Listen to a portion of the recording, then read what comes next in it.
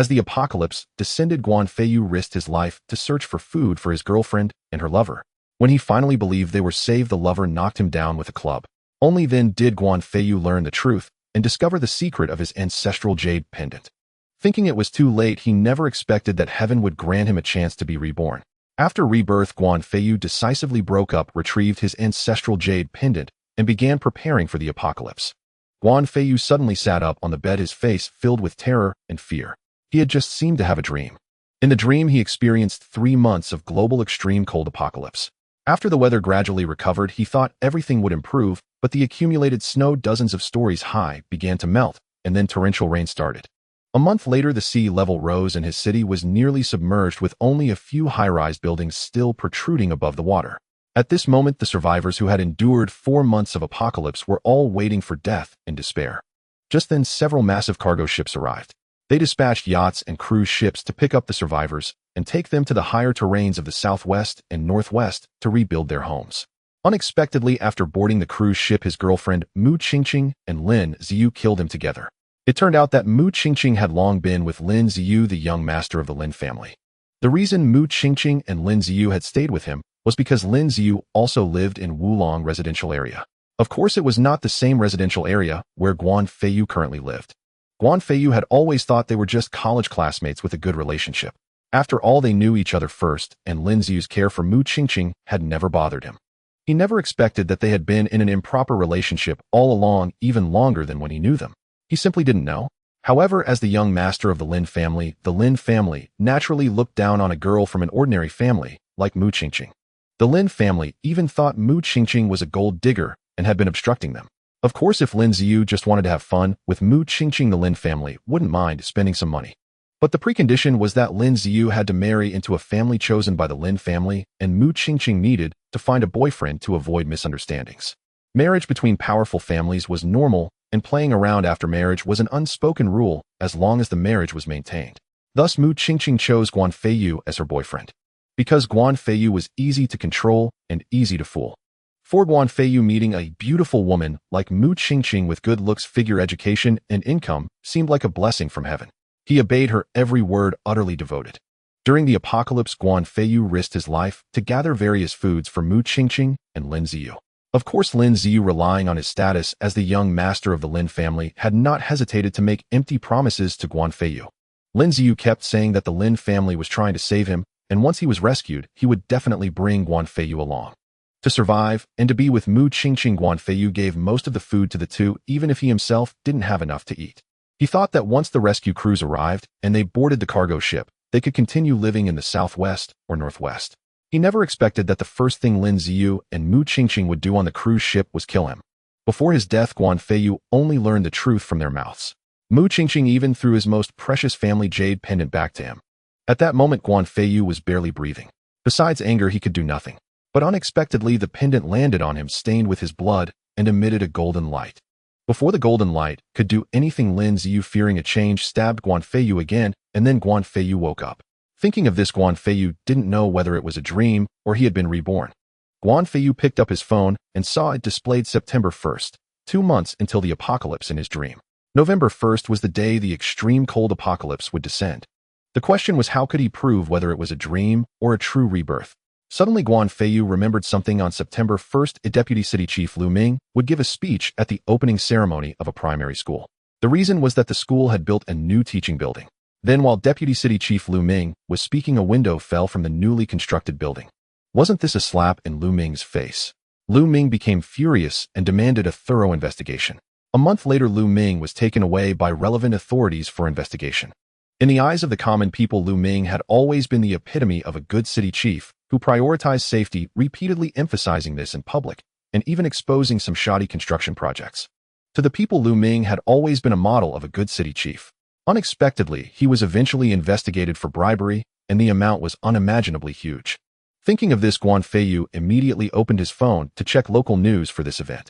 If it was there, then he was reborn. If not, then it was just a terrible dream. After searching for a while, there was no such news as in his dream. Guan Feiyu frowned, thinking, could it really be just a dream? But why was it so vivid? Finally, Guan Feiyu realized the issue. It was 7 in the morning. As everyone knew, at this time students were just arriving at school. The deputy city chief wouldn't be speaking to students at this hour. Guan Feiyu gave a wry smile and decided to wait. As for his delivery job that paid 7 or 8,000 a month, he decided not to go today. If the apocalypse was real, then to hell with the 7 or 8,000 delivery job. If it was false, then he would just treat it as a day off and rest. Suddenly, Guan Feiyu felt hungry. He got up, rushed to the refrigerator, opened it, and took out food from yesterday, or maybe the day before, or even longer, stuffing it into his mouth without stopping. During the 4-month apocalypse, he had eaten not only cold food, but also iced dirty food, even icy and filthy things. To be precise, in the apocalypse, just having something to eat was a blessing. After devouring wildly, Guan Feiyu felt very satisfied. He lay back on the bed and unconsciously fell asleep again. He didn't know if it was because he was tired from delivering food yesterday or if he was mentally exhausted from the apocalypse. For hours later, Guan Feiyu suddenly woke up. It was almost 11 o'clock in the morning. He took out his phone and immediately searched local news. Sure enough, an hour ago, while the deputy city chief was giving a speech, a window fell from the newly built teaching building. Fortunately, no one was injured. Then followed reports of Deputy City Chief Lu Ming's fury and the demand for a thorough investigation. As for what happened next, Guan Feiyu was no longer interested. With this news, it was enough to prove that the apocalypse was real. Since the apocalypse was real, Guan Feiyu had to prepare for it.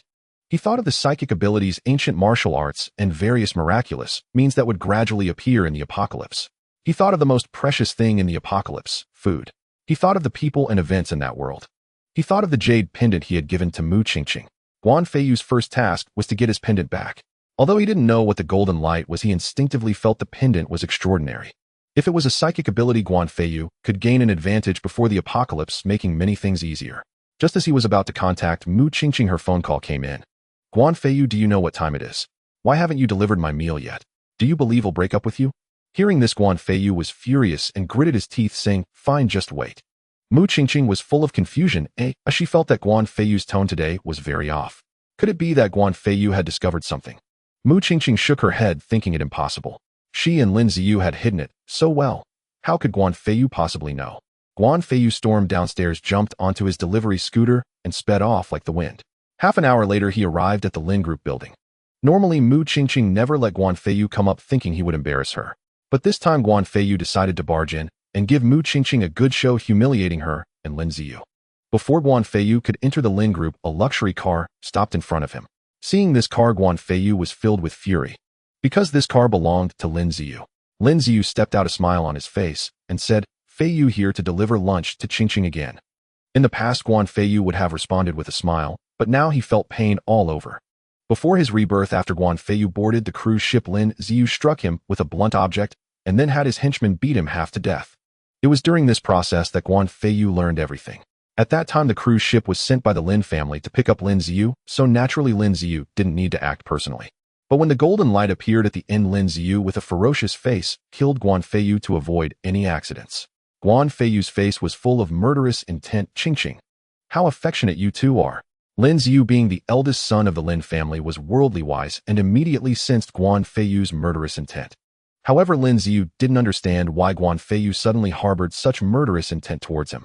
Could it be that Guan Feiyu had found out about him and Mu Qingqing? If so, then Guan Feiyu's murderous intent was understandable. A man risking everything for his woman is normal at any time. He glanced at the entrance of Lin Group. If I could still be bullied here, the security guards at Lin Group might as well jump into the river together. Lin Ziyu laughed. "Feiyu, are you misunderstanding something? To be honest, Qingqing and I have known each other for 7 years. 4 years in college and 3 after graduation. I've been calling her Qingqing since sophomore year. It's no exaggeration, I was calling her Qingqing before you even met her." Watching Lin Ziyu speak with a joking tone and matter-of-fact words, Guan Feiyu wanted nothing more than to kill him right there. Unfortunately, this was still a society governed by law, not the end times where killing was as easy as butchering dogs. If he killed Lin Ziyu now, he probably wouldn't survive until the apocalypse. The Lin family was powerful, killing him would be as easy as crushing an ant. But when the end times came, or if the jade pendant really had some power, it might be a different story, who would be crushed like an ant.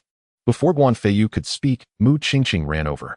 Seeing Guan Feiyu's murderous expression, she instantly became furious. "Guan Feiyu, what are you doing? Who gave you the guts to treat Ziyu like this?" Lin Ziyu immediately played the good guy. "Qingqing, it's okay. Feiyu is just jealous. He thinks calling you Qingqing is too intimate. Maybe I should use your full name from now on."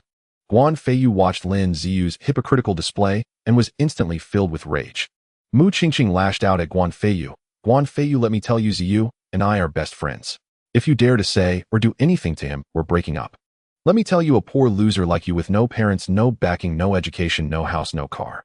Do you think a toad like you could ever eat swan meat like me? It's only because I think you're decent." Guan Feiyu clenched his fists. He really wanted to give Lin Ziyu and Mu Qingqing a warm greeting with his fists. Unexpectedly, another luxury car stopped in front of them. Guan Feiyu didn't think much of the luxury car, but Mu Qingqing's expression clearly turned awkward. Lin Ziyu, however, acted as if nothing was wrong, walked over with a smile, and opened the car door. "Yenru, what brings you here at this hour? Are you agreeing to have lunch with me?" Lin Ziyu said, flashing what he thought was his most charming smile. Hearing the name, Yunru, Guan Feiyu immediately guessed that she must be Zhong Yunru, the eldest daughter of the Zhong group. She was also Lin Ziyu's arranged marriage partner. For now, however, it was only an intention between the two families with no further progress. As expected, in a month and a half their engagement date would be set, but then the end times would arrive. This matter was told to Guan Feiyu by Mu Qingqing before the apocalypse in his previous life. During that time, Mu Qingqing was in a terrible mood and found fault with everything. Zhong Yunru extended her leg to step out of the car. Guan Feiyu saw a pair of straight long legs and stockings. Although he hadn't seen her face, he thought those legs alone were enough to admire for days. Zhong Yunru finally stepped out completely, and Guan Feiyu saw her true face. He had to admit that Zhong Yunru was an absolute beauty. Not only were her legs captivating, but her chest seemed ready to burst the buttons of her blouse. Coupled with a face that could topple cities in the end times, Zhong Yunru could easily be worth a pack of instant noodles plus a sausage for a single night. And don't think that's too little. In the end times, an ordinary woman might only be worth the crumbs from a pack of instant noodles for one night. A slightly attractive one could get a whole pack after competing with countless others. Worth a whole pack of noodles and a sausage for one night was basically a sky-high price in the end times. Zhong Yunru glanced at Lin Ziyu, then swept her gaze over Guan Feiyu and Mu Qingqing, finally settling on Mu Qingqing. "Who are they?" Zhong Yunru asked coldly. Lin Ziyu smiled and said, "Yunru Qingqing is my college friend, and she has been working at Lin Group since graduation. The man next to her is Guan Feiyu, Qingqing's boyfriend, and also my good brother." Guan Feiyu sneered. "Young Master Lin, I am not your good brother, nor will I ever be. After all, no brother would sleep with his own brother's woman." Lin Ziyu and Mu Qingqing's faces changed dramatically. Zhong Yunru frowned, but said nothing. Mu Qingqing knew about Lin Ziyu and Zhong Yunru's relationship, and she knew that the Lin family was actively pushing for their marriage. If Guan Feiyu's one sentence ruined the Lin family's plan, Mu Qingqing didn't know what would happen to Guan Feiyu, but she knew the Lin family would not let her off. Mu Qingqing knew well the Lin family's attitude toward her. Lin Ziyu could fool around with her, but if she ruined their plans, she would be the first one they'd go after. "Guan Feiyu, what nonsense are you talking? Ziyu and I are just good friends," Mu Qingqing said angrily. Guan Feiyu sneered. "Mu Qingqing, shall I show you the photos of you two in bed?" At these words, Lin Ziyu and Mu Qingqing's expressions changed drastically. If Guan Feiyu actually had those photos, the alliance between the Lin and Zhong families would be impossible. Moreover, Lin Ziyu was well aware of Guan Feiyu's earlier murderous intent. If Guan Feiyu had no evidence, why would he act like this? Guan Feiyu ignored their inner dramas and glanced disdainfully at Mu Qingqing. "Mu Qingqing, I came here today to break up with you. I don't want to stand in the way of your and young Master Lin's happy affair. Oh, and give me back the jade pendant. Oh, and give me back the jade pendant." Lin Ziyu's expression turned grim, his gaze sharpening with lethal intent toward Guan Feiyu. Zhong Yunru watched him coldly. Mu Qingqing stood frozen, utterly at a loss. Guan Feiyu frowned and said, "Return the jade pendant to me. Otherwise, I shall print 10,000 copies of your compromising photographs and distribute them at the gates of Lin Group. Then I'll upload those images online, exposing to the world what kind of man the heir of Lin Group truly is, and give Mu Qingqing her long-awaited moment of infamy." Mu Qingqing, flushed with indignation, tore the pendant from her neck and hurled it furiously toward Guan Feiyu. He caught it with palpable tension, inspected it carefully for damage, then tucked it away into his pocket with reverent caution. Turning sharply, Guan Feiyu mounted his motorcycle and deliberately approached Zhong Yunru, whispering low, "I hear Lin family is facing grave financial turmoil. Zhong family would do well to tread carefully." Zhong Yunru's brows knotted tightly. She remained silent. Guan Feiyu revved his motorcycle and sped off without a backward glance. What unfolded among the three afterward held no interest for him. He had far more pressing matters to attend to. 20 minutes later, Guan Feiyu sat alone in his room, withdrew the jade pendant, and slit his fingertip, letting his blood drip onto its surface. Though archaic, this method mattered only if it worked. As his blood touched the pendant, golden light flared once more, the same radiance he had witnessed before his rebirth. Overwhelmed with elation, Guan Feiyu thought, "Excellent. So it was no deathbed illusion after all, though what boon this light will bestow remains unknown." The golden light surged into his mind, revealing a cultivation manual titled Huangdi Neijing. Guan Feiyu stared in stunned disbelief. Was this not the legendary scripture practiced by Huangdi the Yellow Emperor, one of the 3 sovereigns and 5 emperors? Legends claimed Huangdi had cultivated with 3,000 consorts before ascending as an immortal. Could this very manual have been his path? A careful perusal confirmed it indeed this was the fabled text. It contained myriad techniques for nurturing vitality, essentially methods to enhance masculine vigor, as well as diverse cultivation strategies, most notably detailed instructions on mutual cultivation through resonance. Crucially, this resonance was no parasitic inabsorption, rather it was a harmonious practice benefiting both cultivators equally. The manual also outlined the full spectrum of cultivation realms. The lowest realm was Qi refinement divided into 9 successive layers. Guan Feiyu currently stood at the first layer, already possessing nascent strength, with further realms described in meticulous detail. Though the manual offered solitary cultivation paths, such methods progressed exceedingly slowly. Through conventional practice alone, even lifelong cultivation could never yield immortality, only extended longevity. To ascend swiftly, resonance cultivation remained the only viable path. Guan Feiyu deemed this manual extraordinary. In the coming apocalypse, everything would be scarce, except women. Though virgins were rare, the manual imposed no such restriction. It merely required willing partners capable of resonant cultivation. For now, cultivation could wait. His most urgent concern was the apocalypse arriving in 2 months, a cataclysm heralded by 3 months of extreme cold. Survival demanded food and warmth above all else. During that frigid epoch, snow fell incessantly. Temperatures soared no higher than -50 degrees Celsius and plunged as low as -80, even in southern regions. In the north, reports claimed lows of -90. Securing warmth meant securing shelter, specifically an exceptional residence. In his previous life, under Mu Qingqing's insistent urging, he had rented a 40-square-meter high-rise apartment in the elite Wulong residential complex 1 month before the apocalypse, for 6,000 yuan monthly. Later, Guan Feiyu learned Lin Ziyu owned property there too, likely why Mu Qingqing had pressured him to rent there for discreet trysts. Fortuitously, that residence saved their lives. The complex housed both standalone villas and high-rises exceeding 20 stories. Those towering structures enabled them to endure until 4 months later. Without them, facing melting snow and torrential downpours, the neighborhood he currently inhabited would have claimed his life many times over. Having survived those apocalyptic months, Guan Feiyu knew the complex intimately. Yet purchasing property there remained impossible for someone with barely several 10,000 yuan in his pocket. A sudden inspiration struck. He seized paper and pen, scribbling hastily. Then, clutching the note, he dashed downstairs, mounted his motorcycle, and sped toward the city governor's office building. Guan Feiyu made no attempt to force entry. Instead, he approached the security guard and engaged him in casual conversation, waiting patiently until the moment felt ripe. Then, feigning deep grievance, he lamented, "Oldly, I won't hide it. I'm suffering terribly. My parents were killed by a rich second-generation scion who drove drunk. He offered me a mere 50,000 yuan in compensation and threatened to drown me if I protested. But I refused to accept this injustice. I demand he face due retribution. Please deliver this note to Deputy Governor Lu Ming." Deputy Governor Lu Ming abhors corruption and champions the oppressed. That makes him my only hope. Should he refuse, tomorrow I shall dash my head against the gates of the governor's mansion. The guard, called Old Li, eyed Guan Feiyu warily, then glanced at the note in his hand. "May I see what's written on it?"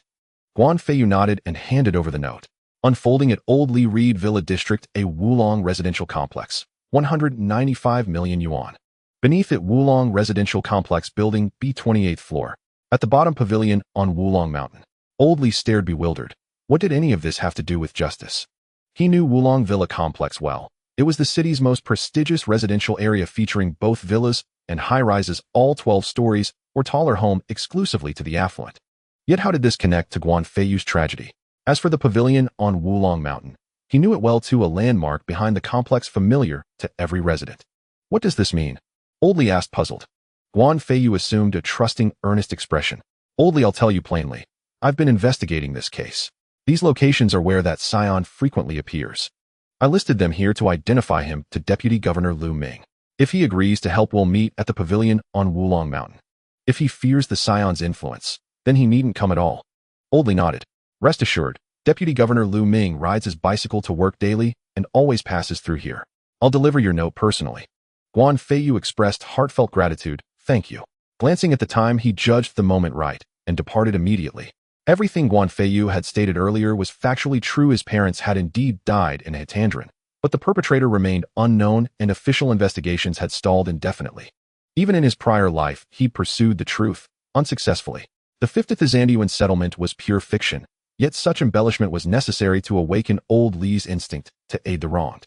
Guan Feiyu rode his motorcycle to Wulong Mountain Park and ascended to the pavilion halfway up the slope to await Lu Ming.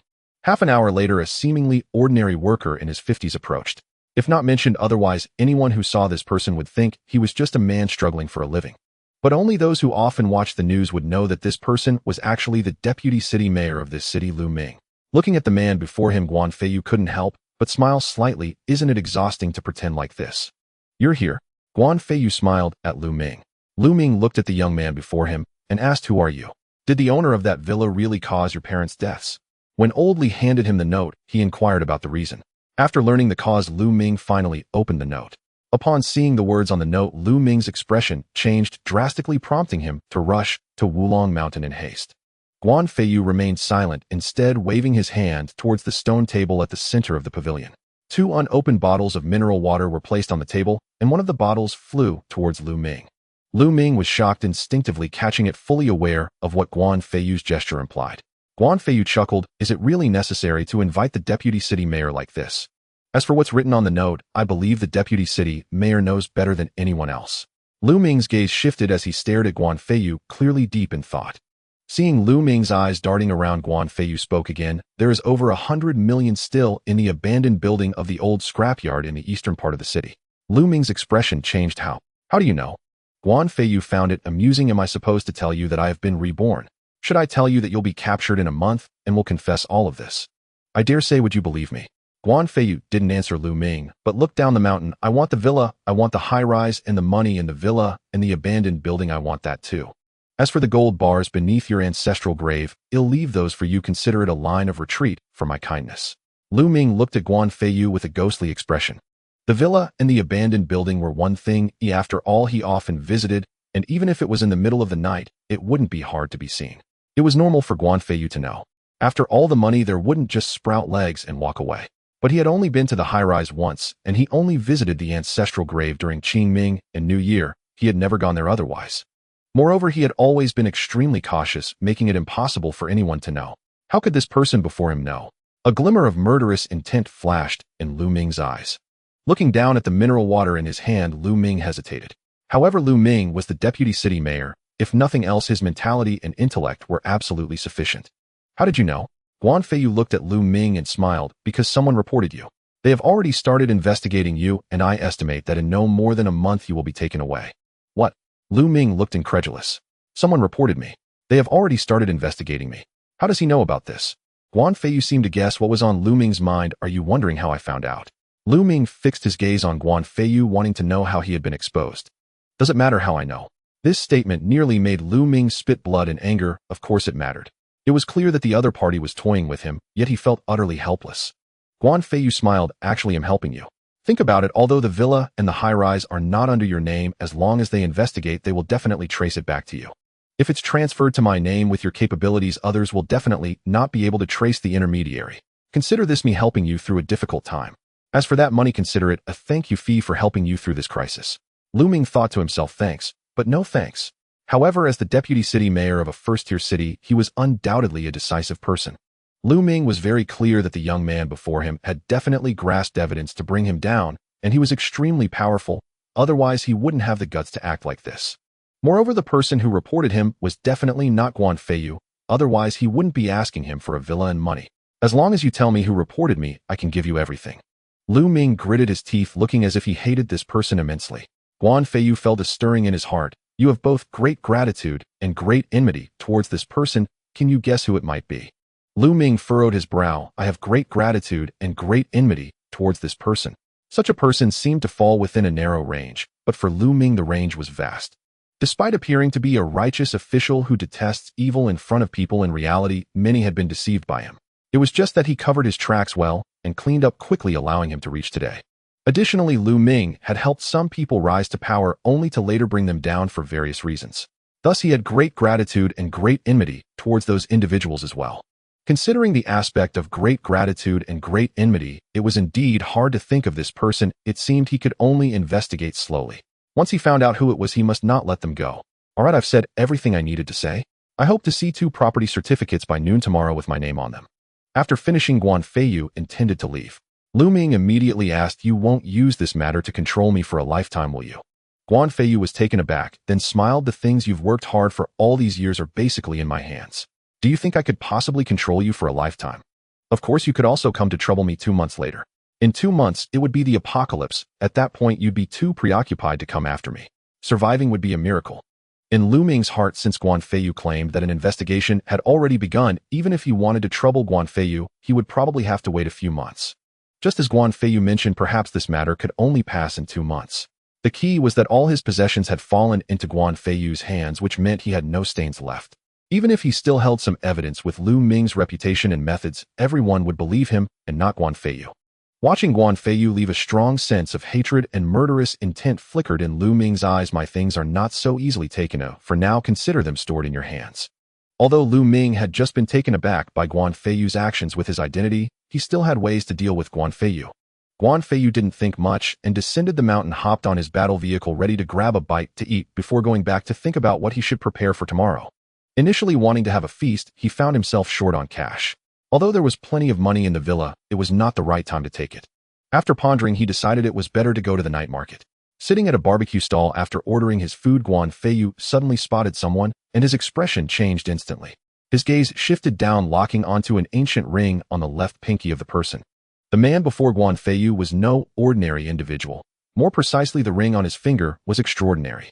Before his rebirth during the apocalyptic era, Wulong Villa District had been the most luxurious residential enclave, boasting comprehensive, supporting facilities, numerous adjacent communities, and, beneath it, an unusually massive sewage conduit, narrow, yet just wide enough for a person to crawl through. When surface travel became impossible, many turned to that subterranean passage. Through it, rival communities waged brutal wars, fighting for food supplies and scarce resources. This man hailed from one such rival community. After being conscripted, he fortuitously activated the ring on his finger, unleashing an infinite storage space. The space could hold anything except living beings. Alas, by then, even with this treasure in hand, he could only store items now deemed worthless. Yet if Guan Feiyu acquired this ring now and unlocked its space, the implications would be monumental. He could stockpile vast quantities of food and critical resources long before the cataclysm struck. But first, it had to be real. After all, in his prior life, he had only heard rumors. Later, the man died, and Guan Feiyu never learned what became of the space. Why? Because back then, Guan Feiyu had devoted himself entirely to Mu Qingqing, serving Lin Ziyu as a subordinate. These fragments of intelligence came secondhand, relayed by Lin Ziyu, who had planned to seize the space himself.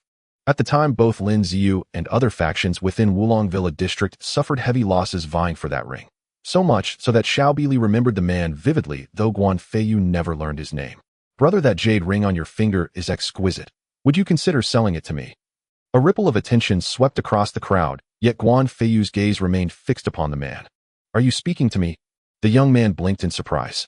Guan Feiyu's eyes flickered briefly toward the woman beside him. She possessed a fine figure, not rivaling Zhong Yunru's peerless elegance, yet undeniably god-austere in the eyes of ordinary people. Yet Guan Feiyu had never seen her in the post-rebirth wasteland. Still, that was irrelevant. With a faint smile, he nodded. "Brother, shall we sit and talk?" The young man glanced at Guan Feiyu, then at his girlfriend. Seeing her nod, he took her hand and sat down. "Brother, what would you like to eat?" "My treat."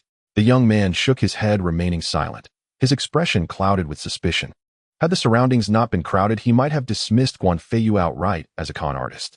Sensing the man's wariness, Guan Feiyu remained unperturbed. "May I ask your honored surname?" "I'm Zhang Xiaoyu. Is there something special about this ring?" Zhang Xiaoyu glanced at his ring, puzzled. Guan Feiyu studied the ring and smiled. "This jade ring is no common trinket. It must be a family heirloom. Yet worn so casually, it risks irreparable damage." Zhang Xiaoyu glanced at his girlfriend. In truth, the ring was no heirloom. It had been purchased for 50 yuan at an antique market after haggling simply because he liked its appearance. Later, friends mocked him, claiming it wasn't worth more than 10 yuan. Zhang Xiaoyu shrugged. He cared only that he loved it. Now, however, Guan Feiyu claimed it was extraordinary, and even called it a family heirloom. That suggested it might truly be an antique. "Exactly. Xiaoyu's jade ring is indeed a treasured family artifact," interjected Zheng Jing beside him. "You mentioned buying it. What did you mean by that? Guan Feiyu instantly grasped the situation. Zhang Xiaoyu was sincere, but Zheng Jing was shrewd and calculating.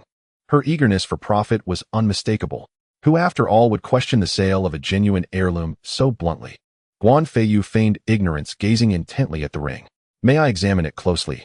Zheng Jing tugged Zhang Xiaoyu's sleeve, who understanding her cue, he removed the ring and handed it over. Guan Feiyu turned the ring over, repeatedly scrutinizing it with exaggerated care, though in truth he knew nothing of antiques, merely performing a convincing charade. Zheng Jing's eyes gleamed. Well, a fine piece, isn't it?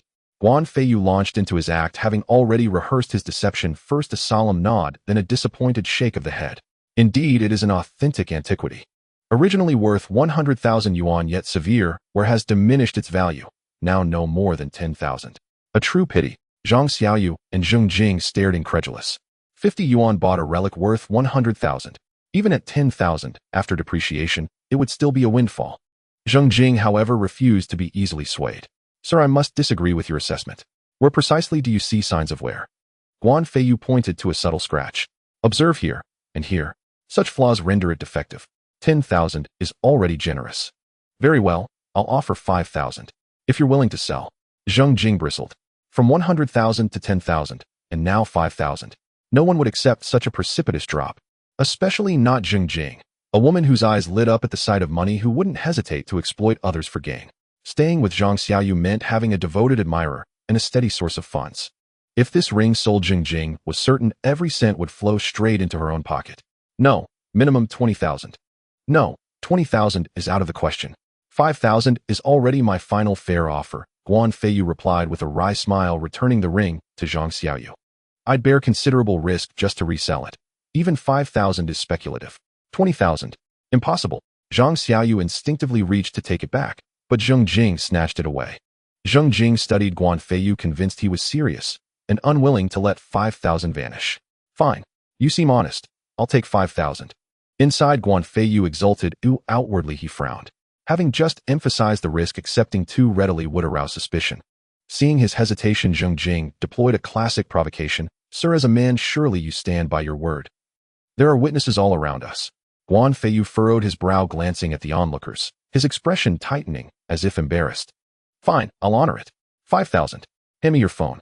Outwardly coerced, inwardly terrified, Zheng Jing might still retract her offer. Zheng Jing produced her phone, instantly displaying a payment QR code. Guan Feiyu transferred 5,000 yuan with a scowl, then accepted the ring. Zheng Jing, money secured, hurried Zhang Xiaoyu away, fearing the fool might reconsider. Guan Feiyu, fearing Zheng Jing might suddenly recall something, blurted, "Boss, please pack it up." Guan Feiyu took the items packed by the boss and immediately returned home, pulling out the jade ring. He was unaware of how to open the jade ring. He could only resort to the old-fashioned method. He made a cut on his finger, allowing his blood to drip onto the jade ring. Instantly, the jade ring emitted a beam of white light. Seeing this scene, Guan Feiyu was overjoyed. This spectacle had occurred for the second time today. The first time it was golden light, and this time it was white. As the white light dissipated, Guan Feiyu felt a connection with the jade ring, sensing everything within it. Everything was just as he had imagined. Inside was a vast expanse of space. As for how vast it was, Guan Feiyu estimated that even if he ran inside, he would exhaust himself without reaching the end. Exiting the space, Guan Feiyu immediately attempted to test whether the items he had just purchased would work in the novel scenario. To his surprise, the items he had just packed all went inside. With a thought, the items reappeared. After trying a few more times, he confirmed that they looked the same going in as they did coming out. Now Guan Feiyu was completely at ease. With the space ring, he compiled an extensive list of necessities longer than a wrapping cloth based on his experiences in the apocalypse. He even included items he might not necessarily need, for it was better to be prepared. The quantities required were substantial. For example, he marked down 1,000 tons of rice. 1,000 tons of rice would take him 10 lifetimes to finish, and that didn't even account for other grains and food. The reason he prepared all this was that Guan Feiyu intended to form his own team in the future. This team would not only include his women, but certainly others, as well, even their families. Thus 1,000 tons of rice and various other grains totaling in the thousands of tons would not be too much. After organizing, Guan Feiyu realized a crucial issue: money. Even if Lu Ming gave him all the money he had, it would only amount to 300 million at most. The list he had compiled would not be satisfied with 300 million, not to mention 500 million, and that was before considering any additional items he might think of later. A thought crossed his mind: if he couldn't buy it, he would have to steal it. If stealing was not an option, then robbery would suffice as long as he didn't expose himself. Moreover, in his own country, it could be said that he should not deceive his own people. That was Guan Feiyu's bottom line. Since he couldn't steal domestically, he would have to buy. After much contemplation, he concluded that he could only go the route of prepayment, clearing the balance 2 months later. Although this was hardly different from deceit, it was quite normal in business. As for whether the other party would still come looking for money in 2 months, that would depend on their luck. The remainder would have to be handled abroad. However, that would have to wait until tomorrow. Guan Feiyu immediately began to cultivate according to the Huangdi Neijing in his mind. A night passed, and whether due to a lack of spiritual energy or other reasons, Guan Feiyu felt that his cultivation had barely improved. It seemed that to enhance his skills, he would have to rely on the Essence of Women chapter from the Huangdi Neijing. Fortunately, after a night of cultivation, Guan Feiyu felt exceptionally refreshed and comfortable. After getting up, Guan Feiyu did not go out, but instead supplemented his lengthy list of necessities. Before long, it was 10 o'clock when he received a text message on his phone. Guan Feiyu glanced at the message. It contained an address. Without a doubt, Lu Ming had completed the property certificate and wanted him to pick it up. Guan Feiyu was not the slightest bit worried about Lu Ming betraying him. There was no way around it. Lu Ming was likely still looking for someone to report him and checking for any previous mistakes. If there were any issues, it was vital to address them promptly. Guan Feiyu soon arrived at the pavilion on Wulong Mountain. This was the meeting place for him and Lu Ming. Following the directions, Guan Feiyu found 2 property certificates. Upon seeing the names on the certificates, Guan Feiyu couldn't help but think, had the apocalypse not come with these 2 properties and 300 million in cash, he could have lived a life of luxury. Don't underestimate 300 million. Some CEOs of companies worth tens of billions might not be able to produce 300 million in cash. Cash is cash and assets are assets. Assets can depreciate. Guan Feiyu picked up the property certificates and access card, excitedly heading to the Wulong Villa community. With the access card, he entered the community and quickly found Building B, heading up to the 28th floor, which was the top floor. Each floor had only 1 unit, ensuring great privacy, and the hallways had ample space. In the future, installing a camera at the entrance would provide a complete view of the hallway, but for safety, it would be wise to install a couple more. Entering the room by inputting the password, Guan Feiyu was overwhelmed by the sight. The house spanned over 1,000 square meters with various rooms and reception areas, and there were several bathrooms. The interior decoration was exceptionally luxurious. However, Guan Feiyu still felt that there were too few rooms for living. If the lower floor was unoccupied, perhaps he should take it as well and open it up, which could make it 2,000 square meters. This enticing thought prompted Guan Feiyu to leave immediately and head to Building A in the villa area. This time, using the access card, Guan Feiyu entered the villa. Outside was a sizable yard, and inside was a 2-story villa. Upon entering the villa, Guan Feiyu felt his eyes were inadequate. The decoration here was even better and more luxurious than that of the high-rise, and the key feature was an indoor swimming pool. Though the pool was not large, it was incredibly extravagant. Guan Feiyu truly couldn't understand what Lu Ming was thinking. You can't even live here. Isn't this just a waste of money? After walking around, Guan Feiyu discovered that there were 2 underground levels. The first underground level had various leisure and entertainment areas along with a large storage room, while the second underground level served as a place for miscellaneous items. Seeing all this, Guan Feiyu already had plans. Next came the issue of renovations. Before that, Guan Feiyu decided to deposit the money he had just received into the bank. He couldn't carry cash to buy things or renovate the house, could he? If he did so, it would be obvious to anyone that Guan Feiyu's money was problematic. Nowadays, no one carries around such large amounts of cash. The problem was that even if Guan Feiyu went to deposit the money, now such a large sum would still attract the bank's attention. A thought crossed his mind, and a smile appeared on Guan Feiyu's face. Wouldn't it be easy for Lu Ming to handle such matters? If something went wrong with Lu Ming, he would certainly be in trouble. But Guan Feiyu believed in Lu Ming's capabilities. With a month to spare, could Lu Ming not handle these issues? Even if he couldn't, he believed that surviving for 2 months wouldn't be a problem. 2 months later, even if it was discovered that Lu Ming had issues, the apocalypse would have arrived. Would any authorities still come to arrest him? Moreover, Guan Feiyu believed that even if there was no apocalypse 2 months later, no one would dare easily touch him. After all, he had the Huangdi Neijing. With the essence of women from the Huangdi Neijing, Guan Feiyu was confident that his strength would surely soar. With that thought, Guan Feiyu dialed a phone number. Please give the bank a heads up. I want to deposit money into my account. Lu Ming seethed inwardly. Those were all his own hard-earned funds. Very well. They'll call immediately and dispatch personnel to count the money, he replied, forcibly suppressing his fury. Shortly thereafter, Guan Feiyu received a text message from Lu Ming containing the pretext Lu Ming had fabricated. After all, depositing such an enormous sum in cash demanded a plausible justification. Guan Feiyu first transported the cash stored inside the scrap metal factory building back to his residence using his spatial ring. Coincidentally, the bank dispatched several armored vehicles to the site. The bank's president personally led the team. With Guan Feiyu's permission, the group entered the villa to begin counting. Fortunately, the workforce was substantial, though several bill-counting machines overheated and smoke. The tally of over 300 million yuan was ultimately completed and deposited into Guan Feiyu's account. After exchanging formal pleasantries, the president departed. Glancing at the time, Guan Feiyu realized it was already 3 o'clock in the afternoon. He knew full well that time was his most precious resource. Every second counted. Leaving the villa, Guan Feiyu hailed a taxi and headed to the city's most prestigious security firm, renowned not only for standard protective services, but also for high-end safe-house retrofitting. Guan Feiyu encountered no condescension or petty discrimination. Having cultivated the Yellow Emperor's inner canon, his bearing exuded extraordinary refinement, and his possession of over 300 million yuan lent him unmistakable gravitas. Even without sartorial sophistication, his aura and inner confidence surged instantly. Perceiving his self-assured demeanor, the reception staff promptly summoned the firm's renovation specialists. "Good day, sir. I am Du Gue, manager of residential retrofitting here. I understand you require structural modification. At Wanquan Security, we do not perform ordinary renovations." Du Gue smiled warmly. Guan Feiyu replied coolly, "Had this been an ordinary renovation, I would not have sought you out." His retort left Du Gue with no choice but an awkward chuckle. "Sir, may I ask the size of the property you wish to modify, and your specific requirements?" Du Gue recovered his composure, maintaining his courteous smile. Guan Feiyu remained silent and tossed 2 property certificates onto the table. Puzzled, Du Gue opened the certificates, and upon reading the registered addresses, his expression shifted instantly. Wulong Villa Estate was the most coveted residential enclave in recent years, featuring both high-rises and standalone villas, a haven for the affluent and elite. Acquiring even a single unit there required a net worth exceeding 10 million yuan, anything less was sheer fantasy. The smallest unit in Wulong Estate commanded a price above 1 million yuan. Yet this man possessed not only a 20,000 square meter villa, but also a 1,000 square meter penthouse apartment. His net worth by any reasonable estimation surpassed 1 billion yuan. Du Gue swiftly adopted what he deemed his most polished smile. "Mr.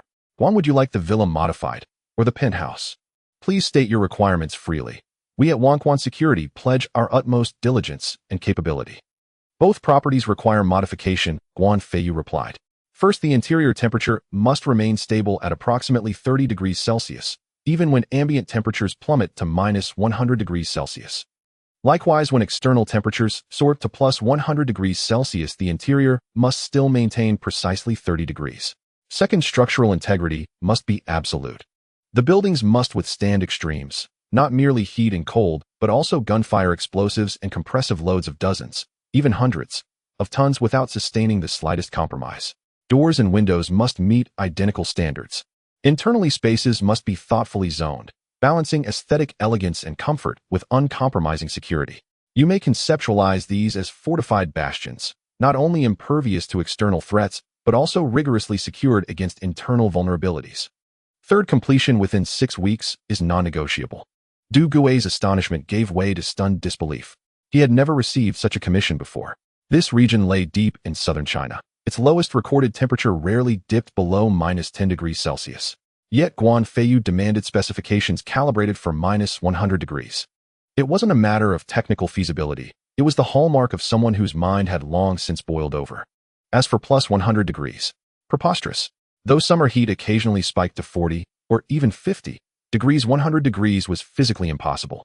Did he imagine his foundation rested atop an active volcano and armor-piercing resistance? Did he anticipate assault by a standing army? Most astonishing of all, completion in 6 weeks. Such demands were simply unattainable.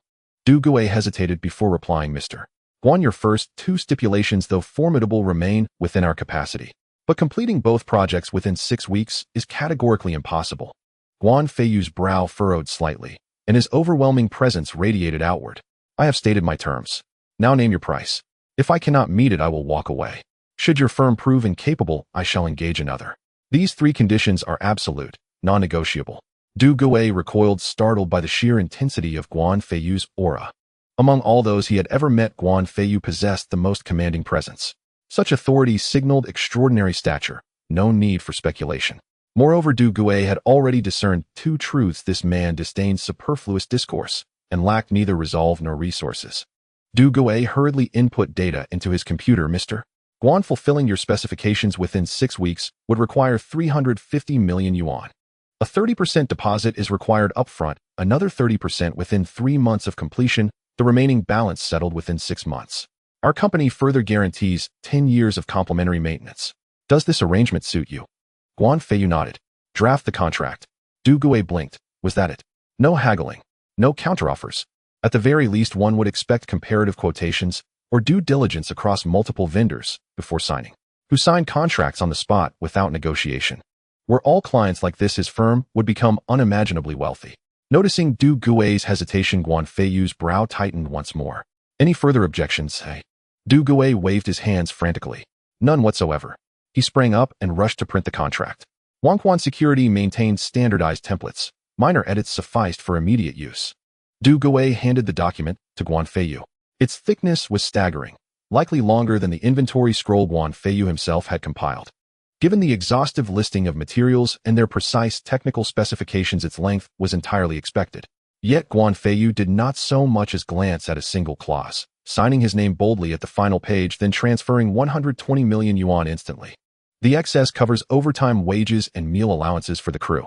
However, should the project miss its deadline or exhibit even the slightest flaw, Guan Feiyu extended his hand toward a glass tumbler across the room, and it flew into his palm, shattering instantly beneath his grip. Du Gui's blood ran cold. He now recognized Guan Feiyu as one of those legendary figures spoken of only in hushed tones. Rest assured, I shall oversee this project personally, 24 hours a day, stationed at both your villa and penthouse. Should the slightest imperfection arise, my life belongs to you. Guan Feiyu spoke icily.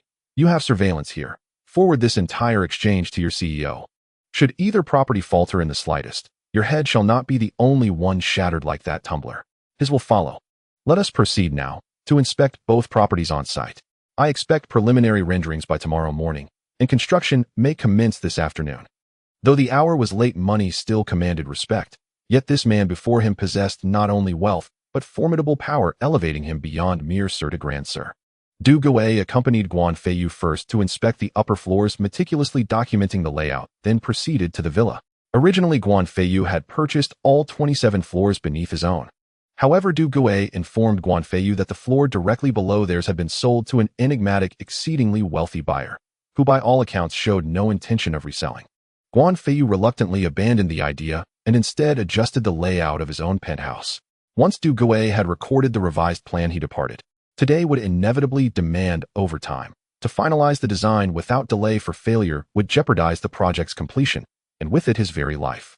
Guan Feiyu resolved to spend the night at the villa. Tomorrow he would begin spending the funds. Naturally, he still held nearly 200 million yuan, a sum negligible to Guan Feiyu. Yet just as he prepared to cultivate, a heated argument erupted outside, involving numerous people. Guan Feiyu felt puzzled. This was a villa enclave. Ordinary folk dared not raise voices here. Even if the disputants were fellow residents, their status and decorum would never permit public quarrels. Piqued by curiosity, Guan Feiyu stepped out of the villa. Upon emerging, he frowned slightly and demanded, "What is the meaning of this? Daring to bicker at my doorstep? Do you truly believe I won't summon security to eject you?" At the sound of his voice, the crowd instantly turned. Seeing Guan Feiyu standing at the villa gate, their faces paled. They had never imagined they'd wandered into a villa district. To reside here implied either immense wealth or extraordinary influence, and having disturbed Guan Feiyu, they stood on the precipice of ruin. "My apologies, sir. We had no idea we'd followed the chase this far. We deeply regret the intrusion and shall leave immediately." Guan Feiyu glanced at the speaker. The man exuded practiced slickness. Behind him stood a group of heavily tattooed figures, unmistakably men of the underworld. Guan Feiyu shifted his gaze, and his eyes lit up. Before him stood a man and a woman. The man bore fresh bruises and boot marks, clearly beaten. But that was incidental. What mattered was the woman beside him. Guan Feiyu recognized her. Half a month after the onset of the Frostfall apocalypse in his previous life, he had ventured out from Wulong Villa District to scavenge food for Mu Qingqing and Lin Ziyu.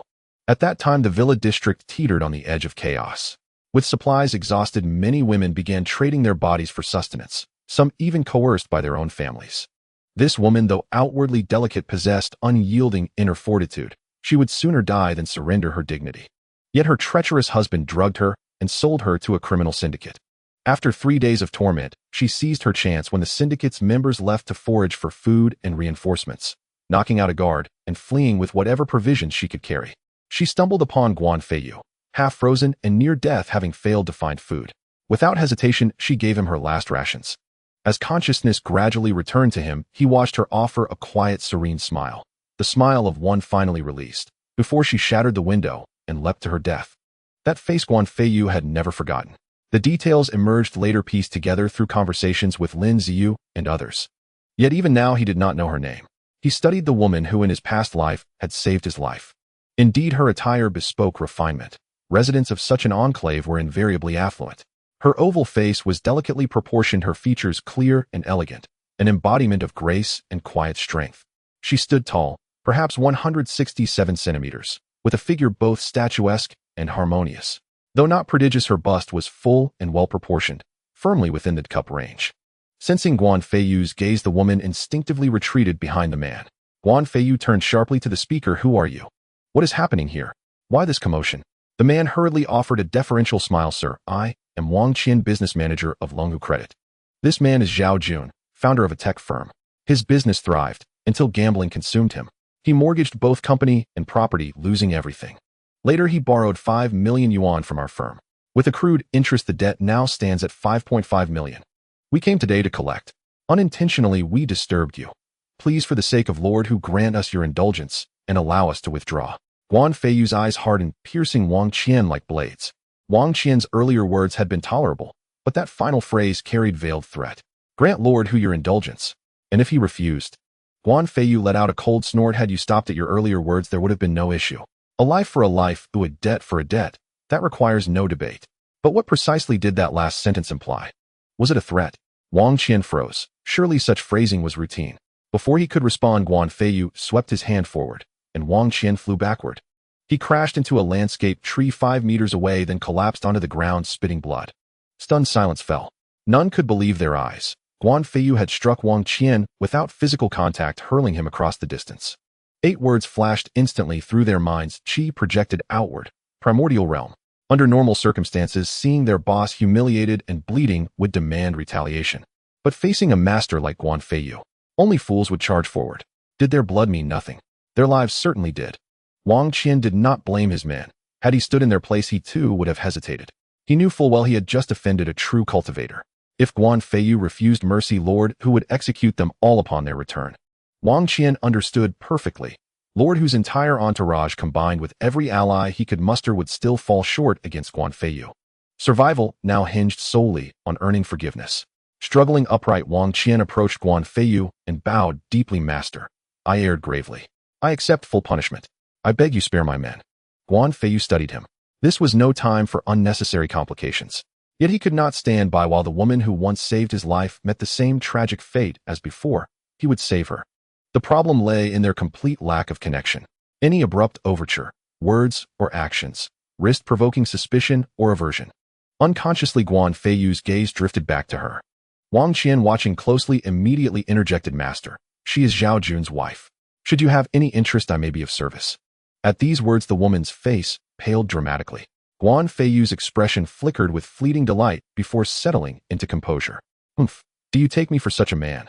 Wang Qian had been watching Guan Feiyu closely. The momentary gleam of satisfaction across his face told him everything. He spoke not from principle, but to preserve his image. Wang Qian had witnessed countless such performances. "You're absolutely right, Mr. Guan. I confess my thinking was narrow-minded."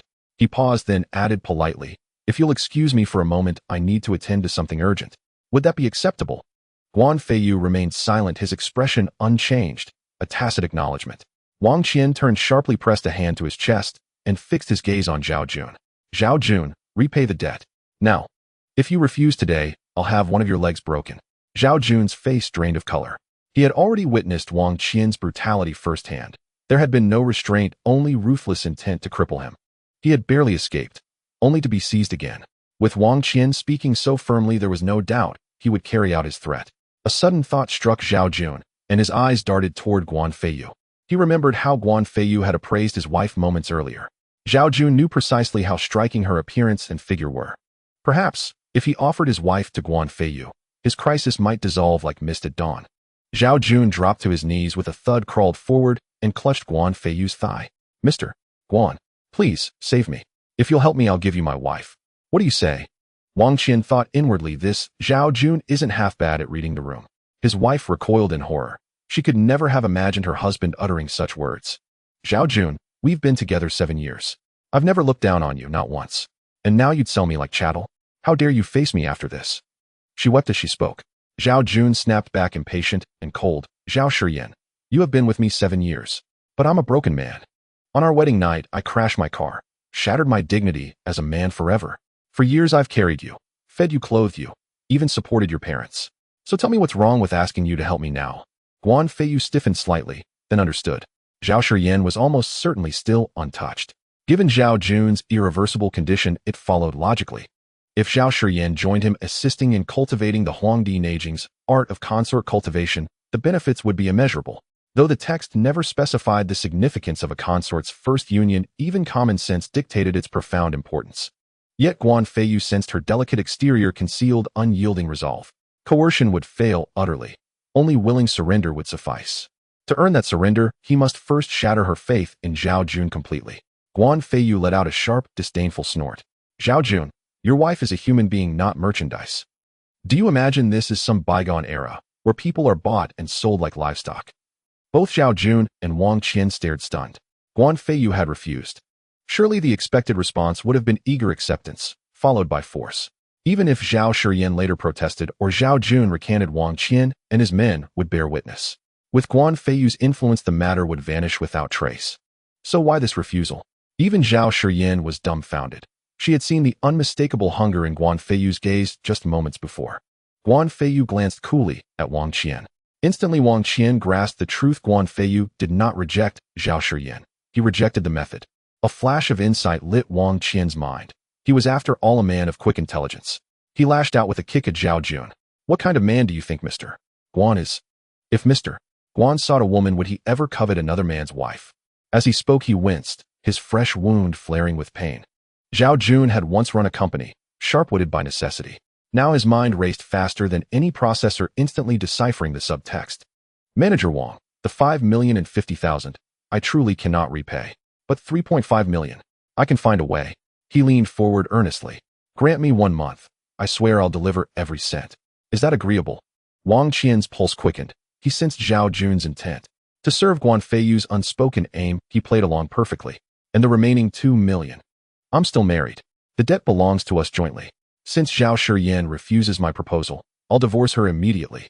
Once divorced, the liability splits. I'll shoulder 3.5 million. The rest falls to her. You may pursue her for repayment. Wang Qian had anticipated this. No surprise flickered across his face. Guan Feiyu, however, had not foreseen such maneuvering. Zhao Shiyan was most stunned of all. How could the man who vowed 7 years ago to never abandon her, to shield her from even a whisper of sorrow, now speak such words? Was this truly the meaning of "in calamity, each flies alone"?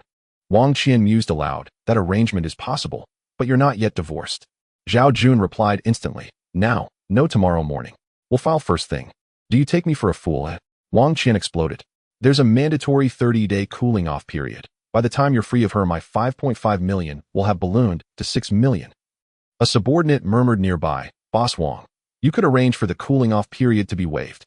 Wang Qian considered it. He lacked such authority, but Hu Yi certainly possessed it. To avoid offending Guan Feiyu, or better yet to curry favor, he knew Hu Yi would comply without hesitation. Very well, so be it. Shall go, collect their identification documents, then escort them away. Tomorrow at dawn, ensure they finalize the divorce. Wang Qian turned to Guan Feiyu, his domineering aura dissolved, replaced by a deferential smile. Mr. Guan, my deepest apologies for disturbing your rest. Might you spare time tomorrow to visit our Fenghu Credit Company? The implication hung clear. We'll divorce them before your eyes, release them in your presence, and thereafter you may act as you wish. We shall intervene no further. Of course, whether Hu Yi would test Guan Feiyu's mettle tomorrow or honor this agreement at all depended entirely on Guan Feiyu's own capability. Guan Feiyu understood perfectly this was Wang Qian's final quiet defiance. A thought stirred within him, his old residence. He needed funds urgently, yet already owned both a villa and a luxury flat. That aging house served no purpose now, perfect for collateral. He trusted they would offer a fair valuation. As for Zhao Shiyan, He was certain that for one night at least neither Wang Qian nor Hu Yi would dare lay a finger on her. Guan Feiyu nodded. Agreed. I'll visit your Fenghu credit company tomorrow morning. And I have an old residence I'd like to pledge as collateral. Wang Qian's expression flickered faintly. He sensed Guan Feiyu intended to demand compensation. Yet a civilized man would never brazenly fabricate an excuse and extort money outright. A truly civilized man would instead proffer some trifle of negligible worth, then demand an exorbitant sum for it, while taking custody of Zhao Shiyan would merely be an incidental afterthought. Though Wang Qian harbored such thoughts and bristled inwardly, he dared not betray a trace of resentment. After all, defiance now might spare him immediate death, but whether he'd ever lay eyes on Lord Hu again would become profoundly uncertain. Guan Feiyu possessed 100 ways to end Wang Qian's life along this short stretch of road. Indeed, Wang Qian's inner monologue was richly vivid, his imagination astonishingly elaborate. Guan Feiyu uttered no further words. He simply turned and re-entered the villa. Wang Qian, foregoing the hospital despite his injuries, proceeded instead, accompanied by Zhao Shiyan and Zhao Jun, to meet Lord Hu. Back in his room, Guan Feiyu commenced cultivation. The next morning at 8 o'clock, Du Gui arrived at Guan Feiyu's villa weary-eyed and bearing 2 architectural design proposals. Guan Feiyu knew nothing of such matters, but judging from the renderings he was thoroughly satisfied.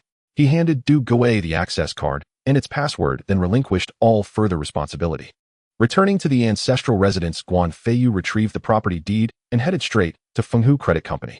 By then Wang Qian had recovered considerably and waited downstairs poised for Guan Feiyu's arrival. Upon spotting Guan Feiyu, Wang Qian stepped forward with profound deference. Mr. Guan, Lord Hu awaits you in his office. Guan Feiyu said not a word, merely followed Wang Qian upstairs to an office. To his surprise, both Zhao Jun and Zhao Shiyan were already there, one trembling with fear, the other motionless as stone, tears welling silently in her eyes, her sorrow palpable. Behind the broad desk sat Lord Hu, a mountainous man weighing over 250 jin, flanked by 4 bodyguards. Guan Feiyu dropped unceremoniously into the chair opposite, placing the property deed squarely upon the desk. Lord Hu puffed thoughtfully on his cigar, irked that Guan Feiyu treated his office as if it were his own parlor. Yet last night Wang Qian had staggered back, wounded, recounting the entire incident in meticulous detail. Lord Hu found the tale difficult to believe, yet dared not dismiss it entirely. For if true, such a man was far beyond his capacity to oppose. I've heard, Mr. Guan, that you are a master of martial cultivation. I, Wang, who have always held such masters in the highest esteem. Lord Hu boomed with forced laughter.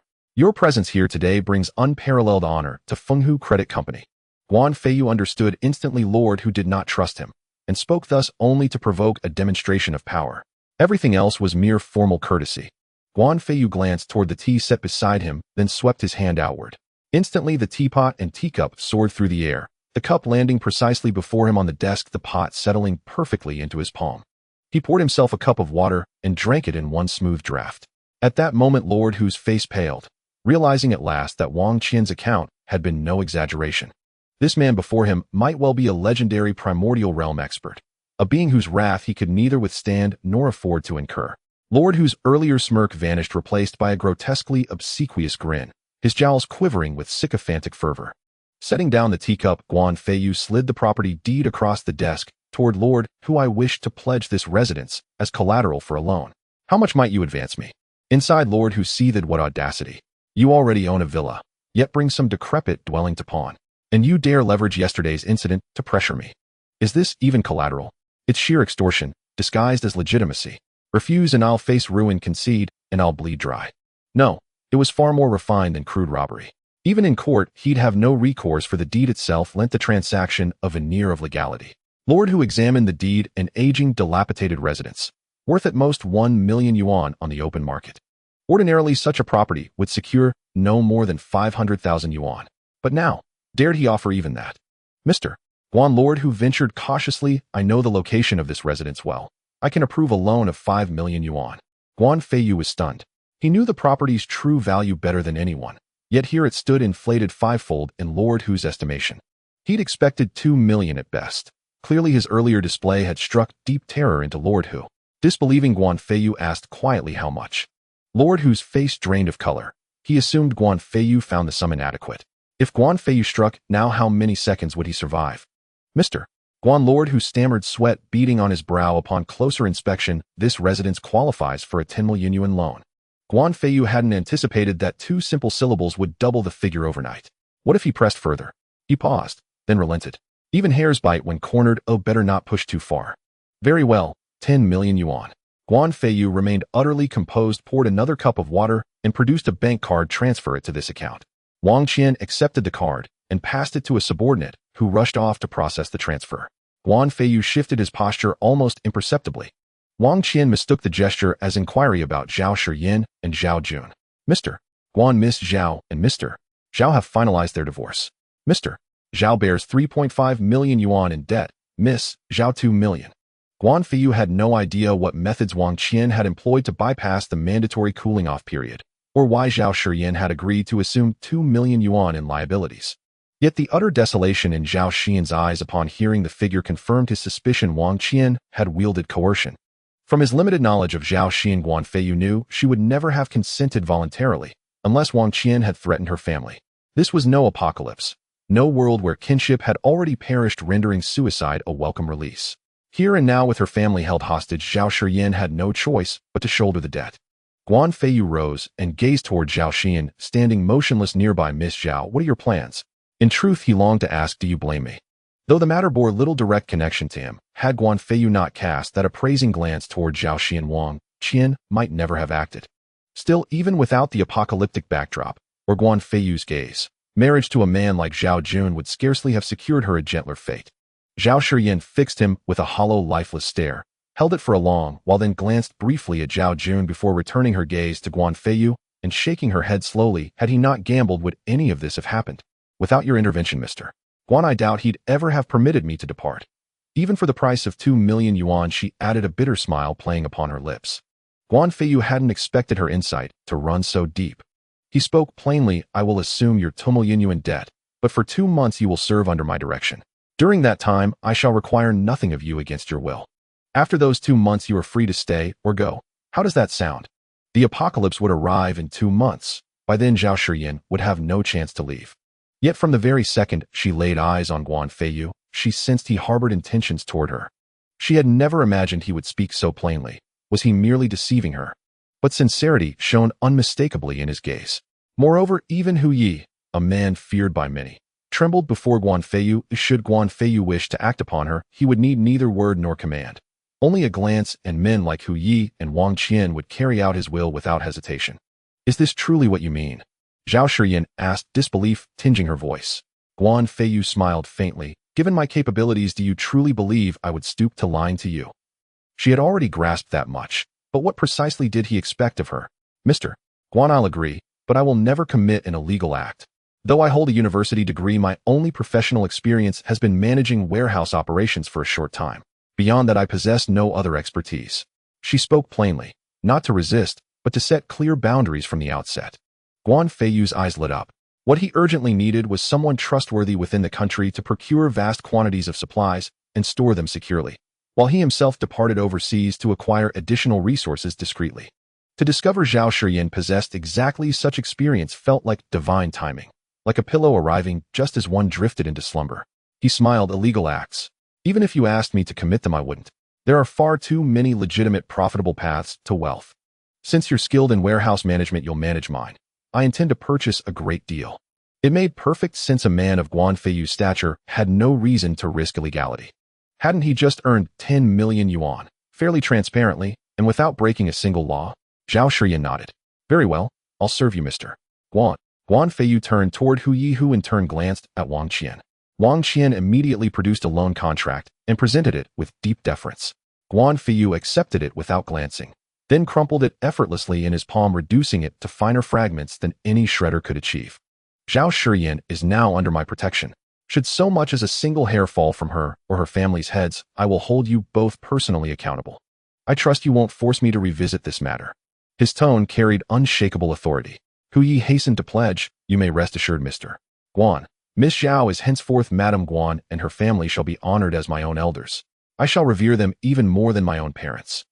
At the words, Madame Guan, Zhao Shiyin's cheeks flushed crimson. Seeing Guan Feiyu offer no correction, she found him all the more reliable, infinitely more so than Zhao Jun, whose charm had always been little more than empty flattery. As for Zhao Jun, his affairs are none of my concern. At those words, Hu Yi shot Zhao Jun a look seething with venom. That insignificant Zhao Jun had nearly cost him the favor of a figure like Guan Feiyu, and had cost him 12 million yuan outright.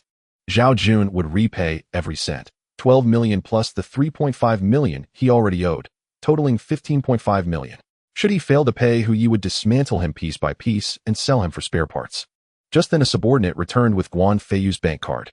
Guan Feiyu accepted it coolly and said simply, "Let's go." Zhao Shiyan blinked in surprise, then hurried after him. Hu Yi and his men bowed with practiced smiles until she passed through the door, whereupon their faces darkened instantly with fury. That fury was not directed at Guan Feiyu or Zhao Shiyan, but solely at Zhao Jun. As for Zhao Jun's fate thereafter, it was no longer Guan Feiyu's concern. Guan Feiyu escorted Zhao Shiyan out of Fenghu Credit Company. Her expression remained tense. Then he said, "Come with me, to the hotel." Her face paled. "The hotel? What does he intend?" Noticing her alarm, Guan Feiyu smiled. "My residence is currently undergoing renovations, and I suspect you have nowhere suitable to stay. You'll need to freshen up first, and I must outline your responsibilities going forward." Zhao Shiyan exhaled deeply, then nodded, embarrassed but relieved. They soon arrived at a 5-star hotel, where Guan Feiyu reserved a presidential suite without hesitation. Though he planned to depart overseas for critical operations, and though procuring large-scale supplies would strain his current funds, he refused to compromise on comfort. After all, Zhao Shiyan would reside there regularly once he left, and after years of relentless effort, surely he deserved a moment of quiet luxury. Once inside the suite, he said gently, "Go ahead, take a shower." Zhao Shiyan didn't hesitate. She stepped into the bathroom at once. Guan Feiyu, meanwhile, made a swift series of calls on his phone. Within minutes, a staff member delivered a full set of women's attire, including undergarments. Just then, Zhao Shiyan emerged shyly wrapped in a towel. In truth, she'd finished bathing long ago, but donning her old clothes would have undone the entire effort. After prolonged hesitation, she finally stepped out, cheeks burning. Guan Feiyu glanced and felt an immediate visceral reaction. Though the towel covered most of her shoulders and long, elegant legs remained bare. Her limbs were statuesque, her skin like warm milk, her collarbones sharply defined, her features exquisitely refined. That his body responded, yet held firm, spoke volumes about his self-control. Clearing his throat, Guan Feiyu said awkwardly, "I've arranged these clothes for you, though I'm uncertain of the fit. Please wear them, and then we'll discuss matters seriously." Zhao Shiyan hadn't expected this thoughtful gesture. Zhao Jun had once shown similar care, but that tenderness had vanished entirely after their marriage. And she'd seen how visibly startled he'd been at her appearance, yet still insisted she change. Clearly, he meant every word he'd spoken. Clutching the garments, she dashed back into the bathroom and changed swiftly. When she re-emerged, Guan Feiyu felt his Adam's apple shift involuntarily, a natural unconscious reflex. She wore a tailored blazer and short skirt over a crisp blouse, the fabric straining delicately across her curves, its buttons holding fast against imminent surrender. A pair of sheer black stockings invited instinctive, almost tactile longing. "Please, have a seat." Guan Feiyu managed, his voice slightly unsteady. Zhao Shiyan's face burned anew. She'd never worn anything so striking. Glancing in the mirror earlier, she'd scarcely recognized her own radiance. Sitting down, she struggled to position her legs. Her skirt was undeniably brief. Guan Feiyu shifted subtly. Whether to preserve decorum or to ease the tension rising between them, she couldn't tell. His unwavering respect stirred her heart like startled deer. Another man, less disciplined, might have risked everything for a single reckless moment. "Now, let's attend to business." Zhao Shiyan heard that Guan Feiyu truly had important matters to attend to, and she immediately focused her mind, looking at Guan Feiyu earnestly. Guan Feiyu took out a list that was longer than a foot-binding cloth and handed it to Zhao Shiyan. Zhao Shiyan opened the list with confusion, instantly dumbfounded. Not only did it contain staple foods like rice and flour, but also various fruits and a plethora of meat seasonings and miscellaneous items. The key point was the quantity: 1,000 tons of rice, 1,000 tons of flour, and the various types of meat were preliminarily estimated to be several thousand tons. Instant noodles were listed in quantities as needed. There was also water, as much as possible with no limit on quantity. What surprised Zhao Shiyan even more was the peculiar request to download various TV dramas, movies, games, and variety shows onto a USB drive. Is this even useful? Who doesn't have a computer? Even if someone doesn't have a computer, who doesn't have a phone? Can't one just watch it on their phone? Is special downloading even necessary? Moreover, the list also included generators, cold weather clothing, charcoal, and other miscellaneous items. It could be said that the list contained everything one could think of. "Mr. Guan, this." Zhao Shiyan was momentarily at a loss for words. Guan Feiyu waved his hand, saying, "Do not ask. The items on this list are merely the minimum requirements. If conditions allow, you may add more with no upper limit." Additionally, for anything not on my list that you can think of, feel free to add it in. Your responsibility is to oversee these items being stored and to keep proper records. By the way, we also need to rent a cold storage facility and a large warehouse.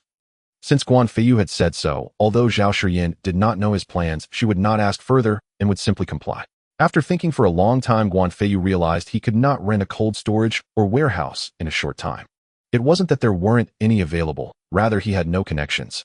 Suddenly, he thought that while he had none, Lu Ming surely did. However, he decided it was best not to bother Lu Ming over such trivial matters, and ultimately, he set his sights on Hu Yi. Hu Yi, being able to run such a large credit company, was well connected in both the underworld and the legitimate side. He was indeed the most suitable person to help with renting a warehouse. He could even assist with purchasing items. With this in mind, Guan Feiyu dialed Hu Yi's number. The number had been given to him by the front desk before he left, as it was instructed by Hu Yi. Originally, Guan Feiyu thought he wouldn't need it and was about to throw it away, but unexpectedly he needed it now. Who is it? Don't you know I'm in a bad mood right now? If there's no reasonable explanation, I'll deal with you myself, Hu Yi said angrily. After just losing over 10 million, anyone would feel terrible. Guan Feiyu coldly replied, Hu Yi, you're really imposing.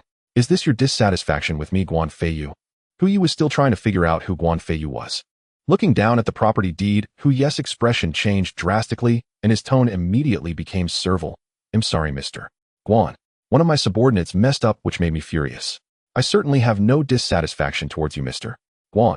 Then Hu Yi quickly changed the subject. May I ask what instructions Mr. Guan has for me? Hu Yi felt uneasy on the other end of the line. He didn't know why Guan Feiyu called him so soon again. What if Guan Feiyu asked him to do something he was unwilling to do? What would he do then? Refuse. Did he even have a reason to refuse? Reasons were easy to find, but his life might be in danger. Guan Feiyu couldn't be bothered with such trivial matters. I have some tasks I want you to handle. Guan Feiyu said faintly. Hu Yi understood that he was coming with authority, and there was no room for refusal. Resigned, Hu Yi could only grit his teeth and say, whatever Mr. Guan needs, just say it.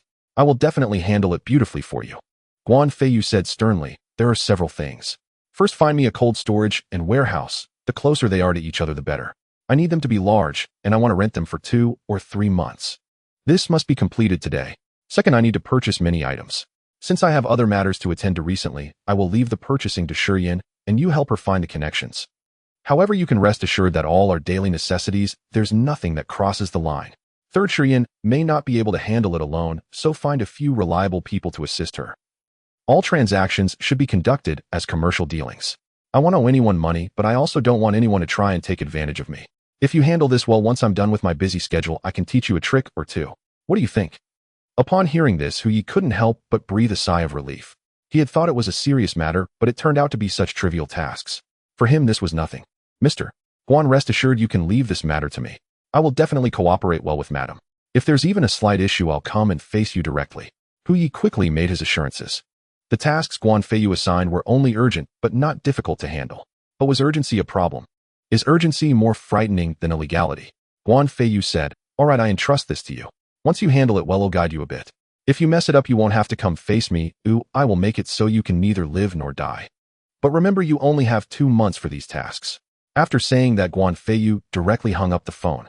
Zhao Shiyin looked at Guan Feiyu with some tension. It was not that she was nervous about Guan Feiyu, but rather the thought of dealing with someone like Hu Yi made her quite anxious. Guan Feiyu noticed the reason and smiled, saying, no need to be nervous or afraid. If he dares to give you any pretense or shows even the slightest disrespect, just call me, and I will personally teach him how to behave. For some reason, Zhao Shiyin felt instantly reassured by Guan Feiyu's words. Guan Feiyu took out his phone and sent a message. Soon he received a reply.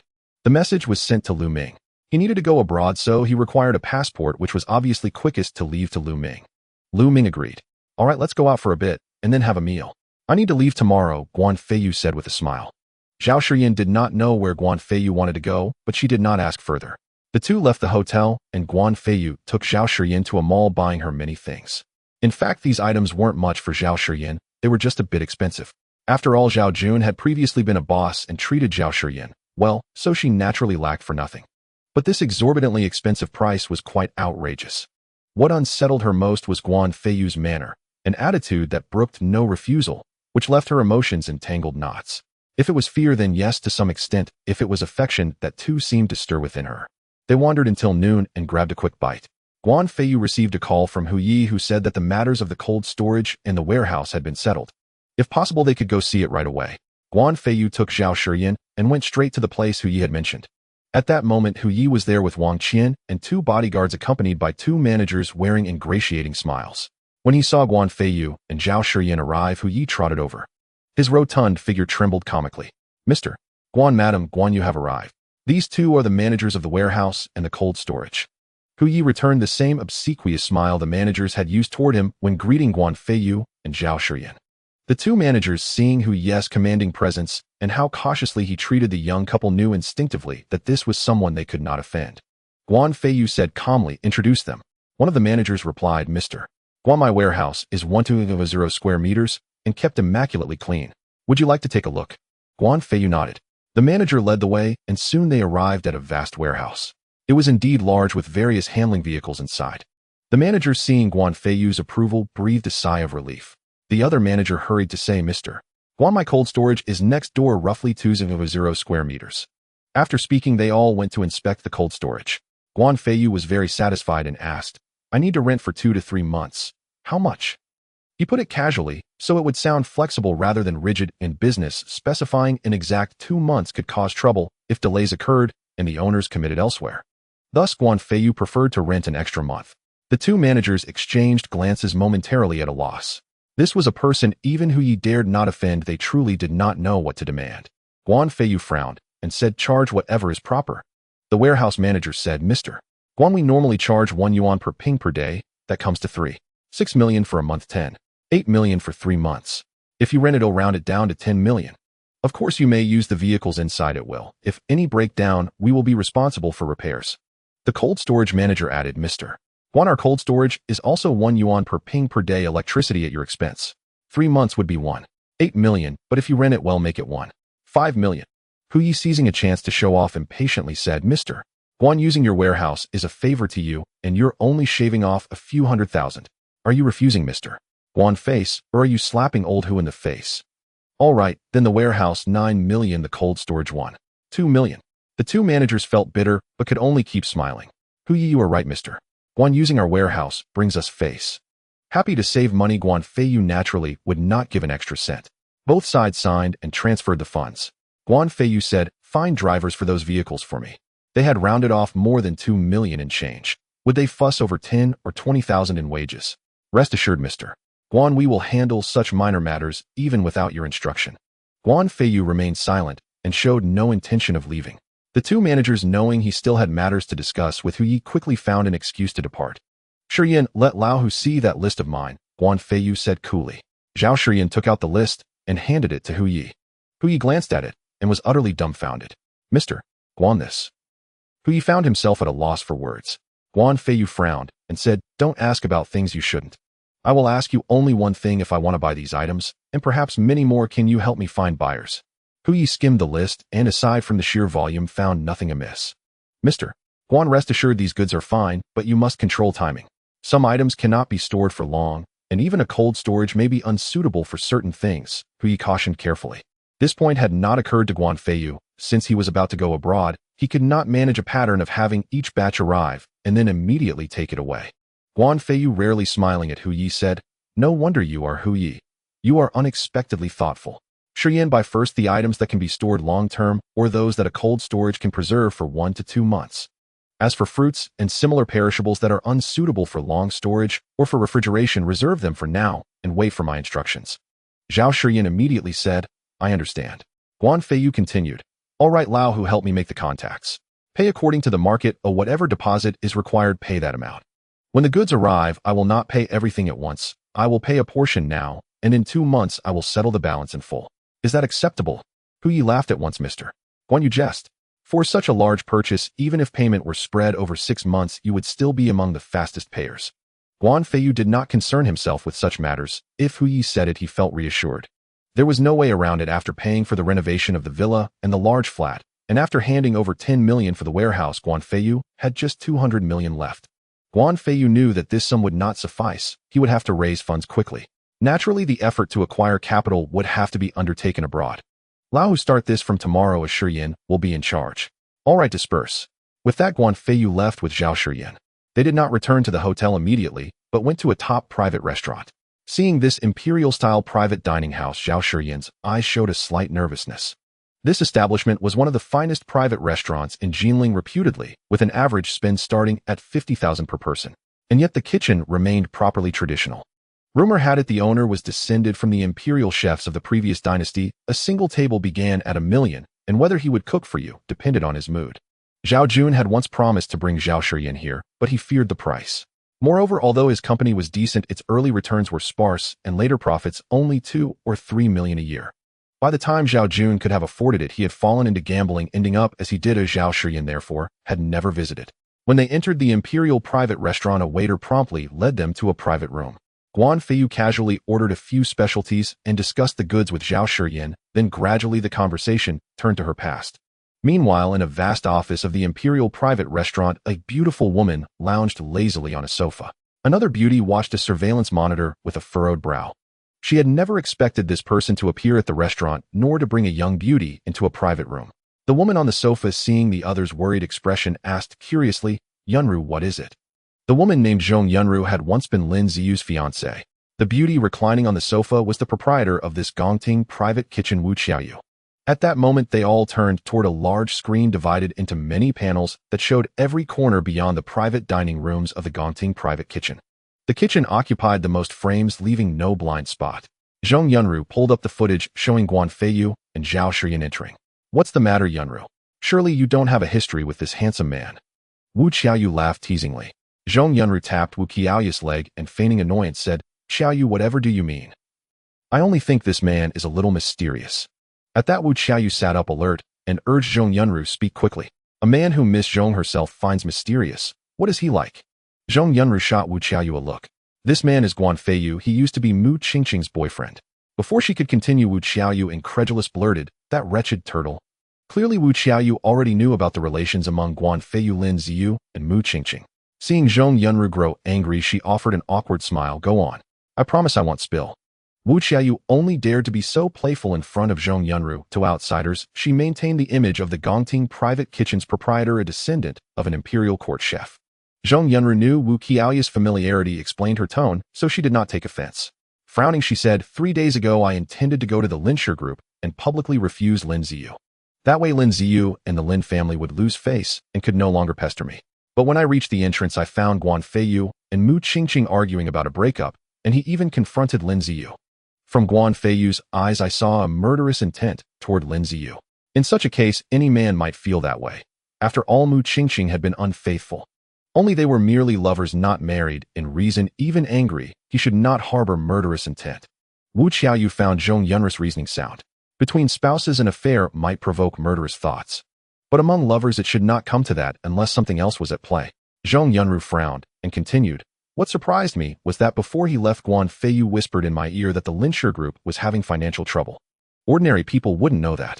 The Lin family intended me to marry Lin Ziyu. Of course, the Zhong family investigated, but found nothing. After Guan Feiyu's hint, I had people re-examine the matter, and only then did we discover the Lin family's financial problems. Such matters the Zhong family learns only through careful inquiry. How could an ordinary man know? And how expensive your Gongting private kitchen is. You know that yourself. An ordinary man couldn't possibly afford it, so how could he have eaten here? Don't you think he is mysterious?" Wu Qiaoyu, who had been listening with relish and pondering Guan Feiyu, bristled at the last line. "Zhong Yunru, who are you calling shady? They'll tell you at most I take 70%. So, is that a lot? These are imperial dishes. Even with money, you couldn't get them elsewhere. By that measure, my prices are fair." Zhong Yunru realized she had struck a sore spot and smiled. "All right, you're the most honest of us. Enough now." Seeing Zhong Yunru relent, Wu Qiaoyu let the matter drop. "You're right, this Guan Feiyu is indeed somewhat mysterious. Why don't we go see him?" Wu Qiaoyu asked, eager. Zhong Yunru, equally curious how Guan Feiyu could know such things, did not refuse. They left the office, and Wu Qiaoyu immediately shed her coquettish manner, adopting a composed air. Even her walk became deliberate and measured. Zhong Yunru watched and whispered in her ear, "Qiaoyu, aren't you tired like that?" Wu Qiaoyu shot her a glance. Zhong Yunru chuckled, and the two resumed their composed demeanors. They soon reached the room where Guan Feiyu was and knocked. He glanced at the dishes on his table. Weren't these already served? Were there extras on offer? "Come in." Guan Feiyu's voice called as Zhong Yunru, and Wu Qiaoyu entered. He was somewhat surprised to see them. They were not of the same world. Never had been, nor were they now. Where once Guan Feiyu could not measure up to them, now he felt they could not measure up to him. Yet at the sight of Mu Qingqing, Guan Feiyu's eyes lit up. She was exquisitely pretty, doll-like in the face with an almost otherworldly figure. If Zhao Shiyan epitomized the mature seductress and Zhong Yunru the regal beauty, then Wu Qiaoyu was the paragon of youthful charm and astonishing curves. Mr. Guan, welcome to our Dongting private kitchen. I am the proprietor Wu Qiaoyu. I heard you know Yunru today. I brought a bottle of red wine specially. Wu Qiaoyu set the bottle on the table and opened it herself. Guan Feiyu had never expected that the doll-faced woman before him would be the owner. In another setting, who would believe such a childlike beauty could be a cook? Guan Feiyu glanced at Zhong Yunru, stirred, then smiled. Miss Zhong and I have only met once. This is a great honor. Could it be that what I told her was true? Zhong Yunru and Wu Qiaoyu had not expected Guan Feiyu to bring the matter up so plainly. Since he had, Zhong Yunru asked curiously, Mr. Guan, our household investigated the Lin family before, but found nothing. But after your hint, Mr. Guan, our family looked again and indeed found the problem. What puzzles me is, how did you know? In his mind, Guan Feiyu thought, could I tell her I'm reborn? Could I tell her that Lin Ziyu said it himself in my previous life? But if he refused to answer, it might leave a bad impression on the two of them. Moved, Guan Feiyu glanced at the bottle Wu Qiaoyu had just set on the table. It was a familiar trick. He flicked his hand, and the bottle flew into his grasp, effortlessly pouring into the decanter beside it. Zhong Yunru and Wu Qiaoyu's faces changed. They were astonished by what Guan Feiyu had done. Neither were ordinary people, and both understood the implication. Mr. Guan, are you an innate powerhouse? Wu Qiaoyu dared not ask more. Guan Feiyu wanted to retort that he cultivated the path of refinement, that he stood at the first level of qi refinement, and should not be equated with mere martial artists, but he would not admit it aloud. Of course he would not confess. Some matters are difficult for you, yet simple for me, he said, taking a bite with a smile. Zhong Yunru and Wu Qiaoyu nodded. If Guan Feiyu were a formidable martial figure, he must have terrifying backing, as such knowledge would not be surprising. Yet they did not understand. If Guan Feiyu possessed such powerful origins, why had Mu Qingqing still betrayed him? Sensing their puzzlement, Guan Feiyu continued to blather. My entanglements with Mu Qingqing and Lin Ziyu were merely trials that tempered my heart in the mortal world. In time, they will pay the price. Though they accepted Guan Feiyu's explanation, neither truly agreed with it. Must one undergo heart cultivation in such a manner? Wu Qiaoyu suddenly asked, Mr. Guan, what will you do next? Will you seek revenge against them? Guan Feiyu glanced at the two women. Such peerless beauties, he truly did not wish to see them perish untimely. After all, a virtuous woman ought never be forsaken, a wayward one never wasted. To have two such extraordinary women assist him in cultivation would surely be one of life's greatest blessings. Yet if he were to declare outright that the apocalypse would arrive in 3 months, they would undoubtedly brand him a madman. Revenge. I currently lack the time for such matters. A reclusive master, having observed the celestial patterns by night, has foreseen a cataclysmic event looming over our planet. I must prepare accordingly. You two would do well to prepare yourselves as well, Guan Feiyu said with a smile. Zhong Yunru and Wu Qiaoyu exchanged glances. What on earth was he talking about? Observe the heavens by night. A planetary catastrophe. If even a charlatan could divine such things, what then was the worth of modern science? Still, though bewildered, they chose respect over dismissal. Very well, if Mr. Guan says so, we shall make preparations. Guan Feiyu sensed their skepticism, but refrained from pressing further. Kind words cannot sway a soul already bound for ruin.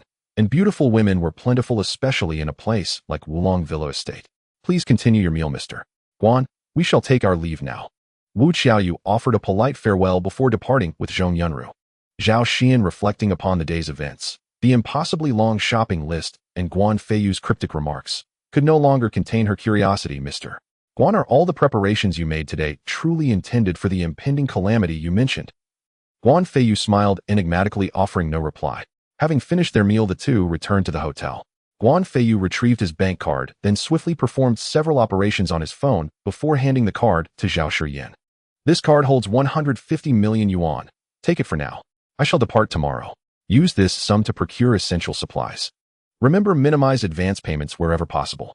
If unavoidable, larger deposits may be acceptable, but ensure all supplies are secured within 6 weeks. Staring at the bank card in her hand, Zhao Shiyan gazed at Guan Feiyu in disbelief. 150 million yuan, just handed over like that. Did he truly trust her so completely? Hesitantly she asked, Mr. Guan, this is 150 million yuan. Do you really trust me that much? Guan Feiyu replied with a mysterious smile. I pride myself on my judgment of character. Take it without hesitation. I know this sum alone is insufficient. Additional transfers will follow shortly. Should the balance dwindle, inform me immediately. The procurement of supplies must proceed flawlessly. Zhao Shiyan nodded and finally accepted the card. Guan Feiyu rose and headed toward a bedroom, pausing at the threshold. I shall rest in this room. You may take the other. I've reserved this presidential suite for 2 months. Stay as long as you wish. With that, he entered and immediately commenced cultivation. Watching Guan Feiyu disappear into the room, Zhao Shiyan felt an inexplicable sense of calm. Had anyone else been in his place, she would have hesitated, even refused, to stay overnight. The next morning after breakfast and brief instructions, Guan Feiyu and Zhao Shiyan departed directly for the airport. With Lu Ming, deputy city governor, at their disposal, acquiring passports posed no obstacle. Guan Feiyu boarded a flight bound for the Eagle Sauce Nation and wasted no moment aboard, beginning cultivation at once. Fortunately, the Huangdi Neijing imposes no strict requirements on posture. Cultivation could proceed even seated mid-flight. Though such practice yielded negligible gains for Guan Feiyu, he refused to squander a single second. Yet to his astonishment, as the aircraft ascended, his cultivation accelerated markedly. At first baffled, he soon surmised perhaps spiritual energy flowed more abundantly at high altitudes than upon the Earth's surface. Over 10 hours later, Guan Feiyu arrived in the Eagle Sauce Nation's largest metropolis. His objectives here were threefold: acquire supplies, procure firearms, and amass capital, ideally including top-tier yachts and cargo vessels to prepare for the Great Flood anticipated 2 months after the apocalypse. Though post-apocalypse survival would rely heavily on techniques from the Huangdi Neijing, their efficacy depended entirely upon his reservoir of spiritual energy. Should that energy wane, he would be indistinguishable from an ordinary mortal. Yet he had only reached the first refinement of artifact forging. His spiritual energy remained exceedingly scarce. Moreover, while others would remain powerless at the apocalypse's onset, latent abilities would not begin manifesting until 2 or 3 months later. During this interim, and even in the earliest days of ability emergence, firearms would retain formidable utility. Whether they would hold value thereafter, however, remained uncertain. Nonetheless, preparedness was always prudent. After securing lodging, Guan Feiyu proceeded directly to a firearms dealer, a legitimate enterprise openly operating on city streets. He selected a large, reputable shop and entered without hesitation. As expected, the store displayed an extensive array of firearms. John, spotting an East Asian patron, instantly recognized a potential client. In Eastern nations, firearm regulation was draconian. Most citizens knew guns only through television. Driven by fascination, many travelers from those countries visited such shops, not merely to observe, but to experience firsthand. John smiled. Sir, are you here to experience the allure of firearms? Guan Feiyu remained impassive. Precisely. In my homeland, such items are strictly prohibited. So naturally, I seized the opportunity here in the Eagle Sauce Nation. John was thoroughly accustomed to such clients. After agreeing on pricing, he escorted Guan Feiyu to the indoor shooting range. Under John's guidance, Guan Feiyu quickly mastered every firearm available in the store. Within a single day, Guan Feiyu fired over 10,000 rounds. John's grin widened with each expenditure. Yet Guan Feiyu's true purpose remained acquisition, not amusement. Upon completing payment, Guan Feiyu did not depart. Instead, he smiled. Mr. John, might I trouble you for a cup of tea? John instantly understood this Easterner had business to discuss. Please join me in my office upstairs.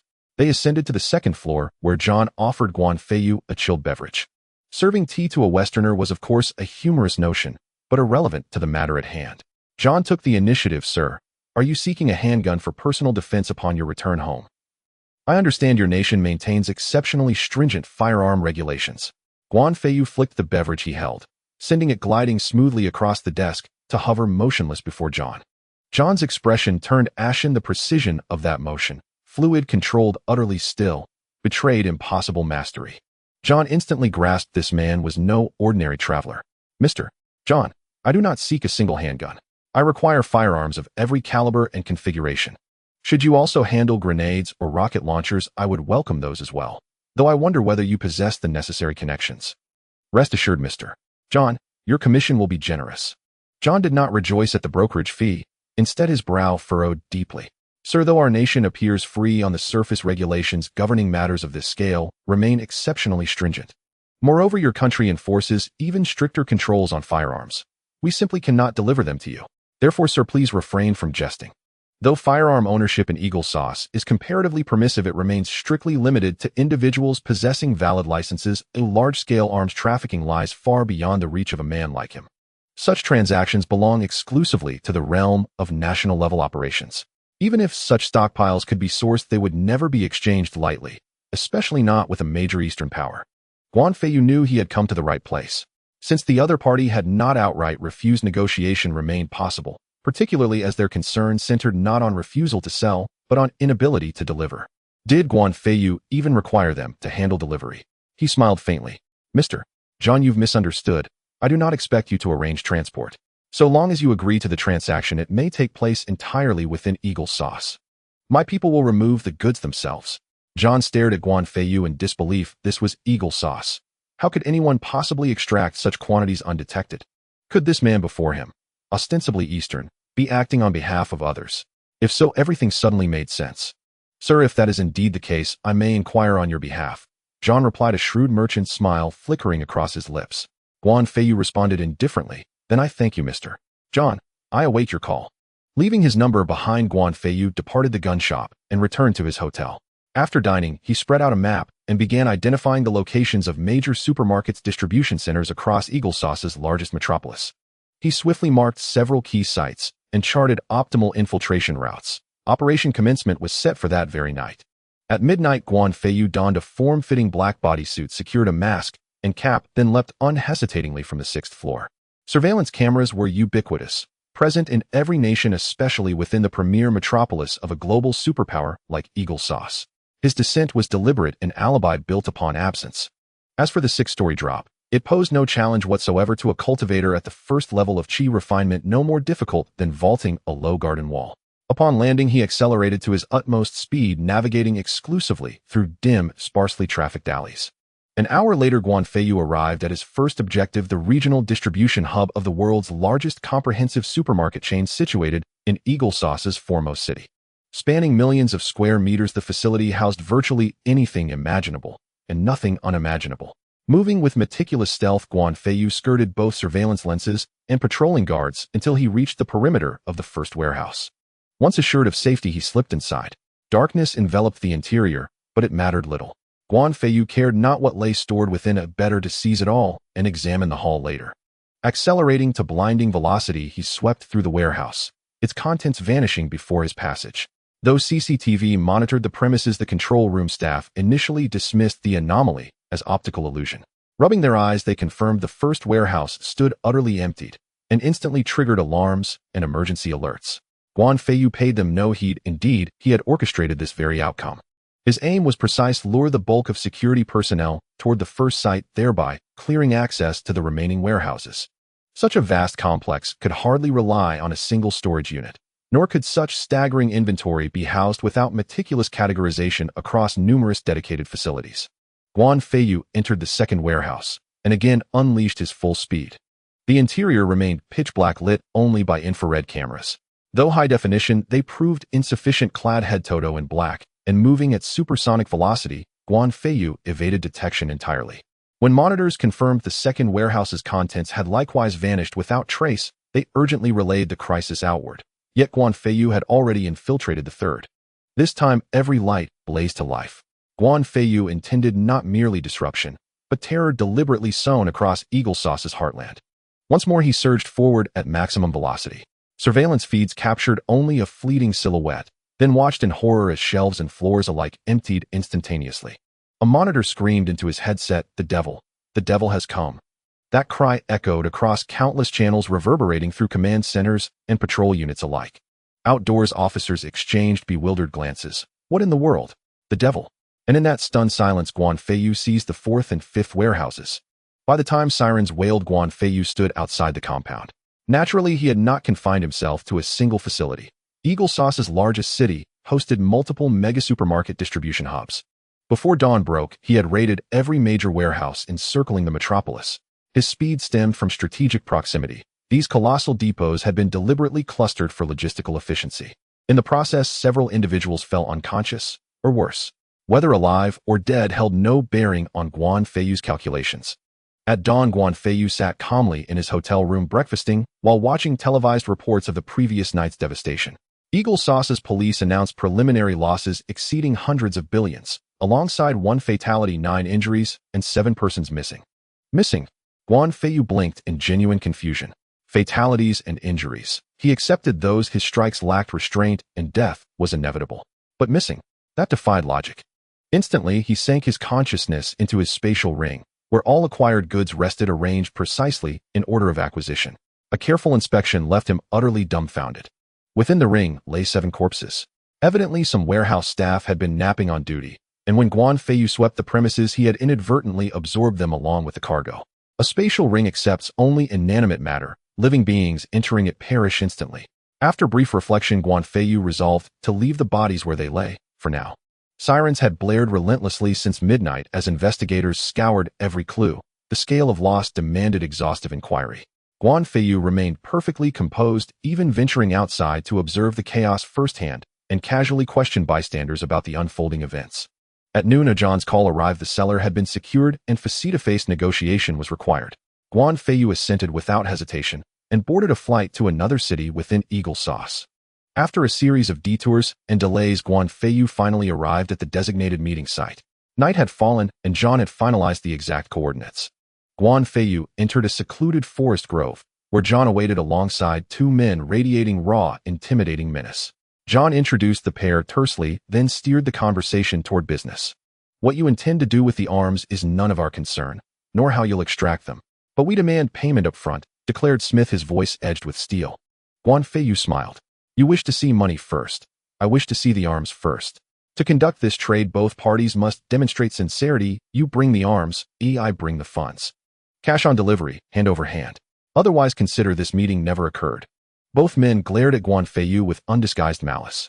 Guan Feiyu met their gaze unflinchingly, his expression radiating quiet confidence. From Guan Feiyu's eyes, they sensed something startling. This seemingly unassuming Easterner bore a killing intent far sharper and colder than their own. Clearly, he was no ordinary man. To men like Smith, the only true constraints were law enforcement and military authority, and the lethal aura blazing in Guan Feiyu's gaze. That was no soldier's discipline. It was something rawer, older, forged in blood. Guan Feiyu's killing intent had nothing to do with cultivation. It was an intangible aura, forged not in meditation halls, but in the aftermath of taking lives. Before his rebirth during the apocalyptic wasteland, Guan Feiyu had killed to survive. Though he had not yet taken a life in this new world, the residue of that grim past still bled through his eyes. Cold, unblinking, unmistakable. Of course, Guan Feiyu wielded that intent with absolute mastery. Smith smiled faintly. Since you've spoken so plainly, we have no objections. Please review our inventory. Let us know your requirements. With that, Smith reached toward his pocket. Guan Feiyu warned, sharply, move slowly, or I cannot guarantee your head remains intact. Rather than angering him, the threat amused Smith. To him, such vigilance was the hallmark of a serious buyer, not some green novice playing at power. That kind of caution was rare among newcomers. Slowly, deliberately, Smith slid his hand into his pocket, and just as slowly withdrew it, producing a single sheet of paper, which he handed to Guan Feiyu. Eyes locked on Smith, Guan Feiyu extended a cautious hand, took the paper, and scanned it swiftly. It listed an arsenal: pistols, hand grenades, man-portable rocket launchers, night vision goggles. Every weapon a small army might require. He was deeply satisfied. Excellent. I'll take everything. 500 pistols, 50,000 rounds of ammunition, assault rifles. Guan Feiyu recited his order in full. Smith's composed expression shattered into stunned disbelief. Such quantities could arm 300 or 400 fighters without strain. Are you certain you require this much? Smith asked, incredulous. Guan Feiyu frowned, voice edged with irritation. This is our first transaction. This is merely the beginning. Should matters proceed smoothly, future orders may be even larger, especially ammunition. It is consumable after all. For now, I only ask, do you possess it? We specialize in this trade. Stock is guaranteed. But this shipment will cost no less than 200 million. Guan Feiyu cut in impatient time. Location: Tua. M. Tonight, right here. Smith replied. Guan Feiyu nodded once. Good. He turned to John. John, come by tonight. I'll settle your 3% commission then. You know well enough how things stand in your city. I won't be returning. John immediately acknowledged the gravity of the situation. Guan Feiyu turned and walked away. Only when he vanished from sight did the 3 men depart, unaware that Guan Feiyu himself trailed them silently in the shadows. Even if Guan Feiyu possessed such funds, which he did not, he never intended to pay. His mission to Eagle Sauce had been conceived around deception, theft, and seizure, not commerce. His reasoning was simple: since they had chosen this location for both meeting and exchange, the arms cache must lie nearby. It was 9 p.m. The deal was scheduled for 2 a.m., a 5-hour window. That span likely covered their round-trip time with margin to spare. Thus, the one-way journey probably took roughly 2 hours. Loading would be handled instantly. Merely a phone call away, no need to factor it in. He could therefore locate their stronghold and seize the entire arsenal. Guan Feiyu fell into silent pursuit. Soon the trio entered a vehicle, but drove deliberately, unhurriedly. The terrain was dense forest, narrow, treacherous roads made haste impractical, and reckless speed would have shaken passengers to pieces. Guan Feiyu's superior speed allowed him to keep pace effortlessly. As he'd predicted, after 90 minutes the road ended. The three men disembarked, while ahead figures moved steadily, loading cargo onto vehicles. He checked the time, nearly midnight. Around him stretched only endless forest and the steady coming sand-goings of armed men. No civilians, no patrols, no oversight. To ensure absolute certainty, Guan Feiyu followed them deeper into the woods, until they reached a secluded compound little more than a fortified encampment hidden among the trees. Men streamed in and out hauling massive crates. Inside almost certainly lay the very weapons destined for his purchase. Once he confirmed the warehouse's location, Guan Feiyu withdrew to rest. When the warehouse doors clanged shut and the guards dispersed to sleep, Guan Feiyu donned his black attire, fully hooded, face concealed, and crept soundlessly to the perimeter. Such operations were second nature to him. Inside, he exulted. The vault held nearly 1,000 pistols alone, and over 1,000 additional firearms: submachine guns, assault rifles, precision sniper rifles, Barrett heavy rifles, Gatling-style machine guns, man-portable rocket launchers, night vision optics, ballistic vests, and combat helmets, all present in abundance. Grenades and C4 charges filled entire shelves. Ammunition stocks were too vast to tally. With a sweeping gesture, he emptied the entire arsenal into his spatial ring. Having secured everything, he prepared to leave. Then voices echoed outside. The boss lost 20 million at the casino. Cash is urgently needed. We're to deliver it immediately. A spark ignited in Guan Feiyu's mind. I need money. And here it is. Not theft, really. These funds were ill-gotten gains from arms trafficking. Spending them on justice. Hardly excessive. It wasn't even theft, not truly. Slipping from the warehouse, he saw two men enter another building. Scanning left and right. No one in sight. He moved in silence. The arms loading shift had ended. The men now retired. Though judging by the muffled, feverish sounds drifting through walls, their rest involved more than sleep. Guan Feiyu reached the door and slipped inside. The two men spun instinctively, only to glimpse a blur of black before consciousness fled. There was no aftermath, only silence. Living beings could not enter the spatial ring, but corpses, motionless, lifeless, could. Guan Feiyu arranged the two fresh bodies beside the 7 others already stacked neatly. Then he surveyed the room and drew a sharp breath. Currency, stacks, bundles, loose bills, filled every surface. Beyond cash, gleaming gold bars, uncut diamonds, ornate jewelry, hard assets, liquid and timeless. Guan Feiyu had no time for a detailed inspection, taking everything away without leaving even a scrap of paper for the other party. After doing all this, he immediately left the village, rushing back to the trading location. Originally, without money, Guan Feiyu was unsure how to gain the other party's trust before eliminating them. Now with this money, it would be much easier to make them lower their guard. Upon returning to the trading location, Guan Feiyu quickly took out 200 million and placed it in the grass beside him. In the dark, even if they looked closely, it would be hard to see. At 2 in the morning, 5 trucks arrived on time. Smith and John, along with the driver, totaled 17 people. Seeing Guan Feiyu waiting there alone, Smith gestured to those beside him to be cautious. "Where's the money?" Smith asked. Guan Feiyu turned around and pointed to the weeds, some of which had been flattened while others were clearly irregular. "Where's the goods?" Guan Feiyu inquired. Smith glanced back at the people beside him as the rear door was opened, revealing various wooden crates inside. The person casually opened a few crates, exposing the arms inside. Guan Feiyu stepped aside, signaling them to check the money. As those verifying the money passed by, Guan Feiyu walked towards the trucks, seemingly preparing to inspect the goods. Several people were watching Guan Feiyu, while others kept an eye on the surroundings, worried he might engage in double-crossing. Guan Feiyu pretended to open a few more boxes, confirming they were all filled with arms, then casually closed them and walked back. Just then, the person verifying the money opened a few boxes filled with cash and confirmed there were no issues before picking up 2 boxes to return. The others immediately rushed over to grab the money. Guan Feiyu smiled, saying, "Mr. Smith, congratulations on our pleasant transaction." Seeing that the money was fine, Smith naturally didn't mind smiling. Pleasant transaction. Moreover, there are 2 more matters. In this line of business, the biggest fear was unexpected turns. Now that Guan Feiyu had 2 matters to discuss, Smith immediately became tense. What else does Mr. Guan wish to discuss? Guan Feiyu glanced at John beside him and said, "The first matter is the 3% commission I promised to Mr. John is included among them. You cannot take it all away." Upon hearing this, Smith and John laughed heartily, immediately expressing no objections. In truth, Smith and John were in cahoots, and this matter would be naturally handled between them. The second matter is that my people are unfamiliar with the surrounding situation and for confidentiality reasons they did not drive here. So I'll take these vehicles, I will handle them later. What does Mr. Smith think? Smith was initially puzzled about what the issue could be only to realize it was just a few old cars. Having already conducted a $200 million deal, they naturally wouldn't care about these few vehicles. Smith laughed heartily. Mr. Guan is quite cautious. But I like people like you. You are someone who can accomplish great things. As for the cars, Mr. Guan may take them, consider them a gift from me. However, these vehicles must be dealt with properly, or they will bring trouble to Mr. Guan. Guan Feiyu nodded with a smile, understanding that these vehicles were not clean. At this moment, his subordinates had already brought over the money. Mr. Smith, please take a look. If everything is in order, you can leave. First, my people do not meet strangers. Smith glanced at the boxes. As long as they were filled with money, there would be no mistake. Moreover, his subordinates had already checked, so he naturally did not wish to waste time. In this line of business, wasting even a second meant an increase in danger. Smith smiled, saying, although this is my first business transaction with Mr. Guan, I trust you. I look forward to our next cooperation. The two shook hands and Smith led his people into the depths of the forest. Guan Feiyu followed them to the front of the vehicle where Smith and the others waved goodbye. Seeing that several people would not turn back, Guan Feiyu unleashed his speed to the fullest. As the distance closed and Smith and the others sensed danger.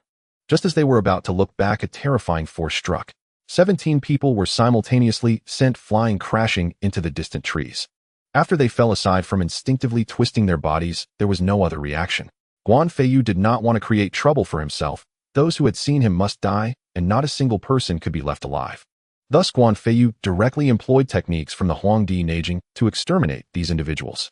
After all, there were only 3 months until the apocalypse, and he did not want any issues arising in that time. With a wave, he collected the corpses and the money, and after taking the arms along with the vehicles, Guan Feiyu swiftly left the crime scene.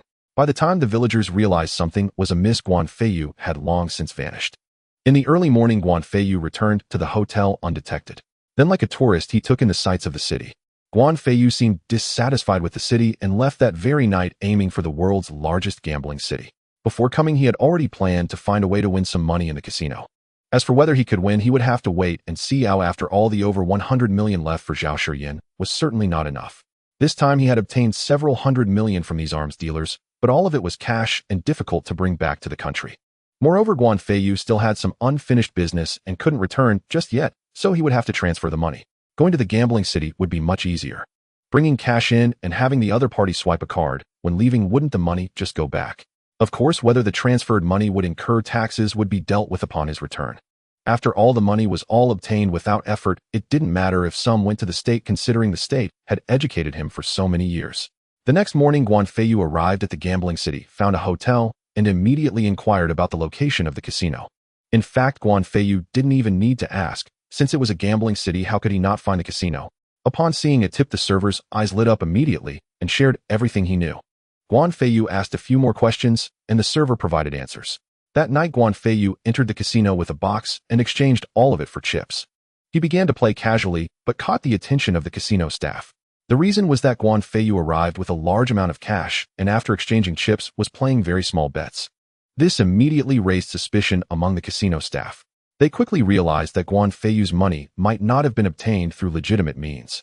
This was exactly the kind of guest the casino loved. They could not only win a sum of money from him, but could also threaten him for some hush money. Soon a man in a suit followed by 2 bodyguards approached Guan Feiyu. The man in the suit slightly bowed and smiled politely, saying, "Sir, I see you have quite a few chips beside you, but are playing the slot machine, which doesn't quite suit your status. Don't you wish to try something more exciting?" Guan Feiyu was taken aback. He had initially just wanted to play a few rounds and deposit the money onto his card, not realizing he had caught the casino's attention. A thought struck him. It seemed these people did not consider him a good person and intended to bleed him dry. Since that was the case, he would not hold back and would go all out. Guan Feiyu nodded with a smile, stood up, and walked away, leaving the chips naturally in the hands of the bunny girl. This could be seen from his demeanor. If Guan Feiyu's money had been obtained illegally by his elders, there would at least be some tension and panic in his eyes, even a fear of being discovered. However, Guan Feiyu showed no such signs and appeared quite calm. Could it be that he was wrong in his assumptions? Guan Feiyu saw someone rolling dice and immediately took a seat. This gambling method was quite simple. Betting on high or low and specific numbers could also be wagered. Guan Feiyu listened closely to the sounds from the color bowl, and after the dealer rolled the dice, casually picked up 100,000 chip and tossed it onto the high bet. This casualness was as if he was tossing around plastic. Opening the bowl revealed a 1, 2, and 4, totaling a small 7. Guan Feiyu appeared indifferent, but was actually listening to the sounds inside. Although Guan Feiyu had never gambled before, he had seen some gambling films. Some of these films explained that each die had a different point value, resulting in varied friction and consequently different sounds. However, the sound differences were subtle and required diligent practice to detect. Guan Feiyu appeared casual, but in reality, he was discerning the patterns within. Others might not be able to do this, but Guan Feiyu was a cultivator. With focus, he could quickly discern these differences. Once there was only one chip left in Guan Feiyu's hand, he began to win.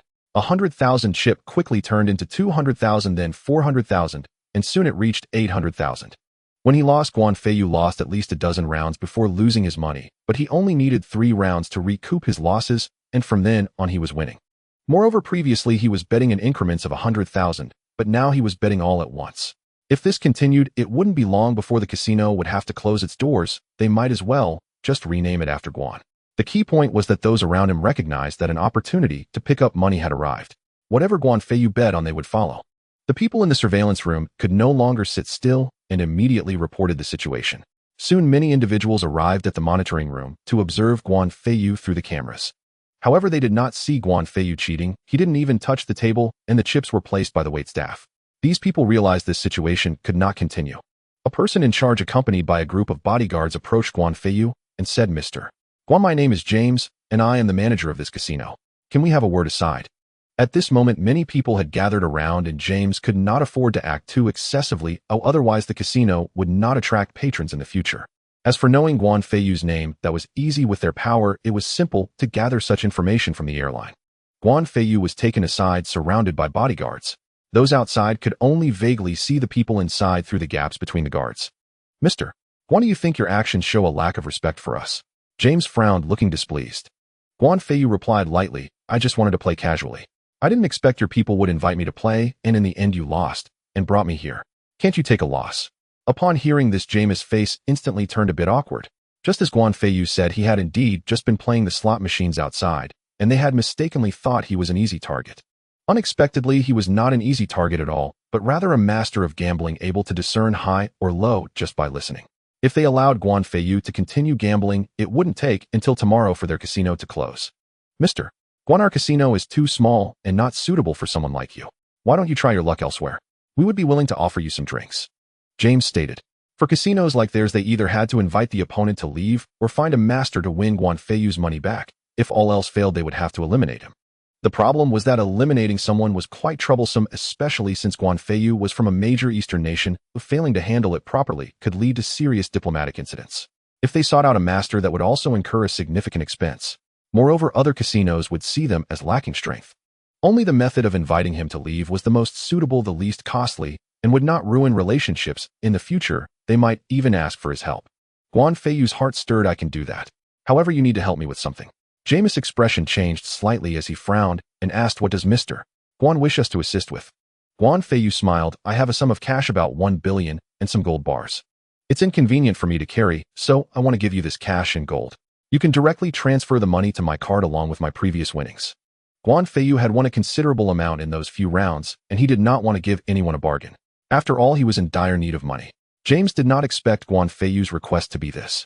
This aligned with their previous speculation. Guan Feiyu's money was not obtained through proper means. The so-called inconvenience was merely an excuse. However, if the amount was small, it wouldn't be a big deal for their casino. But 1 billion in cash plus some gold bars was a different matter. Seeing Guan Feiyu's intention, he originally wanted to rely on the casino to gradually deposit the money into his card, but now he was seeking them out. If they refused, Guan Feiyu would probably continue gambling. In comparison, it was still easier to give Guan Feiyu the exchange. At most, they could have the boss borrow from someone else. After all, they could pay it back immediately. "I will ask our boss," James said. Guan Feiyu nodded. Soon James returned after making a phone call and indicated that it was no problem. Guan Feiyu smiled, "Then come to my hotel room tonight." After saying this, Guan Feiyu stood up to leave, but the bodyguards instinctively blocked his way. At James' signal, the bodyguards stepped aside.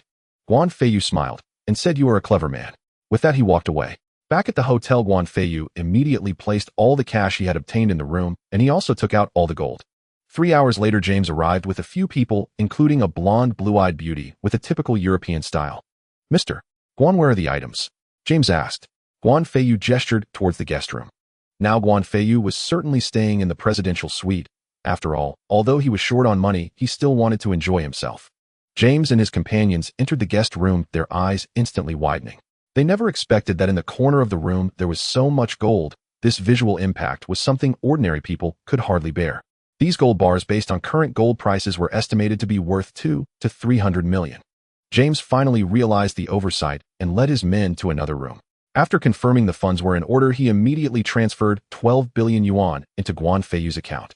After a brief exchange, James smiled and said, "Mr. Guan, this young lady will accompany you over the coming days. How do you feel about that?" Guan Feiyu glanced at the woman beside him and felt an undeniable stir of attraction, especially given her foreign beauty. Though he refrained from invoking patriotic rhetoric, he did muse at least inwardly upon the ancient Huangdi Neijing's chapter on cultivating vital energy through companionship. Yet Guan Feiyu was preparing to depart imminently. He had pressing matters awaiting him elsewhere. Moreover, he sensed something unusual about the woman. With a courteous smile, he replied, "I still have urgent affairs to attend to. I shall leave Eagle Sauce Nation tomorrow morning. Therefore, I sincerely appreciate your kind gesture. But perhaps we may revisit this when I return to Eagle Sauce Nation in the future." Recognizing Guan Feiyu's sincerity, James offered no further persuasion and simply nodded. Though they had indeed intended to probe Guan Feiyu subtly through the woman's presence, he had granted them no opening. The woman, taken aback by his refusal, couldn't help but wonder, was she truly lacking in allure? After all, even if Guan Feiyu were departing the next day, that hardly precluded tonight. His outright refusal only deepened her intrigue, her curiosity now firmly fixed upon him. After James and his entourage departed, Guan Feiyu converted the funds in his account into Eastern Great Nation currency, amassing nearly 100 billion yuan thanks to favorable exchange rates. He transferred 10 billion yuan to Zhao Xian's account. The following day, he traveled to John Bull Nation, with a singular objective: acquiring vessels. John Bull Nation boasted fine cruise liners and numerous cargo ships. Though such acquisitions could theoretically have been arranged in Eagle Sauce Nation, the prior commotion had raised Guan Feiyu's caution, prompting him to relocate operations discreetly. Upon arriving in John Bull Nation, Guan Feiyu visited several coastal ports and observed numerous cargo vessels and yachts. He singled out an exceptionally large cruise liner. After listening to its specifications, he learned it featured opulent interior design and surprisingly intuitive operation systems. That very night, the massive cruise liner vanished entirely, along with 2 fully laden cargo ships. The nation's high command erupted in fury and launched an immediate investigation. Yet if Eagle Sauce Nation had uncovered nothing, John Bull Nation stood little chance of success, and instead discovered numerous corpses bearing Eagle Sauce Nation identification.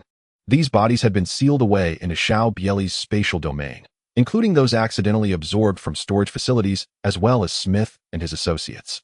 How the 2 nations interpreted the incident, or whether they would escalate tensions, was no longer Guan Feiyu's concern.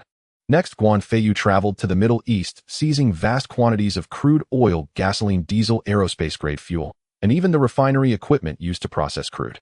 He then journeyed to Mu Qingqing Nation and extracted its largest freshwater lake in its entirety. Finally, he arrived in Jiaopanji. His approach toward Jiaopanji was notably direct. He confiscated all newly acquired mineral resources and removed their grain reserves as well. Whether grain prices would spike in the short term was beyond his consideration. Before departing, he also seized every Eagle Sauce Nation naval vessel stationed in Jiaopanji. Practical utility was secondary. The paramount imperative was asserting sovereignty and ensuring profound discomfort for those who presumed dominion. Having completed this circuit, Guan Feiyu returned to Jinling. 1.5 months had elapsed since his departure. He did not execute operations immediately upon entering each nation, rather he deliberately staged detours, visiting other countries ostensibly as a tourist. Had he triggered incidents in strict sequence, entering a country and precipitating chaos therein, nations would inevitably suspect him through simple elimination. Though concrete evidence remained elusive, suspicion alone could provoke unwelcome scrutiny. Guan Feiyu preferred to avoid such complications. Yet despite his precautions, multiple nations had already grown wary.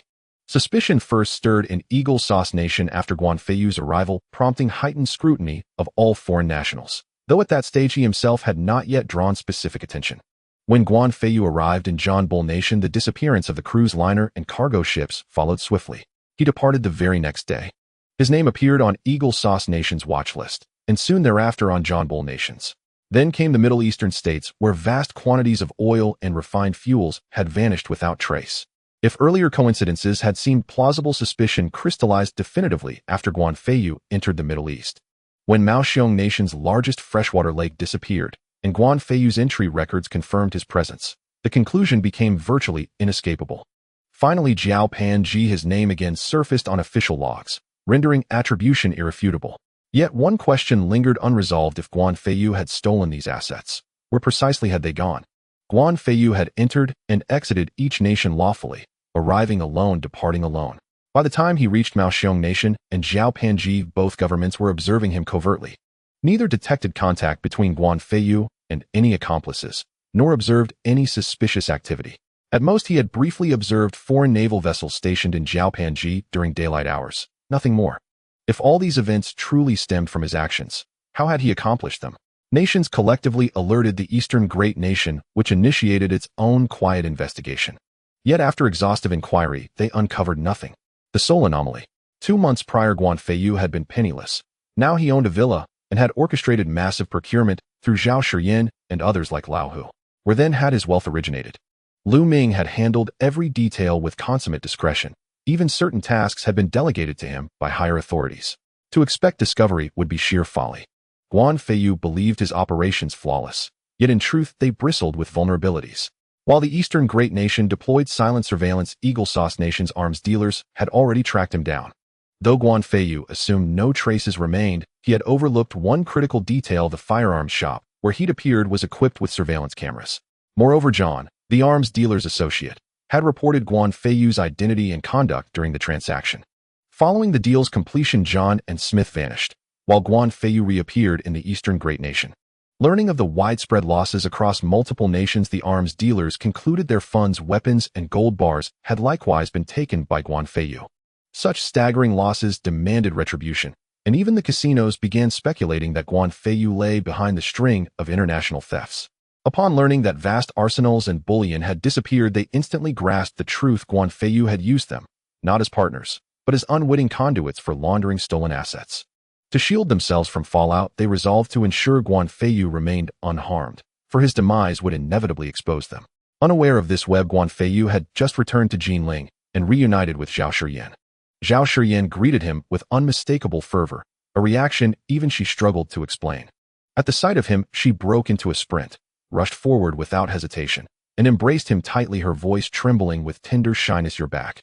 Feeling the subtle shift in her demeanor within his arms, Guan Feiyu knew his foundation was secure. Moreover, Guan Feiyu could clearly sense the change in Zhao Shiyin.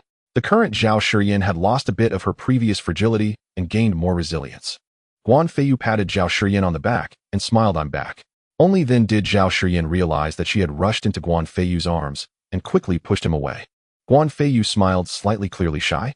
To avoid making Zhao Shiyin feel embarrassed, he asked, "How did the shopping go?" Zhao Shiyin hurriedly replied, "The 2 warehouses are already full. I had the Tiger rent 10 more, but the price is a bit high.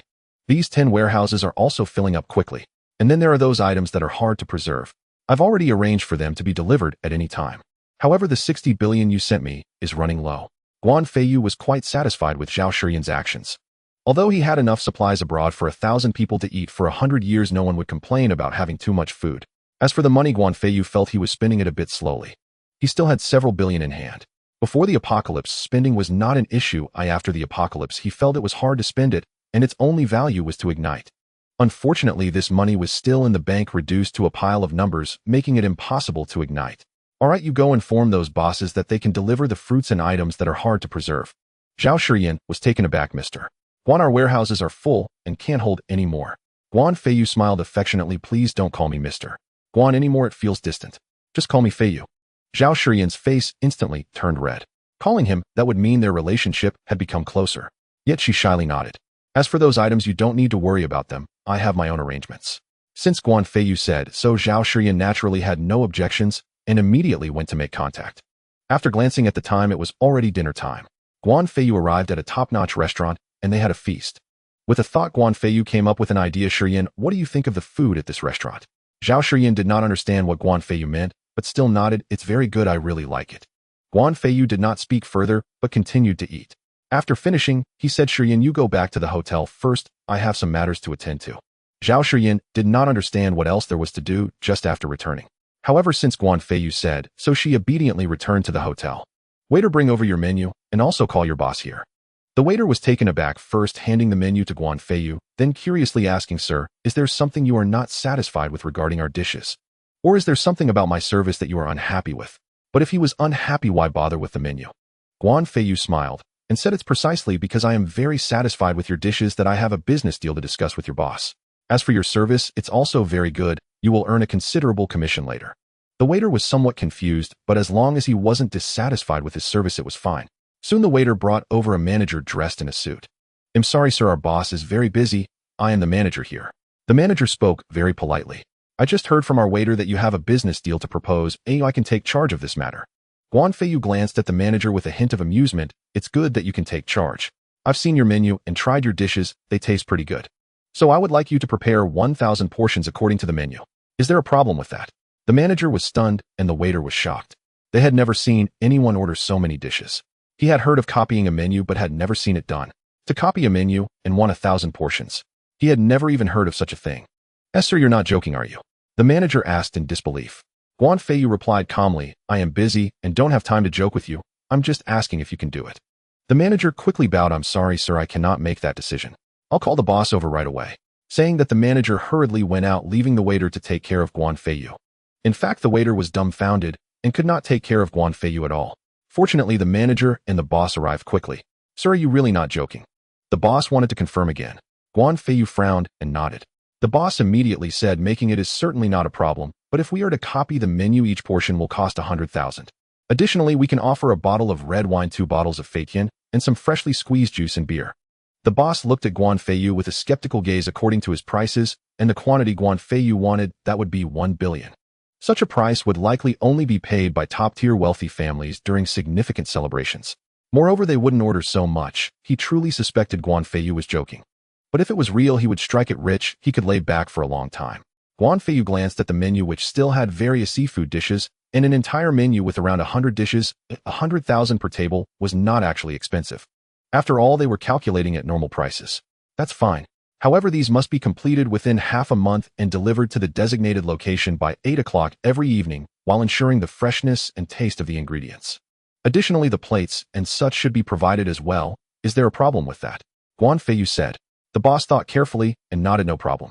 Then I will give you a deposit of 5 billion now, and the remaining amount will be paid a month later. Is there a problem with that?" The boss had just been considering the money issue, as the price of these ingredients was not low and he truly couldn't manage it with his capabilities. He was about to bring up this issue. Unexpectedly, Guan Feiyu opened his mouth to offer 5 billion. Even if he didn't pay the remaining amount later, he could still guarantee a small profit. At least he wouldn't incur a loss. The boss immediately smiled. "No problem." Then Guan Feiyu transferred 5 billion to the boss and turned to leave. The moment he walked out, the boss ordered the kitchen to prepare and began to frantically stock up. Meanwhile, Guan Feiyu went to another restaurant.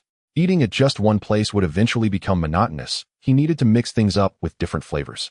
Guan Feiyu walked along the way, placing orders frantically. From restaurants to barbecues, from Western cuisine to various regional dishes, he didn't miss out on roasted whole lamb, roasted suckling pig, or roasted whole cow.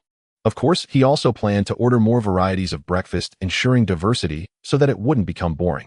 After half a night passed, Guan Feiyu finally spent 10 billion. Guan Feiyu headed toward the warehouse, intending to store its contents within his spatial ring. But first he needed to resolve an immediate issue. Stopping outside an abandoned factory, Guan Feiyu smiled and said, "Gentlemen, you've followed me all night. Aren't you weary? Perhaps it's time you stepped into the light." He had known all along that someone was shadowing him. Yet their intent held no malice, and thus he'd paid them little mind. But now he was about to retrieve items from the warehouses, a task he could not afford to have witnessed. 2 figures soon emerged from the shadows. "How did you detect us?" one asked, bewildered. Guan Feiyu offered a faint smile. "Is that truly the crux?" He paused, then added, "I'd like to know, why remain awake so late? Why trail me from the moment my plane touched down? What is your purpose?" "We're from a specialized government department," replied the calmer of the two. "I'm Tang Zheng. This is my colleague Zhao Dong. To be precise, we're not following you. We're protecting you." Guan Feiyu regarded them with quiet confusion. Tang Zheng continued, "During your time abroad, several nations suffered massive, unexplained losses. They suspect you, but possess no evidence. After all, even if you had taken those items, one person alone, no matter how capable, could never carry them all away. Yet they haven't ceased their scrutiny. Though our superiors were officially informed, we're certain they'll deploy covert operatives to investigate you discreetly. Hence our department intends to use this situation to expose and neutralize such elements. Guan Feiyu understood at once beneath the surface of diplomacy, every nation maintained clandestine operatives. His country sought to leverage him as bait, to flush out an entire network. Additionally, word reached us that you won substantial sums in foreign casinos, sparking further interest. Another faction has also infiltrated the area. Whether they target you remains uncertain. A subtle furrow appeared between Guan Feiyu's brows as he reviewed his recent actions. Then it struck him. He must have exposed himself at the firearms store. Yet dwelling on it now served no purpose. He chuckled softly. Never imagined such absurdity would find me. I'd heard rumors of those international losses while overseas. But as you said, even 100 people armed with machinery couldn't possibly remove everything in a single night, let alone do so undetected. To pin this on me, doesn't that strike you both as utterly preposterous? Zhao Dong snorted coldly. Preposterous? Not at all. You've orchestrated frantic procurement over the past 2 months, filling multiple warehouses to capacity. Moreover, you instructed your suppliers to deliver more goods tomorrow, yet your warehouses remain utterly silent. We traced every logistics vehicle in the vicinity. None bear your affiliation. So tell us, how will you clear those warehouses by dawn? And let's not forget, today's deliveries are likewise destined for those same warehouses. Guan Feiyu's expression tightened. How could they possibly know? Had Zhao Shiyan betrayed him? No, she was an ordinary civilian wholly unconnected to any official body. Even if coerced, authorities would never expose her at this stage. Could the suppliers have been persuaded? Conceivable, but unlikely. Then a far-fetched possibility flickered in his mind. Guan Feiyu instinctively glanced upward. Stars glittered across the night sky, but among them orbited satellites. If the state had fixed its gaze upon him and deployed satellite surveillance, it stood to reason they might observe his movements. True satellites could track his location, but imaging downward, they couldn't capture lip movements. Lip reading from orbit was impossible, yet the warehouses were ringed with security cameras. With their capabilities, infiltrating those feeds and reading his lips would pose little challenge. And he'd overlooked that vulnerability entirely. Zhao Dong's line of questioning wasn't mere bluster. At its kindest, it was a warning. If your warehouse empties overnight, others will notice, and foreign powers may move against you. At its harshest, it was an open declaration. This is a gambit you cannot evade. Use unconventional means to remove the goods, and you confirm suspicion of the overseas thefts. Refuse, and watch your supplies gather dust. That single misstep at the gun shop had ignited a conflagration. After careful consideration, Guan Feiyu resolved to offer them a story woven with truth and illusion. He smiled serenely. Let me share something with you, free to believe or dismiss it. 2 months ago, I chanced upon an ancient legacy. More precisely, a prophetic text akin to the Tebei 2 foretelling that on November 1st this year the world shall freeze calamity, descend, and only the fated may prepare to endure it. It also contained the Huangdi Neijing, a legendary cultivation manual, as well as a spatial ring and a single pill. The ring's internal space measures roughly 200,000 cubic meters, hence my urgent procurement. I've already consumed the pill, attaining the first layer of qi refinement. Yet further progress demands arduous self-cultivation, yielding negligible results. My current strength aligns roughly with the realm of innate martial sovereignty. As for my departure, I sought obscurity. Little did I expect overseas events would draw such suspicion upon me. The tale was masterfully hybrid. The legacy prophecy ring and pill were fabrications, but the coming ice cataclysm, the Huangdi Neijing, and the ring's volume were truths, deliberately emphasized. 20,000 cubic meters couldn't hold the stolen foreign artifacts, but it sufficed for domestic acquisitions. Tang Zheng and Zhao Dong didn't refute him. Instead, their brows knotted in deep contemplation. Their reaction suggested they didn't consider him a liar. Had the highest echelons of government long known of such phenomena? Such a possibility wasn't unfounded. Legends, however embellished, often sprang from kernels of reality. And Guan Feiyu had genuinely inherited the Huangdi Neijing through a process as extraordinary as the legends claimed. Add to that the spatial ring, and countless mysteries remained unsolved. Some truths simply eluded the public eye, yet were known to those who governed. That explained why Tang Zheng and Zhao Dong, agents of a highly specialized department, withheld outright dismissal. Clearly their department was no ordinary bureau. Guan Feiyu, Tang Zheng said frankly, your account is neither implausible nor incomprehensible. But belief requires proof. Unless you permit us to step inside your spatial ring, there can be no certainty. Guan Feiyu was now certain the state must possess individuals with abilities akin to his, or at the very least it held some understanding of cultivation. Whichever proved true, he resolved to exercise greater caution henceforth, lest he stumble in the shallowest of waters. Regarding Tang Zheng's inquiry, Guan Feiyu could only offer a wry smile. The storage space accommodates only inanimate objects, living beings cannot survive within it. Thus I cannot escort you inside, unless you are prepared to face death. Should you doubt me, bring forth a living creature marked distinctly, I shall place it within for 5 seconds, and it will certainly perish.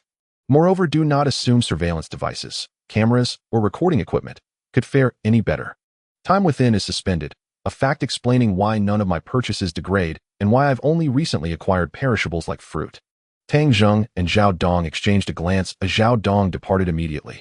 He soon returned with a stray dog, plucking 2 tufts of fur from its head as markers before handing it to Guan Feiyu. Without hesitation, Guan Feiyu accepted the dog and sent it into the space. 5 seconds later it emerged, lifeless. He tossed the corpse to Zhao Dong.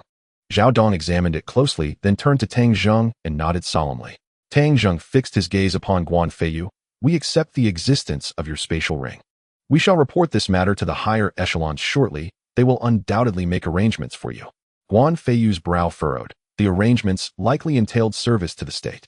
He bore no objection to contributing what he could for his country, but if he ceased cultivation, his current strength would render him obsolete once the apocalypse arrived and anomalies manifested. Yet his cultivation path was one the state could never sanction.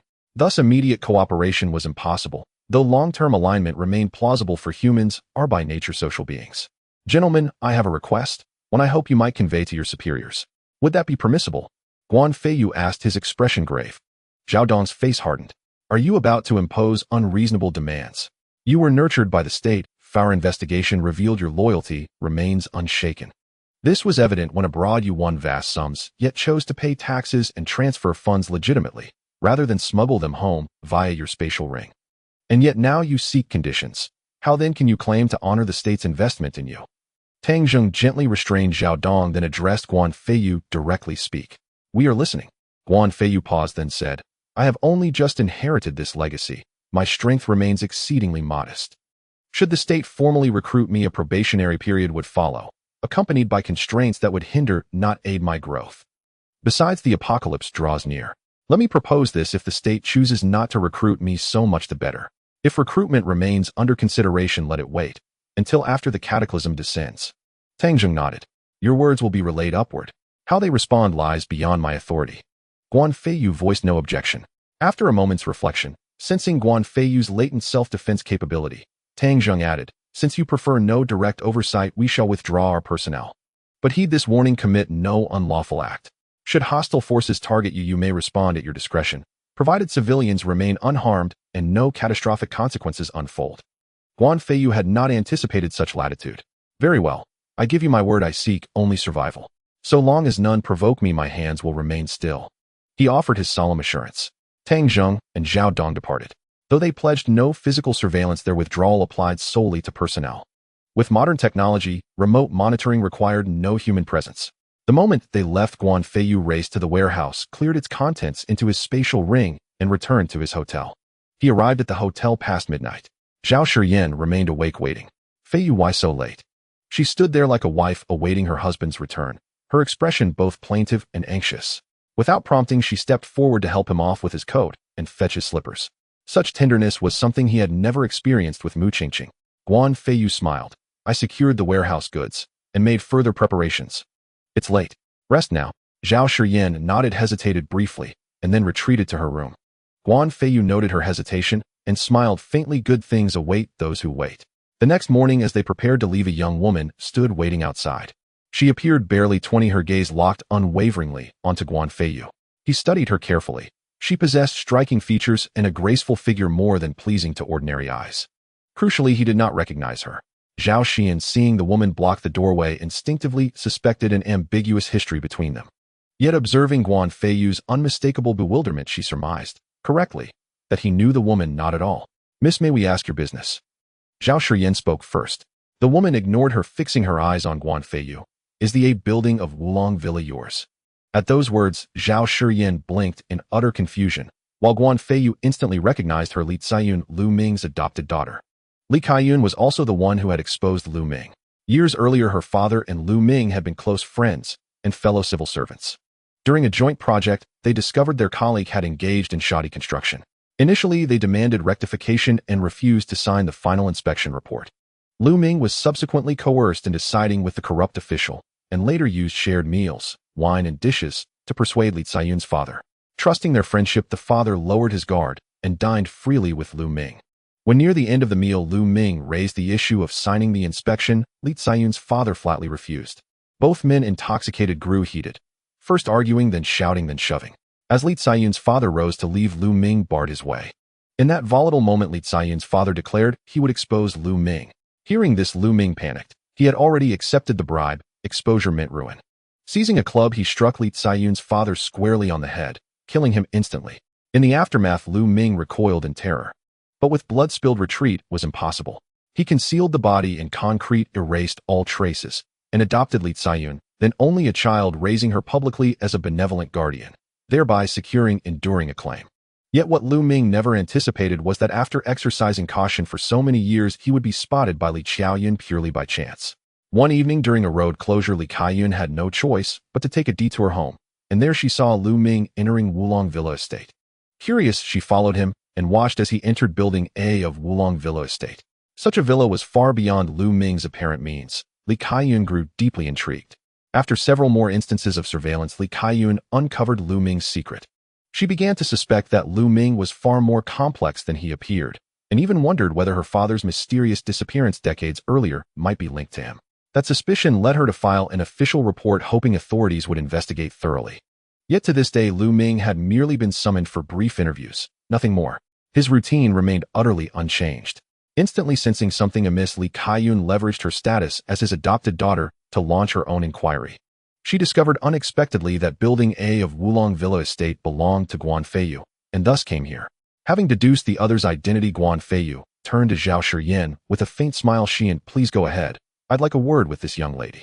Zhao Shiyin wore an expression of utter bewilderment, yet nodded silently, casting one last glance at Li Qiaoyun before stepping past her and walking away. Miss Li, if you don't mind, please come in and have a seat. Guan Feiyu smiled warmly. Li Qiaoyun studied him briefly, then followed him inside. No sooner had she taken a seat than she asked directly, why is Building A of Wulong Villa Estate registered under your name? Guan Feiyu responded with a serene, faint smile, I suspect what truly concerns you is your father's disappearance. At those words, Li Qiaoyun shot upright, her eyes wide with shock. She had never imagined that a single sentence from Guan Feiyu would strike so precisely at the heart of her deepest preoccupation. You know something about my father? After asking, she shook her head inwardly. Guan Feiyu appeared scarcely older than herself. How could he possibly know? Your father and Lu Ming were close friends. Years ago, he went to Lu Ming's residence for drinks and vanished without a trace. Li Qiaoyun nodded, but felt no particular surprise. Though seemingly obscure, the incident was still remembered by many locals from 2 decades past. Hearing of it was hardly extraordinary. What puzzled her was how he had mentioned her father before she'd even introduced herself. How did you know who I am? Li Qiaoyun asked, perplexed. I didn't, until you mentioned Wulong Villa Estate. Moreover, I also know you filed a formal report against Lu Ming and submitted certain evidence. But those photographs alone are insufficient to bring him down, Guan Feiyu added with a quiet smile. This time Li Qiaoyun was left utterly speechless. The fact that she had filed the report anonymously made it all the more astonishing. Even if she had used her real name, protective protocols would have ensured such sensitive information never reached an outsider. After a long pause, Li Qiaoyun fixed him with wary eyes. How did you find out? At that moment, she steeled herself for the worst. If Guan Feiyu served Lu Ming, revealing this knowledge to him would likely seal her fate. Given Lu Ming's current influence, he might well have her eliminated.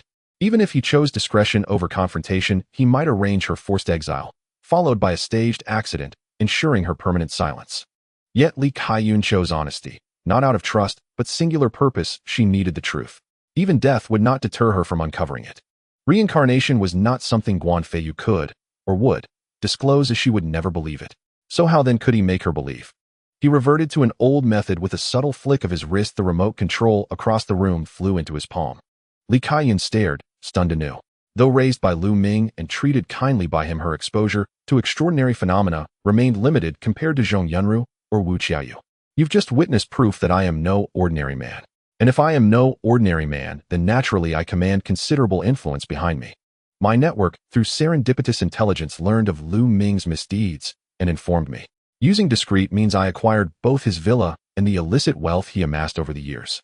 Guan Feiyu smiled faintly. Without that display of telekinetic mastery, Li Qiaoyun would have dismissed every word. But seeing the remote soar across the room left her no choice but to believe.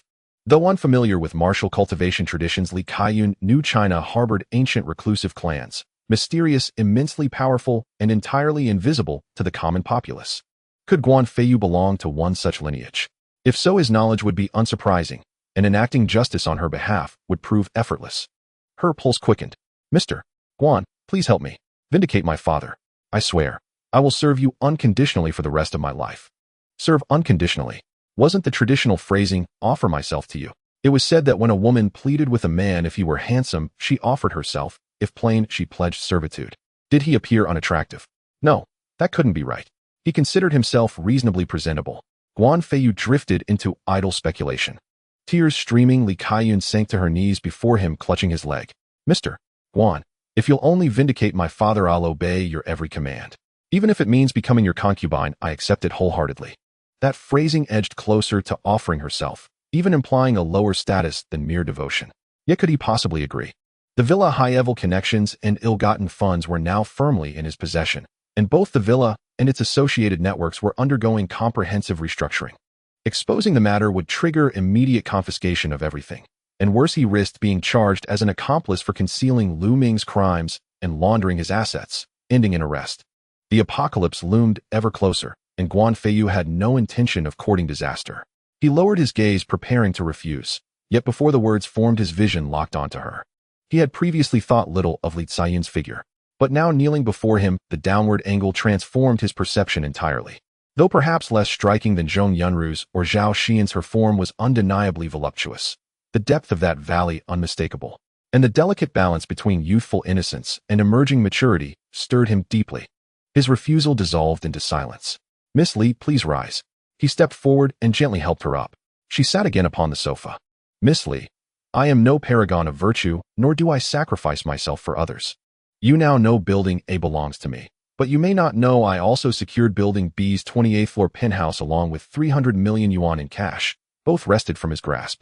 If I act on your behalf now, I'd effectively surrender everything I've gained. Tell me, would you do the same? At his words, her tear-streaked eyes hardened into glacial fury, as though he had committed some unspeakable atrocity against heaven and earth. So, you plan to tell him about me next? To have me silenced, preserving your secret? She spat venom, lacing every syllable. Guan Feiyu shook his head. I despise men like him profoundly, yet I require what he has given me, so for now I cannot move against him. If you choose to trust me, Miss Li, I offer you two paths. First, before months, and I will accompany you to kill Lu Ming. Second, if he survives 6 months, I will file a full verifiable report with the proper authorities. Or you may choose to exact vengeance yourself for your father's sake. Li Kaiyun had been weeping, whether from pleading or from rage, but now upon hearing her own words, she forgot even how to cry. What did you say? Kill someone? Li Kaiyun asked, disbelief trembling in her voice. In real life, as Lu Ming's adopted daughter, murder was something she had only ever heard about, not witnessed, let alone committed. To actually take a life herself? That remained unimaginably distant. Yet from Guan Feiyu's lips it sounded as ordinary as eating or drinking water. Guan Feiyu nodded. Exactly. It's entirely your choice. Li Kaiyun hastily waved her hands, panic edging her voice. No, no, no. I don't need him killed. Just let the law take its course. Given the gravity of Lu Ming's crimes, legal prosecution alone would ensure his demise. No personal intervention required. Very well, Guan Feiyu said. I'll take that as your selection of the second option. Agreed, Guan Feiyu smiled. Li Kaiyun quickly nodded in assent. Seeing her compliance, a quiet satisfaction softened his expression, until suddenly his brow furrowed. Miss Li, I suggest you pay close attention to your personal safety these days. Li Kaiyun had not yet recovered from Guan Feiyu's earlier words. Now this warning struck her like ice water. Instinctively terrified, she whispered, What's wrong? Guan Feiyu frowned. When I negotiated with Lu Ming for those materials, I told him, truthfully, that the informant was someone close to him. 2 months have passed. With his resources, he'll trace the source soon, perhaps even within days. And if he discovers it was you, even after raising you all these years, he won't spare you. Li Ziyun's face paled. Had this been spoken just weeks ago, she would have dismissed it outright, even refused to believe it on principle. After all, Lu Ming had treated her with exceptional kindness over the years. Yet recently, through covert investigation, she'd uncovered unsettling truths about him. If Lu Ming learned she had betrayed him, he would show her no mercy. Then what do I do? She stammered, eyes wide with fear fixed helplessly on Guan Feiyu. Guan Feiyu paused, then said calmly, If you trust me, stay here, for now. In half a month, even if he seeks revenge, he'll find no opening. Li Kaiyun blinked, puzzled. Why? Guan Feiyu offered no explanation, not the words he'd shared with Tang Zheng, nor anything else. Seeing his silence, she asked no further, only sensed a deep, enigmatic stillness about him. From that day onward, she remained in the presidential suite. Ample space meant no inconvenience. Over the next fortnight, Guan Feiyu worked relentlessly, collecting supplies each night, receiving deliveries from major restaurants, and restocking his spatial ring. Though the ring held near-infinite reserves, Guan Feiyu felt perpetually unprepared, like a man whose bank account swells endlessly yet never feels sufficient. So he kept acquiring, buying, hoarding, reinforcing, driven by the gnawing certainty that unused resources were wasted resources. Zhao Shiyin, observing these 2 weeks, began to sense something profoundly unusual. No matter how much arrived each day, it vanished by dawn. Yet she saw no sign of movement, no trace of transport. Still, she never questioned Guan Feiyu, not once. The following day, Wang Qian called. The villa and the penthouse renovation were complete, ready for inspection. Guan Feiyu departed immediately. To him, shelter mattered as much as food. Without sustenance, survival in the apocalypse was impossible. Without secure, thermally insulated refuge, death was inevitable. Wang Qian greeted him at the villa and launched into his report. Mr. Guan, per your specifications, we replaced the main entrance with a vault-grade door, identical to those used in top-tier bank security facilities.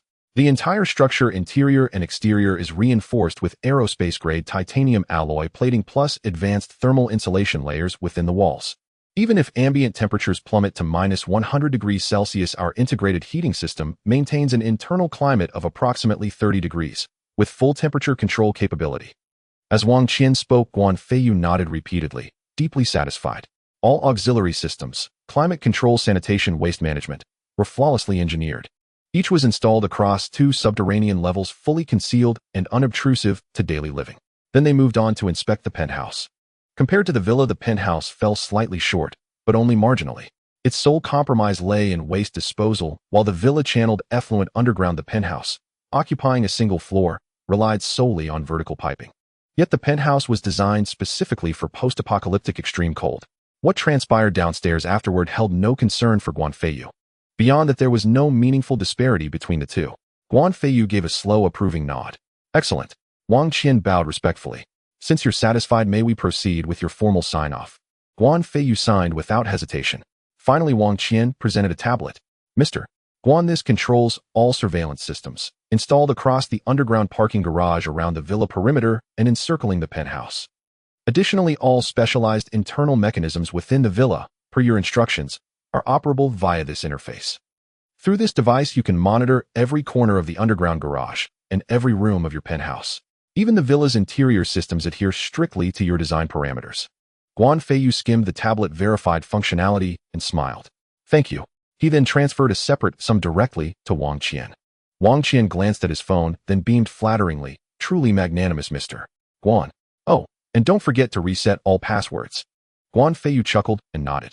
Once Wang Qian departed, he changed every access code, then conducted a meticulous sweep of the premises, verifying integrity at every point. Satisfied all was secure, he phoned Zhao Shiyin and Li Ziyu, instructing them to pack for relocation. Li Kaiyun raised no objections. Zhao Shiyin replied she was unloading the final shipment. Guan Feiyu, already aware, made no further demand. For the coming fortnight, Guan Feiyu resolved to rest, to recalibrate mind and body before the cataclysm. But as dusk bled into night, Zhao Shiyin failed to return. His expression darkened. By schedule, she should have arrived long ago. Then he would depart to retrieve the goods. Tonight, however, time stretched thin, and still she remained absent. He dialed her number again. A stranger's voice answered. Mr. Guan, your woman is in my custody. If you wish her to live, come alone to the East City scrapyard, within 30 minutes. Otherwise, prepare to bury her. The line went dead. Guan Feiyu's mind snapped into clarity. The arms dealers, Tang Zheng and Zhao Dong, had warned him. Yet in his relentless focus, he'd forgotten. Worse, he detected no tail. Now it was clear they hadn't followed him. They'd fixated on her. Rage surged, cold, absolute, incandescent. If you seek death, so be it. Li Kaiyun watched Guan Feiyu's fury and instantly knew something had gone terribly wrong. What happened? Consumed by rage, Guan Feiyu barked. Shiyin has been captured. I'm leaving to rescue her immediately. Gather your things, but do not leave the room. I'll bring Shiyin back first, then return for you. Li Kaiyun nodded anxiously, her voice trembling with concern. Be careful. Your safety is paramount. Over the past half-month, Li Kaiyun had lived side by side with Guan Feiyu and Zhao Shiyin, and she'd come to regard Guan Feiyu as an exceptionally admirable man. Judging by her estimation of his strength, had he harbored any ill intent toward them, they would have stood no chance of resistance. Yet he treated them with unwavering respect, never once overstepping a single boundary. Indeed, Li Kaiyun sensed that Zhao Shiyan had already fallen deeply for Guan Feiyu, so much so that even the slightest advance from him would be met with eager acceptance. Yet Guan Feiyu made no such move. Li Kaiyun refused to believe he'd failed to perceive Zhao Shiyan's feelings. Still, she could not fathom his restraint. Could it be that Guan Feiyu suffered some unspoken masculine affliction? Unaware of Li Ziyun's private musings, Guan Feiyu, if ever apprised, would surely feel compelled to offer irrefutable proof of his full virility. Emerging from the hotel, Guan Feiyu hailed a taxi and sped toward the derelict ironworks on the city's eastern fringe, a place he knew well, for it was here that Lu Ming's fortune had once lain hidden. Just as he began scanning the perimeter, his phone rang again. Seeing Zhao Shiyan's name flash on the screen, Guan Feiyu knew he was already being watched. He answered. A voice commanded, "Come to the central workshop." Without hesitation, Guan Feiyu located the structure and strode inside. Inside sprawled a chaotic tangle of rusted machinery and discarded steel beams. At the heart of the cavernous space stood 5 figures. One bound and gagged Zhao Shiyan. Others lurked in concealment nearby. Though unseen, their presence pressed palpably upon him. So near their breaths were almost tangible. Zhao Shiyan's mouth was sealed, yet at the sight of Guan Feiyu, she shook her head frantically, pleading with desperate urgency for him to flee. Relieved to confirm her safety, Guan Feiyu exhaled deeply, then fixed the 4 men before him with a gaze like frozen lightning. Release her, now. Guan Feiyu, the leader, sneered. You dare commit treachery among thieves and slaughter so many of our brothers. I suspect you also took the cash and gold. Guan Feiyu offered no denial. You're correct, it was all me. But tell me, have you ever considered how I managed it? Zhao Shiyan stared bewildered, utterly lost in their cryptic exchange. Fury flared across their faces, yet swiftly gave way to uneasy reflection. They'd long puzzled over how Guan Feiyu had accomplished such feats without a whisper of warning. Assassinating John and his men. Conceivable. But how had Guan Feiyu spirited away their hidden arsenal and their fortune without triggering a single alarm? A frontal assault they could comprehend. But this silent infiltration defied reason entirely. Such vast quantities of weapons and wealth could not possibly be carried off by one man alone. Yet if others had aided him, they would surely have detected them. Seizing their momentary distraction, Guan Feiyu unleashed blinding speed, flashing forward to shield Zhao Shiyan with his body. The moment they realized their peril, they reached for their guns, only for Guan Feiyu to hurl razor-sharp projectiles from his palm, each striking true, piercing skulls with lethal precision. In the same breath, he swept Zhao Shiyan into his arms and darted behind a hulking piece of abandoned machinery. With a subtle surge of spiritual energy, he severed her bonds. Shiyan, stay here. I'll end this. The instant Guan Feiyu moved, the hidden assailants burst forth. Yet his speed outstripped their reflexes. They never even drew their weapons. By the time they regained their footing and aimed, Guan Feiyu and Zhao Shiyan had vanished behind cover. As the enemies scanned the shadows, Guan Feiyu became a phantom, darting between them, flinging small, precise objects that struck flesh or skull alike, each impact ending a life. Those projectiles, thumb-sized stones. He chose them deliberately to conceal the true depth of his cultivation. Stones left no trace of spiritual energy. Should Tang Jing's investigators later arrive, they would deem Guan Feiyu merely skilled, not transcendent. And should conflict erupt, his hidden strength would remain his ultimate safeguard. Nor did he wield a firearm, not only to avoid exposure, but because these stones had been gathered casually as he stepped from the taxi, still plentiful in his pocket. Within moments, the surrounding threat was extinguished, yet Guan Feiyu remained vigilant, senses coiled tight. His arrival at the gate had coincided precisely with that call, and the caller had named the location outright. Someone was watching from above, perhaps even armed with a sniper rifle.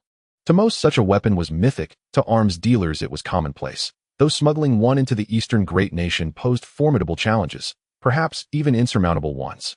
Yet Guan Feiyu dared not gamble. Whether or not such a rifle had breached the border, he moved with extreme caution, uncertain whether his nascent Qi refinement level 1 would grant him the split-second reflexes or resilience to survive its bullet. Then, an unexpected sound. 2 figures entered from outside. One was unmistakable Tang Zheng. To ordinary eyes, the dimness would have rendered them invisible, but Guan Feiyu, a cultivator, saw with preternatural clarity. The moment Guan Feiyu emerged, Tang Zheng and his companion instinctively assumed defensive stances, then relaxed upon recognition, their gazes sweeping the carnage around them. Bodies lay strewn everywhere, nearly 20 in all. Tang Zheng's companion gasped, stunned. Did you do all this? As they drew nearer, Guan Feiyu's sharp eyes had already taken in every detail of the woman before him. She was comely, just over 5 feet 3 inches tall, petite and delicate. Her figure constrained by tight clothing revealed little, though perhaps that was simply her natural form. Beautiful though she was, Guan Feiyu instinctively dismissed her as flat-chested, and thus unworthy of his attention. Noticing his silence, Tang Zheng hastened to mediate. Mr. Guan, this is my colleague Su Xiao. We arrived so swiftly thanks to her. She excels in martial arts and is a prodigy in cyber operations. Guan Feiyu understood instantly the warehouse's surveillance network had fallen to her intrusion. Tang Zheng then voiced Su Xiao's unspoken question. Mr. Guan, did you kill them all? Guan Feiyu nodded. Yes, every last one. All foreign operatives. Tell me, how did you know to come here? Su Xiao glared with fury. Guan Feiyu had remained silent when she asked him, but answered every question from Tang Zheng without hesitation. This ignited the indignation of the inexperienced young woman. Was Guan Feiyu looking down on her? Zhao Dong approached at that moment. The person hiding in the shadows has been dealt with. Guan Feiyu now realized the earlier unusual sound had been produced when Zhao Dong eliminated that concealed adversary. Tang Zheng nodded, then turned to Guan Feiyu with a faint smile. Actually, we owe this entire operation to Xiao. We knew these individuals intended to enter the country, but deliberately let them pass, intending to apprehend them all at once in an optimal location. Later, Xiao discovered their arrival in Jinling, and that they were tailing your girlfriend. At once we realized they likely planned to strike against you. Finally, Xiao located your girlfriend's abduction and pinpointed this very place. We never expected you'd neutralize them so swiftly. Guan Feiyu had not anticipated such a sequence of events. Yet he responded modestly. I must thank you all. Without your intervention, tracking down the hidden assailant would have taken me considerably longer, and unforeseen complications might well have arisen. At that moment, Zhao Shiyan emerged as well. Su Xiao fixed Guan Feiyu with a grim expression. According to our intelligence, these individuals are mercenaries from Yingjiang country, engaged not only in arms trafficking, but also other illicit activities. How exactly did you provoke them? Tang Zheng and Zhao Dong likewise turned their gaze toward Guan Feiyu. Ordinary citizens would never cross paths with such people. Yet these operatives had clearly come with lethal intent directed solely at him. To claim no prior connection existed between them would be an outright insult to Tang Zheng's intellect. Yet Guan Feiyu could hardly reveal the truth. If he did, Tang Zheng and his team would undoubtedly demand he surrender all the seized weaponry. A thought flashed across Guan Feiyu's mind, and he instantly formulated a plausible explanation. After arriving in Yingjiang country, I naturally wished to experience the allure of firearms firsthand. As you know, such opportunities are virtually impossible back home, but there it's remarkably straightforward. This justification proved acceptable to Tang Zheng and the others. Indeed, many nationals traveling abroad did precisely that upon visiting Yingjiang. Unexpectedly, an employee at that gun shop behaved inappropriately toward a fellow compatriot, a woman. Unable to stand by, I intervened decisively. The incident seemed resolved, until they later sent armed men after me. Under those circumstances, I could not allow my nation to lose face, thus I eliminated them. Guan Feiyu adopted the air of a humble benefactor who performed good deeds without seeking recognition. But Tang Zheng was not so easily misled. Where are the bodies? Hearing this question, Guan Feiyu inwardly groaned. This is disastrous. The corpses remained in Zhang country, alongside several individuals from the Yingjiang warehouse. All those bodies lay together. If Tang Zheng learned their identities, he would immediately connect them to the Yingjiang warehouse affair, and very likely deduce that Guan Feiyu himself was responsible for the missing supplies across multiple nations. But could he simply remain silent? Smith and his associates, the arms dealers, were almost certainly already wanted internationally. Once Tang Zheng identified the corpse's fabrication would become impossible. After all, the warehouse personnel and Smith syndicate were entirely unrelated groups. As the saying goes, one lie demands countless others to conceal its cracks. After careful deliberation, Guan Feiyu resolved to take a calculated risk, or if necessary resort to outright evasion. I left the bodies on an inconspicuous beach in Zhang country. Given how Yingjiang and Zhang country routinely conspire to bully us, I felt compelled to sow discord between them, to trouble them, and perhaps even deepen their mutual suspicion. Guan Feiyu donned the earnest expression of a patriotic youth. Yet Tang Zheng stared unblinkingly, clearly unconvinced. Very well. From now on, exercise greater caution. I doubt they'll abandon their vendetta so easily. Having departed outside, Su Xiao fumed. Team leader Guan Feiyu is no paragon of virtue. He's plainly withholding the truth.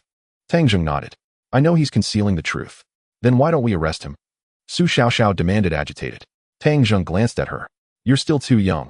How can you fail to grasp so fundamental a principle? Intelligence from Yingjiang, corroborated by our own agents, confirms that the arms dealers' corpses were found alongside those of the missing warehouse personnel from Yingjiang. Thus, whatever transpired between Guan Feiyu and those arms dealers was far more complex than his simplified account suggests.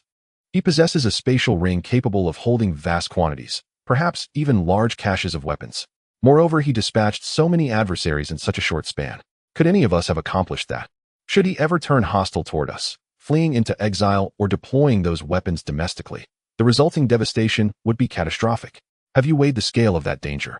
Su Xiaoxiao's expression darkened, but she acknowledged Guan Feiyu's formidable strength. And Tang Zheng's reasoning held weight. Guan Feiyu's extraordinary power coupled with his restraint and courtesy toward them indicated a deliberate unwillingness to sever ties with the state. Tang Zheng continued, moreover, the fact that two entirely unrelated parties, the arms dealers and the warehouse staff, share the same final resting place strongly implies Guan Feiyu orchestrated the warehouse incident as well. Yet we lack concrete evidence. Su Xiaoxiao clenched her fists, her face etched with fury and helplessness. Consider this from another angle. All his actions, and the acquisition of those materials, took place overseas, never within our borders. This suggests he seeks neither to harm our citizens nor incite domestic panic. That alone marks him as patriotic. Furthermore, I've conducted thorough background checks. He possesses solid moral character and poses no threat to us. There's no imperative to pursue him relentlessly. I assure you, should you arrest him and news of his overseas exploits reaches the public, the people won't condemn Guan Feiyu. They'll denounce us instead. Tang Zheng offered a wry smile. Su Xiaoxiao sighed in resignation. As a citizen of this Eastern great power, she understood deeply how her people judged heroes, not by victory or defeat, but by integrity and moral stature. Had Su Xiaoxiao occupied no official position, but stood merely as an ordinary citizen, she might well have admired Guan Feiyu's audacity. Tang Zheng shook his head. Therefore, the wisest course is to look the other way. Push him too far, and he may come to resent our nation itself, turning his formidable abilities against us. Should the truth ever surface, our casualties would evoke no public sympathy, for the people would deem Guan Feiyu justified, and us grievously mistaken. Moreover, he has committed no act harmful to our nation. Those he killed were themselves threats to our citizens abroad, making his actions in effect beneficial to us. Su Xiaoxiao fell silent. Her anger dissipated. She understood more acutely than most that her fellow countrymen abroad walk safely because unseen hands bear crushing burdens on their behalf. Even if Guan Feiyu acted partly from self-interest, his deeds nonetheless relieved some of that immense weight borne by those guardians. Tang Zheng furrowed his brows slightly and said, "There is one more thing you might not know. The higher-ups have carefully analyzed the information he provided and discovered that it won't be long before there will be significant changes in the global climate. Therefore, the country has already begun to make some preparations, and perhaps soon this world will undergo a great transformation. Since he knows about this matter, he might help our country at least assist some people, which can be seen as alleviating the nation's worries." At this moment, Su Xiaoxiao felt curious about Guan Feiyu. "Captain, you are right, but I still feel a bit uneasy. I've decided to keep an eye on him. I've heard that he has finished renovating his house in the Wulong Villa community. I plan to go there. What do you think?" Su Xiaoxiao said. Tang Zheng glanced at Su Xiaoxiao, knowing that her words were merely excuses. Deep down, she probably still felt a bit unsatisfied, but her intention to watch over Guan Feiyu was likely genuine. Moreover, it is indeed necessary for someone to keep an eye on Guan Feiyu, so Tang Zheng nodded in agreement. Guan Feiyu looked at Zhao Shiyan and asked with concern, "Shiyan, are you all right?" Seeing the genuine concern in Guan Feiyu's eyes, Zhao Shiyan could no longer control her emotions and hugged him, crying, "I'm fine." Guan Feiyu gently patted her back and smiled reassuringly. "All right, since you're fine, let's go home." Zhao Shiyan pulled away from his embrace and asked, "Can I be your girlfriend?" Guan Feiyu was taken aback. He did not expect Zhao Shiyan to suddenly say such a thing at this moment. Zhao Shiyan thought Guan Feiyu was concerned about her previous marriage and quickly replied, "Even if I can only be a secret girlfriend, I am willing." Guan Feiyu then realized, but he was surprised that Zhao Shiyan was even willing to be a secret girlfriend. How about being a public girlfriend instead, eh? Guan Feiyu gently caressed Zhao Shiyan's face and smiled. Upon hearing this, Zhao Shiyan's face lit up with a happy smile as she leaped into his embrace. After a moment, Guan Feiyu patted Zhao Shiyan's shoulder and said, "All right, let's go back to the hotel to pack our things. We're moving now?" Zhao Shiyan nodded, holding onto Guan Feiyu's arm as they walked out. However, Guan Feiyu felt an unusual comfort. Because Zhao Shiyan was holding onto Guan Feiyu's arm quite tightly, and her certain features were undoubtedly substantial, his arm inevitably endured some friction. Guan Feiyu had never enjoyed such a peculiar sensation before. Yet Zhao Shiyan seemed either unaware or unconcerned, continuing to hold him tightly. As for the bodies, Tang Zheng did not care. Even a glance from Guan Feiyu was considered a loss. The two returned to the hotel, where Li Kaiyun was pacing back and forth, and upon seeing them, she was overjoyed. Are you both all right? Seeing Zhao Shiyan tightly clinging to Guan Feiyu's arm, Li Kaiyun felt an inexplicable discomfort in her heart. Guan Feiyu smiled. Don't worry, Shiyan is fine. All right, Shiyan, you should go pack your things quickly. Zhao Shiyan nodded reluctantly, letting go of Guan Feiyu's arm, and entered the room to quickly pack her belongings. Although it was night, Guan Feiyu still took both of them to check out, then took a taxi back to the villa overnight. Upon entering the villa, the two women looked around in disbelief at everything. Although Zhao Shiyan was not particularly short of money, she had never seen such a luxurious room. Li Ziyun, though the adopted daughter of Lu Ming, who was also the deputy city lord, had never encountered such a room either. Even though she had previously investigated Lu Ming secretly, Li Kaiyun had never been inside.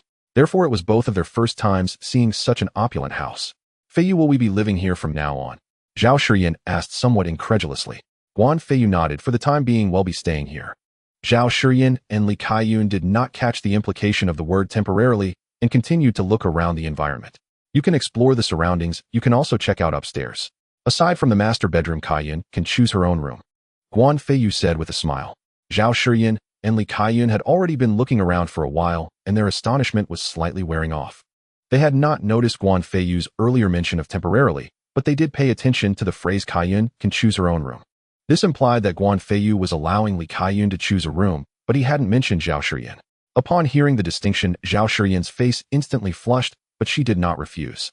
Li Kaiyun also understood the implication and was momentarily taken aback before her expression shifted to a smile. Feiyu, are you and Shiyan together? She said this, but only she knew the emotions brewing within her heart, a taste known as bitterness. Zhao Shiyan's face turned even redder at being called out, and she shyly buried herself in Guan Feiyu's embrace, not daring to look at Li Kaiyun. Guan Feiyu chuckled. All right, Ziyan, you should go choose your room. Li Kaiyun glanced at Zhao Shiyan and said sourly, okay, then you two carry on. After speaking, Li Kaiyun went upstairs and randomly chose a room. Guan Feiyu took Zhao Shiyan upstairs and entered the master bedroom. The master bedroom was designed as a suite featuring a massive bed large enough for 3 or 4 people to lie down comfortably in the center, surrounded by bedside tables and other furnishings. There were 2 doors on the side, presumably leading to a walk-in closet and a bathroom. Zhao Shiyan looked at Guan Feiyu nervously. Guan Feiyu could tell that Zhao Shiyan had only impulsively suggested being his girlfriend in her excitement. However, to say she was ready to give herself to him, she likely was not prepared yet. Guan Feiyu smiled. All right, go wash up, let's talk about some matters when you're ready. Zhao Shiyan did not expect Guan Feiyu to say such a thing at this moment. Embarrassed, she nodded and went into the bathroom, taking a shower and changing into a bathrobe before coming out. Guan Feiyu cursed, inwardly wondering why he hadn't prepared sleepwear for Zhao Shiyan. He had collected so many items, including various clothing from underwear to outerwear and numerous outfits of all sizes, even some intimate items. Wait a minute, when the two came up just now, it seemed that Zhao Shiyan hadn't brought anything with her. This meant that beneath the bathrobe, Zhao Shiyan was truly bare. Although Guan Feiyu had promised Zhao Shiyan to give her time, it wouldn't be bad to take a look. Seeing Guan Feiyu's excited expression, Zhao Shiyan's face turned red once more. Feiyu, could you turn around for a moment? Zhao Shiyan said shyly. Guan Feiyu instinctively replied, okay, I'll turn around. After saying that, Guan Feiyu indeed turned his head to the other side. Zhao Shiyan quickly got onto the bed, took off her bathrobe, and covered herself with a blanket. I'm all right, Feiyu, you can turn off the light now, Zhao Shiyan said bashfully. Guan Feiyu obediently turned off the light, and the room instantly fell silent, but both of them knew that neither was asleep. After an unknown amount of time, Zhao Shiyan whispered, Feiyu, are you asleep? Guan Feiyu replied with an but this sound was much louder than before, indicating that he was not asleep. Zhao Shiyan hesitated for a moment before finally saying shyly, if you really can't hold back, I'm okay with it. Guan Feiyu did not expect Zhao Shiyan to say such a thing. At this moment, if he were to still pretend to be a gentleman, he would not be a man at all. Of course, Guan Feiyu did not forget the Huangdi Neijing and immediately began to circulate its teachings, performing a swift roll. The sound lasted for an unknown duration before finally settling into silence. Zhao Shiyan had fallen asleep, whether from exhaustion or fainting it was unclear. Meanwhile, Guan Feiyu was exceptionally spirited. Although he was lying down, he quickly absorbed a surge of power, transforming it rapidly into spiritual energy that filled his entire being. After an unknown period, Guan Feiyu felt himself directly breaking through to the second layer of qi refinement. He never imagined that in just one instance he would achieve this breakthrough, likely owing to his years of diligent cultivation. Although the enhancement at that moment was not significant, there was still considerable progress made during the flight. Additionally, Zhao Shiyan's involvement was her first, which undoubtedly contributed greatly. It seemed that he would have to rely on women to elevate his realm and strength in the future. However, even in apocalyptic times, not just anyone could assist him in his cultivation. Whether it was the first time or not was irrelevant. What mattered were the character appearance and physique, which must be scrutinized rigorously. Soon dawn broke, heralding a new day. Looking at Zhao Shiyan, who was still asleep from fatigue, Guan Feiyu's face revealed affection. After rising and washing up in the bathroom, Guan Feiyu went downstairs and waved his hand, conjuring various breakfast items. For Guan Feiyu, cooking was an impossibility. It would never happen in this lifetime. Previously, he had ordered a variety of breakfasts calculated per head, and there were at least 100,000 servings in his spatial ring. After an unknown period, Li Kaiyun came downstairs first. "You woke up quite early," she remarked, casting Guan Feiyu a slightly displeased and pitiful glance. Guan Feiyu was taken aback, unable to understand the expression on Li Kaiyun's face. In truth, Li Kaiyun had tossed and turned all night, unable to sleep. On one hand, she was envious of Zhao Shiyan being with Guan Feiyu. On the other hand, she was curious about what the two were doing together. Yet throughout the night, she heard not a single sound. She even pretended to go to the bathroom, passing by the master bedroom, but there was still no sound. Little did Li Kaiyun know the villa was soundproofed, and each room had been specially treated. Having spent so much money, if the soundproofing were poor, Guan Feiyu would have been able to tear down the security company. Therefore, even if Zhao Shiyan shouted at the top of her lungs, Li Kaiyun would probably not hear her. However, Li Kaiyun felt that Guan Feiyu must have some unspeakable male troubles, and she pitied Zhao Shiyan. At that moment, Zhao Shiyan, looking weary, came downstairs. Li Kaiyun looked at Zhao Shiyan with a peculiar expression. Zhao Shiyan appeared exhausted, her walking posture somewhat awkward, and most importantly, there seemed to be a different feeling on her face. This feeling was something Li Kaiyun could not articulate at that moment. Guan Feiyu paid no mind to Li Kaiyun and instead smiled at Zhao Shiyan, saying, "Shiyan, come eat breakfast." When Zhao Shiyan and Li Kaiyun finally noticed, they were astonished to see that Guan Feiyu had prepared a whole table of breakfast. Not to mention the three of them, even 10 people would struggle to finish it. "Feiyu, why did you prepare so much breakfast?" Zhao Shiyan asked in surprise. Guan Feiyu smiled, saying, "You worked so hard last night, so I naturally prepared more. After all, I didn't know what kind of breakfast you liked before, so I thought having more options would surely include something you enjoy." Hearing Guan Feiyu mention last night, Zhao Shiyan's face turned even redder. A wave of happiness surged within her, feeling cared for. However, recalling what had happened the previous night, she felt that Guan Feiyu was not quite human. Rather than saying she fell asleep from exhaustion, it was more accurate to say she fainted. At this thought, Zhao Shiyan shot Guan Feiyu a fierce glare. Guan Feiyu, feeling awkward, said, "Let's eat first." Li Ziyun, overhearing their conversation and observing their expressions, sensed she might have misjudged something. The three of them ate breakfast, and Li Kaiyun volunteered to take care of the cleanup. After all, this was Guan Feiyu's house, and Zhao Shiyan was now his girlfriend. As an outsider, she was only hiding here to evade Lu Ming's revenge. It felt inappropriate not to contribute. Once Li Kaiyun finished tidying up, she found Zhao Shiyan lying in Guan Feiyu's embrace, which made her feel somewhat awkward. Suddenly, Guan Feiyu said, "Ziyan, come take a look at this list. What do you think we might be missing on this list if we were to cut ourselves off from the world?" Li Kaiyun had intended to return to her room, but upon hearing this, she felt curious and took over the lengthy list, which was longer than foot-binding cloth, to examine it closely. After less than 3 minutes, Li Kaiyun frowned and said, "Feiyu, this list is quite detailed, but according to your description of being cut off from the world, shouldn't we consider the issue of falling ill?" Upon hearing this, Guan Feiyu slapped his forehead, realizing how he had forgotten the most crucial medicines. In the extreme cold apocalypse, fevers and colds were commonplace. Without medicine, it could very well lead to death. While he might not need it due to practicing Huangdi Neijing, others certainly did. He immediately checked his spatial ring and discovered that among the items he had acquired from various warehouses abroad, there were indeed some medicines and even some medical equipment, including large-scale medical devices. However, the labels on the medicines were all in foreign languages, most of which he could not comprehend. Guan Feiyu had learned before, but after so many years without practice, he had forgotten most of it. Moreover, there were many specialized terms that made it even more confusing. "Ziyan, how did you notice the lack of medicines at a glance, while neither Zhao Shiyan nor I did?" Guan Feiyu inquired with curiosity. Li Kaiyun smiled and replied, "I am studying medicine and currently pursuing my graduate degree. It's just that I haven't attended school lately due to recent events." Guan Feiyu could scarcely believe that Li Kaiyun was studying medicine. It was well understood that in an apocalypse, doctors were among the most crucial talents. Even though many women suffered humiliation during the apocalypse, generally no one dared to target doctors. In the apocalypse, injuries and illnesses were common occurrences. Offending a doctor could result in losing one's life at a critical moment. "Do you have any connections to procure various medicines in large quantities?" The more the better, get as many as you can. Guan Feiyu looked at Li Kaiyun with hopeful eyes. With about 10 days left until the apocalypse, if he went abroad to acquire medicines, any unexpected incidents could prevent him from returning. If he attempted to do so domestically, it was likely that the state would take him away after he finished. Li Kaiyun hesitated and said, although medicines seem innocuous, they are definitely regulated items. If we purchase too much, it will certainly attract attention. And without a reasonable explanation, we would be in trouble. Guan Feiyu understood this well, which was why he hadn't suggested buying directly, but asked if Li Kaiyun had any connections. Hearing Li Kaiyun's words, Guan Feiyu's brows furrowed instantly. After a moment's hesitation, Li Kaiyun said, if you really need a large quantity of various medicines, you could acquire a pharmacy. I can find someone to help you purchase them in bulk. That might work. Hearing this, Guan Feiyu's eyes lit up. He immediately took out his phone and called Tiger, speaking in an assertive tone. Tiger, I don't care what method you use, but buy me a pharmacy before noon. Size does not matter, but it must be secured before noon. The Tiger on the opposite side had never heard Guan Feiyu speak in such a tone and quickly agreed. By noon, the pharmacy was renamed. Li Kaiyun immediately called a classmate who was pursuing her and mentioned buying various medicines and essential medical supplies for the family.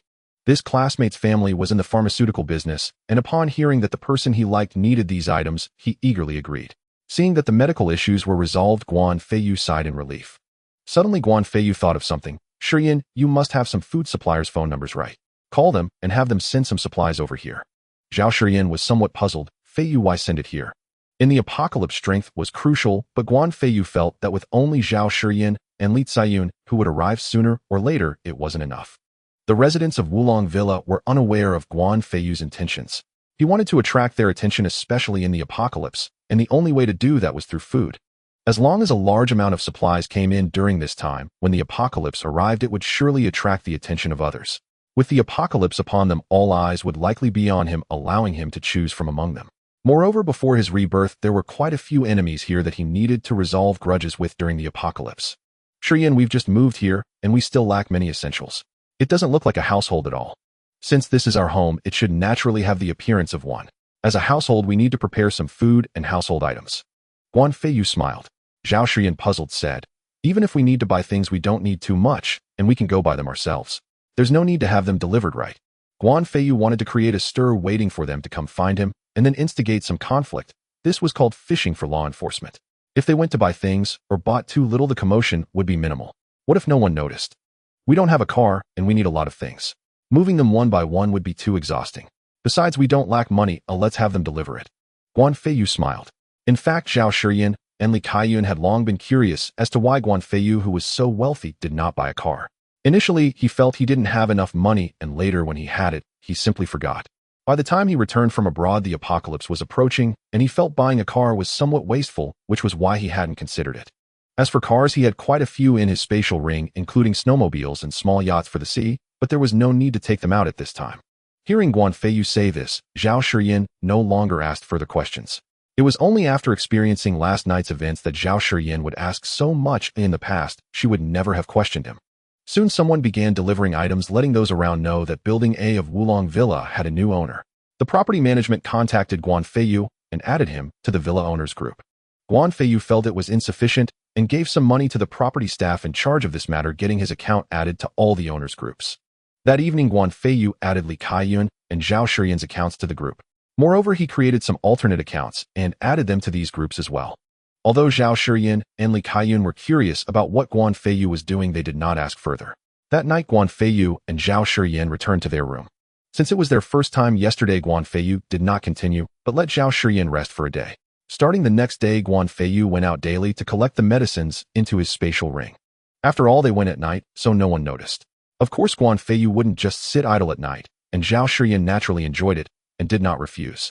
In the blink of an eye, only one day remained before the apocalypse. Guan Feiyu called Li Kaiyun and Zhao Shiyan over. Ziyan, I'm going to ask you one last time, do you still stand by your choice from a month ago? Guan Feiyu's expression was serious. Li Kaiyun was taken aback for a moment, then immediately understood that Guan Feiyu was referring to Lu Ming. Initially, Guan Feiyu had given her two choices, or rather three. One was to have Guan Feiyu eliminate Lu Ming by the end of the month. The second was to report truthfully after half a year, and the third was to take the chance to seek revenge herself. She had never considered taking revenge herself, nor had she thought of letting Guan Feiyu act. She only hoped that Guan Feiyu would help her report after half a year. Unexpectedly, Guan Feiyu brought up this matter again today. Moreover, seeing his serious expression made her realize that this was her last chance. Zhao Shiyan did not understand what the two were discussing as Guan Feiyu and Li Kaiyun had not spoken to her about this matter. Likewise, Zhao Shiyan had not detailed the specifics of how Guan Feiyu saved her, nor had she mentioned anything about killing. Li Kaiyun thought for a long time before finally saying, "I still stand by my original choice." Guan Feiyu smiled. "Since you have chosen this, I hope you do not regret it. All right, let's go to sleep. Remember sleeping tomorrow, but no one is allowed to go out in the middle of the night. It'll take you to witness history." The two looked puzzled, not understanding what Guan Feiyu meant, only sensing a mysterious and expectant expression on his face. That night, Guan Feiyu rarely did anything and instead had a good sleep. He truly slept in, only getting up around noon. On the contrary, Zhao Shiyan and Li Kaiyun woke up very early thinking about Guan Feiyu's words about witnessing history. When Guan Feiyu got up at noon, Zhao Shiyan and Li Kaiyun curiously asked Xiao Bili what history they would witness. Did they need to watch television? Guan Feiyu said nothing. Until the evening, he did not bring out anything particularly good, but instead prepared his favorite grilled meat. However, there was plenty of food, and all were top-quality ingredients. Although it was relatively simple dining, the cost of the table of ingredients was not lower than that of a banquet. In the end, Guan Feiyu also brought out 2 bottles of top-tier red wine. As for how much they cost, Guan Feiyu did not know, as he was not knowledgeable about that. Zhao Shiyan and Li Kaiyun were surprised to find that this bottle of red wine was Lafite. Although it was not the 1982 vintage, it was still over 10 years old, and clearly such a bottle was not cheap. They were somewhat puzzled as to how Guan Feiyu had obtained this bottle of wine. After all, their villa had never had this bottle before. Looking at the time, it was already 10 o'clock in the evening. Zhao Shiyan and Li Kaiyun watched Guan Feiyu busily and were equally puzzled. It was so late, and they were still having grilled meat. What was going on? Weren't they supposed to witness a miracle? Guan Feiyu smiled. "Come sit down and eat together." Although the two had little interest since Guan Feiyu had said, so they naturally wouldn't refuse. Guan Feiyu began placing Wagyu beef, seafood, and various ingredients on the grill, and without waiting for the two, he dipped his food in sauce and started eating, occasionally sipping some wine. Zhao Shiyan and Li Kaiyun hardly ate much, merely keeping Guan Feiyu company. However, they noticed that Guan Feiyu frequently checked the time. At 11:30, Guan Feiyu raised his wine glass and walked to the window, looking outside with a deep gaze, saying, "Let me tell you a story." "Tell a story. Are you eating barbecue in the middle of the night just to tell a story? Wait, didn't you say you were witnessing history?"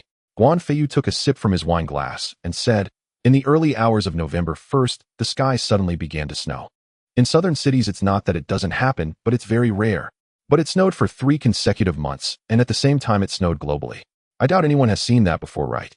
Zhao Shiyan and Li Kaiyun exchanged glances, thinking that Guan Feiyu was either drunk or crazy. How could there be snow falling at the same time all over the world? But Guan Feiyu didn't seem drunk at all. There was a fool who rented a house in Wulong Villa because of a woman thinking they could get married and have children. Unexpectedly, this fool had long been cuckolded. The most important thing is that before he knew it, this fool was still on good terms with the rich man who cuckolded him, even expressing deep gratitude. Zhao Shiyan and Li Kaiyun didn't know who the fool and the woman Guan Feiyu was talking about were, but since it involved Wulong Villa, could this still be considered a story? That fool, to find food for this woman and her lover in a frozen world, went through life and death, even resorting to killing if necessary. After struggling for 3 months, the sun finally came out, and everyone saw hope, thinking the frozen apocalypse was over. Within a month, all the snow melted and the water levels began to rise, but during this time, heavy rain continued, causing water levels to rise incessantly, even flooding over 20 floors. Zhao Shiyan and Li Kaiyun thought that if it really was like this, it would be terrifying. Probably not many people could survive in such an apocalypse, right? Just when everyone was waiting for death, a massive cargo ship approached in the distance. The cargo ship couldn't dock at the community, so it sent a yacht to pick up the lover. As soon as that fool and the woman and the lover got on the boat, the fool was knocked down by the lover, and only then did he realize the truth. It turned out that the lover's family didn't approve of the marriage, and at most could only keep her on the side, but for the sake of the lover's marriage prospects, this woman had to find a boyfriend or even get married, which is how she found this fool. The two women finally thought this man was indeed foolish, but also pitiful. What people didn't expect was that heaven showed mercy, and this fool was actually reborn after being killed. Since he was reborn, this fool would definitely repay kindness with kindness and take vengeance for grievances. He would return all the humiliation and live a life that everyone envied. After finishing his drink, Guan Feiyu looked at Zhao Shiyan and Lin Ziyu with a glint of hatred in his eyes, and suddenly had an unrealistic thought: could the fool in the story be Guan Feiyu? Guan Feiyu turned to Zhao Shiyan and Li Kaiyun and asked, "Do you want to know who that fool is?" "That's right, it's me." Zhao Shiyan and Li Kaiyun had guessed it, but hearing it confirmed by Guan Feiyu still left them somewhat incredulous. Could it be that Guan Feiyu really came back to life? Seeing their disbelief, Guan Feiyu walked to the table, waved his hand, and everything on the table vanished. Zhao Shiyan and Li Kaiyun were dumbfounded. Where did everything go? Could it be magic? Guan Feiyu waved his hand again, and everything returned to the table as it was.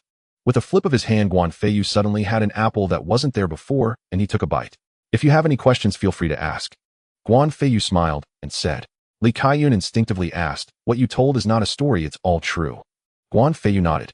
Zhao Shiyan asked, did you use the method you just used to take everything from the warehouse?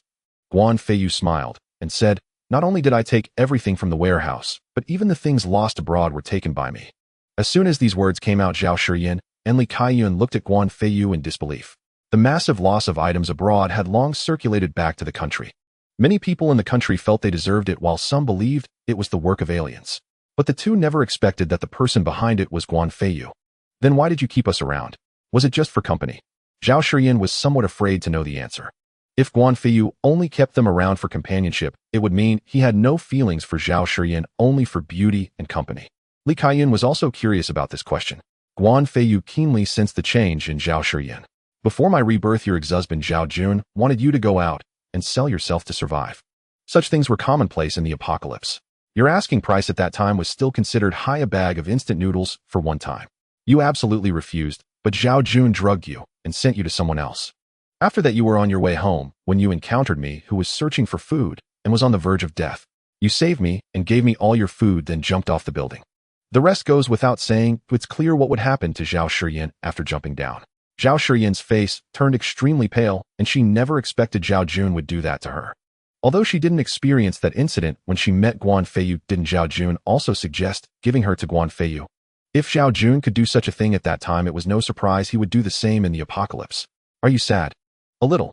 But thinking that Guan Feiyu might have saved her from the tiger's mouth out of gratitude or genuine affection made Zhao Shiyan very touched. Li Kaiyun quickly asked, what about me? Guan Feiyu shook his head. In my past life, there was no connection between us, but your report got Lu Ming arrested a month before the apocalypse.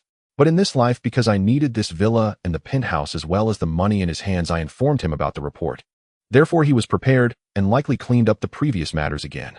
Li Kaiyun instantly glared at Guan Feiyu in anger. It turned out that what she did was not without effect, but it failed because of Guan Feiyu's warning.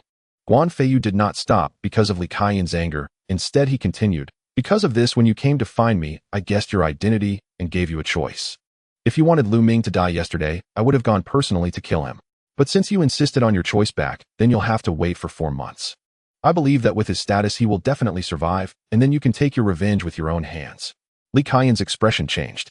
What Guan Feiyu said was true. He had given her a chance to choose, but she hadn't chosen that way. If she were in Guan Feiyu's position, she would probably do the same. After all, she couldn't disrupt her plans before the apocalypse. Are you sure I can take revenge for my father with my own hands? Li Kaiyun asked Guan Feiyu's back, which had already turned. Guan Feiyu did not answer, just as his phone alarm rang. The apocalypse is here.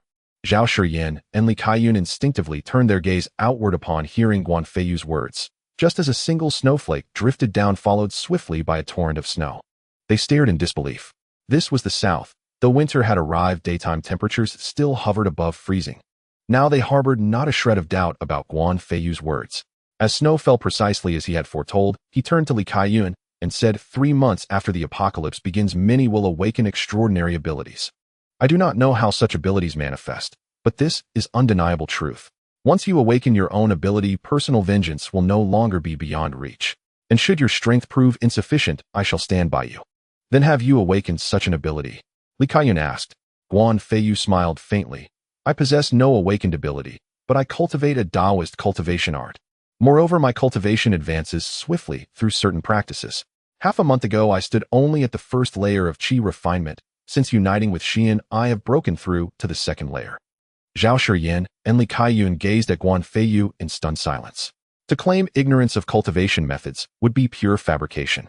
Yet if he truly understood the path of cultivation, why had he waited so long before approaching Zhao Shiyan?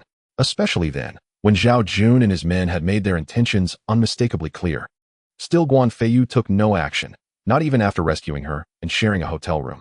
Even after they formally declared their bond and lay together for the first time, he asked for time, to let himself truly accept what was unfolding. Had Shiyin not initiated it herself, he likely would never have acted. Such profound respect, and such genuine love, could only spring from the depths of his heart, otherwise Shiyin would not be standing here whole and unbroken.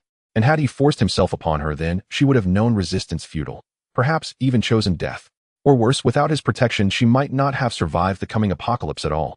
Overcome with emotion, Zhao Shiyin rushed forward and embraced Guan Feiyu tightly. "Thank you, Feiyu," she whispered. He smiled gently and patted her back, saying nothing at all. "By the way, Feiyu, was your reason for asking me to relocate my parents to Wulong Villa community?" After Guan Feiyu departed overseas, he observed Zhao Xiyin's unwavering diligence and sensed the quiet blossoming of her affection for him. So he instructed her to rent a residence for her parents in Wulong Villa community. Naturally, he would never allow elders, even her parents, to reside in his private villa. That sanctuary belonged solely to him and the women who walked his path. At the time, Zhao Shiyin had not grasped his intent, but now understanding dawned. Guan Feiyu smiled, knowing the apocalypse was imminent, and sensing your growing fondness for me, I could not bear to wound your heart. After all, they are my future father and mother-in-law. Hearing these words, Zhao Xiyin's heart swelled with deeper tenderness.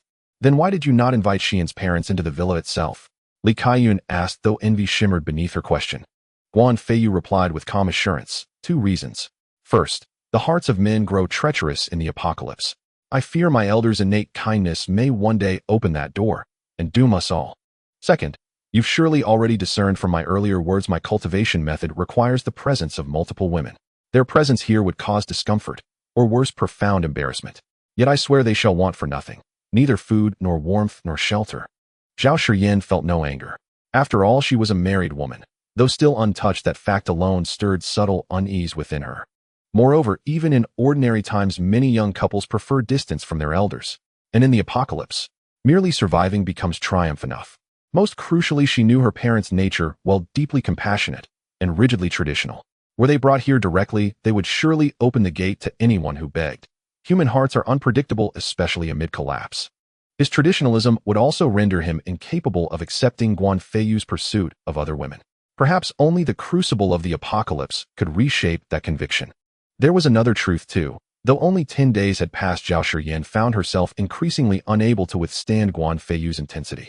In such a world, shared burdens were not weakness, they were wisdom. So long as he cherished her, all else faded into irrelevance.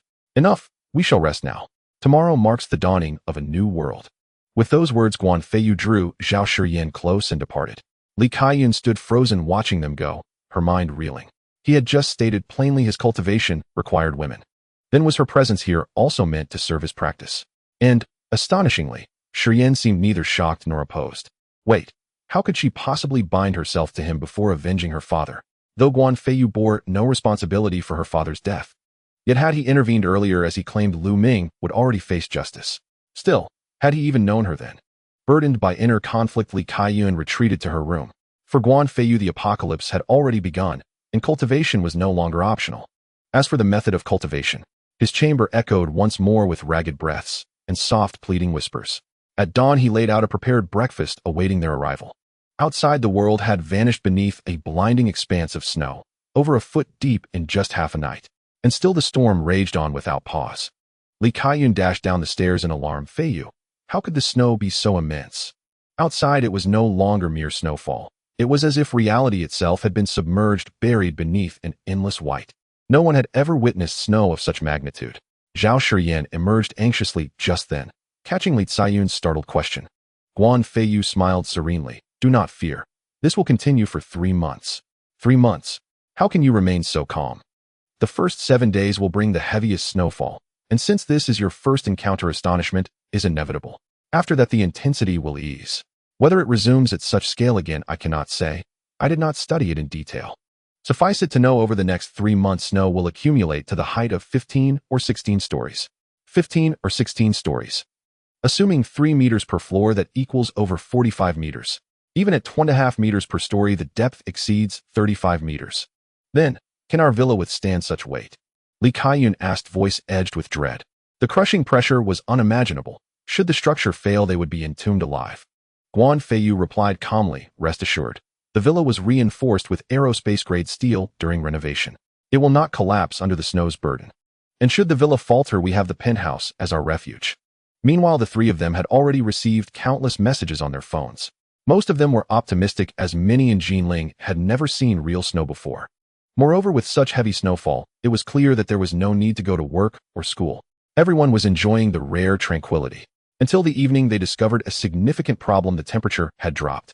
Initially, the temperature in Jinling was above freezing, and everyone was so excited that they didn't notice the weather turning cold. But by nightfall, the temperature plummeted, dropping from 7 or 8 degrees below zero to 20 degrees below zero. 7 or 8 degrees below zero was not too much for them, as they had warm clothing. However, at 20 degrees below zero, their clothes began to feel somewhat inadequate. By the next day, they woke up before dawn. They didn't wake up naturally, they were awakened by the cold. At this moment, the clothes and blankets they had on provided no warmth at all. Only a few people from the north who came here for work had brought some winter clothes when they returned to the north. These individuals were able to endure, while those from the south had already begun to complain in the group chat. In the group chat, people were either lamenting the weather or asking if anyone knew what was going on. Even Zhao Shiyan, who had just experienced a battle, was disturbed by the constant notification sounds. Turning to look at Guan Feiyu, who was holding her, a smile appeared on her face. She picked up her phone for a glance and was surprised to find someone saying that it was already minus 40 degrees outside. But how could Zhao Shiyan not feel it? As she moved, Guan Feiyu, still half asleep, opened his eyes and asked what's wrong. Someone in the group says it's already minus 40 degrees outside, Zhao Shiyan said in disbelief. Guan Feiyu replied without a second thought, what does that have to do with us? Hurry and get some more sleep. Were you worn out last night? After saying that, Guan Feiyu felt a lump of flesh. Zhao Shiyan's face flushed as she had wanted to ask something, but found it inappropriate at that moment. Just as Guan Feiyu said, what does it have to do with her? Anyway, everything here was no different from usual, and her parents had also made early preparations at Guan Feiyu's suggestion. The day brightened, and Guan Feiyu woke up. After Zhao Shiyan woke up, she didn't go back to sleep, but kept scrolling through her phone, checking the messages. Guan Feiyu asked, what are you looking at? Zhao Shiyan replied, just checking the messages in the group. Many people are asking what's going on, and there are definitely some angry complaints. Guan Feiyu lifted the blanket, looking calm. This is just the beginning. Hurry up and get ready. We're going to have breakfast. Zhao Shiyan had already gathered some information from Guan Feiyu, so she was not too shocked, and got up to wash up. When Zhao Shiyan went downstairs, she discovered that the entire window on the first floor was white, completely obstructing her view of the sky, all blocked by snow. At this moment, Li Kaiyun anxiously said, Feiyu Shiyan, I just looked out the window in the bedroom, and there's so much snow outside it looks to be over a foot deep. What should we do? Zhao Shiyan didn't know what to say, and could only look at Guan Feiyu. Guan Feiyu took a bite of a steamed bun, and said, relax. Aren't you all hungry? Seeing Guan Feiyu so calm, and recalling that he had experienced this before his rebirth, and had prepared for so long, the two of them felt there was no need to worry.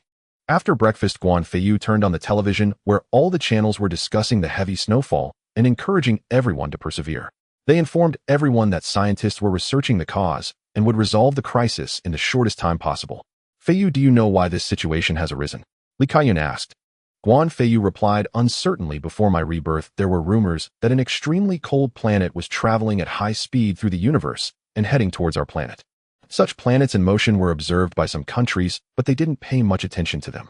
Unexpectedly, without anyone knowing what happened, this planet rushed here at high speed and entered orbit. Perhaps because of gravitational pull, this extremely cold planet began to orbit around our planet, resulting in the current situation. Although Li Kaiyun was a medical student, her knowledge was still quite broad. If that's the case, with our military prowess, we could completely destroy this planet. As long as we can destroy this extremely cold planet, won't this crisis be resolved? Li Kaiyun asked curiously. Guan Feiyu replied, while eating, your idea is the same as those scientists. So after their research, they used some available weapons to shatter that extremely cold planet. And then the sun came out, the snow melted, and it started raining. Everyone knows how rain forms.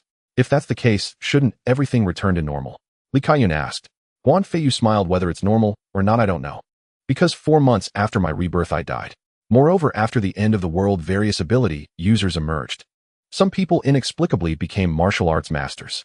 Innate warriors might be incredibly strong now, but in 3 months, there will be quite a few who can walk on walls. Zhao Shiyan and Li Kaiyun did not expect things to turn out this way. If that were the case, the apocalypse would probably not end so easily. What should we do? Li Kaiyun asked. Guan Feiyu sighed, I don't know either. All I know is that many people will die in these 4 months, and cannibalism won't just be a story, it's a real occurrence. I can assure you that you will be safe within these 4 months, and try to improve your strength so that you have a chance to survive after 4 months, finding ways to gain abilities or self-defense skills.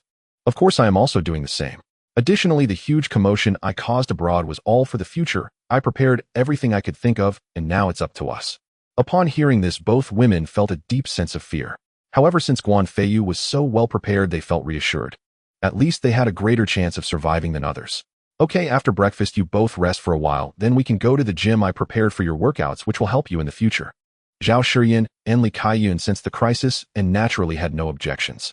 While the two were exercising to enhance their physical fitness, Guan Feiyu also began his own training. After all, he couldn't just remain idle, right? Even if he could endure it, Zhao Shiyan wouldn't be able to. Furthermore, for Guan Feiyu, everything was under control. He still needed to enjoy life when it was time to do so. If there would be no time to enjoy later, it would be too late for regrets.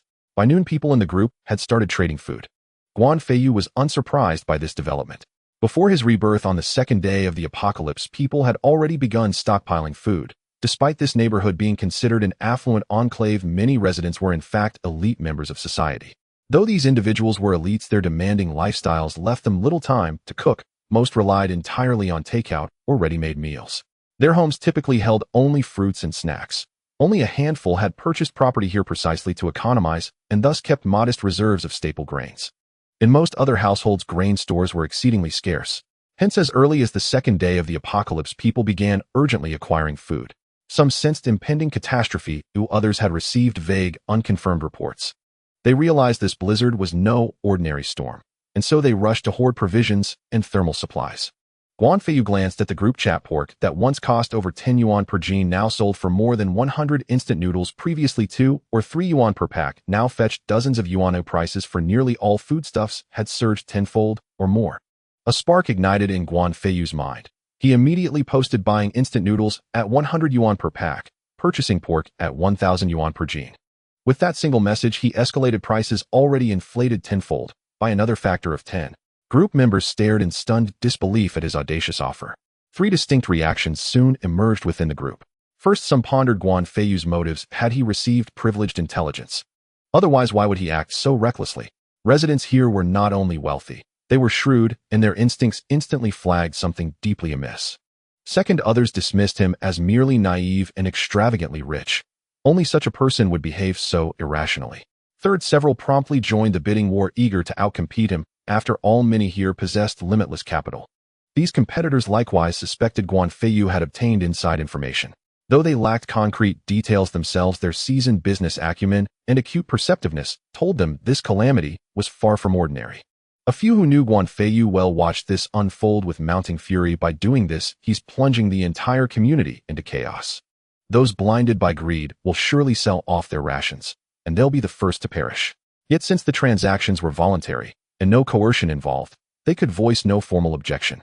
Soon buyers in the group had driven food prices to astronomical heights. Guan Feiyu, however, ceased further provocation. Instead, he observed the frenzy with quiet amusement. Zhao Shiyan asked curiously, Feiyu, why are you doing this? He smiled and replied, 2 reasons to cull the foolish. Those who still fail to grasp the gravity of the situation at this juncture no longer deserve to consume precious rations. The second reason is to ensure certain beautiful ladies remember me well. Zhao Shiyan flushed with embarrassment. Li Ziyu's expression darkened. Neither had anticipated such calculated audacity from Guan Feiyu. At that moment, someone tagged Guan Feiyu in the group, owner of Villa A Wulong residence. I recall your household purchased vast quantities of food days before the blizzard struck. Why are you buying again? Messages scrolled rapidly, but enough members saw it to trigger a cascade of tags, ensuring Guan Feiyu wouldn't miss the question. Others, noticing the sudden flurry of mentions, paused their scrolling. Guan Feiyu responded in the group, I have money. I'm entitled to indulge my whims. Is that forbidden? His words silenced everyone instantly. Then came a sharp retort, yes, you may spend freely, but what of us? Are you indifferent to our survival? Precisely. Many of us barely possess enough food to last, yet you hoard relentlessly. Do you intend to starve us out? And won't authorities detain you after the blizzard for price manipulation? Reading these messages, Guan Feiyu shook his head with a wry smile. Detain me. You'd better survive long enough to witness that day. Yet he withheld that thought from the group, replying, instead, my surplus food is my affair. My purchases are likewise my own business. As for price manipulation, you initiated it first. When instant noodles cost 2 or 3 yuan, you inflated them to 20 or 30. Is 200 or 300 truly unreasonable? Wasn't that manipulation too? Moreover, I placed only one bid. The subsequent frenzy bears no relation to me. So spare me your moral coercion. One final note, any lady in this group lacking provisions is welcome to visit me. Terms, as they say, are self-evident. He then posted a photograph, a lavish table laden with premium delicacies, lobster abalone, and more. The composition was masterful. The gourmet dishes occupied the focal point, yet through the background window snowstorm raged beyond. Most viewers' first impression was one of ostentatious display. Others assumed the spread reflected his pantry's actual contents. After all, he resided in Villa A, where such indulgence was hardly surprising. A few even suspected it was a stock image. Yet Wulong residents teamed with experts, and several swiftly confirmed it was authentic. One member dissected every detail of the photo and shared the analysis in the group. Astonishment rippled through the chat, until Guan Feiyu posted a video. It opened on the banquet table, then panned to reveal Guan Feiyu himself, who greeted the group with a smile. I know many of you feel envy, resentment, or worse. But frankly, it matters little to me. What matters is that I lack neither sustenance nor warmth, while your current plight, I suspect, requires no elaboration. As he spoke, he strolled toward the window, revealing the blizzard outside, then adjusted his lightweight robe and remarked, I'm actually beginning to perspire. Perhaps I should lower the indoor temperature. The video ended, and silence fell. For many, food scarcity remained manageable, but cold. That was visceral, undeniable. They never imagined Guan Feiyu could lounge indoors in such light attire, utterly unperturbed. Was he merely feigning comfort? Impossible. In their own circumstances, such attire would prove fatal within seconds. Yet throughout the recording, Guan Feiyu's hands remained perfectly steady, no tremor of frost-induced shivering. How could this be? Moments later, Guan Feiyu posted another video, this time featuring three figures: himself, Zhao Xian, and Li Ziyu against the same opulent backdrop.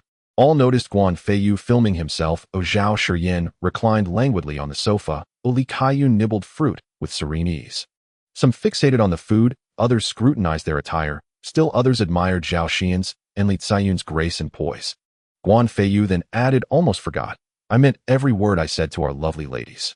If you choose to visit, you'll enjoy a full meal and depart with 2 packs of instant noodles and 2 sausages. Should I find you especially compelling, and should you willingly remain, the matter of sustenance will trouble you no more. My pledge stands firm.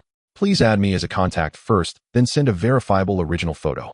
Should the image misrepresent your appearance, do not fault me for retracting my promise.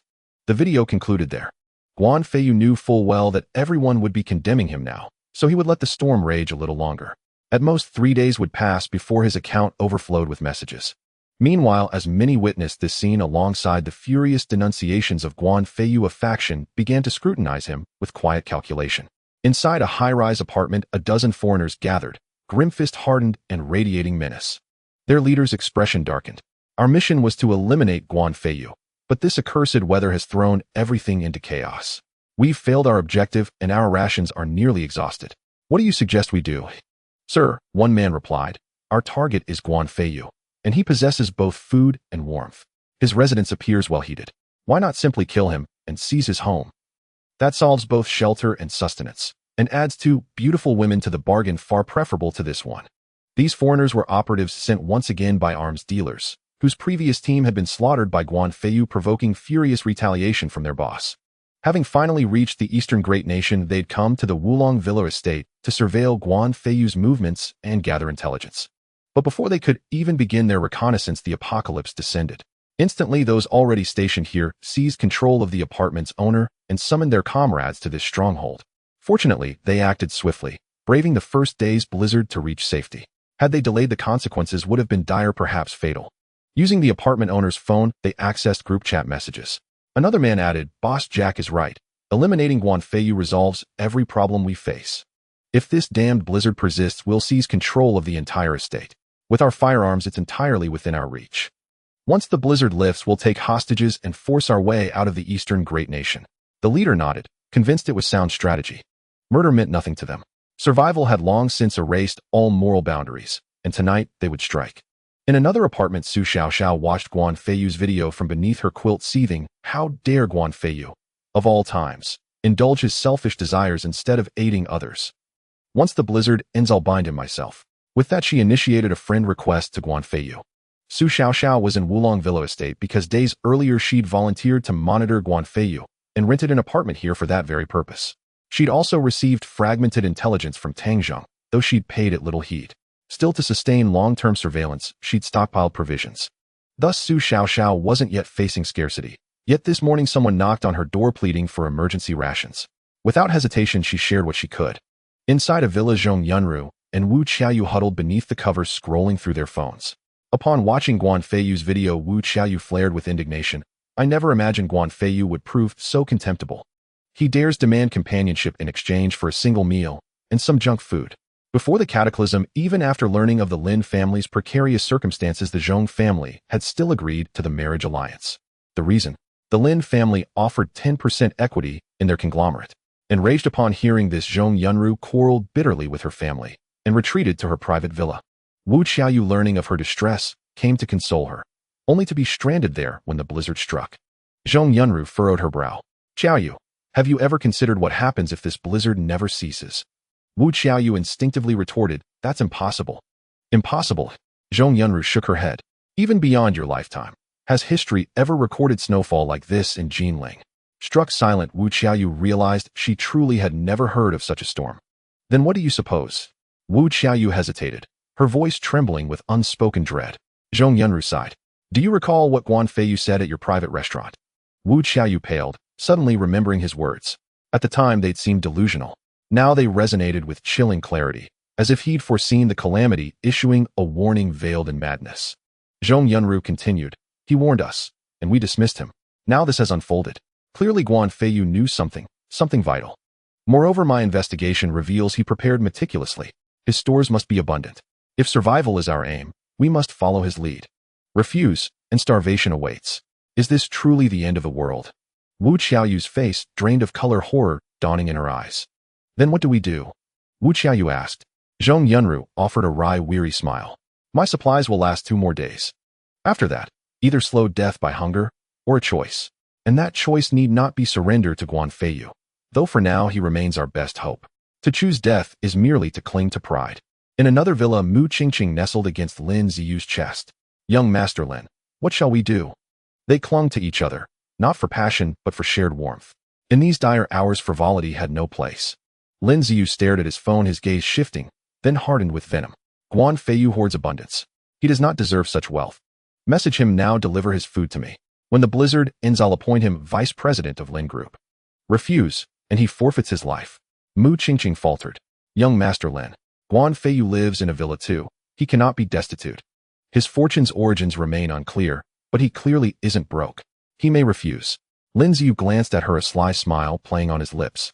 Then the task falls to you. He once adored you. I refuse to believe that affection has vanished. A few subtle maneuvers, and he'll hand over his stores without resistance. Even if he yields only part of his hoard, it will sustain us until the blizzard breaks. Then, you shall become the Lin family's future matriarch. Mu Qingqing's eyes lit up, dreaming for years of becoming Lin family matriarch, yet deeming it forbidden ambition. Now in shared peril, Lin Ziyu's vow felt irrevocable. She dressed deliberately, revealing just a hint of collarbone, then initiated a video call to Guan Feiyu. Guan Feiyu was originally unbothered watching television, while Zhao Shiyin and Li Ziyun, who had been exercising all morning, lay on the sofa snacking and binge-watching shows. Hearing his phone ring, Guan Feiyu glanced at it and found that it was Mu Qingqing, immediately guessing that she was also trapped in the Wulong Villa community, likely with Lin Ziyu. Guan Feiyu was well aware of their intentions. A slight cold smile appeared on his face as he answered the call, but he chose not to speak, placing the phone on a stand instead. Seeing that Guan Feiyu was still dressed in his pajamas as he had been during the video call, Mu Qingqing no longer had any doubts it really wasn't cold at Guan Feiyu's place. Feiyu, where are you? Mu Qingqing asked, using a rare charming tone with Guan Feiyu. Guan Feiyu glanced at her. One must admit that Mu Qingqing indeed had her merits. Although she wasn't a D cup, she was still a C, and not unattractive, though she appeared somewhat disheveled at the moment. After all, it's freezing outside, and who would get up to put on makeup when hiding under the covers? I'm just watching TV at home, Guan Feiyu replied nonchalantly. Zhao Shiyin and Li Kaiyun perked up immediately upon hearing a woman speak. However, they also noticed that Guan Feiyu was not particularly interested in this woman. Feiyu, are you living in the Wulong Villa community? How did you end up here? Mu Qingqing asked curiously. This was not feigned curiosity, she was genuinely interested. But Guan Feiyu, impatient, replied, what does it matter where I live? Is there something you need? Just say it, otherwise I'll hang up, he said, pretending to get up to end the call. Don't hang up, I have something to say, Mu Qingqing quickly interjected. Guan Feiyu leaned back on the sofa, but showed no intention of speaking. Feiyu, I'm also in the Wulong Villa community. I heard you have a lot of food. Can you share some with me? Mu Qingqing appeared quite pitiful. Guan Feiyu ignored her, instead looking at Zhao Shiyin with a smile, saying, "Shiyin passed me a packaged durian."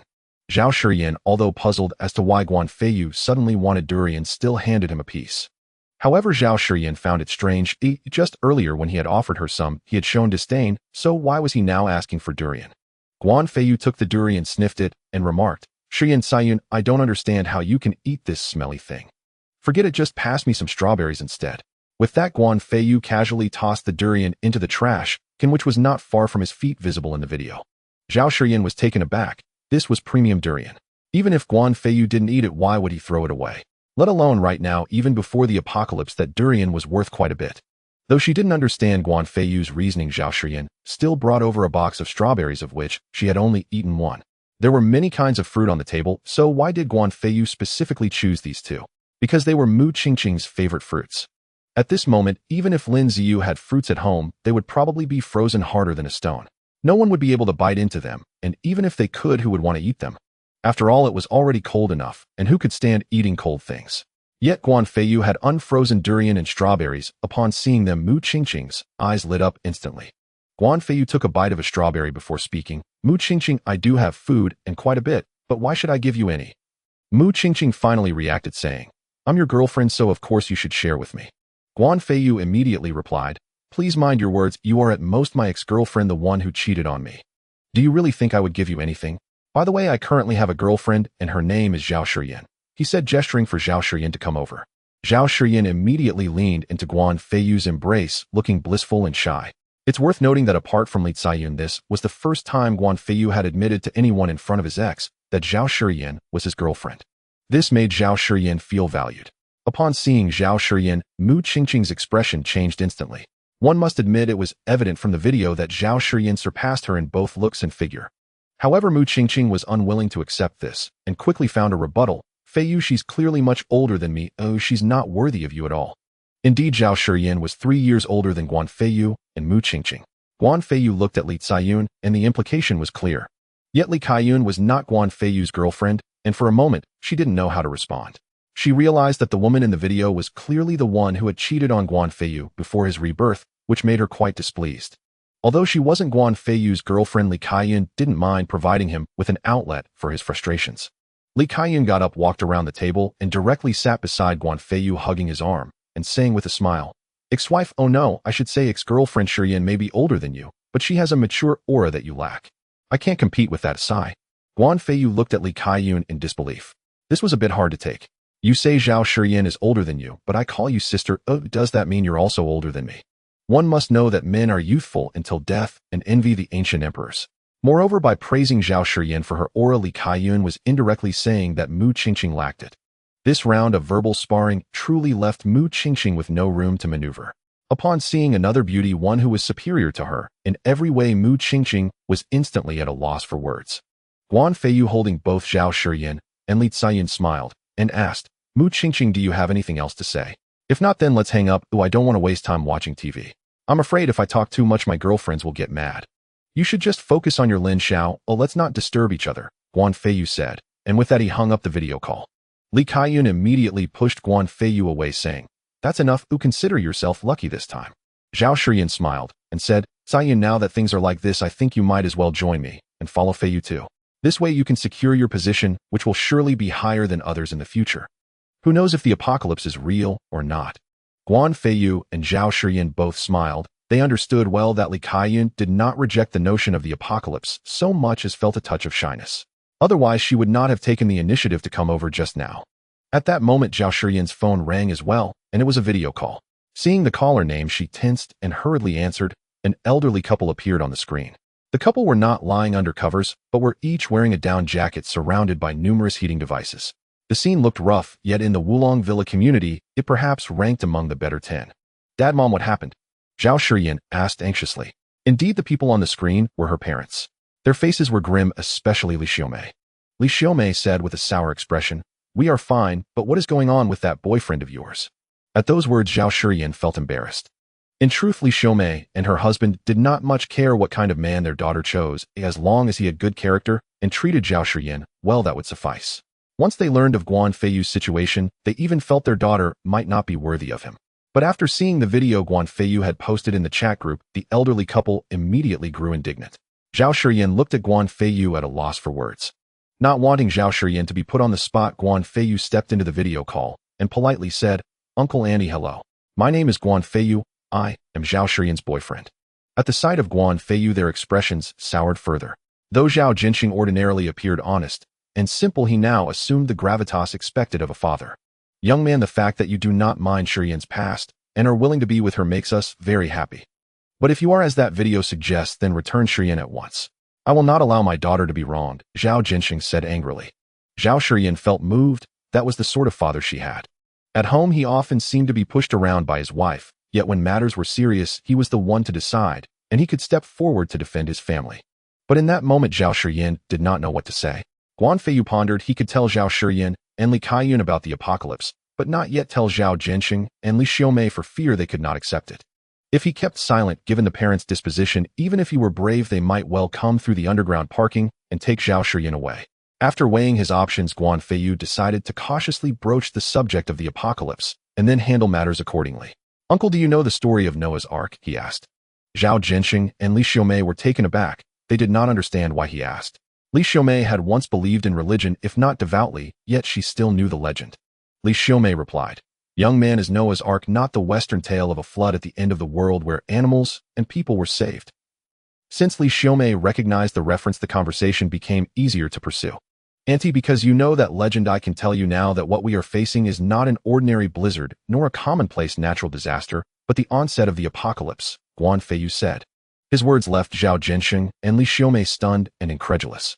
"Uncle Andy, you may not know that it is not only our country snowing. The whole world is blanketed by blizzards. If you could see foreign websites, you would witness it. Of course, some people abroad who still use domestic apps may have posted about conditions overseas. You can check those later." Guan Feiyu paused to give them time to absorb the news.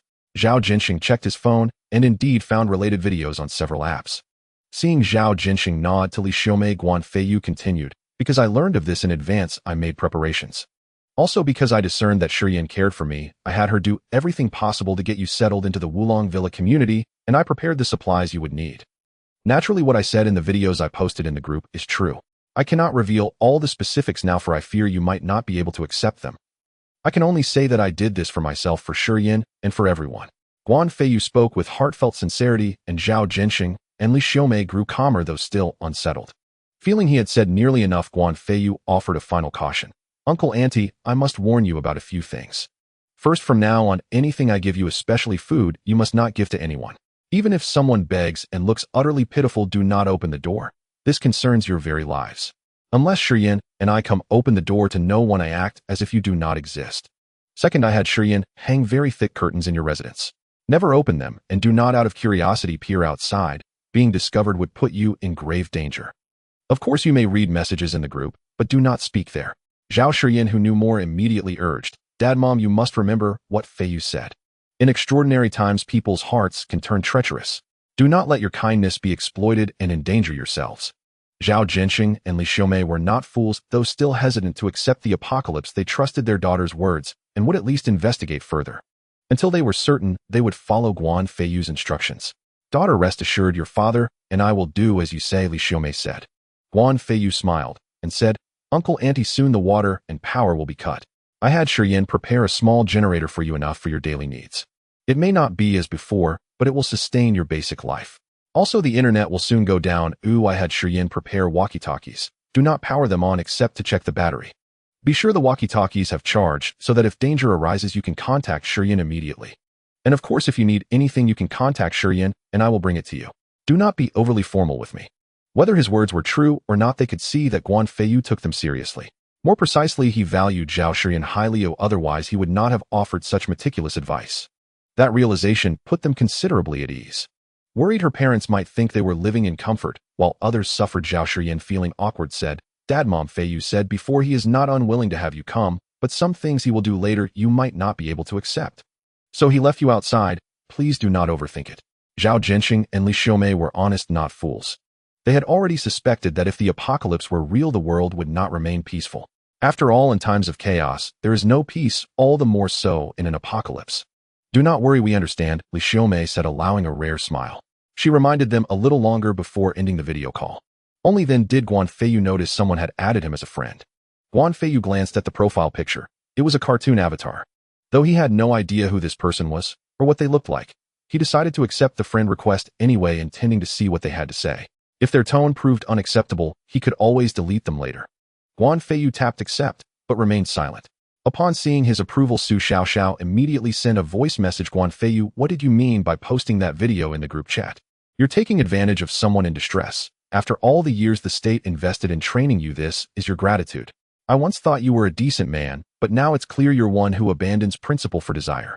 Hearing this, Guan Feiyu was utterly bewildered, not to mention Zhao Xian, who stood beside him equally stunned.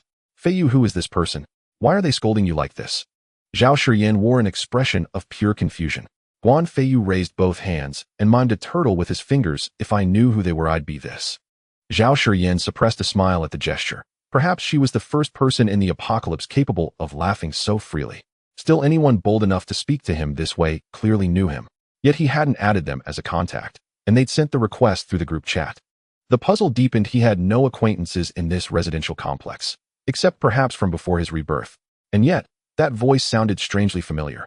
Frowning, Guan Feiyu murmured, I don't recognize this person, but yes, the voice does ring a faint bell. To his surprise, Zhao Shiyan echoed softly, now that you mention it. I too feel this voice is oddly familiar, yet I can't place who it belongs to. Guan Feiyu froze. Even Zhao Shiyan recognized it. Who could possibly bridge both their circles? Their shared social sphere was astonishingly narrow. Among women there seemed to be only one, namely Kaiyun. Suddenly Guan Feiyu broke into a quiet smile. I know who it is. Who? Zhao Shiyan asked eagerly. He chuckled. Remember when I rescued you last time? A woman emerged afterward, Su Xiaoxiao. At his words, Zhao Xian's memory clicked into place. No wonder the voice had sounded familiar. Yes, that's her. But how did she end up in Wulong Villa Estate? Zhao Shiyan asked, puzzled. Guan Feiyu deduced the answer almost instantly. Simple. They don't trust me, so they dispatched someone to monitor me. He picked up his phone and sent a voice message. If I'm not mistaken, you're Su Xiaoxiao, aren't you? How did you get here? Did you come to share my joys and hardships? Well, I certainly don't feel hardship, but I wonder, Miss Su, do you? Upon hearing Guan Feiyu's message, Su Xiaoxiao erupted in fury, leaping out of her sleeping bag, only to recoil instantly under the biting cold. Guan Feiyu, you absolute scoundrel, she roared in another voice message. Guan Feiyu grinned. Miss Su, today you call me a scoundrel, but one day you'll beg for my help, and on that day you'll realize I'm the only decent one left. With that, he ignored her completely, even as she flooded his inbox with more voice messages. Feiyu, what do we do next? Zhao Shiyan asked. Guan Feiyu shrugged. Aside from stepping outside, you may do as you please. This is a rare moment of peace. We'll likely be busy again soon. Zhao Shiyan nodded, then fell momentarily silent, unsure where to begin. Thinking ahead, she decided exercise would be wise. Not muscle building, of course, just yoga and light aerobic movement. She trusted Guan Feiyu wouldn't want the women around him bulging with brawn. By evening, Guan Feiyu conjured 12 sumptuous banquet tables, each flanked by fine wines and refreshing beverages. Zhao Shiyan and Li Kaiyun exchanged glances. This felt extravagantly wasteful. Hearing their murmurs, Guan Feiyu realized something was missing, the centerpiece. With a flick of his wrist, he summoned a sizzling golden roasted whole lamb. Zhao Shiyan and Li Kaiyun stared speechless. They'd already been overwhelmed, yet he'd just escalated further. If they dared protest again, who knew what else he might conjure? Better to say nothing at all, just eat. As the three lifted their chopsticks, Guan Feiyu suddenly recalled the others in the group chat. He pulled out his phone and recorded a short video, quickly uploading it to the group, with his voice layered over the footage. First he panned across the lavish table, then casually included Zhao Shiyan and Li Kaiyun in frame. His mischievous voice chimed in, good evening, neighbors of the estate. Have you all eaten yet? I'm sure you have, but what are you eating? Is it half as delicious as mine? I'm certain your meals are splendid, but honestly it's getting rather warm over here. How about you? The video cut abruptly to silence. Indeed, many in the group were dining, but their fare was grim. The better off still had preserved fish and meat, though each bite diminished their dwindling reserves. After all, the apocalypse had lasted barely 2 days. Those residing here were affluent, and their pantries reflected it. Still, comparing their meals to Guan Feiyu's was laughable. Even in ordinary times, few would dine so lavishly at home. But that wasn't the real issue. The true agony was the cold. Shivering violently, even edible food hardened into icy bricks within minutes. Beside Guan Feiyu, they inhabited a different world entirely. Foreigners in the group watched the video and seethed with outrage. Why? Why does he feast like royalty while we survive on instant noodles? Exactly, boss. Why must we endure freezing misery while he lounges in warmth feasting on delicacies? It's unbearable. Jack scowled fiercely. Let's go now, boss. Kill Guan Feiyu, seize his villa, and devour his banquet. Their leader Smith watched the video with burning envy and declared without hesitation agreed. We storm his villa now. Take his food, his women, everything. Anyone who resists, we slaughter them all. Smith drew his pistol and strode out of the room, first among them. Seeing their leader depart, the others abandoned their ramen bowls and followed, despite threadbare clothing and paralyzing cold. Years of elite field operations had forged ironclad endurance. Armed and resolute, they descended into the underground parking garage, quickly locating Guan Feiyu's residence, the standard garage entrance. But at the garage door, Smith and his crew froze, staring in disbelief. This was no ordinary entryway. Their trained eyes instantly recognized it, a vault-grade security door, identical to those guarding bank safes. Who in their right mind installed a bank vault door as their front gate, a door impervious even to conventional explosives? Guan Feiyu, come out, you coward. Guan Feiyu did not hear the noise outside. Yet those outside had triggered the villa's security alarm, audible in every room. He had installed it during the villa's renovation. Anyone approaching within 3 meters would set it off. Guan Feiyu paused, startled. He hadn't expected anyone to venture out at this hour. Did they feel no cold? After all supplies had not yet run completely dry, there was no reason for outsiders to arrive now.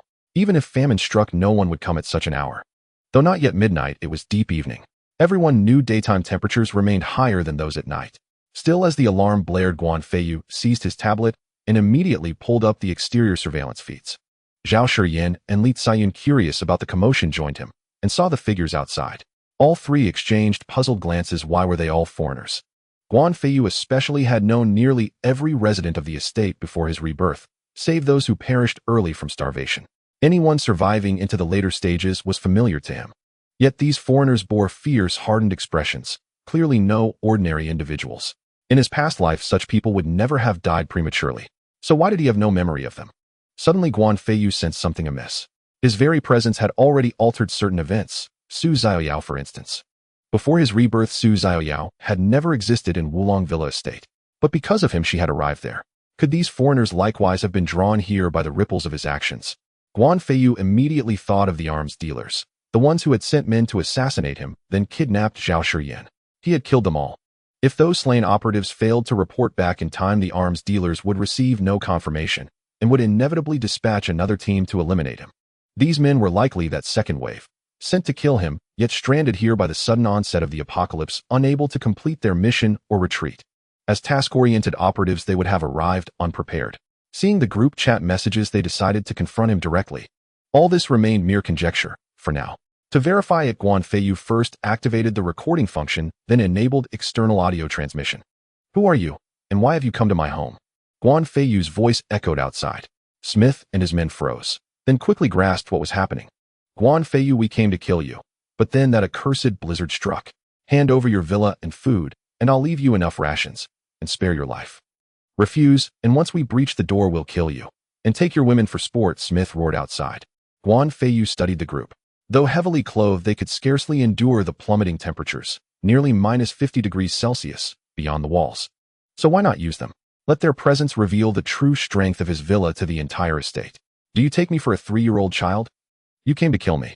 Even if I let you in now, would you truly spare us? Try entering, if you dare. I'd love to see whether you possess the skill or the spine. Having spoken, Guan Feiyu descended to the basement level. The villa originally featured 2 underground floors, each with access doors leading to the subterranean garage, a design choice left entirely to the owner's discretion.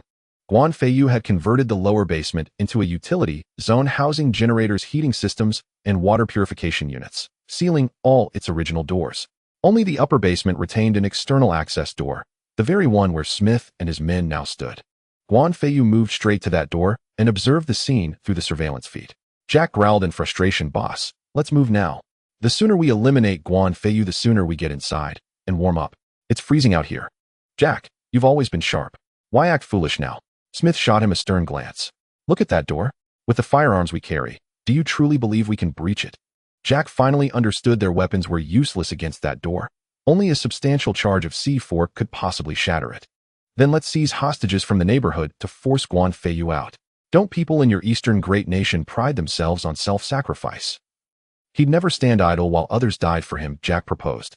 Smith nodded approvingly. Jerry, Take a few men and bring back hostages. Preferably elders and children. They matter most to him. Jerry acknowledged and departed with 2 companions. Guan Feiyu was no paragon of virtue, but he understood the value of perception. He swiftly edited the recorded exchange and shared it across all neighborhood chat groups. He knew full well the video might not save anyone. Even with warning, most residents would remain helpless. Yet having done his part, any accusation of negligence would fall squarely upon the accuser. It was just past 7 in the evening. Normally no one slept so early, especially not amid such bitter cold. When Guan Feiyu posted again, many assumed it concerned food. Though irritated by the constant updates, they clicked anyway, clinging to the faint hope of vicarious comfort, eager to see what delicacy he might unveil this time. But when they saw the foreigners' faces and heard their words, fear gripped them instantly. Even the least perceptive could tell these were dangerous men. And even if they missed the subtleties, the firearms in their hands were unmistakable. In the Eastern great nation, guns were strictly prohibited. Most citizens had never seen one in real life. If held by locals, such weapons might be dismissed as replicas. But in the hands of these foreigners, combined with their bearing and demeanor, it became terrifyingly clear these were real. Su Xiaoyao watched the video, and her face paled. Without hesitation, she initiated a live video call to Guan Feiyu. Guan Feiyu raised an eyebrow. Why was Su Xiaoyao calling him now? Still with nothing else to do, he accepted, wondering what favor this beauty might offer. Guan Feiyu. These are international mercenaries, ruthless beyond measure. They're taking hostages to force you out. You must rescue them. Hold on, miss. Guan Feiyu slapped his forehead. I'm no law enforcement officer, and those captured may have no connection to me. Why should I bear this burden? Isn't rescue your responsibility? As she spoke, Guan Feiyu noticed Su Xiaoyao was already rising, preparing to rush over and intervene herself. Guan Feiyu, I will go save them, but you must hold them off until I arrive. Also, I may not succeed alone. I need your help. Guan Feiyu smiled wryly. That's your duty, not mine. I'm just an ordinary citizen. What power do I wield? Unless you warm my bed tonight, I might reconsider lending a hand. Su Xiaoxiao erupted in fury. You are despicable. She immediately ended the video call in a rage. Guan Feiyu merely smiled faintly, utterly unconcerned. In his mind, everyone within this residential compound belonged to him, so long as he set his sights upon them. Unless, of course, they wished to die. Still, Guan Feiyu held himself above brute force. 10 minutes later, Jerry arrived with armed men shoving their way forward at gunpoint. Seeing hostages now in hand, Smith declared, Guan Feiyu, is it not said your great Eastern nation esteems responsibility above all else? We have come here specifically for you. Step out, and I will spare them. Refuse, and their death shall be laid at your feet. Would you truly allow such a sight? Guan Feiyu activated speaker mode. Of course, I would not wish others to perish because of me. But if I step out, I am the one who dies. Do you truly believe I am that foolish? Moreover, do you truly believe that firearm of yours still functions? Smith and his men froze. Was it not said that people of the Eastern nation bore unwavering moral courage and recoiled from seeing others harmed on their account? Then what did Guan Feiyu's words imply? And was that final remark an outright challenge to the very reliability of their weapon? Seeing Guan Feiyu's disbelief, Smith instantly pulled the trigger toward an elderly man. The old man recoiled in terror. Had he suffered from heart disease, he might well have perished on the spot. Yet no matter how hard Smith strained, the trigger refused to budge. Watching through the surveillance feed, Guan Feiyu could not suppress a mocking laugh. Truly, you foreigners are astonishingly naive. It is currently over 50 degrees below zero outside. Your firearm has long since frozen solid, yet you still brandish it at hostages. Human instinct flinches at the sight of a gun. That oversight perhaps is forgivable. But that you, seasoned gun handlers, failed to deduce it. I can only conclude you are profoundly inept. At these words, Smith and his men flushed, not from cold, but from sheer stinging humiliation. Indeed, at such extreme sub-zero temperatures, holding a firearm barehanded guaranteed frostlock. Enraged, Smith roared, Guan Feiyu, do you think we need firearms to take lives? He raised his fist to strike the elder, when suddenly a thunderous command echoed from afar. Smith, cease. Miraculously, Smith obeyed instantly upon hearing that voice. The speaker remained beyond the garage's surveillance range. Though Guan Feiyu had mapped the entire underground parking lot, pinpointing the voice's origin would require precious seconds. Yet no search was needed. He recognized Su Xiaoxiao's voice at once. Moments later, she appeared clearly within the camera's field of view. Su Xiaoxiao glanced toward the main entrance, then, by instinct, located the camera's position and shot Guan Feiyu a venomous glare. Guan Feiyu smiled, faintly unmoved. He was eager to see precisely what Su Xiaoxiao could accomplish. Jerry, catching sight of Su Xiaoxiao, chuckled lewdly. Despite her layered winter attire, a little beauty after all. Perfect for warming my bed tonight. Warming my bed. Was this not identical in meaning to Guan Feiyu's earlier phrase? warming my quilt. Su Xiaoxiao blazed with fury. You fugitives dare commit violence upon our soil. Today I shall deliver you to justice, bound in chains. Through the external speaker, Guan Feiyu voiced quiet bewilderment. Shouldn't you first demand they release the hostages? After all, they still hold them captive. What if you push them too far, and they kill the hostages first? Hearing this, Su Xiaoxiao flushed with embarrassment. She had acted in haste, forgetting protocol entirely.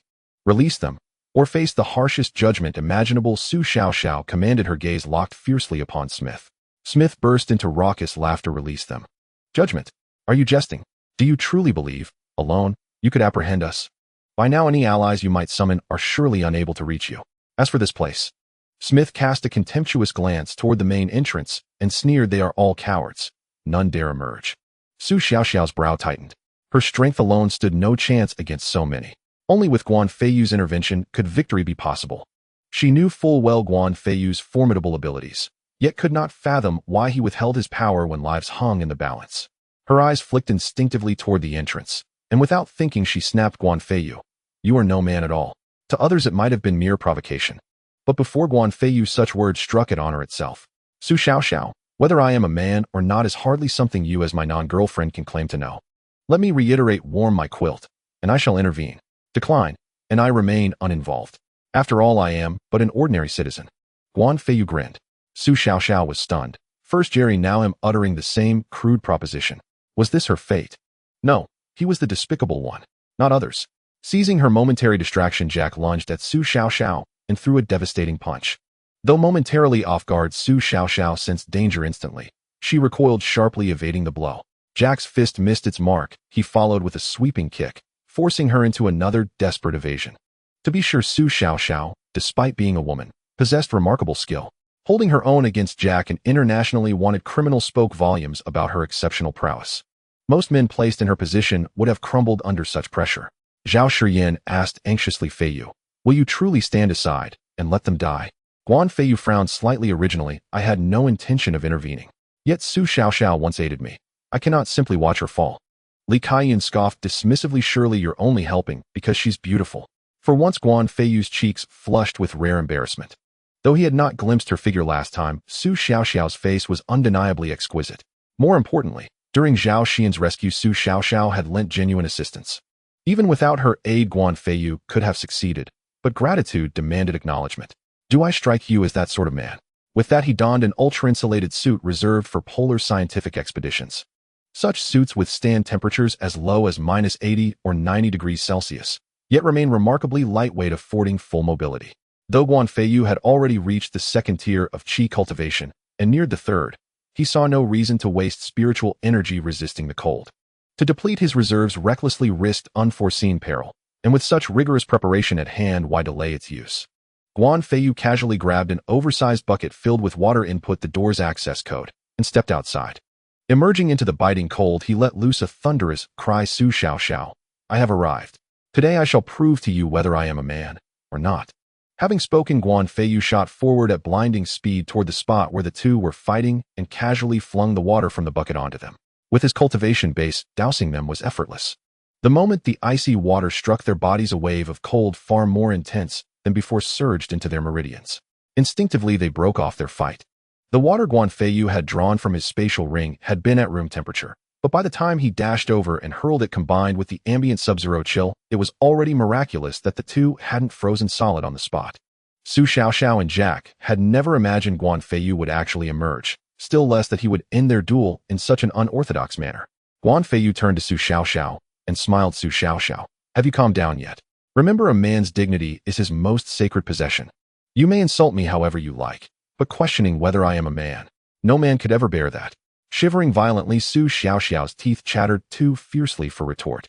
At that very moment, Guan Feiyu noticed Smith and his men abandoning the hostages entirely and sprinting straight for the main gate of his villa. Guan Feiyu was no indulgent parent. He drew an assault rifle from his spatial ring and opened fire in rapid bursts upon Smith's group.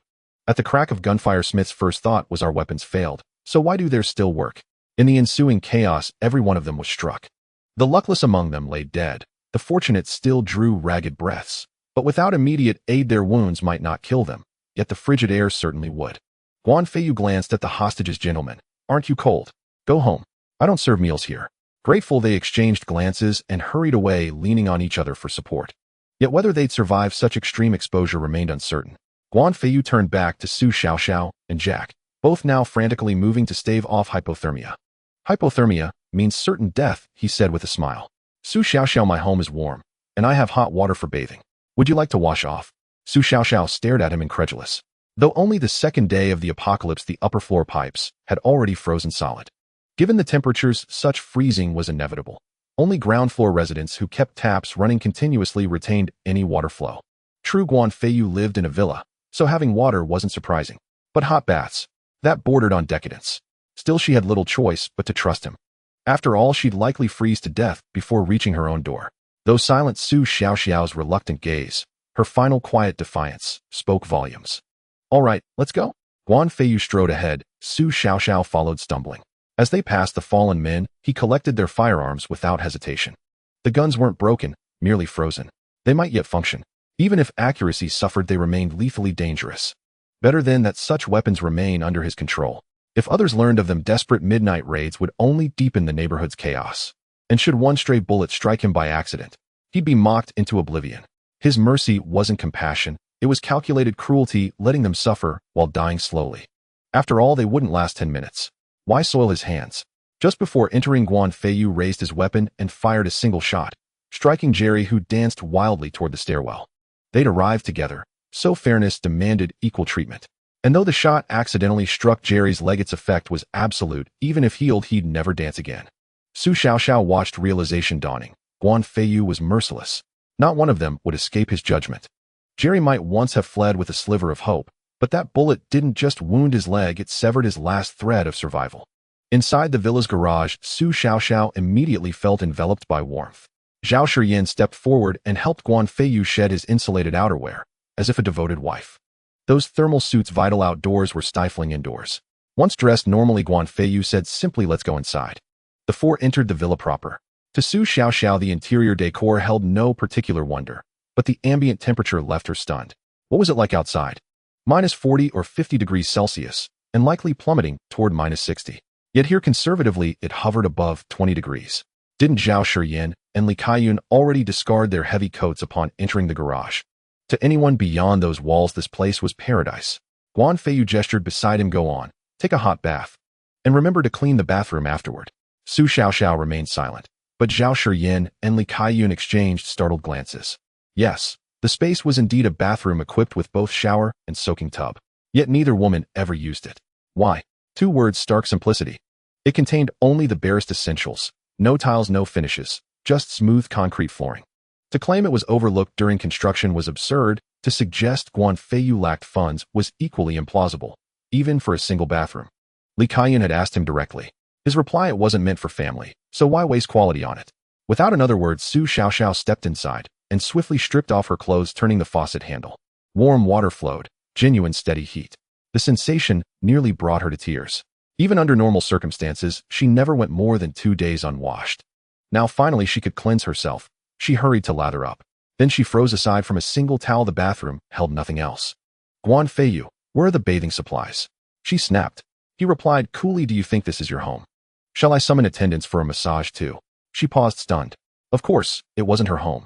And without hot water, she'd already be dead. Zhao Shiyin sensed Guan Feiyu bore Su Xiaoxiao no ill will, and recognized she'd saved them both. Returning to the master bedroom, she gathered her personal toiletries and descended to knock softly on the bathroom door. "Miss Su, I've brought my own supplies." Saying so, she opened the door and placed the items inside. Su Xiaoxiao instinctively tensed, glancing warily at the doorway. Zhao Shiyin set down the bundle and looked up. That single glance left her utterly speechless. One cannot bathe while clothed. Previously, both Guan Feiyu and Zhao Shiyin had assumed Su Xiaoxiao's figure was unremarkable. Yet the moment Zhao Shiyin laid eyes on her, she realized. How could anything about her be small? To put it without exaggeration, Zhao Shiyin felt it was nearly on par with a cup. But why had this never been apparent before? Then almost unconsciously her gaze fell upon a pile of clothing scattered across the floor. Most women wore bras, but among Su Xiaoxiao's discarded garments lay several strips of white cloth clearly used for binding. A moment's reflection brought clarity. Su Xiaoxiao worked for a government agency, and not in some back-office role, but on the front lines.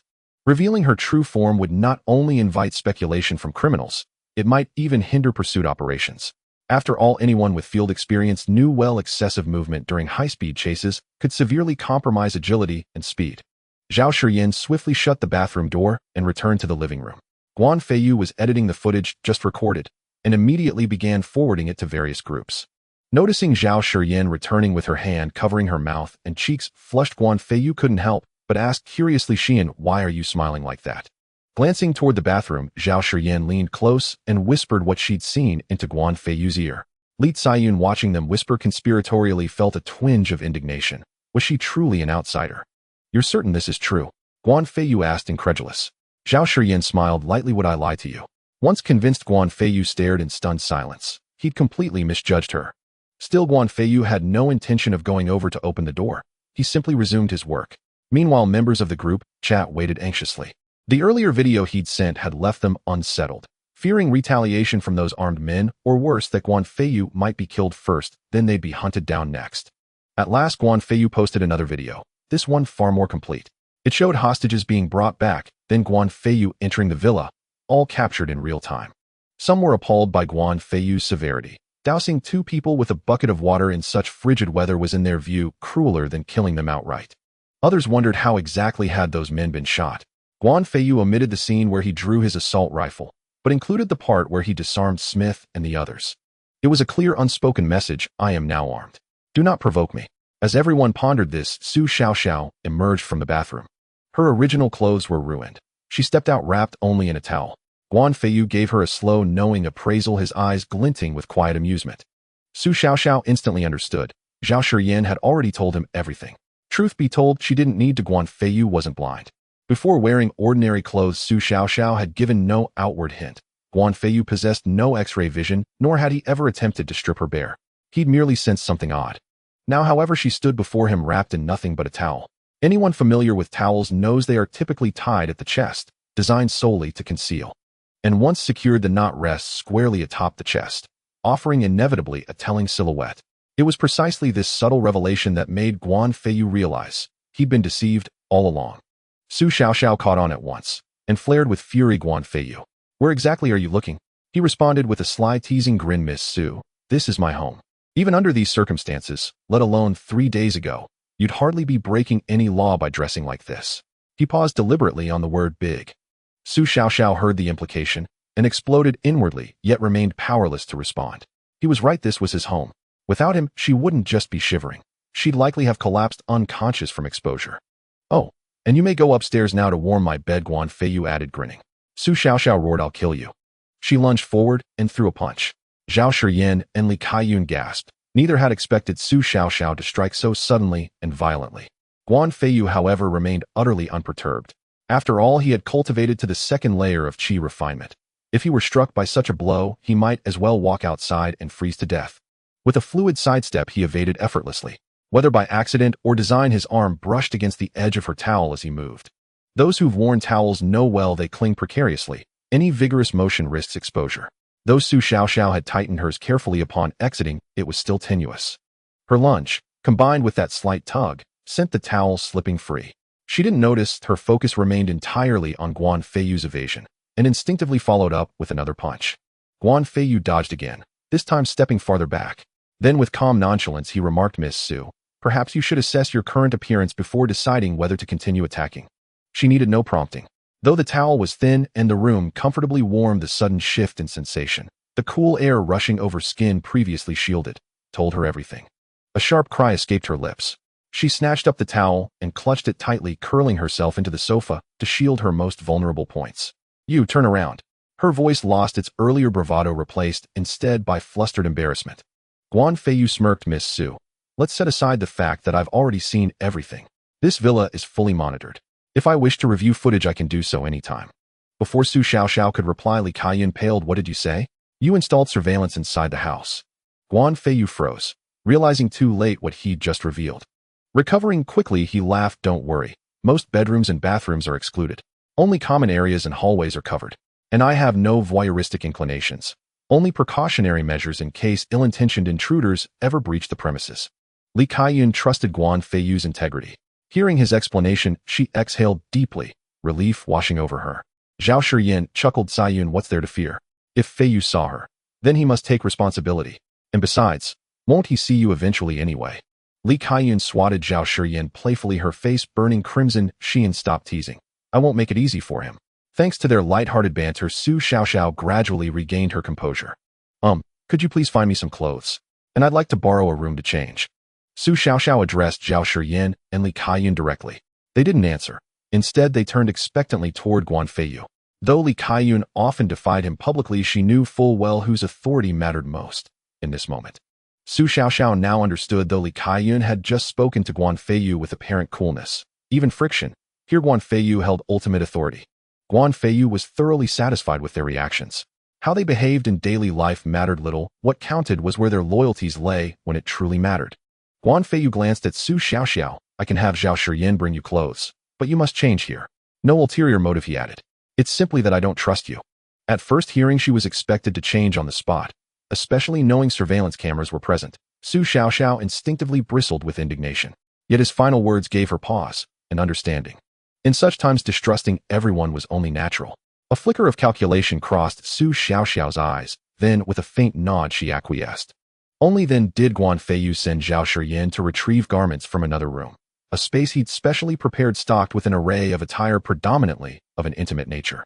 Upon glimpsing the contents, Zhao Shiyan and Li Kaiyun instantly grasped Guan Feiyu's intent, and knowing it refused to enter again, Li Kaiyun especially so. As for Zhao Shiyan, there was no need. She already shared quarters with Guan Feiyu, and their bedroom wardrobe held even more such garments than this room.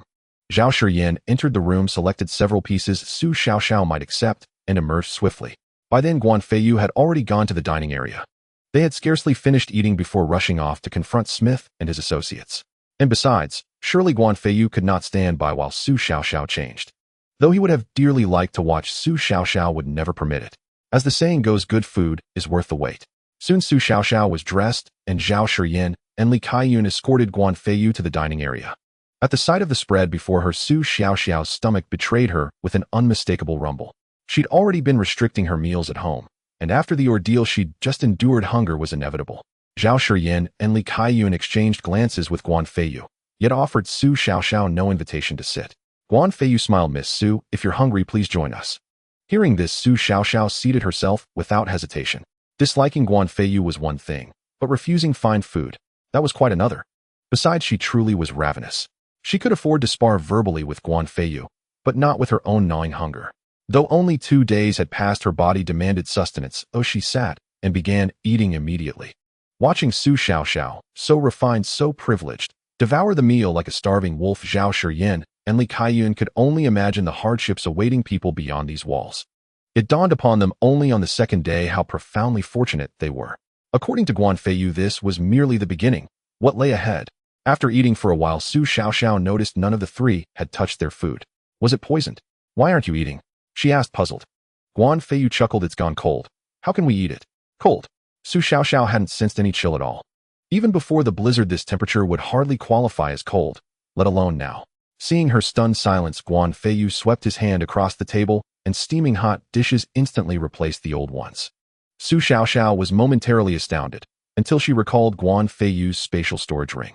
Then it made perfect sense, especially given how meticulously he had prepared for everything.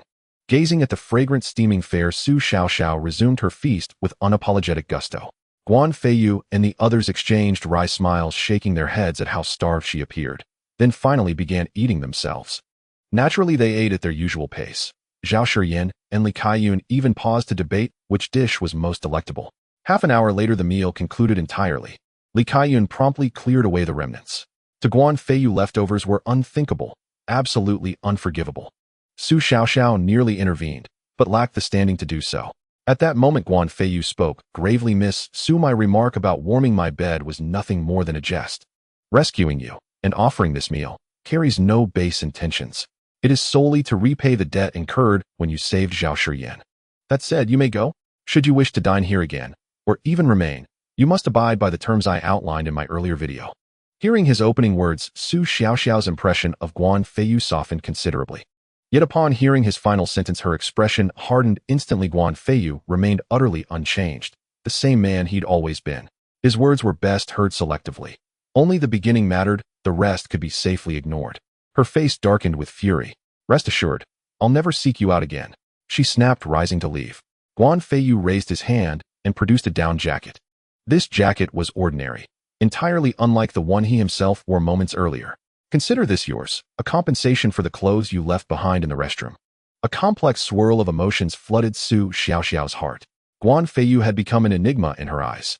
Call him a scoundrel. Yet he'd rescued her, not out of lust, but to honor a debt owed for saving Zhao Shiyan. He was undeniably a man who repaid kindness. Yet even without their intervention, Guan Feiyu's formidable strength would have sufficed to save Zhao Shiyan. Moreover, the garments she'd abandoned were hardly valuable. Drenched as they were drying them in this weather was futile, and even if dried they'd freeze solid, rendering them unwearable. Yet Guan Feiyu had gifted her a down jacket, nothing less than a lifeline in this frozen world. Words failed Su Xiaoxiao, so she said nothing, simply took the jacket, cast one last glance at the discarded food in the bin, and walked out. Naturally, Guan Feiyu personally escorted her to the threshold. Without his escort, she could not have exited at all. As the heavy door closed slowly behind her, icy air rushed over her entire body. Her upper body was shielded by the down jacket, but her lower half remained perilously exposed, even more so than when she'd arrived. Fearing frostbite, Su Xiaoxiao broke into a sprint toward her home. Fortunately, her residence wasn't far. Once inside, she dove straight into her frigid, unheated bedding. Lin Ziyu, watching her departure, sneered, "You just let her walk away. Why didn't you detain her? Her assets likely rival Zhao Xian's. Would you really sacrifice her?" Guan Feiyu laughed. "I'm charming, but never vulgar. I won't force anyone. At most, I negotiate." With that, he strode past Li Kaiyun into the living room. She froze. What did his words imply? Had he refrained from acting upon her precisely for this reason? Zhao Xian, observing Li Ziyun's bewilderment, smiled. "Now you understand. If you wait for him to make the first move, you'll likely still be waiting at 80. Because countless others will make the first move. He simply has no time to initiate himself." Zhao Shiyan finished speaking and left. Li Kaiyun's expression was conflicted. In truth, she was well aware that she had feelings for Guan Feiyu. She just hoped he would take the initiative. After all, she was also a beauty, and in the past it was others who pursued her, actively showering her with various gifts. Even then, she would hardly avoid a gaze from her admirers. But now asking her to pursue Guan Feiyu was a shift she couldn't quite manage. Yet Zhao Shiyan was right. Given the current situation, it wouldn't be long before many would approach Guan Feiyu, leaving her in an awkward position. At that time, if she were to lower her head, what would others think of her after knowing the situation? Would they believe she had been pretending to be aloof? Now feeling threatened, was she only acting out? Li Ziyun, unsure of what to do, walked into the villa. Guan Feiyu sat in the living room watching television just as before, with Zhao Shiyan nestled close to him, beckoning Li Kaiyun. Li Kaiyun instinctively sat in her usual spot. Zhao Shiyan glanced at her and subtly shook her head. This was Li Kaiyun's own choice, and Zhao Shiyan felt it was not her place to comment further. For Guan Feiyu, it was yet another sleepless night. For Li Ziyun, it was equally sleepless as she tossed and turned, unable to find rest. Of course, for many others, it was not merely a question of whether they could sleep, but rather a matter of never waking up again. Last night, the temperature dropped again, and some people froze to death. Some, having run out of food, attempted to borrow some from their neighbors. Upon breaking down a door, they found an elderly person had already frozen to death in their own home. After taking everything usable, this person shared the news in the group chat. Panic ensued among everyone. Furthermore, from this day onward, the water supply was completely gone. To be precise, it had completely frozen. Looking outside, the snow had already buried the first floor, and in some wind-sheltered spots, it was inching up to the second-floor balcony. For Guan Feiyu, it was just another ordinary morning in the apocalypse. He continued to eat, as usual. As for the video, it certainly could not be forgotten. Seeing Guan Feiyu's breakfast, some who had no food involuntarily swallowed hard. Even those with food lost their appetite while looking at their breakfast, and then at the video. There was no helping it, although there was still electricity and gas. Food cooled down in less than 2 minutes when removed from heat. How could this compare to Xiao Bila's steaming breakfast?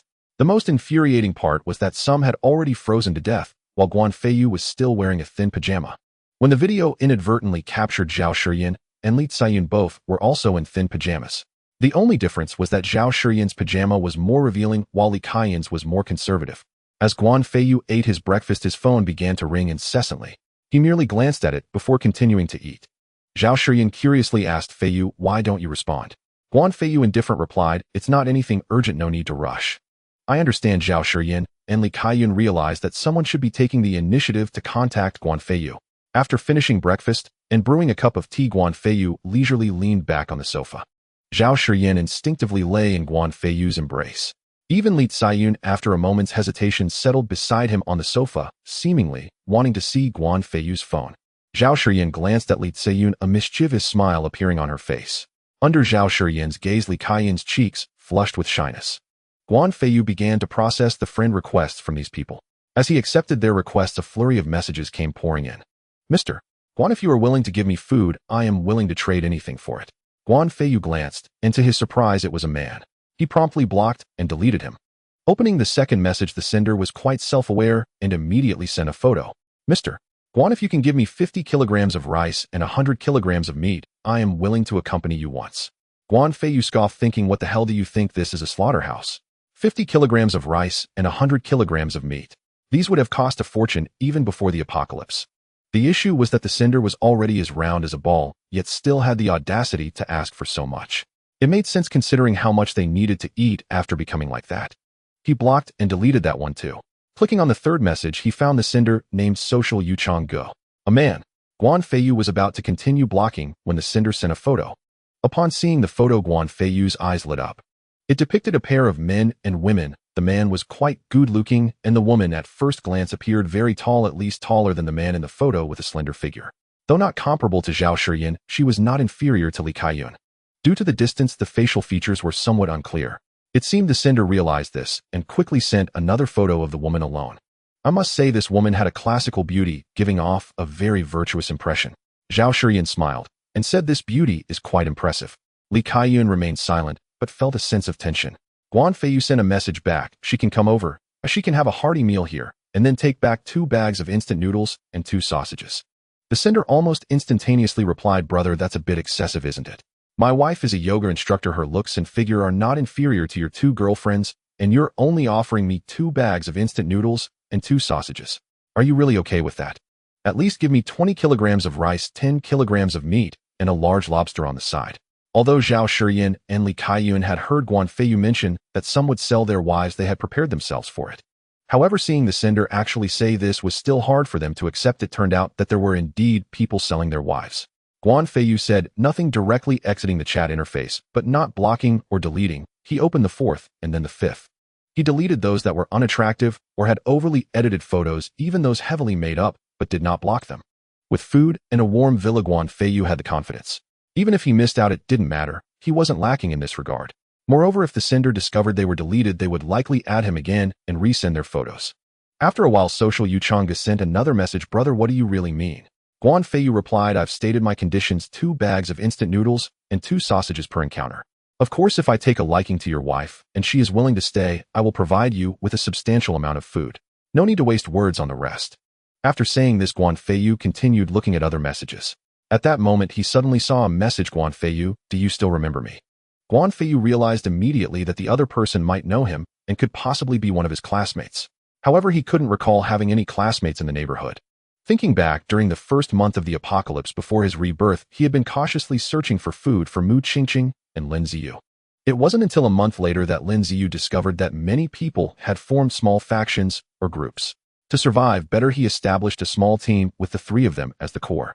In this regard, Guan Feiyu had to admit that Lin Ziyu had some skills. Lin Ziyu leveraged his status as the young master of the Lin family to recruit others, gradually forming a faction. It was from this point that Guan Feiyu began to understand the situation in the neighborhood. If the other person recognized him, but he did not know her before his rebirth, it could only mean that she had died within the first month of the apocalypse. In such a situation, Guan Feiyu would be a fool if he knew her. Guan Feiyu opened the other person's social media profile, and before searching for her photos, he saw a background image of a woman at the entrance of a university, confidently smiling and waving. Just one glance left Guan Feiyu stunned. This person was actually the campus belle of their university, Yu Qian. Yu Qian was tall, at least around 1.7 meters. Although she didn't possess a stunning figure, she was still attractive and kind-hearted. Guan Feiyu's parents had passed away in a car accident, leaving him in a state of deep despair, even contemplating dropping out of school. To his surprise, the campus belle Yu Qian took the initiative to say to him, life must go on. Even if you drop out, it won't change the fact that uncle and aunt are gone. She expressed her belief that uncle and aunt would not want him to drop out. It was this very statement that prevented Guan Feiyu from leaving school. Although he didn't excel academically in the end, he at least managed to graduate. Guan Feiyu replied with a message, so you're the campus belle. Are you also in Wulong Villa community? Yu Qian quickly responded, I didn't expect you, Guan Feiyu, to remember me. I am indeed in Wulong Villa community, but I have run out of food. Can you help me? But not in your way. Zhao Shiyan and Lin Ziyu, witnessing the conversation between the two, understood their relationship. They just wanted to see how Guan Feiyu would respond to an old classmate. Guan Feiyu smiled slightly. If anyone else said that I wouldn't pay them any mind, but since the campus bell has asked, it's definitely no problem.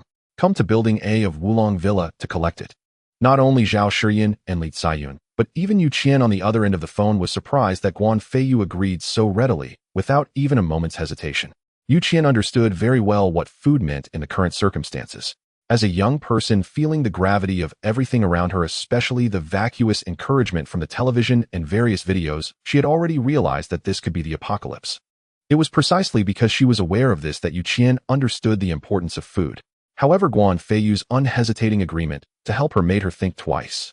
Zhao Shiyan and Li Kaiyun looked at Guan Feiyu with strange expressions. Li Kaiyun even asked, "You're giving her food for free. What about your principles?" Guan Feiyu chuckled, "I am the principal. The rules are set by me, so I naturally have the right to change them." Zhao Shiyan and Li Kaiyun clearly didn't believe him. Both of them understood that Guan Feiyu needed a woman to help him cultivate rapidly. If he had no principles with the food in his hands, he could easily agree to the conditions of that thug.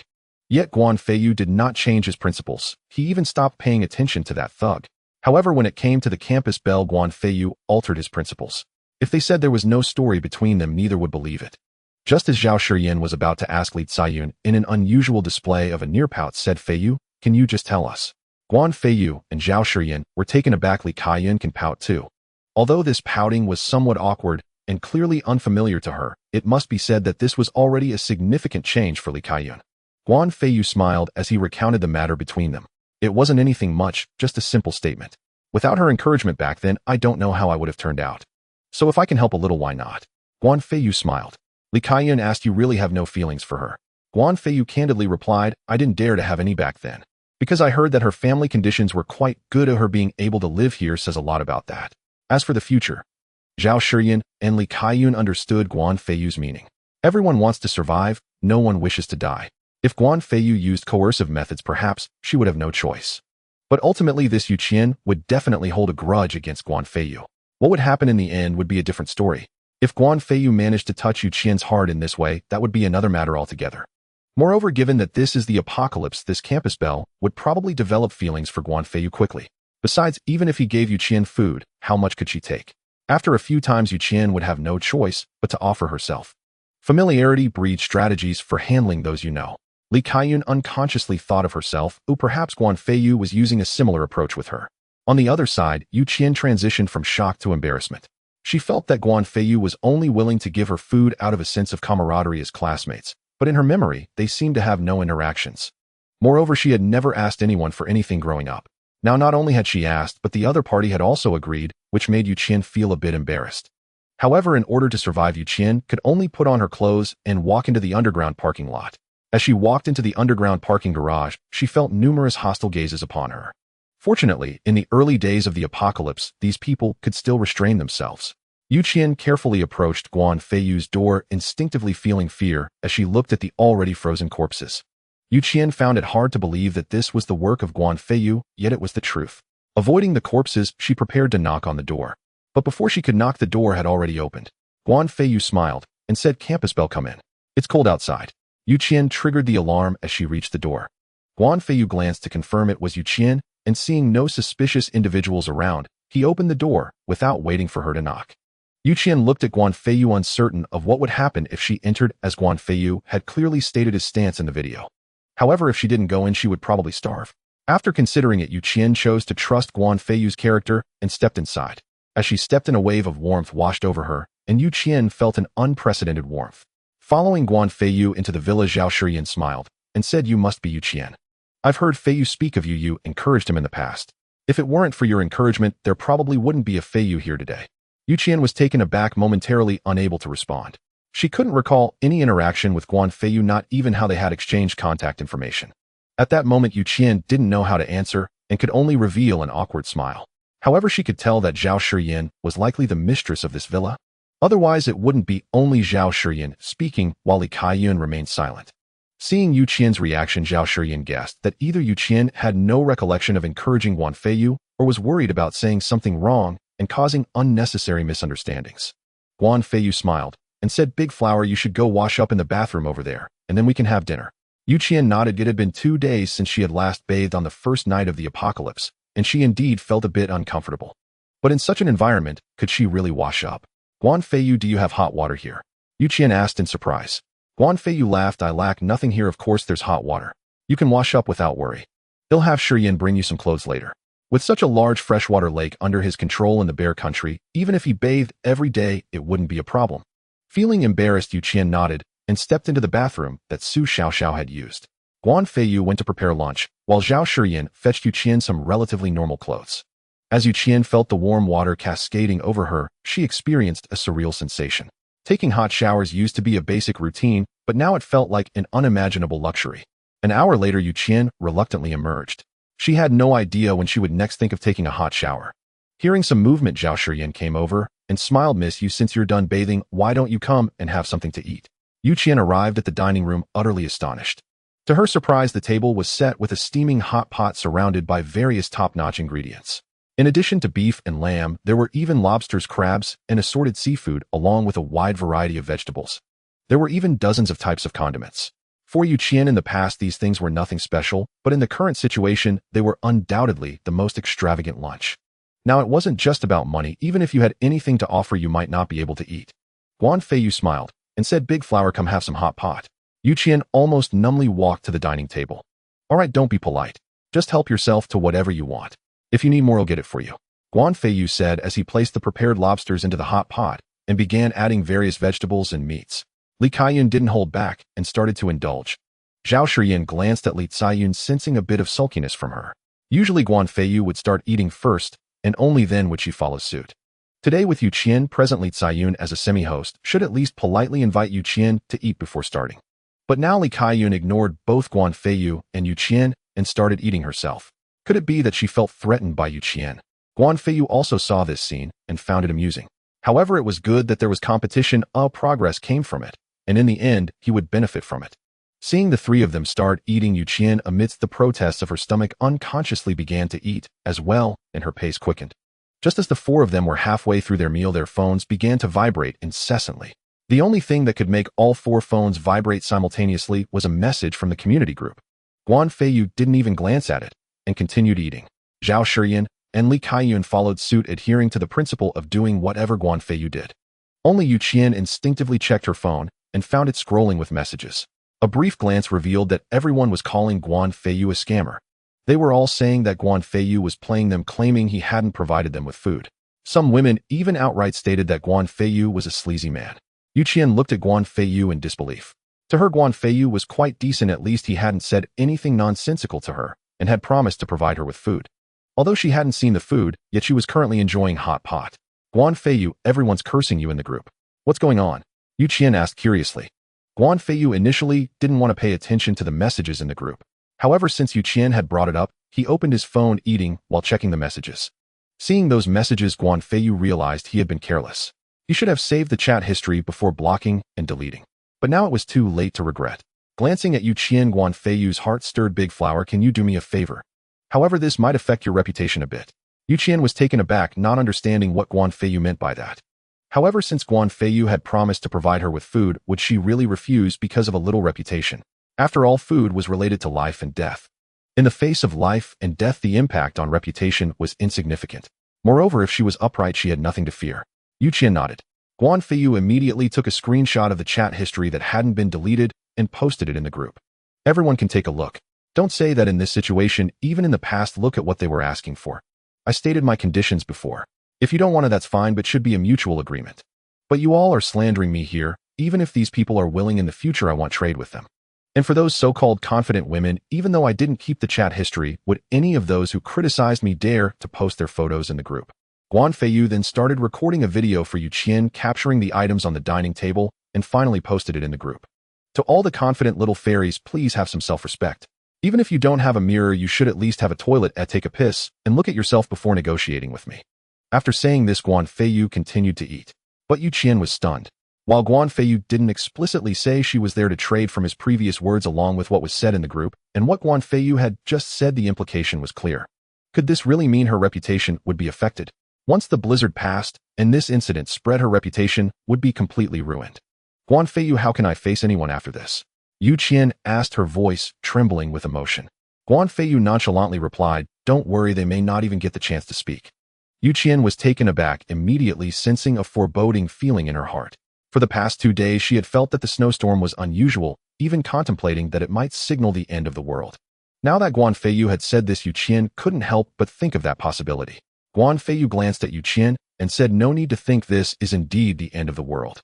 Otherwise, how can you explain the global cooling and the extent of the snowstorm?" Yu Qian's complexion changed drastically, as she had indeed entertained such thoughts before, but hearing Guan Feiyu say it made those thoughts even stronger. "How do you know this?" Yu Qian asked Guan Feiyu, unable to believe it. He still trusted Zhao Shiyan and Lin Ziyu, so he could naturally talk about the matter of rebirth. But when it came to Yu Qian, Guan Feiyu had not yet reached that level of trust. Compare it with history, with science, and then with some legends. You can think for yourself. After finishing his statement, Guan Feiyu continued eating. Yu Qian pondered over the history and knowledge she knew. Historically, there were no records of an apocalypse, but some particularly cold periods were indeed documented.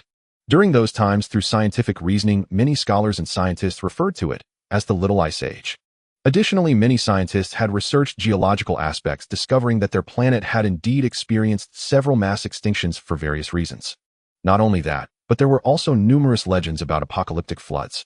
Such legends existed not only domestically, but also in many foreign tales. With history, science, and legends combined, Yu Qian unconsciously believed that the apocalypse was real. It was just that their generation happened to encounter it.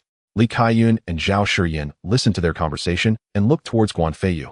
They did not understand why Guan Feiyu said this without mentioning the rebirth. Though the idea of rebirth may seem outlandish, if he revealed the storage ring and demonstrated it, Yu Qian would surely believe in the existence of the apocalypse. After all, wasn't it after Guan Feiyu stated this, combined with his use of the storage ring, that they came to believe? Ultimately, Guan Feiyu did not trust Yu Qian as much as he did Zhao Shiyan and Li Kaiyun. Though there was nothing wrong with telling Yu Qian. After all, even if she spoke of it, not many would believe her. But what if everyone banded together against him? After all, there would still be many powerful individuals, such as ability users and martial artists. Without absolute strength and influence, Guan Feiyu would not reveal the matter of rebirth to those he did not fully trust. Moreover, he only understood the events of the 4 months preceding the apocalypse. He was unaware of what happened afterward. Yu Qian's expression turned panic-stricken. "Are we all going to die?" Guan Feiyu paused his eating, looking at Yu Qian with a strange expression. Who isn't born to die? Yu Qian felt helpless at Guan Feiyu's words. Was that really what she meant? From the day anyone is born, they are on a path toward death. But what she meant was whether they would die now. "What I mean is, are we not going to live for much longer?" Yu Qian asked. Guan Feiyu smiled. "Others are others, I am me. The supplies I prepared are enough for me and my people to eat for 100 years. Dying at that time would be quite normal." Yu Qian was taken aback. 100 years. Guan Feiyu claimed he had prepared food for 100 years. How could that be possible? Yu Qian couldn't help but glance at the villa. Not to mention, she hadn't seen any food. Even if the villa were filled, it wouldn't be enough for them to last 100 years, would it? Wait, Guan Feiyu said, "Me and my people," which means he hadn't planned to take care of others. So what was the deal with him preparing food for himself? Zhao Shiyan smiled and said, "You may, can I call you that? You won't mind, will you?" Yu Qian nodded. Zhao Shiyan continued with a smile, "There are some things you don't know, and I can't tell you. I can only say that if you stay here, you needn't worry about food. Feiyu has already made preparations.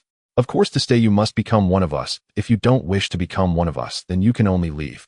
However, for the sake of your being classmates, Feiyu will definitely provide you with food." While persuading Yu Qian, Zhao Shiyan also intended for Li Kaiyun to hear. She saw Li Kaiyun looking very anxious. The key was that she accompanied Guan Feiyu every night, and Zhao Shiyan was genuinely struggling to handle it. Therefore, if Yu Qian were to stay, Li Kaiyun would likely face a significant increase in pressure.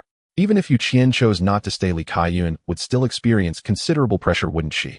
Although Li Kaiyun's attitude had evidently changed, she hadn't taken that final step. So Zhao Shiyan certainly didn't mind pushing Li Kaiyun a little.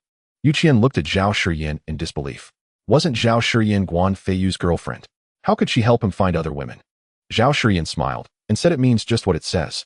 Now that it's the end of the world, many will die, and many previous constraints are no longer constraints. Perhaps now it is still peaceful, but what about later?" Yu Qian's complexion changed again. If it truly was the end of the world, what kind of scene would that be? Let alone an apocalypse. Even in chaotic times, human life would be as insignificant as grass. In such a scenario, death might even be a relief. The problem is, what if one couldn't die? Especially someone like her, a beautiful woman. In just a few days, things will likely become chaotic. We women, especially those who are relatively pretty, will likely face the best outcome of being ravaged by a group of men. I think any woman facing such a situation would rather be dead. Thinking of such consequences not only Yu Qian, but even Li Kaiyun couldn't bear to imagine. Looking back now, it was her fortune to meet Guan Feiyu so early. Yet she was still wasting her opportunity for a little vanity in her heart. You and Feiyu are classmates. I heard Feiyu liked you before, and now in this situation, I don't mind being your sister. But it's still the same if you don't want to. I believe Feiyu won't force you. After all, you saw those screenshots that Feiyu just shared. This is still now. What about 2 days later? I believe even more women will want to be with Feiyu. After Zhao Shiyan's words, Yu Qian appeared troubled. Originally, she came over just to ask for food, but after listening to Zhao Shiyan, she didn't know what to do. She had previously contacted her parents in another city who told her to hold on. But if it was the end of the world, could a woman like her really hold on? Guan Feiyu watched Zhao Shiyan's performance. The corner of his mouth twitching. Zhao Shiyan was simply like Xiao Shuang from The Deer and the Cauldron. Such a woman was indeed suitable for managing this household. Alright everyone, let's continue enjoying the hot pot. Guan Feiyu, sensing that Zhao Shiyan had said enough, swiftly steered the conversation away. Zhong Yunru and Wu Qiaoyu stared blankly at the screenshots and final video Guan Feiyu had posted. Had things truly devolved to this? Glancing at their dwindling food supplies, how long could they possibly endure? Without sustenance, what then? Were they to simply await death? Even if they still possessed some provisions, others, desperate, starving, would stop at nothing to seize them. By what means could 2 women alone hope to survive? World-weary and perceptive, they understood human nature all too well. Once despair took root and survival seemed impossible, people would turn ruthless, scrambling for every scrap of resources. As vulnerable women, they knew their fate would be grim. Zhong Yunru recalled Guan Feiyu's chilling words, "One woman is worth a pack of instant noodles." Both she and Wu Qiaoyu had contacted their families, only to receive the same terse reply, "Hold on." Under current circumstances, even immense wealth could not secure their evacuation, nor did their families stockpile vast reserves. Affluence did not equate to foresight. Exchanging a glance, resolve drained from their eyes. Finally, Zhong Yunru murmured, "I'll contact Guan Feiyu." Wu Qiaoyu pondered in silence before nodding wordlessly. Su Xiaoxiao, reading the group chat, seethed with fury. Yet the image of Guan Feiyu's villa, the hot water, the abundant food, drained her anger like air from a punctured balloon. Those who had yet to witness the villa's comforts might still dismiss Guan Feiyu as a fraud, but anyone who stepped inside would find it nearly impossible to leave. Su Xiaoxiao too contemplated her uncertain future. Her own rations were nearly exhausted. What lay ahead for her? Lin Ziyu and Mu Qingqing watched the unfolding scene in stunned disbelief. Mu Qingqing could scarcely believe humanity could sink so low for mere sustenance. Lin Ziyu, meanwhile, envied Guan Feiyu, not for his resources alone, but for the harem-like security he commanded. Alas, he lacked such provisions himself. Yet Guan Feiyu possessed them in abundance. Qingqing, he proposed, "We've run out of food. Why not accept Guan Feiyu's terms? Given your allure and his long-standing infatuation, you need only lower your pride slightly. He will surely agree. You'll feast well, and perhaps even bring back supplies," Lin Ziyu added, having seemingly forgotten Mu Qingqing's earlier video confession. Mu Qingqing gazed at Lin Ziyu in utter disbelief. Once he had forbidden even the thought of such an arrangement, demanding she report every encounter with Guan Feiyu. Each confession had been met with punishment, accusations of betrayal, cruel reproach. She had once mistaken his torment for love, a desperate, twisted plea to keep her distant from Guan Feiyu since fate denied them union. Had they truly been together, he would never have acted thus. Now, however, he urged her to sell herself. Unthinkable, unforgivable. Seeing her devastation, Lin Ziyu faltered. Food was vital, but not at the cost of her belief in his love. "Ziyu, what did you say? You want me to betray myself and grovel before Guan Feiyu?" Even amid the biting cold, tears of anguish streamed down her cheeks. Lin Ziyu realized his blunder instantly. "Qingqing, you've misunderstood me entirely. I meant you should feign agreement, while I rally allies. At the right moment, you'll slip the door open unnoticed, and I'll storm in with reinforcements." Mu Qingqing eyed him skeptically. "Truly, do you still command loyal followers?" Lin Ziyu smiled with quiet confidence. "Qingqing, don't forget I am the eldest son of the Lin family. You know the scale and strength of Lin Group. And though Wulong Villa appears prestigious, it remains fundamentally ordinary. Several Lin Group executives reside here. Gather them, and subduing Guan Feiyu becomes effortless." Her eyes lit with sudden hope. If true, they might seize everything Guan Feiyu possessed. "Very well, I'll contact him at once." Lin Ziyu cautioned, "Not yet. Let me first assemble our allies, then you reach out." She nodded obediently. "I'll follow your lead." In a high-rise apartment, a woman wept silently. Her husband comforted her. "My love, we have no choice. It's not that I don't cherish you, but must we starve with our eyes wide open? Just this once, endure it. Afterward, I'll love you more deeply than ever." The man was Zhang Chong, brother Chong in social circles. The weeping woman was his wife Sun Rue. When Guan Feiyu shared screenshots, he included their private chat. Sun Rue, scrolling through the group, saw the exchange at once. Zhang Chong had been struggling. How to extract more food from Guan Feiyu and how to broach the subject with her. Before he could negotiate with Guan Feiyu, Sun Rue discovered the truth. If Guan Feiyu proved unreachable, Zhang Chong would face utter futility. Yet if Sun Rue consented, he believed alternatives existed. Others had already approached him offering modest rations. They reached out precisely because Sun Rue, renowned across Wulong Villa as a stunning young matron, had appeared in Guan Feiyu's leaked chat. Sun Rue sobbed, Zhang Chong, I never imagined you'd become this man. I defied my family to marry you. Your idleness I endured, but now you demand I prostitute myself. How dare you betray me so? Her outrage was justified. Though Zhang Chong's family was comfortable, affording a Wulong Villa residence remained impossible. Her kin had fiercely opposed their union. Yet Sun Rue loved him fiercely, even threatening estrangement from her family, forcing their reluctant concession. Together both families contributed funds, enabling them to purchase a villa unit on installment. After marriage, Zhang Chong dreamed grandly of swift colossal wealth. But talent eluded him. Sun Rue bore the household's burden, supplemented only by aging parents' meager aid. Without them, survival would have been impossible. Now facing her sale, her grief was immeasurable. Zhang Chong too erupted, am I not doing this for our home? For our survival? Must you refuse to sacrifice? Would you rather die? Make no mistake, if you reject Guan Feiyu, another will take your place. Sun Rue never imagined that Zhang Chong, instead of repenting, would actually attempt to sell her to another person. Impossible. I'd rather die than go with anyone. Her normally timid nature rarely yielded such resolute words. Hearing this, Zhang Chong instantly flared with rage, I'll make you willing. Without another word, he seized Sun Rue and bound her tightly. She struggled desperately, but a woman stood no chance against Zhang Chong's strength. Her anguished cries echoed helplessly until at last she was fully restrained. Glancing once more at Sun Rue, Zhang Chong decided to contact Guan Feiyu again. After all, only Guan Feiyu might offer a higher price. By then, Guan Feiyu and the others had finished eating. Li Kaiyun instinctively began clearing the table. Yu Qian immediately rose to assist. Guan Feiyu watched Yu Qian's bustling figure for a moment, then waved his hand. 2 10-kilogram bags of rice, along with meat, eggs, other provisions, and several packs of instant noodles appeared at the doorway. Zhao Shiyan paused, a faint smile blooming across her face. Turning back to see Yu Qian diligently helping Li Ziyun, she feigned reproach. Feiyu, you're truly incorrigible. You get to be the good one, while I bear the burden of being the villain. Wrapping an arm around Zhao Shiyan, Guan Feiyu kissed her gently. I'm sorry it's unfair to you.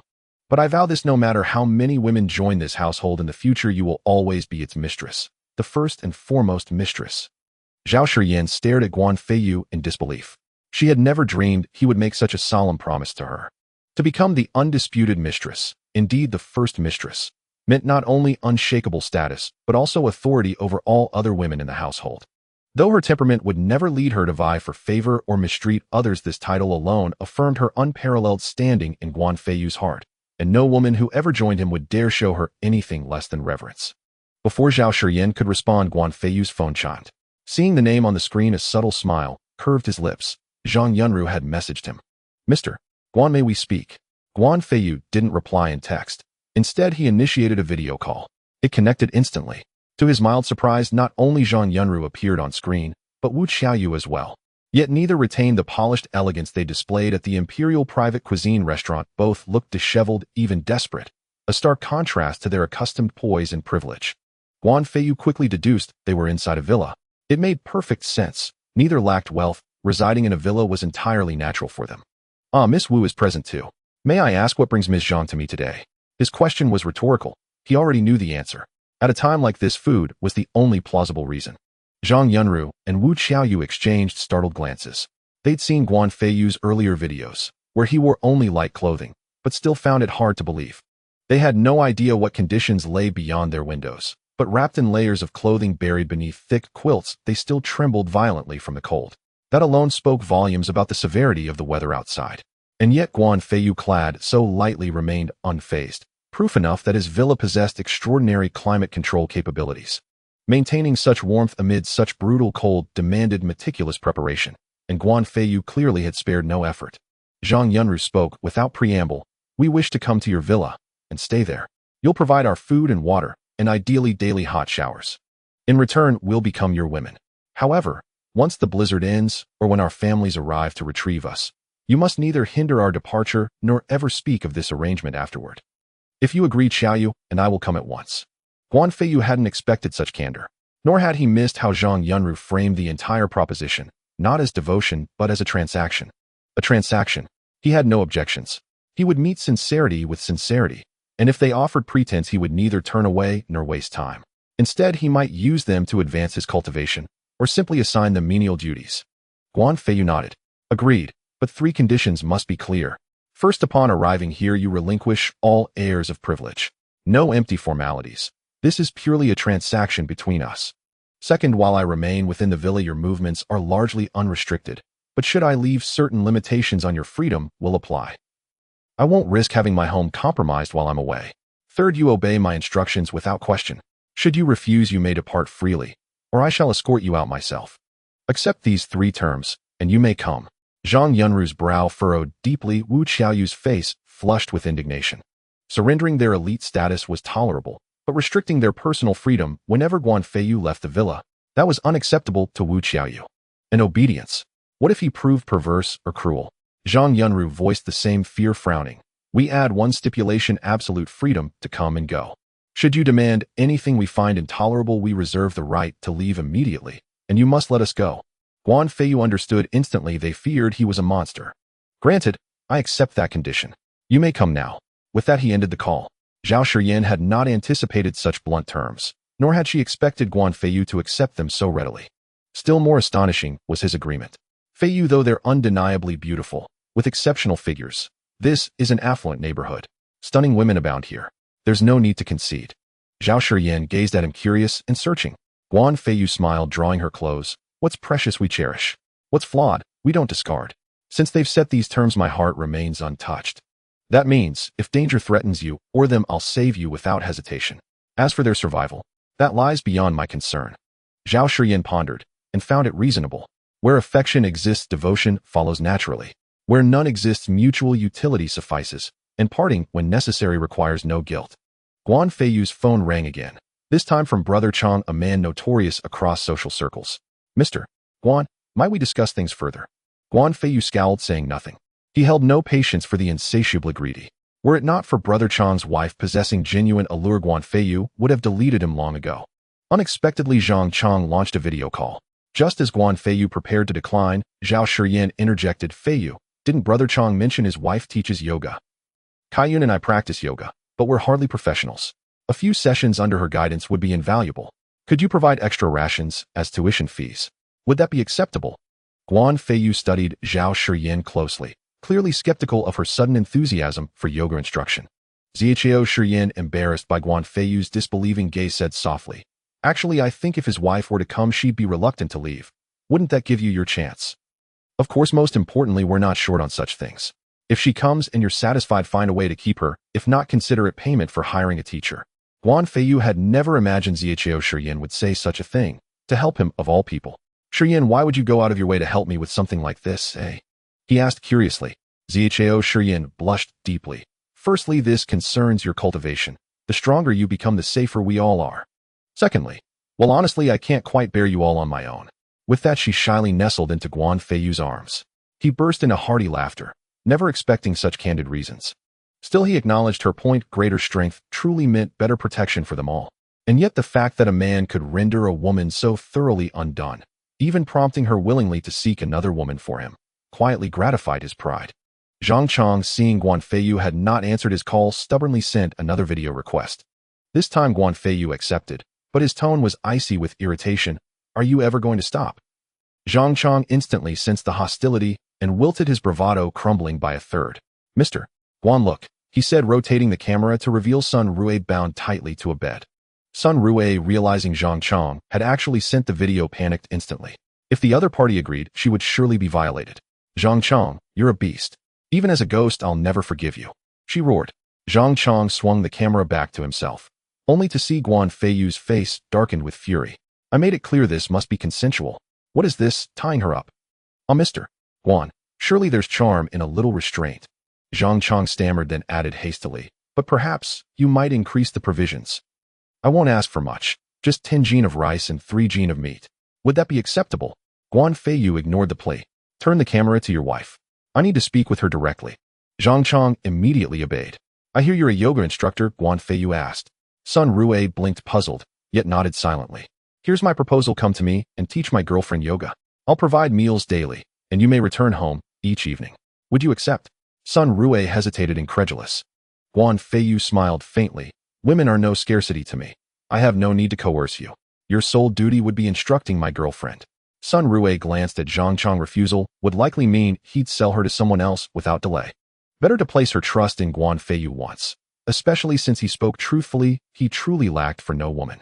Moreover, she'd just seen the video he'd sent, evidence he'd only recently finished, leaving no possibility of immediate recovery. Sun Rue nodded. Yes, I accept. Guan Feiyu called out Zhang Chong. The man hurriedly reoriented the camera. He'd heard every word, but believed none of it. Yet food was all that mattered now. He hadn't eaten in a full day. You've heard my terms. How much do you require daily? Guan Feiyu asked, disdain lacing his voice.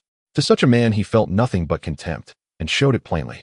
Zhang Chong meanwhile weighed the matter in silence, utterly unconvinced.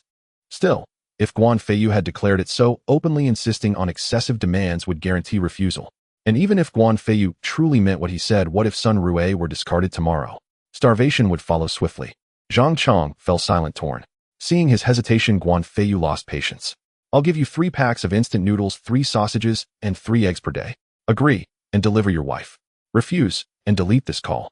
Now. He ended the call without waiting for reply. By then, Li Kaiyun and Yu Qian had already packed their belongings. They'd overheard the entire exchange and shared Zhang Chong's skepticism. Yu Qian too found Guan Feiyu's offer hard to believe. In her view, his words were merely a clever ruse to entice Zhang Chong with extra noodles while securing Sun Rue through subterfuge. After all, having spoken so publicly, Guan Feiyu couldn't easily retract his promise, thus gaining Sun Rue and preserving his dignity. Guan Feiyu smiled at Yu Qian. Senior beauty, I've left everything by the door. Take as much as you can carry. And if you manage to haul it all away in one go, I'll bring more. But this is your one chance, a final gesture honoring our years as classmates. After today, any further provisions will follow my rules without exception. Only then did Yu Qian notice the pile by the threshold, far beyond what she could lift alone. Even if she managed, how long would those supplies last? Zhiqiao Shiyan rose and gently took Yu Qian's hand. Little sister, I urge you to stay. I know, you share no deep bond with Feiyu. Were it otherwise, you'd never accept. So here's a compromise: remain for now, and let time nurture your connection. If after 30 days no affection has grown between you, then leave freely. I'll ensure you depart with all these goods in hand. And I swear Feiyu will never force you. What do you say? Yu Qian's heart fluttered. Guan Feiyu was strikingly handsome, else Mu Qingqing would never have chosen him. Yet in this desolate world, she felt utterly adrift. To leave, even with those supplies, offered no certainty of survival beyond a few days. Seeing Yu Qian hesitate, Zhiqiao Shiyan stepped in decisively. It settled then. Feiyu, you have no objection. Guan Feiyu shrugged. Household matters are yours to govern. From now on, decisions like these rest entirely with you, Shiyan. With that, he opened the valve feeding water into the swimming pool before him. The pool had existed since the villa's construction, a feature he'd preserved beside the living room and used until today when he finally chose to savor it. Just then an alarm chimed. Glancing at his tablet, Guan Feiyu saw Zhong Yunru and Wu Qiaoyu had arrived. They searched fruitlessly for the doorbell, already preparing to turn back. At that moment, the gate swung open. Guan Feiyu stood calmly in the doorway. Enter. Unexpectedly, Zhang Chong arrived too, leading Sun Rue by the hand. Guan Feiyu glanced at Sun Rue. Her appearance was quite pleasing, and she indeed stood at 170 centimeters tall, whereas Zhang Chong appeared even shorter than she was. As for her figure, Guan Feiyu's knowledge remained limited to what he had seen in photographs, as she was now fully bundled up against the cold. At that moment, Sun Rue gazed anxiously around her. Along the way, she had already noticed numerous people casting hostile glances their way. Now seeing Guan Feiyu in person, Sun Rue grew even more tense. She wondered whether he would truly keep his word. Was he only seeking her guidance for his girlfriend's yoga practice? Zhong Yunru and Wu Qiaoyu frowned slightly upon seeing Sun Rue. They too assumed she had come for a transaction. Yet what repulsed them most was that the man beside her was clearly her husband. How could a man call himself one if he delivered his own wife to such an arrangement? Guan Feiyu called out toward the villa. Sayun, bring 3 packets of instant noodles, 3 sausages, and 3 eggs. Moments later, Li Kaiyun arrived with the items. Guan Feiyu took them and tossed them carelessly to Zhang Chong. Get lost. I'm leaving. Right away, right away. Zhang Chong stared at the food, once beneath his notice, now trembling with quiet excitement, for at last he would have a proper meal. Dismissing him without another glance, Guan Feiyu said again, "Go inside." The three followed Guan Feiyu and Li Kaiyun into the villa where a wave of warmth enveloped them, a sensation long absent from their lives. Zhao Shiyan approached with Yu Qian in tow. Yu Qian appeared awkward, uncertain of her place here. Zhao Shiyan spoke with solemn composure. "Feiyu, how shall we arrange these people?" Guan Feiyu paused in thought, then said, "Xian, you'll take." He turned to Sun Rue and asked, "What is your name?" "Sun Rue," she replied softly, head bowed. Guan Feiyu nodded. "Xian, take Sun Rue to a room to bathe. Sayun, since Yu Qian will remain, please help her familiarize herself with the premises, and let her choose her own room. Once Sun Rue has bathed, give her something to eat. Then you may begin practicing yoga with her. If Yu Qian prefers not to join, she's free to do as she wishes. As for you two," Guan Feiyu turned to Zhong Yunru and Wu Xiaoyu, "please use the adjacent restroom to bathe. I'll bring you clothes shortly. After dinner tonight, I'll assign you rooms." The group stood momentarily stunned, each heart stirred by different emotions. Yu Qian's expression shifted faintly. Did Guan Feiyu's delegation of room selection to Li Kaiyun signal indifference toward her? Otherwise, why would he personally assign rooms, and even select clothing, for those two women? Sun Rue stood dumbfounded. She hadn't imagined bathing would still be possible here, nor that she'd be fed before anything else. She hadn't eaten in over a day. Zhao Shiyan and Li Kaiyun exchanged subtle glances. Neither viewed Guan Feiyu's personal arrangements as cause for comfort. Especially Zhao Xian, who understood precisely how Guan Feiyu regarded the three women. Having spoken, Guan Feiyu strode toward the room filled with clothing. Zhao Shiyan led Sun Rue to bathe, while Zhong Yunru and Wu Xiaoyu entered the restroom. Li Kaiyun smiled and said, "Senior sister, you let's go." Yu Qian followed her upstairs with a sullen expression. Noting it, Li Kaiyun chuckled, "Are you thinking Feiyu doesn't value you?" Yu Qian remained silent, but her expression spoke volumes. Li Kaiyun shook her head. "You truly don't understand Feiyu at all. Feiyu entrusted me with showing you around and letting you choose your own room. That means he considers you part of the family." Yu Qian looked at her puzzled. Li Kaiyun continued, "This villa has undergone extensive modifications. The full layout is difficult to explain in a single sitting. We'll explore its intricacies gradually.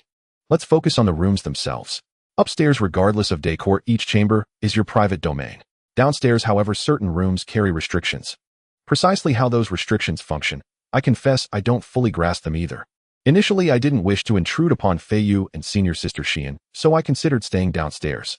Feiyu told me plainly those rooms are for outsiders, not for family. If you insist on staying there, be my guest, but don't say I didn't warn you. I suspect he intends to assign those two women to such rooms. So be grateful. You've been granted the privilege of choosing upstairs." Though Yu Qian wasn't entirely satisfied, her mood improved noticeably. Li Ziyun's expression turned serious. "Still, I must caution you on several points. First, under no circumstances enter the third floor. That is Feiyu's explicit instruction. Second, never descend to the second basement level. Why? Even I don't know. Neither I nor senior sister Shiyan has ever set foot there, neither on the third floor nor in the lower depths."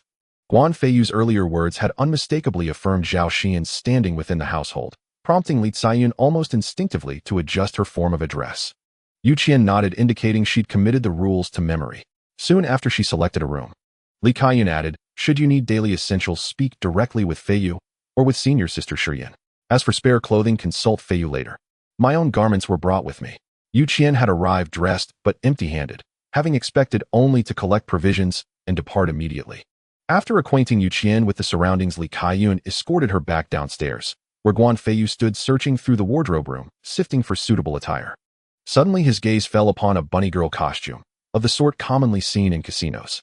Though modest in coverage, it was form-fitting, accentuating every curve of the female form with both long, elegant legs fully exposed.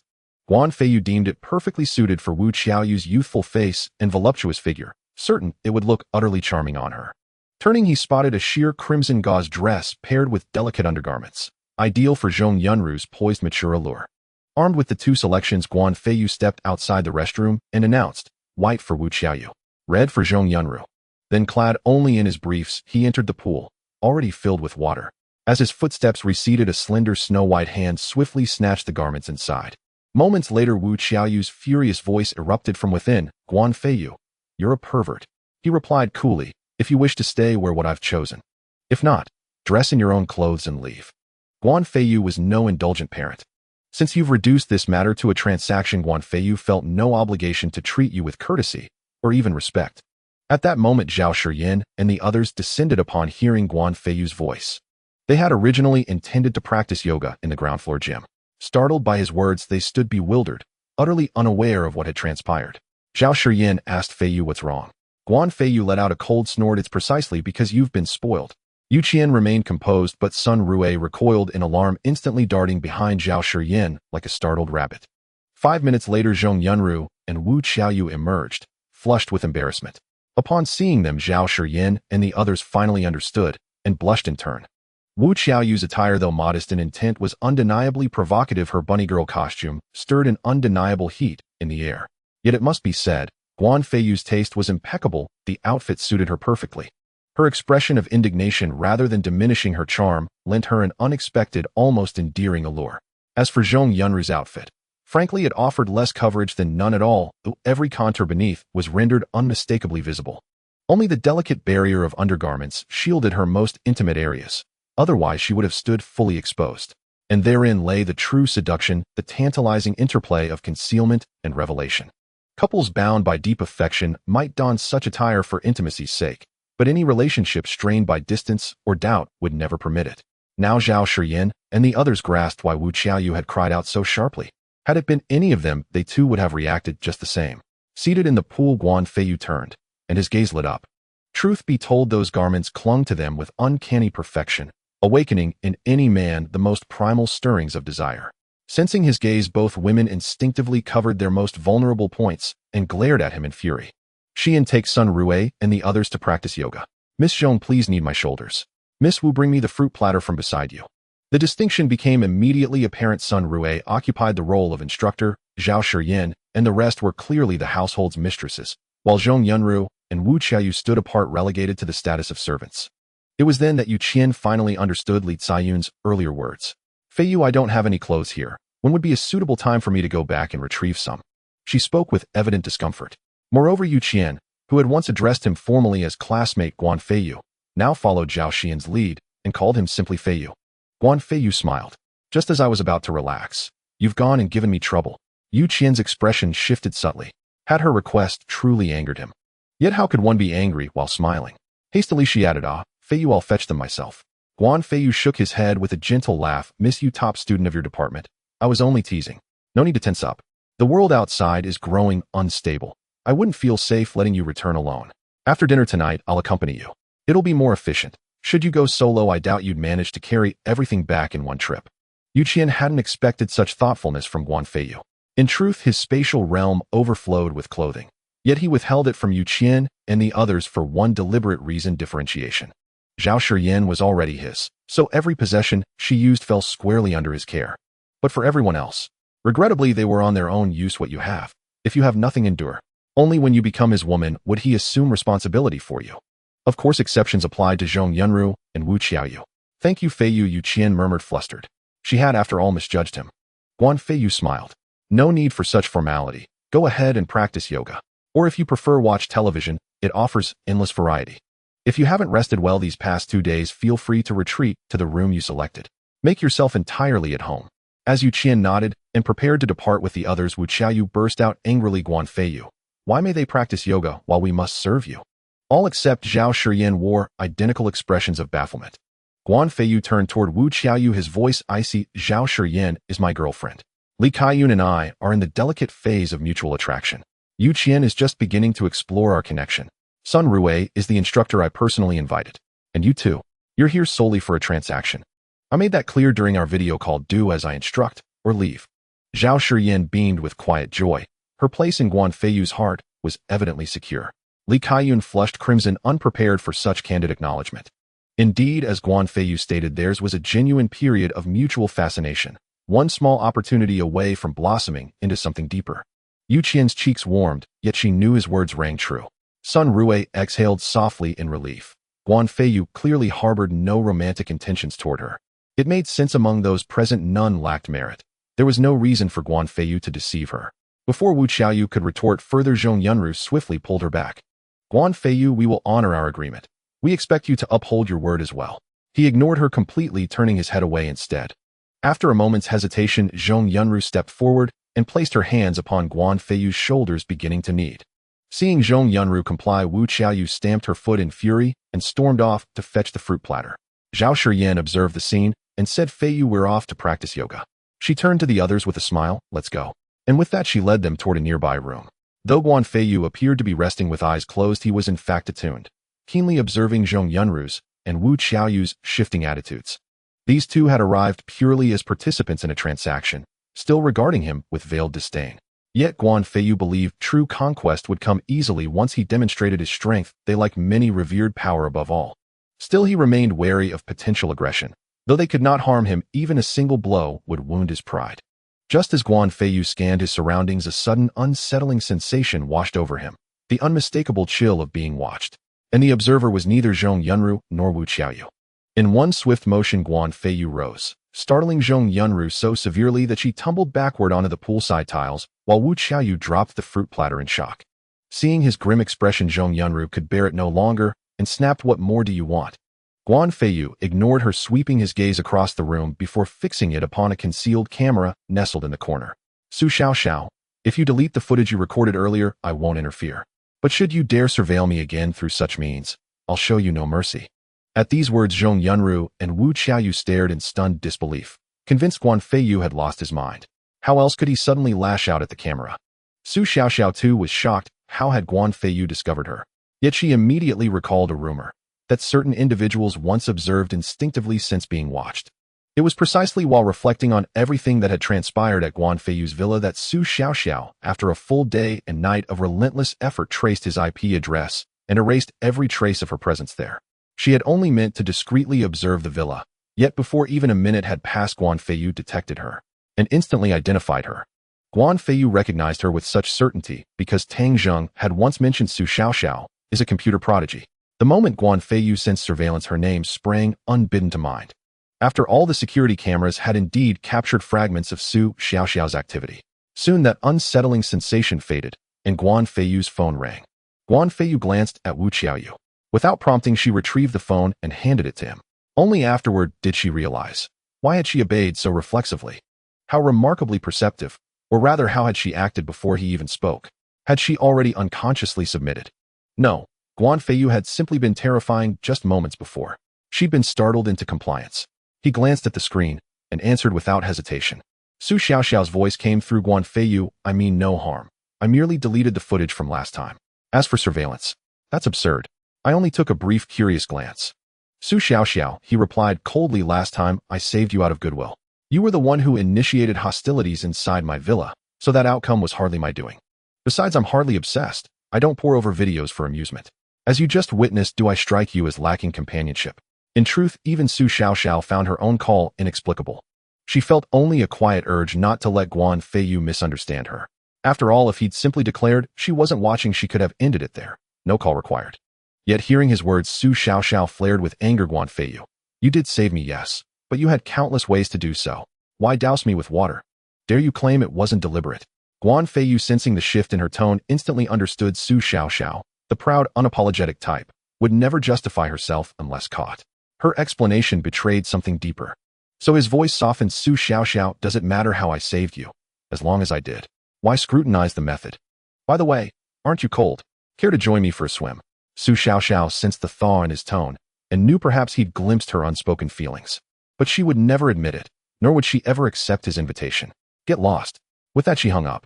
Guan Feiyu tossed the phone aside, a faint wry smile playing on his lips. What's the point of all this? Then he slipped back into the pool. Continue. Zhong Yunru and Wu Qiaoyu listened, utterly bewildered, clueless about the hidden history between them. Yet since Guan Feiyu had given the signal to proceed, they resumed their tasks without question. Meanwhile, after half a day, Lin Ziyu had used internal corporate contacts to locate Lin Group personnel residing in the Wulong Villa community. They now gathered in Lin Ziyu's home. You all know my character, he began. Given this blizzard, no one can predict how long it will last. I've contacted my father. He assured me he'll come for me the moment the storm ends. But first, I must survive. Lin Ziyu delivered this opening with practiced ease, though everyone present knew it was less an appeal than a demonstration of authority, laying groundwork for what followed. Sure enough, he continued, surviving such conditions won't be easy. So I've gathered you here to hear your thoughts. Those assembled were senior and mid-level executives of Lin Group, shrewd, perceptive people. They understood Lin Ziyu's gesture was mere courtesy. He'd already formed his plan. Young Master Lin, speak freely. We're all listening. Indeed, young Master Lin, we follow your lead. Exactly. Survival is all that matters. Lin Ziyu smiled faintly. I've informed my father that I've convened you all to form a mutual support group. He agreed. When he comes to retrieve me, he'll take you all with him. That's why I summoned you, to unite our resolve. Hearing this, relief softened their faces. They yearned to live, but had no idea how. Now hope flickered. If Lin Ziyu's father could rescue them, all might yet be well. And they trusted Lin Group's power to deliver on that promise. Lin Ziyu continued, I trust you've seen the neighborhood chat group. Right now, only Guan Feiyu's villa remains warm and well-stocked with food. My proposal: eliminate Guan Feiyu and seize his villa and supplies. With those, we'll surely endure until my father arrives. They raised no objection to the strategy. After all, their own rations were dwindling. But eliminating Guan Feiyu, that crossed a line. This was murder, a crime etched deep into their moral consciousness. Though Lin Group could shield Lin Ziyu, what of them? Once guilty, they'd face justice. No escape. Their legal instincts remained unshaken. Lin Ziyu saw their hesitation and laughed coldly. No need to fear. Under these conditions, removing a few people and tidying up afterward means no one will ever trace it back to us even after the snow melts. Besides, Guan Feiyu has no family, no influence, just an orphan. Who'll care about him later? And with Lin Group's reach, such a matter would vanish, reduced to nothing, then forgotten. Qianbin spoke up immediately. Young Master Lin is absolutely right. We must focus on survival now. If we hesitate, we'll starve within days. Only by eliminating Guan Feiyu can we live. Tomorrow is uncertain, but today we face death. Who thinks of tomorrow when today is our last? Lin Ziyu studied Qianbin and nodded. A sharp mind, worthy of cultivation. In the blink of an eye, the afternoon had passed, and Zhao Shiyan and the others emerged from the room. Guan Feiyu had remained by the pool the entire time, while Zhong Yunru and Wu Qiaoyu stayed beside him. However, Guan Feiyu did not do anything to the two. Some things are better left to nature. Moreover, Guan Feiyu believed that it wouldn't be long before they would take the initiative, even feeling anxious. Guan Feiyu was confident that this day would come soon, perhaps within 3 days. Sensing Zhao Shiyan and the others approaching, he finally stood up. This movement made everyone instantly feel embarrassed. Guan Feiyu was only wearing a pair of shorts in the pool, and upon stepping out, everyone naturally saw something, especially in certain areas. Yu Qian and the others immediately flushed, feeling quite embarrassed. Although it was normal since Guan Feiyu had just emerged from the pool, don't men usually wear such things while swimming? Could he have been made to wear long underwear while swimming? Even if he were to wear long underwear, given Guan Feiyu's impressive physique, it would still be noticeable if the water soaked through. Moreover, this was Guan Feiyu's home. Who could say anything? Only Zhao Shiyan remained unfazed. After all, she had seen every inch of Guan Feiyu. Seeing Zhong Yunru and Wu Qiaoyu shy and not making any moves, Zhao Shiyan picked up a towel from the side to help Guan Feiyu dry off. Guan Feiyu glanced at Zhong Yunru and Wu Qiaoyu with a cold snort, expressing his dissatisfaction. The two knew that Guan Feiyu was targeting them, but they couldn't say anything. Guan Feiyu turned to Zhao Shiyan and asked, how did you fare with teacher Sun Rue? Zhao Shiyan kept busy with her hands, laughing. Teacher Sun Rue is a professional. Li Kaiyun also chimed in. Indeed, Feiyu, you must not doubt Teacher Sun's professionalism. Especially when Teacher Sun is doing yoga, her body is stretched and her flexibility is exceptionally good. Flexibility exceptionally good. This was a statement that was quite normal. Yet everyone unconsciously thought of certain implications. After all, if someone has good flexibility, wouldn't they be able to perform many difficult movements? Seeing Guan Feiyu's ambiguous smile, everyone also thought of the hidden meaning behind this statement. The ladies blushed, and only Zhao Shiyan smiled. Feiyu, what are we having for dinner? Guan Feiyu, wrapped in a towel, replied, what do you want to eat? Originally, Wu Qiaoyu was the chef, but Guan Feiyu felt that since it was Wu Qiaoyu's first day, he couldn't fully trust her. What if she tried something? After all, as a chef, she would know how to mix ingredients to turn food that was originally safe into something harmful. Guan Feiyu did not want to take that risk. Zhao Shiyan laughed. Yu Qian, it's your first day here. Although you've already eaten at noon, that was your own decision. How about letting Yu Qian decide what we eat for dinner? Yu Qian felt a bit embarrassed, having already eaten once. Logically speaking, Sun Rue was also a guest and should be the one making decisions. Yet Zhao Shiyan unexpectedly let her decide. Oh, was that all right? Moreover, she didn't know what Guan Feiyu had, and if she mentioned something that wasn't available, wouldn't that be embarrassing for him? Yu Qian hadn't even realized that she was already considering Guan Feiyu. The other girls were astonished. Could they still order food here? Given the current situation, having something to eat was already a blessing. Being able to fill their stomachs was not something they could even dare to think about. Yu Qian hesitated, looking at Guan Feiyu. Guan Feiyu was somewhat confused. What are you looking at me for? Zhao Shiyan, being a woman, guessed what Yu Qian was hesitating over and chuckled internally. Yu Qian, don't worry about it. Feiyu has all sorts of delicious food. Although Yu Qian was somewhat skeptical with Zhao Shiyan taking charge, she finally spoke up. I prefer sweet foods. This statement was quite vague. A piece of candy could also be considered sweet food. This also left Guan Feiyu some leeway. Guan Feiyu hadn't expected Yu Qian to be so understanding. However, with his own stock, Guan Feiyu was naturally unafraid. He smiled and said, there are so many kinds of sweet foods, can you be more specific? For example, cake. Initially, Guan Feiyu had bought whatever he saw when he went to the dessert shop, so he had ordered quite a bit. Yu Qian quickly replied, I'm fine with anything, as long as it's sweet. Guan Feiyu joked, you love sweet foods so much, aren't you afraid of getting fat? Yu Qian blushing replied, it's true that I can easily gain weight, but I just like it, so I have to exercise more to maintain my weight. Guan Feiyu chuckled and shook his head, you've all practiced yoga for so long, you must be tired. Go take a break for a while. Saiyin, take teacher's son to rest. Miss Zhong and Miss Wu, come with me. After speaking, Guan Feiyu walked toward the outermost room on the first floor. The two immediately followed. Curious, Zhao Shiyin and the others did not leave, wanting to see how Guan Feiyu would arrange them. When Guan Feiyu reached a door, he input his fingerprint followed by a password, and a door opened. Everyone couldn't help but peek inside. It contained only a bed and a toilet. Beside the toilet was a faucet for washing, and that was all. Upon seeing such a room, everyone's first reaction was that it resembled a prison cell. Zhong Yunru and Wu Qiaoyu's expressions changed instantly. You want us to stay here? Wu Qiaoyu asked angrily. Zhong Yunru's face also turned extremely ugly. When had they ever stayed in such a room? Even in their own homes, the rooms for the maids were larger and better than this. Yu Qian glanced at Guan Feiyu, then at Li Caiyun, realizing that Guan Feiyu's concern for them and what Li Caiyun had said was indeed true. Guan Feiyu said calmly, I mentioned before that you will experience certain personal restrictions. In the future, I will let you out in the morning and you will rest inside at night. If I go out, you must come in. Of course, each of you will have your own room. If you are unwilling, you can change your clothes and leave. Do I won't force you. Wu Qiaoyu was about to get angry and leave. But Zhong Yunru stopped her again. They had originally proposed such conditions and had agreed. Since they had agreed, they could only endure otherwise would they really wait outside to die? Fine, we'll go in. But what will we eat? Zhong Yunru stared at Guan Feiyu and asked. Guan Feiyu smiled, you've been tired all afternoon, just letting you rest for a while. When I finish cooking, I will naturally call you out. Go in. Guan Feiyu definitely wouldn't cook as Zhao Shiyin would, but he wouldn't let her do it.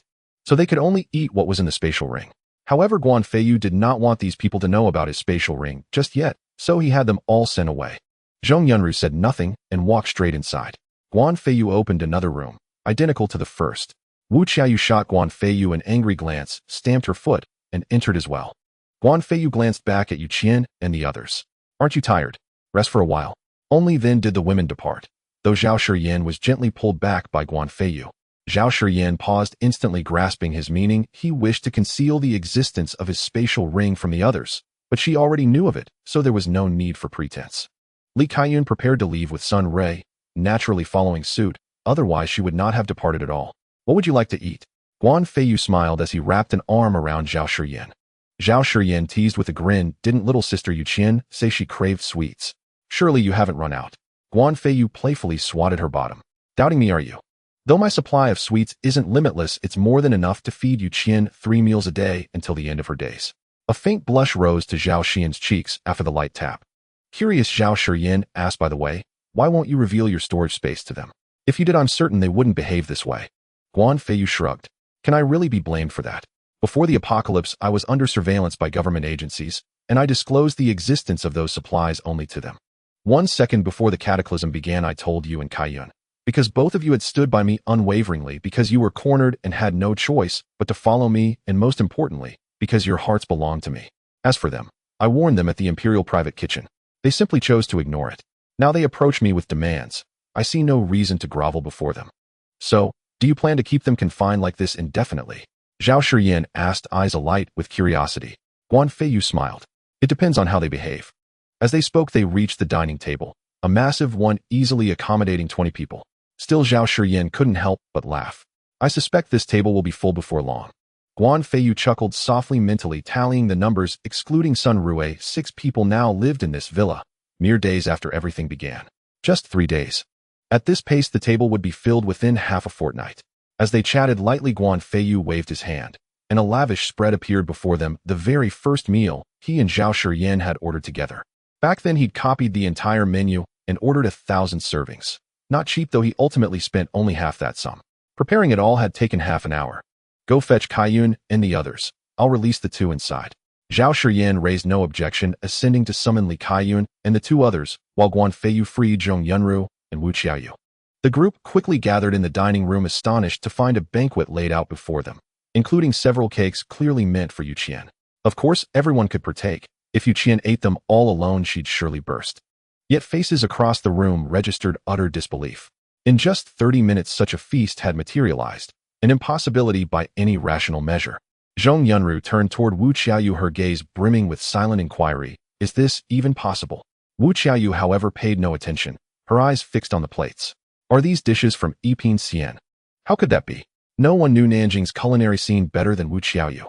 Her own imperial private kitchen ranked among Nanjing's elite restaurants, and Yiping Xian was considered top tier as well. Moreover, Yiping Xian rarely offered delivery services, yet each plate bore its unmistakable logo. More critically, no restaurant's kitchen team, no matter how skilled, could prepare such a feast in 30 minutes unless every dish had been pre-ordered and prepped in advance. But 30 minutes earlier, Wu Qiaoyu hadn't seen a single dish being prepared. The others were equally stunned, though none understood how Guan Feiyu had done it. They knew the laws of reality well enough. No human chef could accomplish this feat in half an hour. Clearly, Guan Feiyu harbored secrets unknown to them. Yet no one dared ask, and he certainly wouldn't volunteer answers.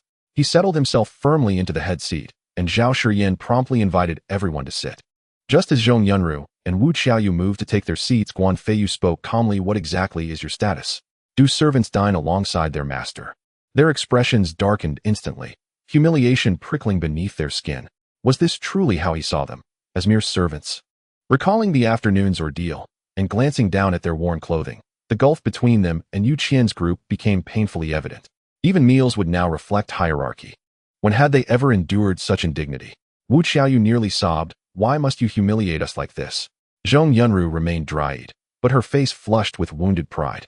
Guan Feiyu replied coolly, from the moment you presented your conditions, and I accepted them with conditions of my own, I made it clear you would obey me.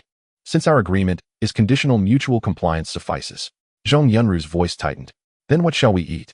Guan Feiyu swept his gaze over the laden table. Do you truly believe we could finish all this?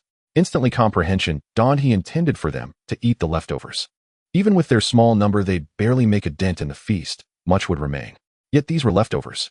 Zhong Yunru and Wu Qiaoyu hailed from prestigious families. Neither had ever touched a scrap of discarded food. They longed to walk away, but where would they go? Don't feel slighted, Guan Feiyu continued. I told you plainly before you arrived, shed your identities as young mistresses. Believe me, even scraps we discard would spark fierce competition among countless others. With these very leftovers, I could recruit dozens willing to perform the tasks you've just undertaken. But our agreement stands. Should you refuse, you're free to leave at any time. Guan Feiyu turned to the others with a warm smile.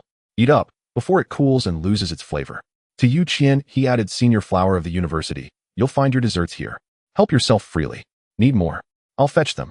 Yu Qian instinctively retorted, do you take me for a pig? Then she froze. Why had she spoken to him so flippantly? That tone echoed the petulant banter of lovers quarreling in jest. Realizing it, Yu Qian's cheeks warmed. Guan Feiyu burst into hearty laughter. Sun Rue, you worked hard this afternoon. Eat well.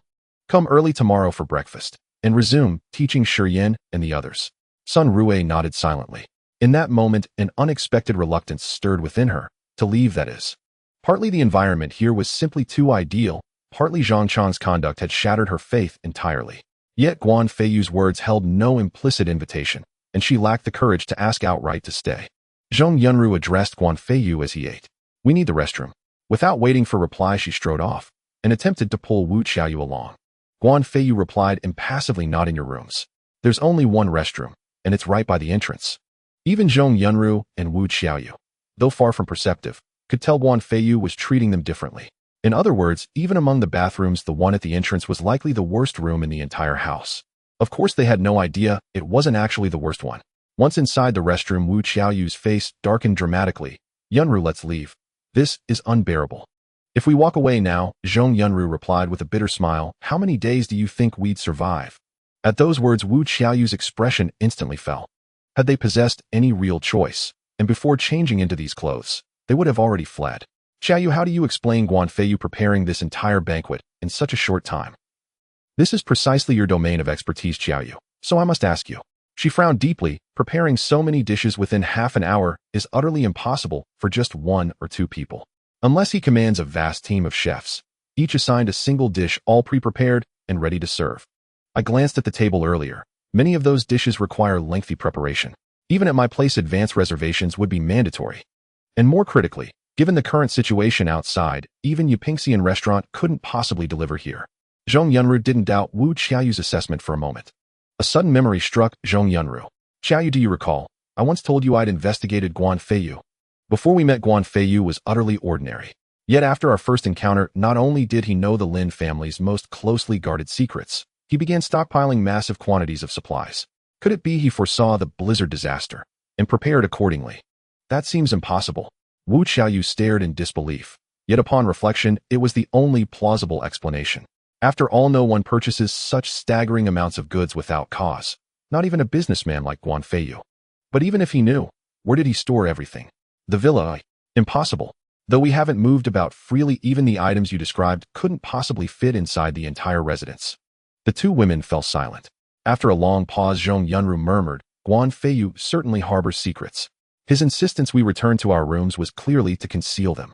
It appears our arrival here was fortunate, yet demanding terms from him was our gravest mistake. Wu Qiaoyu recognized this truth, but felt powerless to change it. Let's go, we'll rejoin them.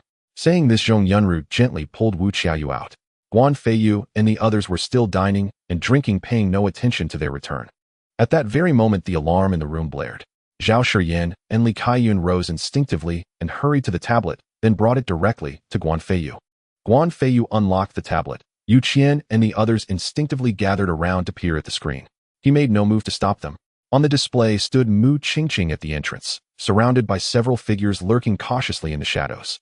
At the sight of them, Guan Feiyu's expression hardened instantly. Many among them were the very people who in his previous life had attacked him aboard the yacht after boarding. Murderous intent flared in Guan Feiyu's eyes, and every person present sensed the sudden shift in his aura, instinctively stepping back. Only Zhao Shiyan and Li Kaiyun remained motionless. Zhao Shiyan, curious, asked, Feiyu, what's wrong? Guan Feiyu glanced around. Enemies. Zhao Shiyan and Li Kaiyun had followed Guan Feiyu longest and knew of his rebirth. His aura now radiated killing intent. Clearly these individuals bore responsibility for his death. Zhong Yunru murmured, intrigued. Isn't that Mu Qingqing and Lin Ziyu? Your grudge runs deep indeed. Guan Feiyu remained silent, his murderous aura unrelenting. Just then Guan Feiyu's phone rang. Yu Qian, standing slightly apart from the group, immediately retrieved it. Guan Feiyu glanced at the incoming video message. It was indeed from Mu Qingqing. Seeing this, Guan Feiyu knew Mu Qingqing intended to betray him, so he decided to play along. Everyone please sit and continue eating as usual.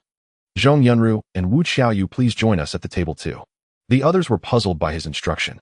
Only Li Kaiyun and Zhao Shiyan understood Guan Feiyu was about to perform. Sure enough, Guan Feiyu casually accepted the video call and said aloud, Senior Campus Beauty, please hand me a slice of cake from the one before you. Yu Qian immediately complied, placing a piece before him. Mu Qingqing, who had been poised to speak, found herself involuntarily swallowing, watching a stunning woman serve Guan Feiyu cake. After all, she too adored pastries and sweets. Guan Feiyu feigned only just noticing her, lifting the phone with a wry smile. Ah, the ex-girlfriend. Where are you? You look oddly familiar. Feiyu, Lin Ziyu and I have broken up. Can you let me in? Guan Feiyu wore an expression of genuine astonishment. You broke up? Could you truly bear it? Mu Qingqing burst into tears, ignoring the biting cold outside. Lin Ziyu is monstrous. He flew into a rage after I sent you that video and struck me. I simply couldn't endure it any longer. That's why I came to you. Please, for the sake of our past love, let me in. Just give me one meal, and I'll do anything you ask. Guan Feiyu sneered inwardly, but shook his head outwardly. Mu Qingqing, had you spoken thus earlier, perhaps I'd have let you in. But look around. You see far too many beauties here. There's simply no space left for you. As he spoke, he panned the phone slowly across Zhao Shiyan and the others. Naturally, the lavish feast on the table entered the frame as well. Gazing upon so many radiant women and such abundant delicacies, Mu Qingqing's mind echoed one thought: mine. All mine. They must be mine. She instantly adopted a pitiful demeanor. Feiyu, the others are with you only out of desperation. Only we share true love. Trust me, I'll stay faithfully by your side from now on, serving you devotedly. And I won't object to your relationships with them. Would that satisfy you? Guan Feiyu feigned hesitation, as though genuinely torn. Then, with a subtle spark in his eyes, he turned to Zhong Yunru. Yunru, you're quite familiar with Lin Ziyu. Do you truly believe he'd resort to physical violence? Hidden nearby, Lin Ziyu heard those words and instantly thought of Zhong Yunru. A question flashed through his mind. Is Zhong Yunru really inside the villa? Fury erupted within him. He burst forth, "Wretch! Zhong Yunru, get out here this instant. You're my fiancé. How dare you hide in Guan Feiyu's villa? Do you have no shame left?" Zhong Yunru's expression shifted faintly. She suddenly grasped Guan Feiyu's intention. In her mind, Guan Feiyu had deliberately provoked Lin Ziyu to ignite lasting enmity between their families, to avenge the humiliation of being cuckolded and to force her own allegiance into the open. Zhong Yunru hesitated briefly, then stepped behind Guan Feiyu and crouched down. Her current attire was not meant for other men's eyes. Even so, Lin Ziyu caught sight of her the moment she crouched. His fury erupted. "Guan Feiyu, come out at once. How dare you lay a hand on my woman? I'll kill you. Zhong Yunru, you're nothing but a whore, selling yourself for a mere meal. You're beneath contempt. Lin Ziyu, what about Mu Qingqing by your side?" Zhong Yunru shot back, voice sharp with scorn. "Do you truly believe I'm unaware of your affair? Why am I even here? Because of you. Had your family not clung so desperately to the idea of a marital alliance with mine, would I have fled our ancestral entanglements, seeking refuge in Wulong Villa only to end up beside Feiyu?" Her words left Lin Ziyu momentarily speechless. Indeed, with the Zhong family's resources, uncovering his liaison with Mu Qingqing would have been effortless. How then could Lin Ziyu dare reproach Zhong Yunru? Yet no man, however flawed, ever admits fault in such matters. Zhong Yunru, men of our stature must attend social engagements. That's simply how it is. And as for arranged marriages, surely you understand their nature. Even if we wed, our lives would remain separate, each free to pursue their own path, so long as discretion is maintained and appearances preserved. But now, you've exposed everything. What does that leave the Lin family's honor? Guan Feiyu smiled faintly, amusement glinting in his eyes. "Lin Ziyu, those beside me won't speak, but who else stands with you? Otherwise, how would anyone else know? Mu Qingqing, it seems you intend to conspire with Lin Ziyu against me." Zhao Shiyan and the others couldn't suppress their laughter. Guan Feiyu clearly knew others lurked near Lin Ziyu. He deliberately provoked them into revealing themselves. Or perhaps this was merely a pretext, a legitimate calculated justification for confronting them hidden. Lin Ziyu roared, "Guan Feiyu, if you're a man, step out now. Whether I'm a man or not, Yunru knows." Guan Feiyu kept one hand hidden beneath the table. "But should I step out, I fear you'd flee." As he spoke, he lifted his hand from beneath the table, revealing a handgun. Lin Ziyu flared with rage, convinced Zhong Yunru had already surrendered herself to Guan Feiyu. Especially dressed as she was, no man could bear such provocation. Yet just as Lin Ziyu prepared to hurl another insult, his gaze locked onto the pistol, and instinctively he recoiled a step. Zhong Yunru too grasped the double meaning in Guan Feiyu's words, and her cheeks flushed crimson. She couldn't fathom why embarrassment, not anger, bloomed across her face. "Guan Feiyu, do you think a rusted pistol frightens anyone? If you've courage, step out." Lin Ziyu's plan was simple. Once Guan Feiyu emerged, his concealed allies would strike, leaving no chance for a shot to be fired. Though Lin Ziyu had momentarily forgotten the pistol's existence, its sudden appearance stirred memory, the origin of that weapon. He recalled the footage of Guan Feiyu confronting foreign operatives. The guns visible in the video had refused to fire.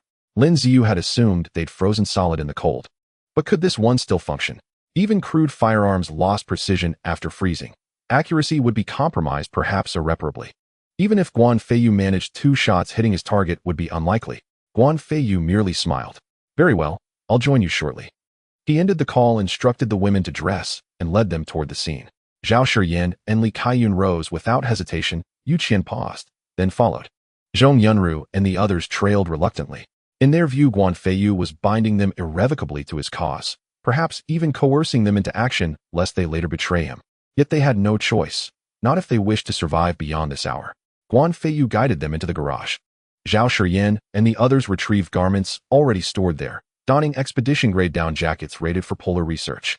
This time Guan Feiyu concealed nothing. With a silent intent, he produced additional down jackets for Yu Qian and the rest. The women stared in astonishment. How had clothing materialized so suddenly in his hands? Zhong Yunru reacted first, her mind flashing back to how Guan Feiyu had prepared an elaborate meal in under half an hour.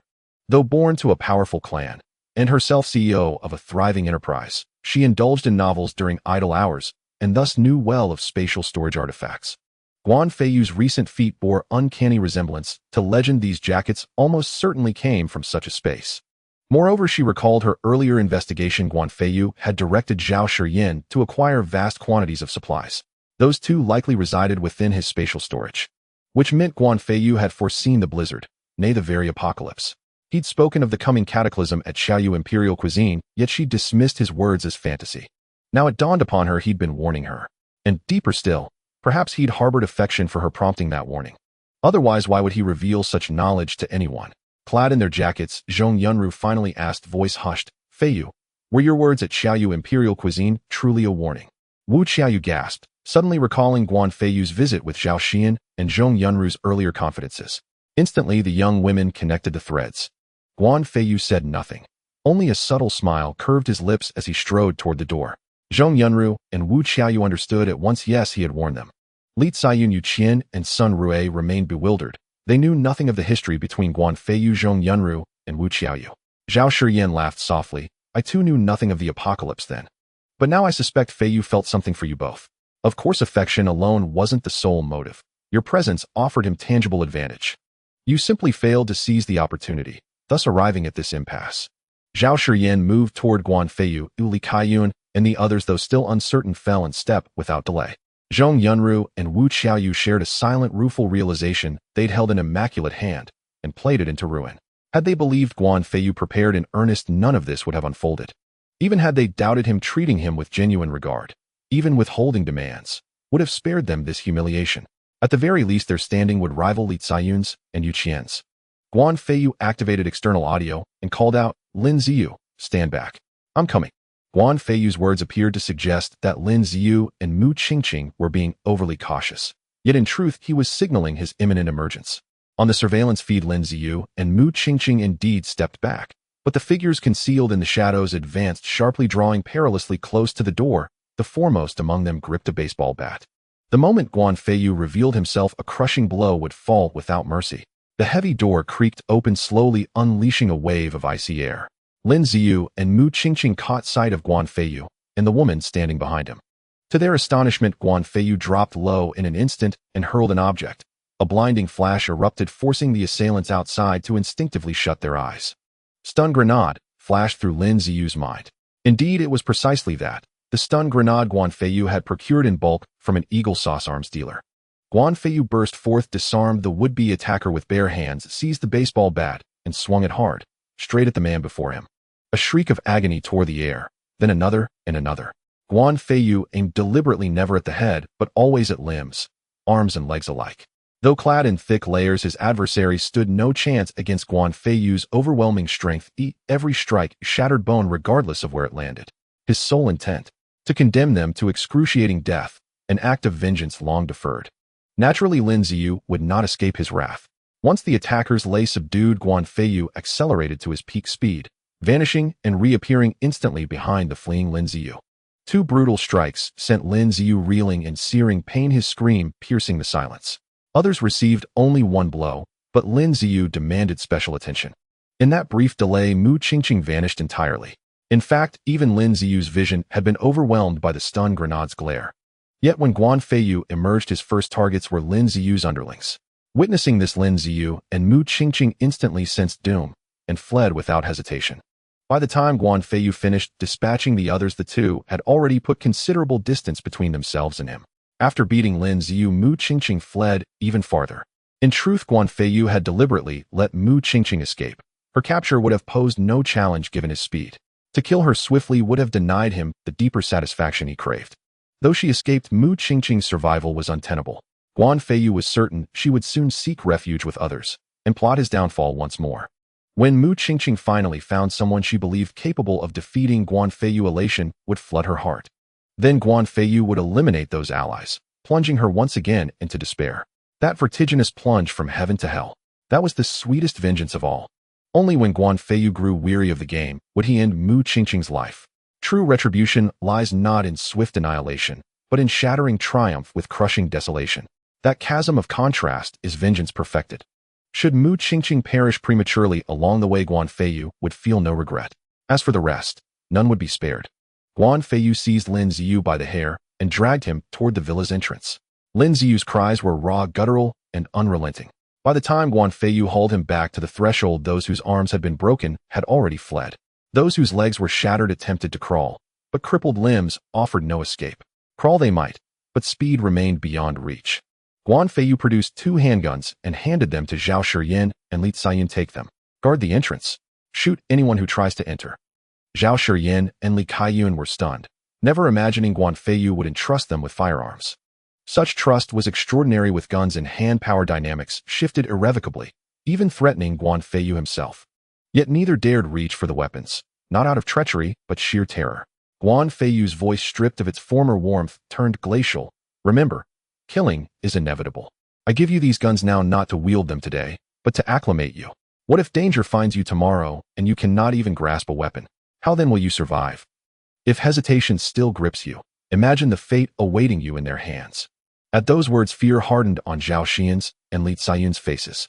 With Guan Feiyu beside them, safety was assured, for now. But what if tomorrow, when he departed, should they fall into enemy hands, death would be a mercy, far preferable to the violation and torment that would precede it. Here Guan Feiyu offered absolute trust, and yet they trembled before steel. What future awaited them if they failed now? Exchanging a silent, resolute glance, Zhao Shiyin and Li Kaiyun nodded firmly and took up the guns. Guan Feiyu scanned Yu Qian and the others, then addressed Zhao Shiyin and Li Ziyu. Should anyone attempt to seize your weapons, show no mercy. Kill without hesitation.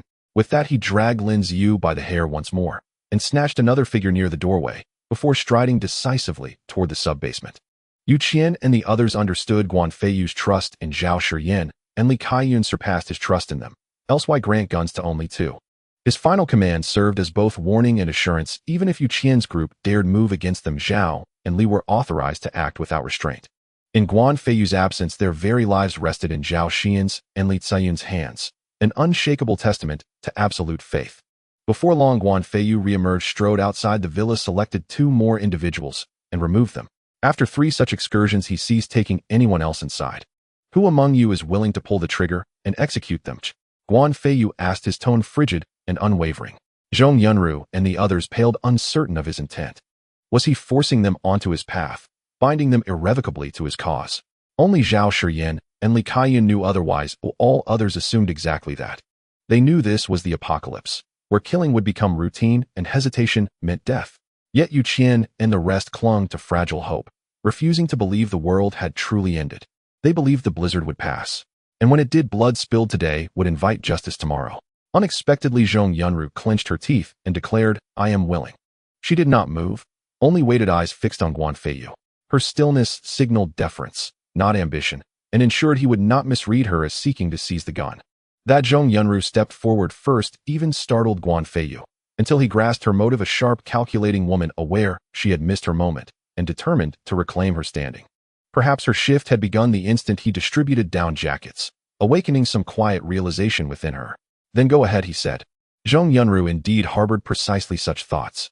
After witnessing the events of this day, she had come to understand that a rigid hierarchy existed within this villa. Originally, her status should not have been the lowest, yet by striking a private bargain with Guan Feiyu, she had inadvertently relegated herself to the very bottom. Now, by acting first, she effectively aligned herself with Guan Feiyu and demonstrated her obedience. With a flick of his wrist, Guan Feiyu produced another handgun, led Zhong Yunru outside, and placed the weapon into her hands. Kill whomever you please. Though born into a prestigious family, Zhong Yunru's eyes trembled with hesitation as she gripped the firearm. Murder was still foreign to her. Naturally, she did not entertain the notion of turning the barrel against Guan Feiyu merely because the gun rested in her palm. She knew full well even if she succeeded in killing him, starvation would claim her soon after. Moreover, Guan Feiyu trusted her scarcely at all, yet he had handed her the weapon nonetheless. He would surely remain vigilant. Her attempt, therefore, stood no chance of success. The sight of Zhong Yunru brandishing the pistol sent waves of terror across their faces. "Miss Zhong, spare us. Miss Zhong, please, have mercy on us." Before hearing their pleas, her gaze had wavered. But the moment those desperate cries reached her ears, resolve hardened in her eyes. If you seized Feiyu, would you truly spare me? She had witnessed far too much sordid conduct to harbor illusions. Were she to fall into Lin Ziyu's hands today, she knew she would suffer not only his humiliation, but theirs as well. Thus Zhong Yunru fired without delay. Though her conviction was unwavering, she shut her eyes as she pulled the trigger. Not content with a single shot, she emptied the magazine in rapid succession, only opening her eyes again when the hammer clicked hollowly on an empty chamber. At the grisly sight before her, Zhong Yunru recoiled violently, her stomach heaving in dry retches. Yet she had eaten nothing before arriving at the villa, and nothing since. All she could manage was a hollow, wrenching gag. Guan Feiyu retrieved the pistol slotted in a fresh magazine and clapped her gently on the back with a chuckle. A perfectly natural reaction. This will pass with repetition. Zhong Yunru stared at him, disbelief shimmering in her eyes. There will be more. Guan Feiyu glanced down at the corpse and laughed lightly, though perhaps a bit wasteful. Nearly a full magazine, yet only one hit. That poor fellow met a rather grim end. Zhong Yunru shot him a fierce, incredulous glare. Surely this was no time for jest. Yet Guan Feiyu showed no anger. The quip had been deliberate, a calculated deflection. As for him, though he had never before witnessed such a scene firsthand, he had seen far crueler, more merciless methods of killing. This man at least had died swiftly, whereas those he had taken away would find death itself an unattainable mercy.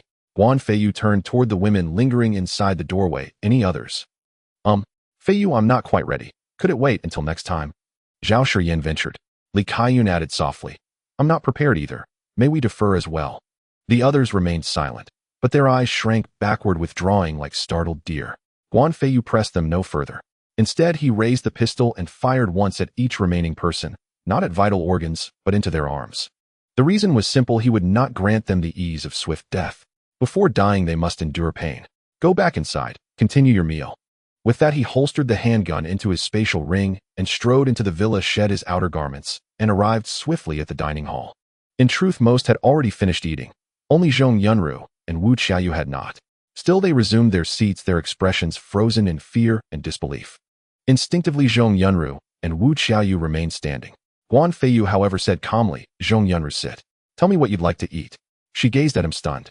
Then it dawned on her decisive action, while the others hesitated, had shifted his perception of her entirely. Might Wu Qiaoyu sit as well? She asked, tentatively seeking favor. Guan Feiyu smiled faintly. You're remarkably loyal. But his expression hardened instantly. No. I have my rules. Zhong Yunru glanced sheepishly at Wu Qiaoyu. Wu Qiaoyu's face flushed with quiet resentment. Yet seeing Zhong Yunru seated, she consoled herself there would be chances ahead. Zhong Yunru murmured, no need. I have more than enough. Earlier she had fixated on the remnants, interpreting them as mockery. Now his personal inquiry into her preferences signaled a profound shift in his regard, and that alone was sufficient. Guan Feiyu turned to Wu Qiaoyu. As Yunru's closest friend, you surely know her favorite dishes. Wu Qiaoyu blinked, astonished that after Zhong Yunru's refusal, he would turn to her instead. It confirmed what she suspected. Zhong Yunru's standing in Guan Feiyu's eyes had undeniably changed. Yunru loves fish, she replied. With a sweep of his hand, the half-eaten dishes vanished, replaced by an opulent spread of fish. Every variety graced the table: sea, river, and lake fish, prepared in countless ways. The banquet was so lavish the table groaned beneath its abundance. Only now did Zhong Yunru grasp the sheer scale of Guan Feiyu's preparation, and how profoundly significant her acceptance by him truly was.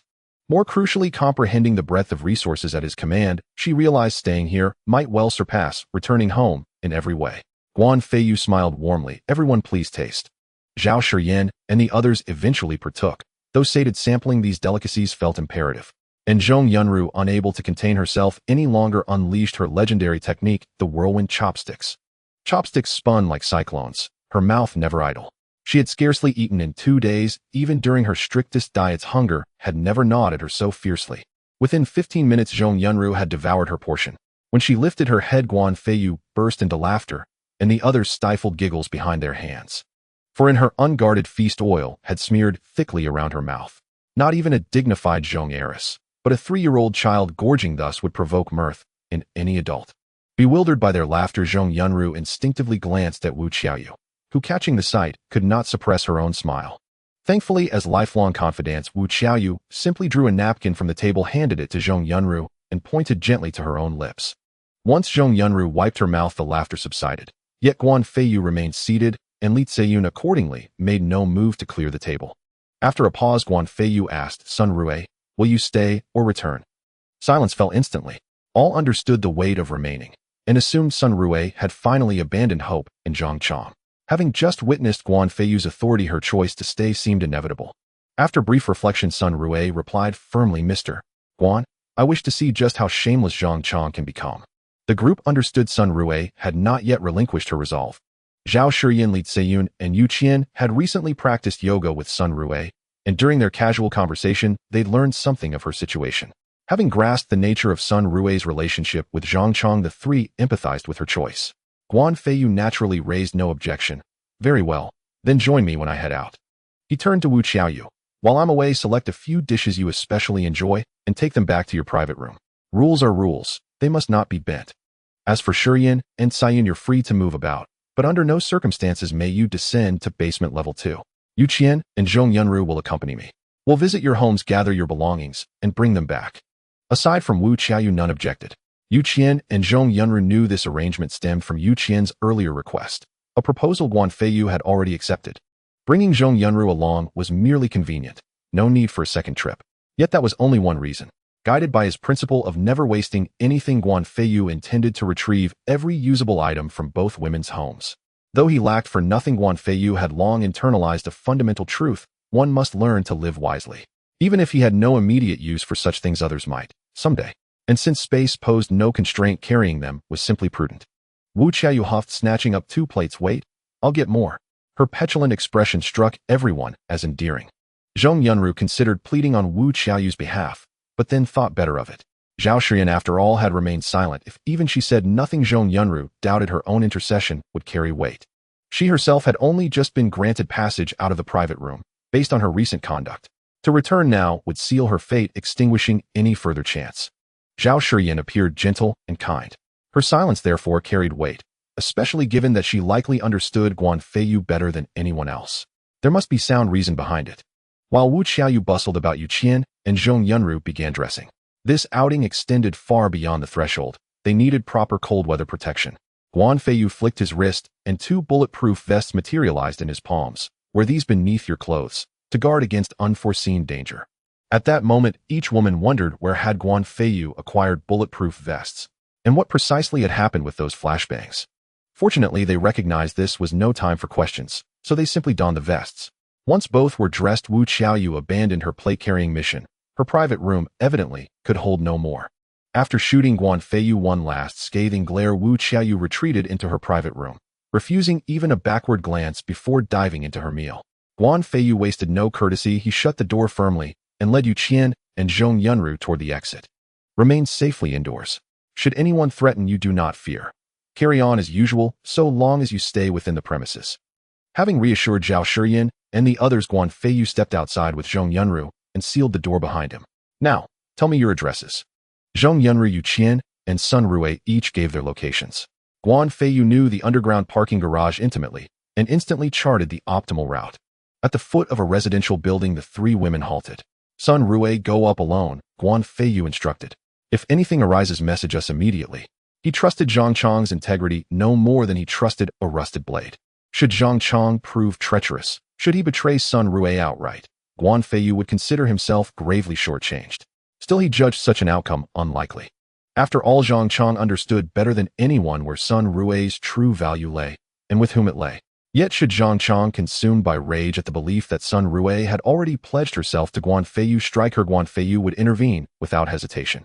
Sun Rui nodded and ascended the stairs, reluctant, as though leaving behind warmth for the chill of a forgotten home, especially one haunted by a husband who had sold her like chattel.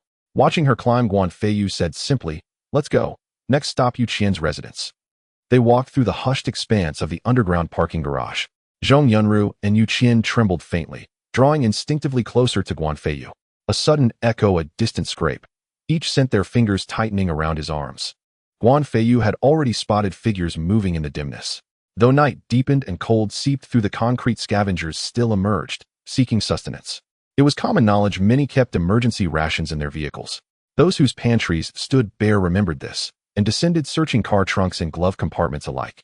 Naturally, those who still possessed provisions stayed indoors. Guan Feiyu himself had done the same in his prior life, before the collapse.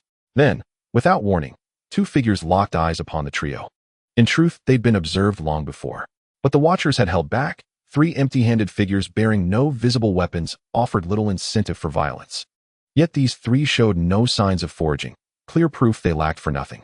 That changed everything. 2 men stepped forward brandishing iron rods. One jabbed his weapon toward Guan Feiyu. "Hand over your food, now, or we won't hesitate to make you regret it." Zhong Yunru and Yu Qian recoiled in shock. They'd arrived at Guan Feiyu's villa only that morning, and even then they'd sensed hostile glances tracking their every step. But they'd never imagined, so soon, that brazen robbery would stalk the night. Guan Feiyu's pulse quickened. Was open-armed theft truly emerging on day 3?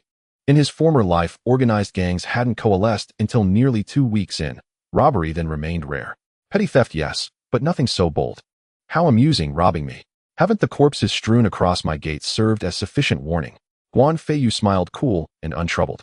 The two assailants paled instantly, recognizing in that instant exactly who stood before them. Why you re the master of Villa Block, eh? One stammered voice cracking. Guan Feiyu nodded, still smiling. So you know who I am. Then your death shall be neither unjust nor unexpected. We belong to the Zhatian gang. Harm us, and second master will see you broken, cried the other, terror sharpening his tone. Yu Qian and Zhong Yunru blanched. Both knew of the Zhatian gang, and of its fearsome second master. Zhong Yunru in particular knew her own family, the Zhong clan, would avoid entanglement with them at all costs. Not out of cowardice, but because the Zhatian gang consisted of ruthless, death-defying outlaws. Guan Feiyu himself paused, surprised. Zhatian gang. In his past life, the Zhatian gang had grown into one of the largest factions. Its leader, Qiao Air, known universally as Second Master, had risen from underworld roots, later laundering his empire into legitimacy, yet retaining clandestine control over shadow networks. On the eve of the cataclysm, Qiao Air hosted a lavish birthday banquet, inviting allies from both sides of the law along with numerous guests, most of whom never left. By the third month, Qiao Air awakened a rare ability, werewolf transformation. He ranked among the earliest to manifest powers. Yet according to Guan Feiyu's memory, the gang had not begun aggressive expansion until 10 days after the collapse. Then why were they acting so soon? Ah, I see. You serve Qiao Air, Guan Feiyu remarked, voice flat and calm. Hearing that Guan Feiyu knew Qiao Air's name, the robber's confidence surged. He stepped forward, jaw set. That's right. We answer directly to Second Master. Then hand over your food. Now, or face consequences. Guan Feiyu laughed softly. Qiao Air's name holds no sway over me. Tell him this, do not cross me, or he will learn, too late, that I do not negotiate with fools. Upon hearing this, the two underlings speculated that Guan Feiyu must have some hidden trump card. Coupled with the corpses at the entrance of the villa, they immediately grew timid. Don't assume that those who live recklessly are all impulsive individuals. Those who manage to navigate such a life successfully to a certain extent are all clever people. Furthermore, the reckless are not fools. Impulsiveness must be timed, and the corpses outside the villa serve as a prime example. Thus the two underlings said no more harsh words and turned to leave, intending to report this matter to Qiao Air. As for whether Qiao Air would take action and how he would do so, that was up to him. Guan Feiyu watched the two leave and let out a cold laugh. It was likely that after Qiao Air learned about this, he would definitely come looking for trouble. Especially now that he was outside without a gun in hand, Qiao Air would probably not miss such an opportunity.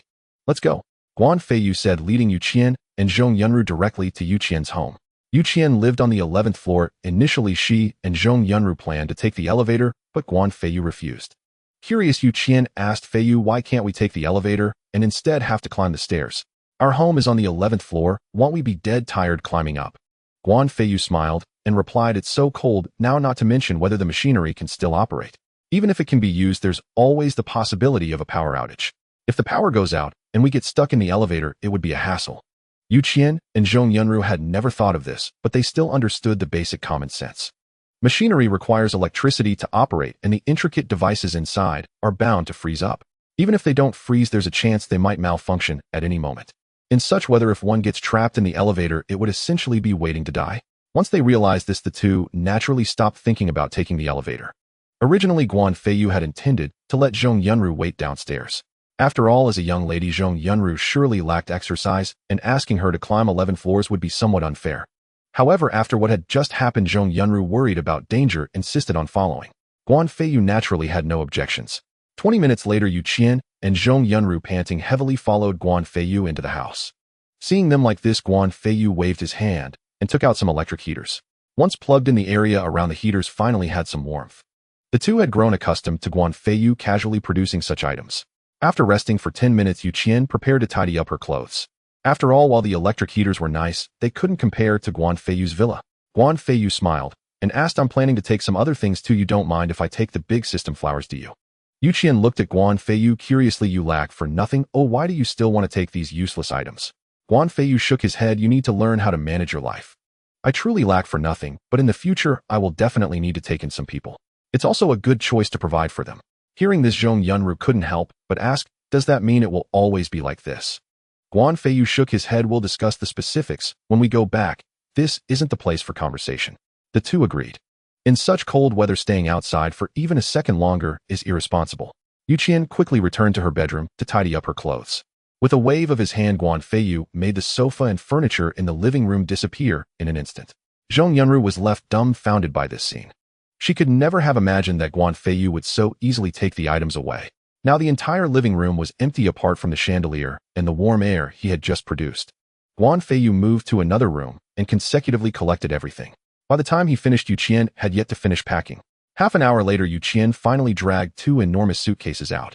As she stepped outside, she was stunned. Was this still her home? Where were her belongings? Even a moving company wouldn't be this quick, would it? Guan Feiyu looked at the shocked Yu Qian and said, "No need to be surprised. Didn't you all guess some of this already? All right, it's too cold here. Let's head back." After saying this, he waved at the 2 enormous suitcases and they vanished. Then Guan Feiyu entered the room Yu Qian had just come from and waved his hand again, making the bed and other items in the bedroom disappear. Yu Qian pouted and asked, "Why let me go in to collect things? You could have just used that method to take everything away. Isn't it better if I go back to the villa and tidy up to spare us from freezing here?" Zhong Yunru shared the same thought, as there was no need to suffer here when he could simply wave his hand to do it. Guan Feiyu shook his head. "The items here aren't overly abundant nor scarce. If I take everything directly, it would just create chaos in the villa when you try to pick through it. Furthermore, my storage ring can only be used by me. Neither of you can use it, nor can you enter it. Once inside, your life would be in danger. So you need to separate out the items you need. Once we return, I can directly give them to you. The rest are just waste. If they are ever needed in the future, we can take them out then." The two thought about it and realized this made sense. "All right, let's go to Yunru's villa." Saying this, Guan Feiyu took out a few fully charged warm packs. "Take these, they'll help keep you warm." "I forgot these when I came." Guan Feiyu felt a bit embarrassed. Yu Qian and Zhong Yunru instinctively shot him a glare, but said nothing further. The 3 stopped chatting and turned to leave Yu Qian's house. Going downstairs was certainly quicker than going up. In less than 10 minutes, they reached the underground parking lot. Guan Feiyu immediately sensed that they were being watched. Even with his eyes closed, he knew it was definitely Chao Er's people. However, Guan Feiyu did not care about this. If Chao Er dared to bring people over, he would wipe them out. Of course, if they didn't come over, there was no need to take action. The 3 of them wandered around and soon arrived outside Zhong Yunru's villa. This was the farthest distance between villas from Guan Feiyu's perspective. Zhong Yunru opened the garage and stepped inside. Guan Feiyu let Yu Qian enter first and turned to glance in a certain direction before following her inside. Once inside, Zhong Yunru immediately began to pack. Not only were there her clothes, but also those of Wu Qiaoyu. Moreover, both Zhong Yunru and Wu Qiaoyu were not short on money. They had an extensive variety of clothes along with many bags, shoes, and cosmetics. Left with no choice, Zhong Yunru could only seek Guan Feiyu's help. For Guan Feiyu, this was no big deal. With a wave of his hand, he collected everything. Then Guan Feiyu cleaned the villa, essentially transforming it into a pristine villa. "All right, let's go. Stay close to me. Once we go outside, there may be someone looking for trouble." Zhong Yunru and Yu Qian's expressions subtly shifted upon hearing those words. Yet seeing Guan Feiyu's utter nonchalance, an inexplicable sense of security welled up within them. The 3 stepped out of the villa and headed toward Guan Feiyu's residence. Scarcely had they walked a short distance when over a dozen figures swiftly encircled them. Guan Feiyu regarded the group with undisguised contempt.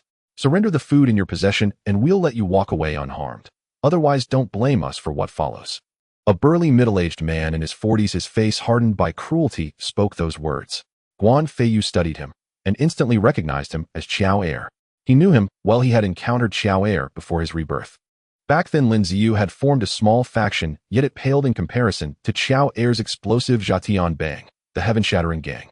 Later, when Chao Er awakened as a metahuman, Lin Ziyu's group dared not even whisper his name aloud. Yet precisely because Chao Er had gained metahuman abilities, his arrogance swelled, until another metahuman backed by loyal followers hunted him down and ended his life. Lin Ziyu, ever perceptive, seized the moment early.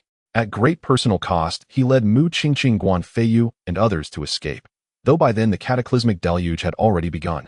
As floodwaters rose, combat spilled into stairwells and corridors, robbing Chao Er of his werewolf form's speed advantage, ultimately sealing his fate. "So, you're Chao Er?" Guan Feiyu sneered. Chao Er's face darkened. In recent years, almost no one dared address him so bluntly by name. Everyone else called him Second Master. Today, however, a mere youth had brazenly uttered Chao Er, and Chao Er's fury erupted instantly. "Boy, it's been ages since anyone dared speak to me like this. You do possess remarkable audacity. Hand over the food, and I'll spare your life, even take you under my wing. Refuse, and you die here today," Chao Er declared coldly. Guan Feiyu laughed outright, as if he'd just heard a farcical jest. "Chao Er, I held you in contempt not only now, but even days ago. Had you left me be today, I wouldn't have troubled myself with you at all. But you dared surround me with armed men. Did you truly consider whether you might die? Xiao Er burst into thunderous laughter. Brash boy, you dare speak to me like this. Is it those guns that lend you such courage? Do you think you're the only one who carries firearms? At those words, Guan Feiyu's expression flickered, just slightly.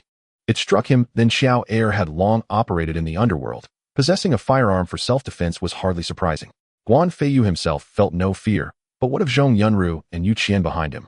Though they wore bulletproof vests, their heads lacked helmets, and their legs bore no protective plating. Moreover, Xiao Er had grown shrewder. He kept his pistol concealed, clearly having watched Guan Feiyu's videos and deduced that prolonged exposure to such weather would impair firearms. Logically, the pistol remained in Xiao Er's possession. Yet if Xiao Er had anticipated this very move and entrusted the weapon to a trusted subordinate, then even if Guan Feiyu eliminated Xiao Er instantly, that subordinate might still draw and wound Zhong Yunru or Yu Qian. Trying to frighten me. This is the Eastern great nation. Firearm restrictions here dwarf those of any other nation. Do you truly expect me to believe you carry a gun? Guan Feiyu scoffed. Xiao Er gazed at Guan Feiyu with genuine admiration.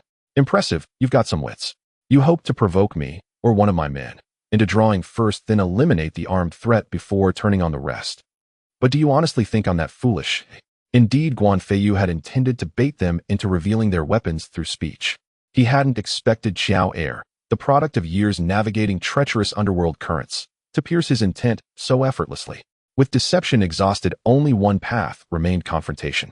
Xiao Er, your inner monologue runs rather long. Do you truly believe I'd resort to such a clumsy gambit? In the same breath, a submachine gun materialized in Guan Feiyu's hand.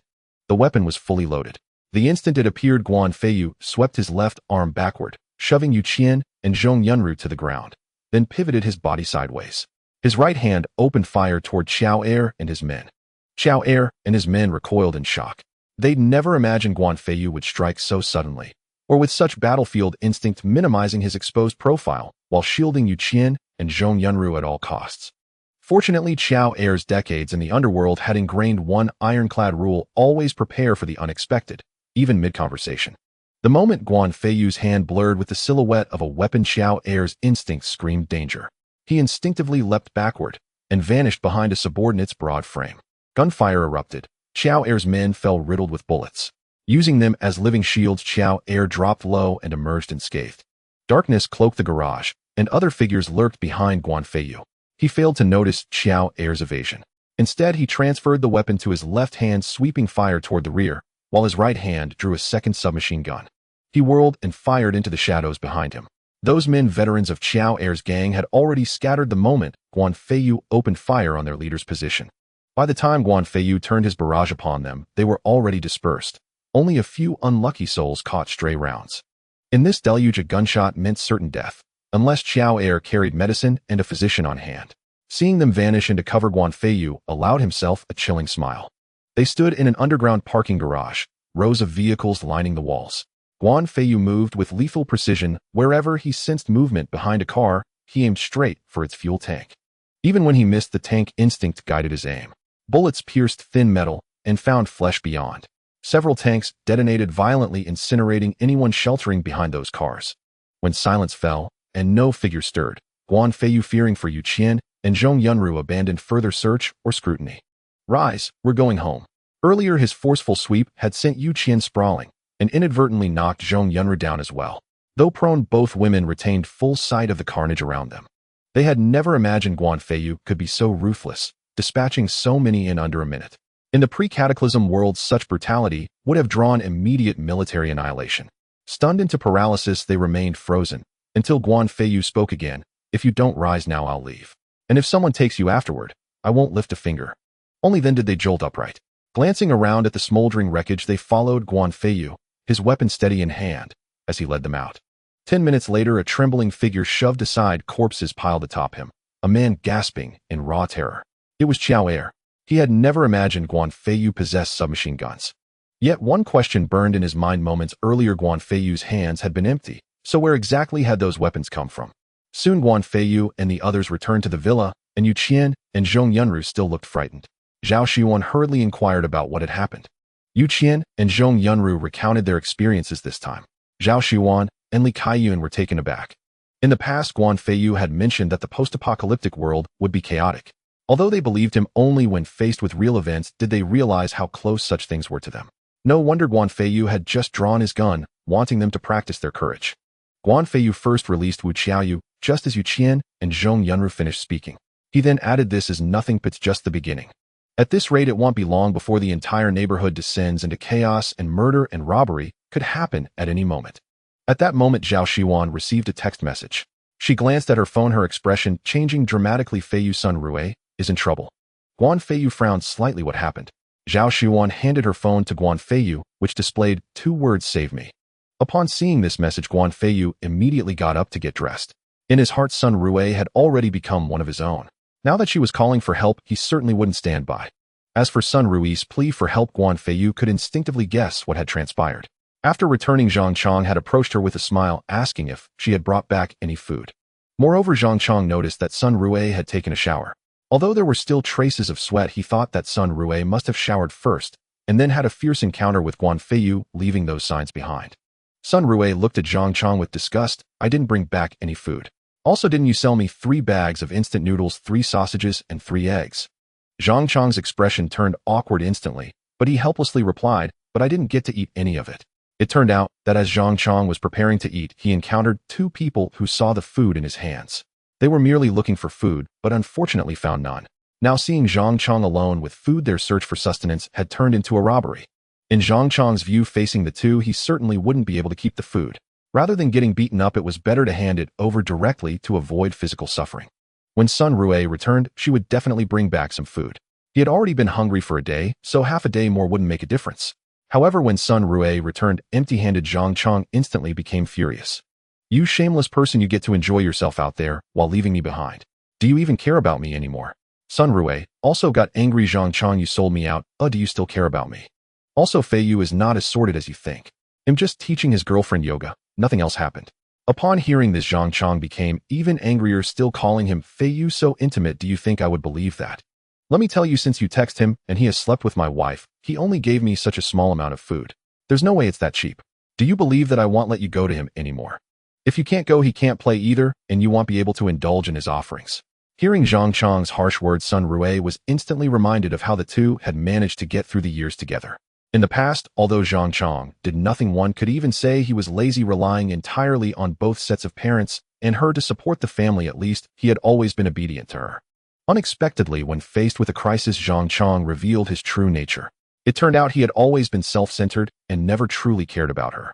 His kindness was only to ensure that she could support him. Compared to Guan Feiyu, Zhang Chong was nothing but scum. While Guan Feiyu might be a bit lecherous, he was undoubtedly a responsible person, and he kept his promises. In such an environment, not only was he decisive, but he could also protect himself. Perhaps only someone like Guan Feiyu could survive in this harsh reality. Even if she complied with Zhang Chong today, once Guan Feiyu no longer needed her, Zhang Chong would soon sell her off to someone else, ultimately facing countless humiliations. Son Rui had made up her mind as she must resist. Zhang Chong, you are truly despicable. Do you think everyone is as filthy as you? I'm not afraid to tell you I will not go back to Feiyu. You can just wait to starve. This was just a heated remark from son Rui, but she also wanted to see how Zhang Chong would react. As expected, Zhang Chong got angry. It seems you didn't serve Guan Feiyu well, so he no longer wants you. If that's the case, then go accompany someone else. Son Rui never expected that Zhang Chong would so readily sell her off without hesitation. Even if it kills me, I won't accompany anyone else. As soon as the words left her mouth, Zhang Chong pushed her into the bedroom and locked the door from the outside. That doesn't depend on you. Zhang Chong then dialed a number. Feigu. Yes, my wife is back. What? 1 bag of instant noodles is too little. It should at least be 2 bags. All right, then come over. Son Rui, hearing Zhang Chong's conversation with Feigu, was completely disheartened. Fortunately, when she was pushed inside, she had kept her phone on her. Son Rui quickly took out her phone and sent a message to Zhao Shiwan, hoping she would see it in time, and even more, so she hoped Guan Feiyu would come to save her. Zhang Chong hung up the phone and said to son Rui inside, let me tell you, since Guan Feiyu no longer wants you, you should accompany Feigu well. Feigu, I will contact other people for you in the future. These people have already contacted me. They all want to try their luck with the beauty of our neighborhood. Son Rui was dumbfounded upon hearing this, as she never imagined that Zhang Chong not only contacted Feigu, but also intended to reach out to others. Did he really think of her as that kind of woman? Was Zhang Chong really planning to live like this? Looking out the window, if Guan Feiyu couldn't come to save her, she would jump down from here. Within 20 minutes, there was a knock on the door. Zhang Chong opened it and heard a stranger's voice. Xiangzi, nice thinking of me for this kind of good deal. Here are 2 bags of instant noodles. Where's your wife? She's inside. After Zhang Chong said this, he opened the door. Sun Rui, hearing the door open, turned pale. Since Guan Feiyu hadn't come, she might as well die. She regretted why she hadn't stayed at the villa when Guan Feiyu asked her earlier. Why did she trust someone who had sold her out? There's a saying, some things only happen 0 times or countless times. Sun Rui sighed bitterly and prepared to open the window and jump. But the window was stuck. It would take much longer to open it normally than to smash the glass. Just as she hesitated, the door swung open and Zhang Chong and Fei Go entered. Fei Go entered with a lewd grin. Little beauty, I'm here. Let Fei Go take good care of you. Don't come any closer, please don't come any closer, Sun Rui shouted in panic.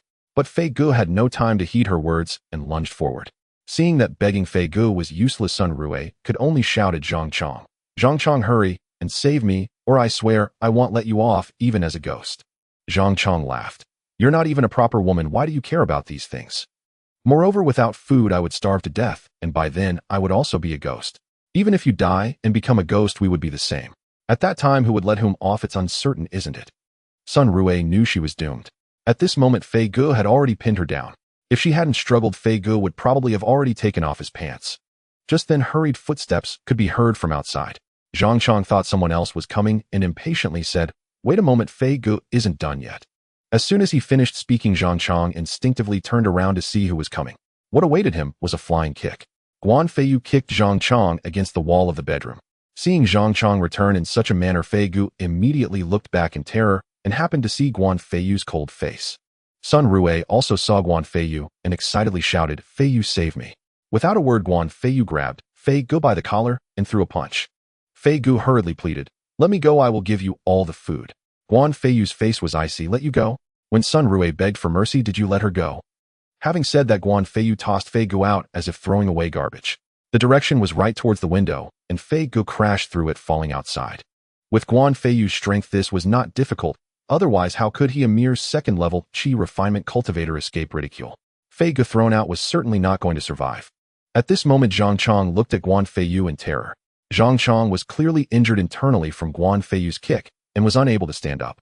But in order to survive, Zhang Chong quickly begged, Mr. Guan, please let me go. If you spare me, I will give you Sun Rui. Guan Feiyu chuckled coldly. Sun Rui is not an item to be given away. Don't you dare think of her that way. Zhang Chong quickly corrected himself. No, I mean I will let her be with you as long as you can spare my life. Sun Rui never expected that Zhang Chong would treat her like a commodity to be given away. Sun Rui, how should we handle this, Zhang Chong? Guan Feiyu asked. Sun Rui looked at Guan Feiyu in disbelief. Even at this moment, Guan Feiyu still respected her so much, allowing her to make the decision. Hearing this, Zhang Chong quickly turned to Sun Rui, begging, wife, I was wrong, I know I was wrong. Please forgive me this once, I promise I won't dare again. At this moment, Sun Rui had already seen through what kind of person Zhang Chong was. After all, whenever he had done something wrong in the past, he would always act this way, and she would repeatedly soften her heart and choose to forgive him. In the current situation, if Sun Rui were to forgive him, it would mean being irresponsible to herself. Feiyu, can I borrow a gun? Sun Rui asked. Guan Feiyu didn't think twice and handed her a handgun. Sun Rui held the gun with both hands, aiming it at Zhang Chong. Seeing this scene, Zhang Chong was already terrified. Sun Rui, what are you going to do? Are you really going to kill me? If you kill me, I will haunt you as a ghost. Sun Rui coldly replied, didn't you just say that? We will all die, and then we will all be ghosts. Who won't let whom off is uncertain, isn't it? However, you might be disappointed. After you die, I will belong to Feiyu, and I probably won't die so soon, so you will have to wait for me down there. Having said that, Sun Rui continuously pulled the trigger, emptying the magazine. Guan Feiyu shook his head, wondering why she liked to empty the magazine so much. If everyone did this, the bullets he prepared would probably not be enough. However, letting Sun Rui overcome her psychological barrier to kill someone and feel relieved was worth wasting a few bullets. After all, she would certainly be his woman in the future, and it was only right to pamper her a bit. Just as Guan Feiyu was lost in thought, Sun Rui suddenly pounced into his arms, sobbing uncontrollably. Guan Feiyu patted Sun Rui's back to comfort her. It's okay, now it's all over. From now on, you can stay in the villa. After calming down for a while, Sun Rui finally replied, thank you. After saying that, Sun Rui took the initiative to kiss Guan Feiyu on the lips. Guan Feiyu laughed. You don't want to do something to me here, do you? I'm afraid of getting a cold, but... Sun Rui's face instantly turned red as she thought of some inappropriate scenes, unable to resist, giving Guan Feiyu a punch. Alright, let's go back. Shiyan and the others are still waiting for us." Sun Rue nodded and linked arms with Guan Feiyu as they walked out. As soon as they reached outside, they saw two people rushing towards Sun Rue's house with joyful expressions. Seeing Sun Rue linked with Guan Feiyu's arm, the two couldn't help but say, "Can Sun Rue still be taken out for the whole night?" Guan Feiyu snorted coldly. "Dare to speak like that to my woman? You're seeking death." With 2 gunshots, the two fell to the ground. Guan Feiyu was not wasteful like Sun Rue and Zhong Yunru. A single bullet was enough to take down one person, no need for an entire magazine. Seeing this scene, Sun Rue was not scared at all. Instead, she felt very happy. Just now, Guan Feiyu's words, "my woman," made Sun Rue's heart surge with excitement, feeling cherished. Previously, Zhang Chong had never protected her like this. Even if someone teased her, Zhang Chong would advise her to endure and not cause trouble, or he would directly leave, never being as domineering as Guan Feiyu. The gunfire also startled the people in the building. Hearing the shots, they immediately guessed that Guan Feiyu had arrived, as they only knew he had a gun. But why Guan Feiyu came, they didn't know. It wasn't until more than 10 minutes later that they dared to come out recording videos and sending them to the group, speculating it might have been him. As for the him they referred to, it was Guan Feiyu. However, now they didn't dare to directly mention Guan Feiyu, fearing he might come with a gun and kill them. When Guan Feiyu returned with Sun Rue, the women rushed over to express their concern and inquiries. Upon learning the situation, they were instantly furious, knowing Zhang Chong was shameless, but never expected him to be this shameless. Zhao Shiyan, as the hostess, immediately began to comfort Sun Rue. Once Sun Rue was completely fine, Guan Feiyu suddenly said, "I was careless." The women looked at Guan Feiyu, and Zhao Shiyan asked, "Feiyu, what happened? What were you careless about?" Guan Feiyu looked at Wu Xiaoyu and said, "In my rush to go out just now, I forgot to put Wu Xiaoyu in a separate room." Hearing this, Zhao Shiyan and the others burst into laughter, and even Sun Rue couldn't help but smile. Only Wu Xiaoyu glared at Guan Feiyu. "Guan Feiyu, can you behave like a human?" The group burst into laughter. None of them had ever imagined that Guan Feiyu's meaning of carelessness was precisely this. If you were an enemy, leaving you unconfined outside would place Shiyan and the others in grave peril. Wu Xiaoyu stared in disbelief. "You consider me an enemy?" None of the others had anticipated it either, that Guan Feiyu truly regarded Wu Xiaoyu as an enemy. Then what of them? Guan Feiyu replied matter-of-factly, "Isn't that exactly what you are? At a time like this, before you've earned my trust, isn't it only prudent that I remain cautious of you?" Wu Xiaoyu flushed with embarrassment. Indeed, they had met only once before, and now amid the apocalypse where hearts conceal their true intentions behind veils of flesh, Guan Feiyu's distrust was neither unreasonable nor unexpected. The others fell silent, fully grasping the logic. It was Zhao Shiyan who stepped forward to shift the subject. "By the way, Feiyu, earlier you brought Lin Ziyu and his group into the villa. Where are they now?" Guan Feiyu slapped his forehead. "What a hectic day. I completely forgot to tend to them. Come, let's go check on them." The women exchanged stunned glances. Hadn't he already shattered Lin Ziyu's legs? Yet he still intended to tend to them. Of course, they all understood precisely what kind of tending he meant. Still, since Guan Feiyu had spoken so plainly, curiosity naturally drew them along. Guan Feiyu led the women down to the second subterranean level. Even Zhao Shiyan and Li Kaiyun had never set foot here before. This hidden tier held profound mystery for them all. When they reached the entrance, they found not a simple door, but a vault-grade security gate, clearly indicating how heavily Guan Feiyu guarded this space. After entering with a passcode, they discovered the chamber lined with humming machinery, clattering, whirring, pulsing with industrial vitality. Yet why of all things would Guan Feiyu place such weight upon mere equipment? A slow survey revealed the truth: power generators, heating systems, water supply, and purification units. Each vital, each meticulously maintained. Yet still the question lingered, was such extreme caution truly warranted for infrastructure alone? Then in a flash of realization they understood. Before the apocalypse, these machines were mundane utilities, but now they were the very bedrock of survival, or rather the foundation of civilized comfort. Only with these systems could the villa sustain a temperate 20 degrees Celsius. Only here could hot water flow freely. Only here would blackouts leave them untouched. Should these systems be sabotaged, even if they survived their former comforts, warmth, light, clean water would vanish forever. Following Guan Feiyu deeper, they soon came upon a reinforced cage. Inside, several figures writhed, bound tightly, groaning in raw, unrelenting agony. Their cries were not born of fresh torture, but of shattered limbs, broken by Guan Feiyu earlier, and the cruel constriction of their bonds. At Guan Feiyu's arrival, instinct overrode pride. They began begging outright. "Mr. Guan, we know our sins. Please spare us. It was all Lin Ziyu's doing. He ordered us to confront you. Yes, spare us, and we'll become your hounds. Bite whomever you command." Lin Ziyu, both legs shattered, roared in fury. Had you not consented, I'd never have fallen to this. He wheeled toward Guan Feiyu. Guan Feiyu. This entire scheme was Mu Qingqing's idea. She urged me to strike at you this way. If vengeance is your aim, seek her out instead. Just spare me. Besides, my father arrives imminently. We'll depart together. Soon after, I'll persuade my father to appoint you vice president of Lin Group. Guan Feiyu doubted the claim's veracity. His gut told him it was pure fabrication. Mu Qingqing lacked such cunning. At least the Mu Qingqing he knew possessed none. Guan Feiyu frowned disdainfully. Vice president. Do you think a title will buy me off? Who do you take me for? Moreover, Yunru is now my woman. Soon I'll be the son-in-law of the Zhong family. Tell me, does that hold less prestige than serving Lin Group? Only then did Lin Ziyu notice Zhong Yunru, standing close, held gently yet possessively in Guan Feiyu's arm. This was no accident, it was deliberate provocation. Zhong Yunru's cheeks burned crimson, but she offered no resistance. Even she hadn't foreseen this turn. Her eyes flickered with hatred upon seeing herself thus claimed, yet the emotion vanished as swiftly as it arose. You're absolutely right, Mr.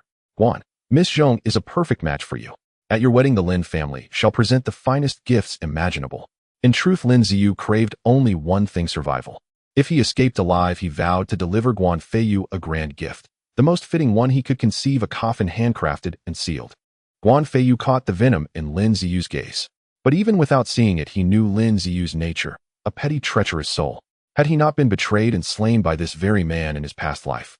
Guan Feiyu kissed Zhong Yunru softly. Her blush deepened. Lin Ziyu, you're mistaken. My principal wife is Shiryan. Yunru may only be my junior consort.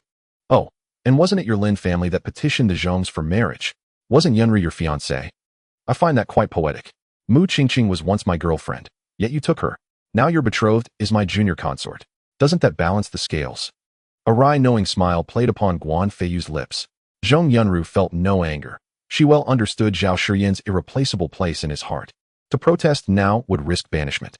And honestly, Zhao Shiyan's ascension as senior wife was beyond dispute. Not only had she known Guan Feiyu longest, but she embodied grace, composure, and rare selflessness, qualities no rival could match. Had another assumed the role, harmony would have shattered. Lin Ziyu could bear it no longer. His face twisted in humiliation. Mu Qingqing had been his first. Only circumstance forced him to offer her to Guan Feiyu. Upon reflection, it was Guan Feiyu who had placed the crown upon his head, and worse, Lin Ziyu himself had fastened it. After all, romantic ties dissolve as easily as breath, no binding oath required. But betrothal, in aristocratic circles, an engagement carried the weight of marriage itself. Now with Guan Feiyu openly claiming Zhong Yunru, Lin Ziyu felt doubly betrayed. Humiliated not once, but twice, in shades of green too vivid to bear. Lin Ziyu dropped all pretense. Guan Feiyu, I advise you to release me now. When my father arrives with reinforcements, your fate will be sealed. Guan Feiyu threw back his head and laughed. Young Master Lin, no more charade. How dull. I'd hoped to prolong the game. Perhaps even stage a live broadcast outside with Yunru and I watching you squirm. To think you'd crack so soon. How utterly disappointing. As for your father, do you truly believe he'll arrive at all? What do you mean by that? Lin Ziyu no longer felt the agony of his broken leg. Guan Feiyu ignored him entirely and instead turned to the others with a wry smile. Do you wish to live? We wish to live. Lin Ziyu's underlings hastily replied in unison. Mr. Guan, we beg for our lives. A mischievous grin flickered across Guan Feiyu's face. Since you wish to live, I shall grant you a chance to survive. After I depart, entertain your young master Lin thoroughly. Only those who satisfy me shall earn their freedom 1 week from now. For the next 7 days, I will provide rations for 3 people. Whomever performs best, most ingeniously, most memorably, shall receive the food. I shall monitor your conduct via surveillance footage.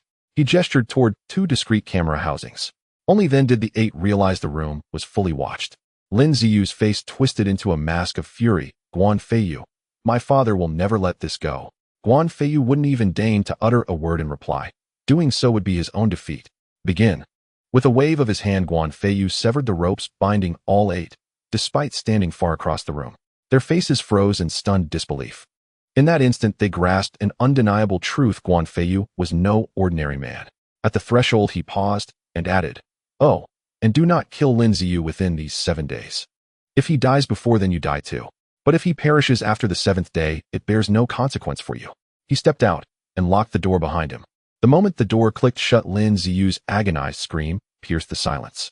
Zhong Yunru and the others exchanged bewildered glances. Why had Guan Feiyu chosen such cruelty? Even if Lin Ziyu had betrayed him, had humiliated him, Surely death alone would suffice. Why this slow, calculated torment? Ironically, it was Guan Feiyu who had first betrayed him. Only Zhao Shiyin and Li Kaiyun knew the truth. In her prior life, Guan Feiyu had been murdered by Lin Ziyu. Others may have conspired in that crime, and Guan Feiyu clearly intended no mercy for any of them. Otherwise, why bring back only these 8? Back in the living room, Guan Feiyu retrieved a tablet with quiet amusement and began watching the feed from the sub-basement. Zhao Shiyin settled naturally beside him on the sofa. The others hesitated, glancing left and right, uncertain whether to sit on his other side. Then Sun Rue stepped forward and took the seat beside him, leaning subtly against his shoulder. By then, Zhong Yunru and the rest had missed their chance. They could only stand behind the sofa and peer over at the tablet screen. Teacher Sun Rue, Zhao Shiyin said with a playful smile, since you've seated yourself beside Feiyu, perhaps he should stay in your room tonight. Sun Rue flushed crimson and lowered her head without uttering a word. Hearing this, Zhong Yunru and the others felt an unexpected pang, especially Li Kaiyun. Li Kaiyun had already resolved to send Guan Feiyu a message tonight, perhaps even initiate things herself. She hadn't expected Zhao Shiyin to speak first. On most matters, Zhao Shiyin's word might carry little weight, but on this her suggestion was nearly binding. True to form, Guan Feiyu turned to Sun Rue, his expression softening into a warm, knowing smile. His pulse quickened at the sight of her shy blush. Yet just then Lin Ziyu's renewed screams seized everyone's attention. Lin Ziyu shrieked, not only in pain but in venomous threat, "Dare to lay a hand on me today, and when my father arrives none of you will escape his wrath." One man limped forward and struck him full in the face. "Wait for your father. By the time he arrives, you'll already be dead." They were shrewd men. They understood Guan Feiyu sought only to break Lin Ziyu, not yet to kill him. But once broken, death would follow inevitably. Exactly. He'll be dead long before his father arrives. Even vengeance won't restore him to us. Precisely. Our sole concern is surviving today. What comes after, that remains unwritten. As they spoke, their fists kept falling. Their injuries slowed them, but 7 against 1. Lin Ziyu stood no chance, however sluggish their blows. The women recoiled at Lin Ziyu's screams, horrified. Only Guan Feiyu smiled, calm, composed, utterly unmoved. "Hold, don't kill him," someone shouted. "Mr. Guan forbade his death within 7 days, or we all perish." Another snapped angrily, "Qianbin, what are you implying?" "Mr. Guan said only those who please him shall eat. Do you truly wish to starve?" Qianbin replied evenly, "I desire food, but not at the cost of Lin Ziyu's life. For if he dies, we die too." The speaker frowned faintly. "Then what do you propose?" Qianbin smiled, a slow, unsettling curve of the lips. "Mr. Guan said we may play. He never specified how. And in my understanding, certain kinds of play between men require no weapons, only willingness." Confused murmurs rose, until Qianbin began unfastening his trousers. Guan Feiyu instantly understood the nature of that play, and with a swift tap blacked out the tablet screen. The women blinked in surprise. Yu Qian blurted, "Feiyu, why stop watching?" Li Kaiyun added, "I was just curious. What did Qianbin mean by play?" Zhao Shiyin and the others leaned in, equally intrigued. Guan Feiyu smirked. "Didn't you see Qianbin unbuttoning his pants? That kind of play produces scenes unfit for young eyes. Are you certain you wish to watch?"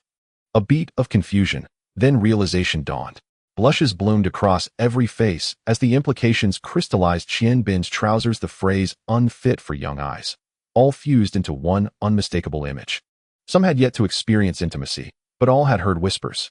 Whispers about men and men. About boundaries crossed in silence. Wu Qiaoyu scoffed, perverted. Zhao Xian's cheeks remained flushed, but she swiftly changed course. "It's late. Everyone should rest." No one checked the clock, but all understood what followed next. They glanced once at Guan Feiyu and retreated silently to their rooms. Zhao Shiyin personally escorted Sun Rue and Zhong Yunru to their rooms. Li Kaiyun and Yu Qian simply returned to their own. Guan Feiyu turned to Wu Qiaoyu. "Shall we? Your private room awaits." She stiffened, alarmed. To do that in a single room, wouldn't it be inconvenient? Her words made the others pause mid-step. Guan Feiyu blinked, then grinned wicked and knowing. "So that's what you imagined. If you're willing, I hold no objection." The women burst into laughter at these words, while Guan Feiyu clearly harbored no such intention. Yet Wu Qiaoyu herself voiced it aloud, as if she were the one initiating things, leaving her instantly flustered, her cheeks burning crimson. Embarrassed by their teasing, Wu Qiaoyu feigned indignation. "I have no such thought at all." She whirled around and fled, vanishing from their sight. Guan Feiyu shook his head with a wry smile as the women strolled away, chuckling. At the door of the private room, he waved his hand to clear away Wu Qiaoyu's half-finished meal, then said with quiet amusement, "Rest assured, you cannot escape." Only then did he close the door.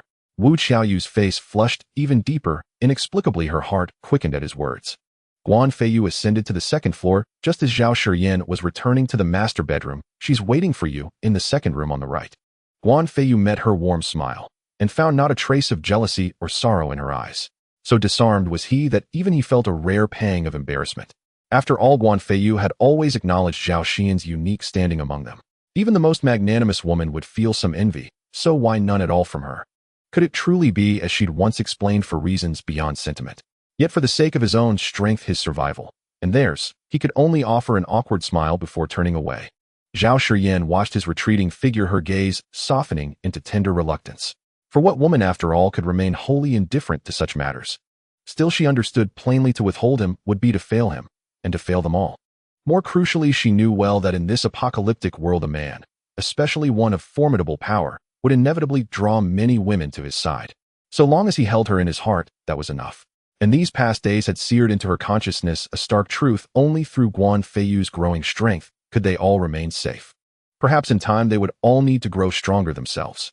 Guan Feiyu reached the door of the room and pushed it open, only to find Sun Rue showering in the bathroom. Though she'd bathed at noon, afternoon exertion had left her damp and shy, so she'd slipped in to soothe her nerves. Guan Feiyu gestured, summoning fresh fruit onto the table, then switched on the television. Every bedroom here was equipped with standard appliances, including televisions. With power still flowing, broadcasts continued, though nearly all aired reports on the blizzard and practical survival guidance. Most people ignored such programming, but Guan Feiyu, unburdened by urgency, watched idly to pass the time. Half an hour later, the bathroom door opened, and he turned to look at Sun Rue. To his astonishment, she wore an exquisitely alluring set of intimate apparel, something he'd previously seen only in discreet cinematic vignettes, never in reality. He had no idea when or how she'd acquired it. Certainly, she wouldn't have purchased such attire at home. He himself had collected several pieces earlier, later discarding some in a downstairs room. Yet he'd paid them no heed, overlooking this very set entirely. But Guan Feiyu gave no further thought to its origin. His gaze locked onto Sun Rue, riveted, unable to look away. Her natural figure was exquisite, lithe, and sculpted by years of yoga, utterly free of excess. "Do you like it?" she asked, voice hushed with shyness. Only then did he snap back to awareness, and answered with a roguish grin, "Very much so." Then, invoking the Yellow Emperor's inner cannon, he moved toward her. Time dissolved. When Sun Rue finally drifted into slumber, Guan Feiyu sensed a surge of energy flowing into him, propelling his cultivation forward rapidly until he solidified at the third tier of qi refinement. Sun Rue was not a novice, and thus her contribution to his advancement proved less profound than Zhao Xian's first-time resonance. Still, Guan Feiyu had not been idle. After attaining the second tier of qi refinement, he had diligently cultivated in the intervening period, steadily closing the gap to the third tier. Sun Rue's assistance tipped the balance, allowing him at last to ascend. Dawn broke soon after. Guan Feiyu gazed upon Sun Rue sleeping beside him, a gentle, affectionate smile softening his features. He carefully drew the blanket up over her shoulders before rising silently to leave. Though Sun Rue had surrendered to unparalleled fulfillment and exhaustion, the discipline of her yoga practice granted her exceptional physical resilience. Coupled with her light sleep, she stirred awake the moment he touched her. She never imagined that a man of Guan Feiyu's immense power could also possess such tenderness and care. Guan Feiyu knew she'd awakened the instant his fingers brushed her, but since she kept her eyes closed, he chose not to reveal her pretense. After all, modesty is woven into a woman's nature. Descending the stairs, he found Zhao Shiyan and the others already gathered below. Glancing at the clock, he saw it was 9 o'clock. He offered an apologetic smile. "Last night's cultivation ran late. I overslept." They exchanged knowing glances, smirks rich with unspoken understanding. At the dining table, Guan Feiyu swept his hand outward, conjuring a lavish breakfast. "I'll release Qiaoyu now. She, and please call Sun Rue." Zhao Shiyan immediately headed upstairs, while Guan Feiyu freed Wu Qiaoyu. Pouting, she grumbled, "Why must I be the only one confined to a single room? Do you all have private rooms?" The women merely smiled. No one replied. With no choice, she retreated to wash and freshen up. Guan Feiyu seated the others at the table, awaiting Zhao Shiyan and Sun Rue. Soon both descended. Sun Rue remained shy beneath their collective gaze, while the others responded with mischievous, knowing smiles. "All right, let's eat." Wu Qiaoyu waited until everyone else had finished before taking her own meal. Upholding the unspoken rule, tradition must not bend.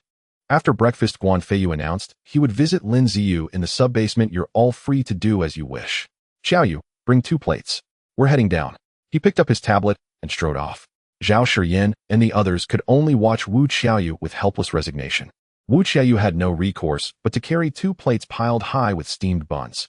Leftovers, yes, yet outside these walls such fare would ignite fierce competition. She'd discarded yesterday's Maid Dandrabbit costume, opting instead for a more conventional outfit. Together they descended, and soon found Lin Ziyu and the others. Lin Ziyu lay collapsed on the floor, face down, rear raised, a posture whose meaning required no explanation. Guan Feiyu cleared his throat, the men jolted awake. They'd eaten nothing since last night, scant sustenance even before that, and hours spent exhausting themselves with Lin Ziyu had left them hollow with hunger. Upon seeing Guan Feiyu arrive, their spirits instantly lifted. Their eyes lit up the moment they spotted Wu Qiaoyu carrying 2 plates, each laden with steamed buns. Never before had they considered steamed buns the finest delicacy under heaven. Yet today they would have willingly surrendered their lives for a single hot, freshly steamed bun. Mr. Guan, I performed best yesterday. I tormented him twice, even forced him to his knees in surrender. May I receive food? No. I tormented him 3 times more than anyone else. Mr. Guan, I deserve the food. Nonsense. Without my idea for this game, none of you would even be here. Each vied to recount the number of times they played, boasting of how brutally they'd beaten Lin Ziyu, and even described their methods with grotesque inventiveness. Wu Qiaoyu nearly retched. Guan Feiyu too feared that if she remained any longer she truly would vomit. Cleaning up such a mess would be an unwelcome burden. Frowning deeply, Guan Feiyu cut them off. Enough. I'll assess it myself. Glancing at the 2 plates in Wu Qiaoyu's hands, containing only 8 buns, he added, Qiaoyu, go fetch 4 more from upstairs. Relieved to escape, Wu Qiaoyu shot Guan Feiyu a sharp glare and left immediately. His true purpose in sending her away was to review the surveillance footage. He dreaded what he might see, suspecting it could be far more harrowing than their boasts. Should Wu Qiaoyu witness something so vile, and believe her eyes tainted, she might even develop styes from sheer indignation. Only after she departed did Guan Feiyu retrieve last night's surveillance footage, and he watched it not frame by frame, but at high speed. He had to admit these 7 men exerted themselves relentlessly. From the outset, they divided tasks efficiently, securing Lin Ziyu firmly in place. Though Lin Ziyu's legs were shattered, he understood their intent and fought back fiercely. Controlling him amid such desperate resistance demanded precision. The advantage of numbers quickly became evident. 6 men restraining 1 posed no challenge. Lin Ziyu thrashed with all his might, yet overwhelmed by sheer numbers he could only unleash guttural roars of defiance. They took turns without hesitation. Such brutality inflicted not only agony, but physical damage. Foul-smelling discharges emerged streaked with crimson. These foul substances splattered onto their bodies, but survival eclipsed all disgust. They paid it no mind. Guan Feiyu glanced at them, brow furrowed. Even his seasoned composure wavered. Had he been less accustomed to horror, he too might have recoiled. Just then Wu Qiaoyu reappeared, bearing more buns. Her delay stemmed from recounting everything she'd witnessed on the 2nd sublevel to Zhao Shiyin and the others before descending. You performed admirably last night. Here are 12 steamed buns, your rations for the day. 2 are for Lin Ziyu, the remaining 10 are for you.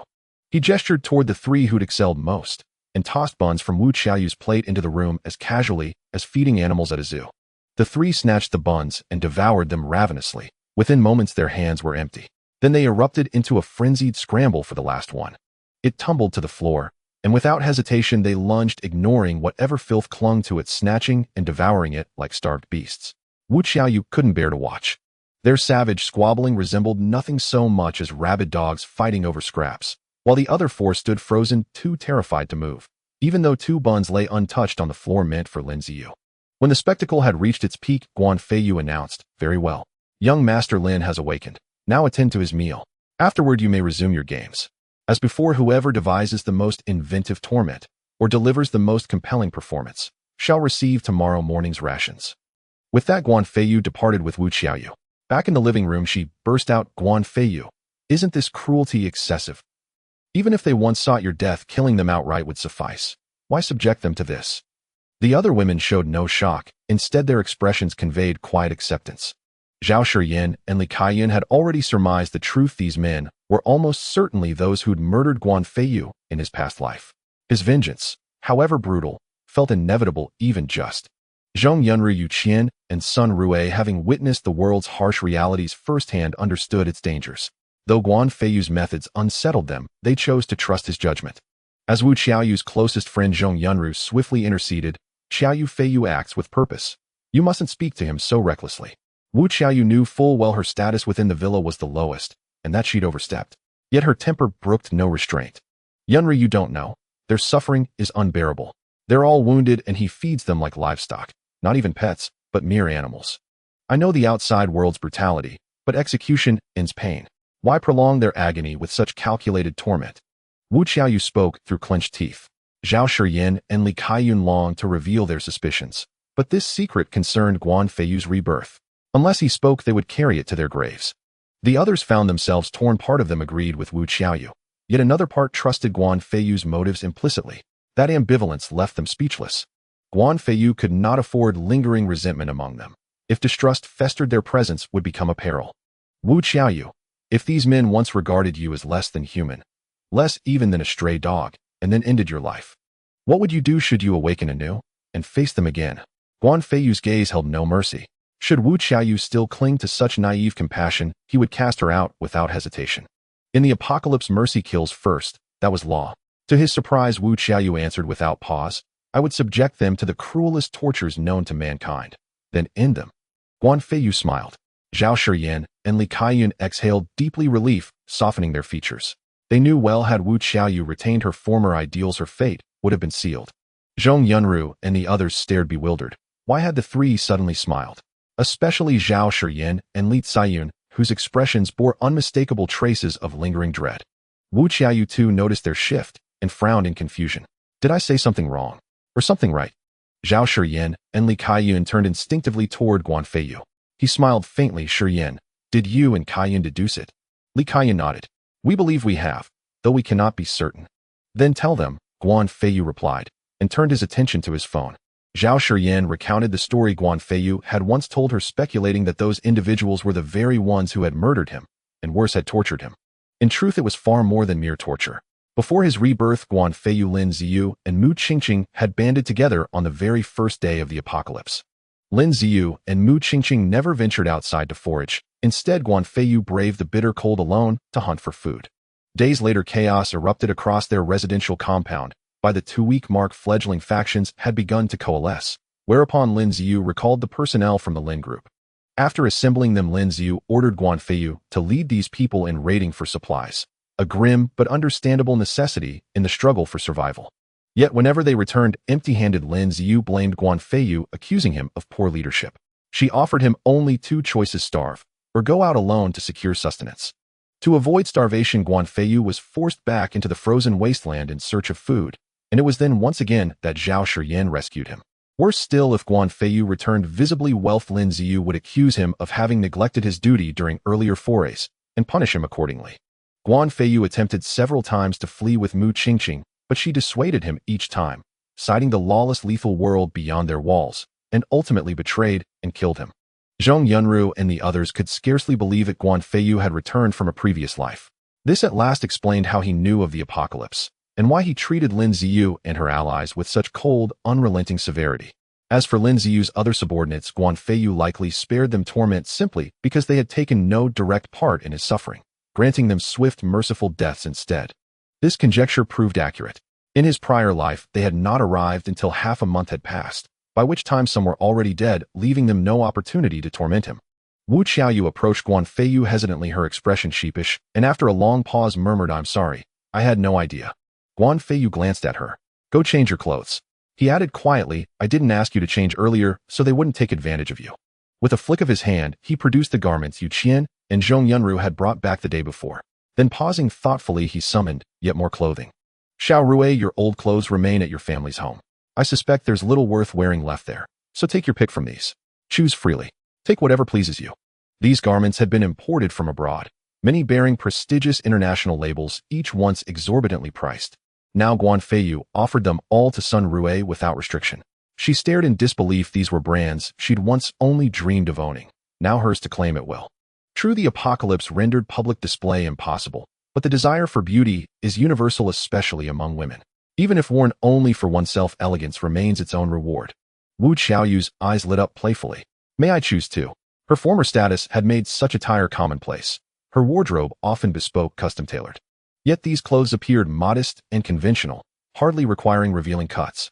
Guan Feiyu studied her briefly, then waved again, summoning another cascade of garments. Wu Qiaoyu froze in astonishment. This new batch consisted entirely of provocative lingerie. Pick one. Guan Feiyu said, a mischievous glint in his eye. Every piece was sheer, some so translucent they offered less coverage than bare skin. I won't wear these. I'll take yesterday's set. Blushing fiercely, she turned and fled. Guan Feiyu made no attempt to stop her. Instead, he chuckled, if anyone else fancies something, feel free to choose a few. It was an audacious quip, the floor now strewn with risque ensembles. To invite selection was tantamount to inviting everyone to wear them, and thereby perhaps please him.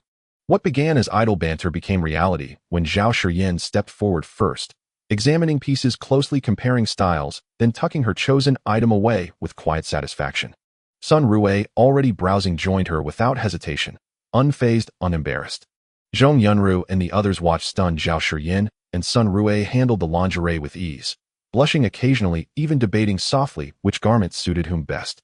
Then it dawned on them, Guan Feiyu had already seen them, completely. What remained to be guarded? Perhaps wearing such things would win him greater favor. And favor might yield tangible rewards, especially given Zhao Xin's earlier revelations about emerging abilities and the rise of formidable martial cultivators. After brief hesitation, Zhong Yunru and Yu Qian each selected 2 pieces, then hurried off to their rooms. They reappeared only after Wu Qiaoyu returned. Wu Qiaoyu asked where they'd gone. Both flushed crimson but remained silent. Once the women regrouped around Guan Feiyu, Zhao Shiyin asked Feiyu, any new developments? Though he had lived through the apocalypse once before, Guan Feiyu dared not claim perfect recall. His memory retained only major events, and those individuals who were exceptionally powerful or uniquely significant. Thus he remained vigilant about group chat updates, not least because a beautiful woman might yet reach out to him for help. That possibility he had not abandoned. Nothing extraordinary, just growing chaos, Guan Feiyu replied calmly. After he'd fired his weapon the previous day, someone recorded the corpses and posted the footage in the group, sparking private speculation across the network.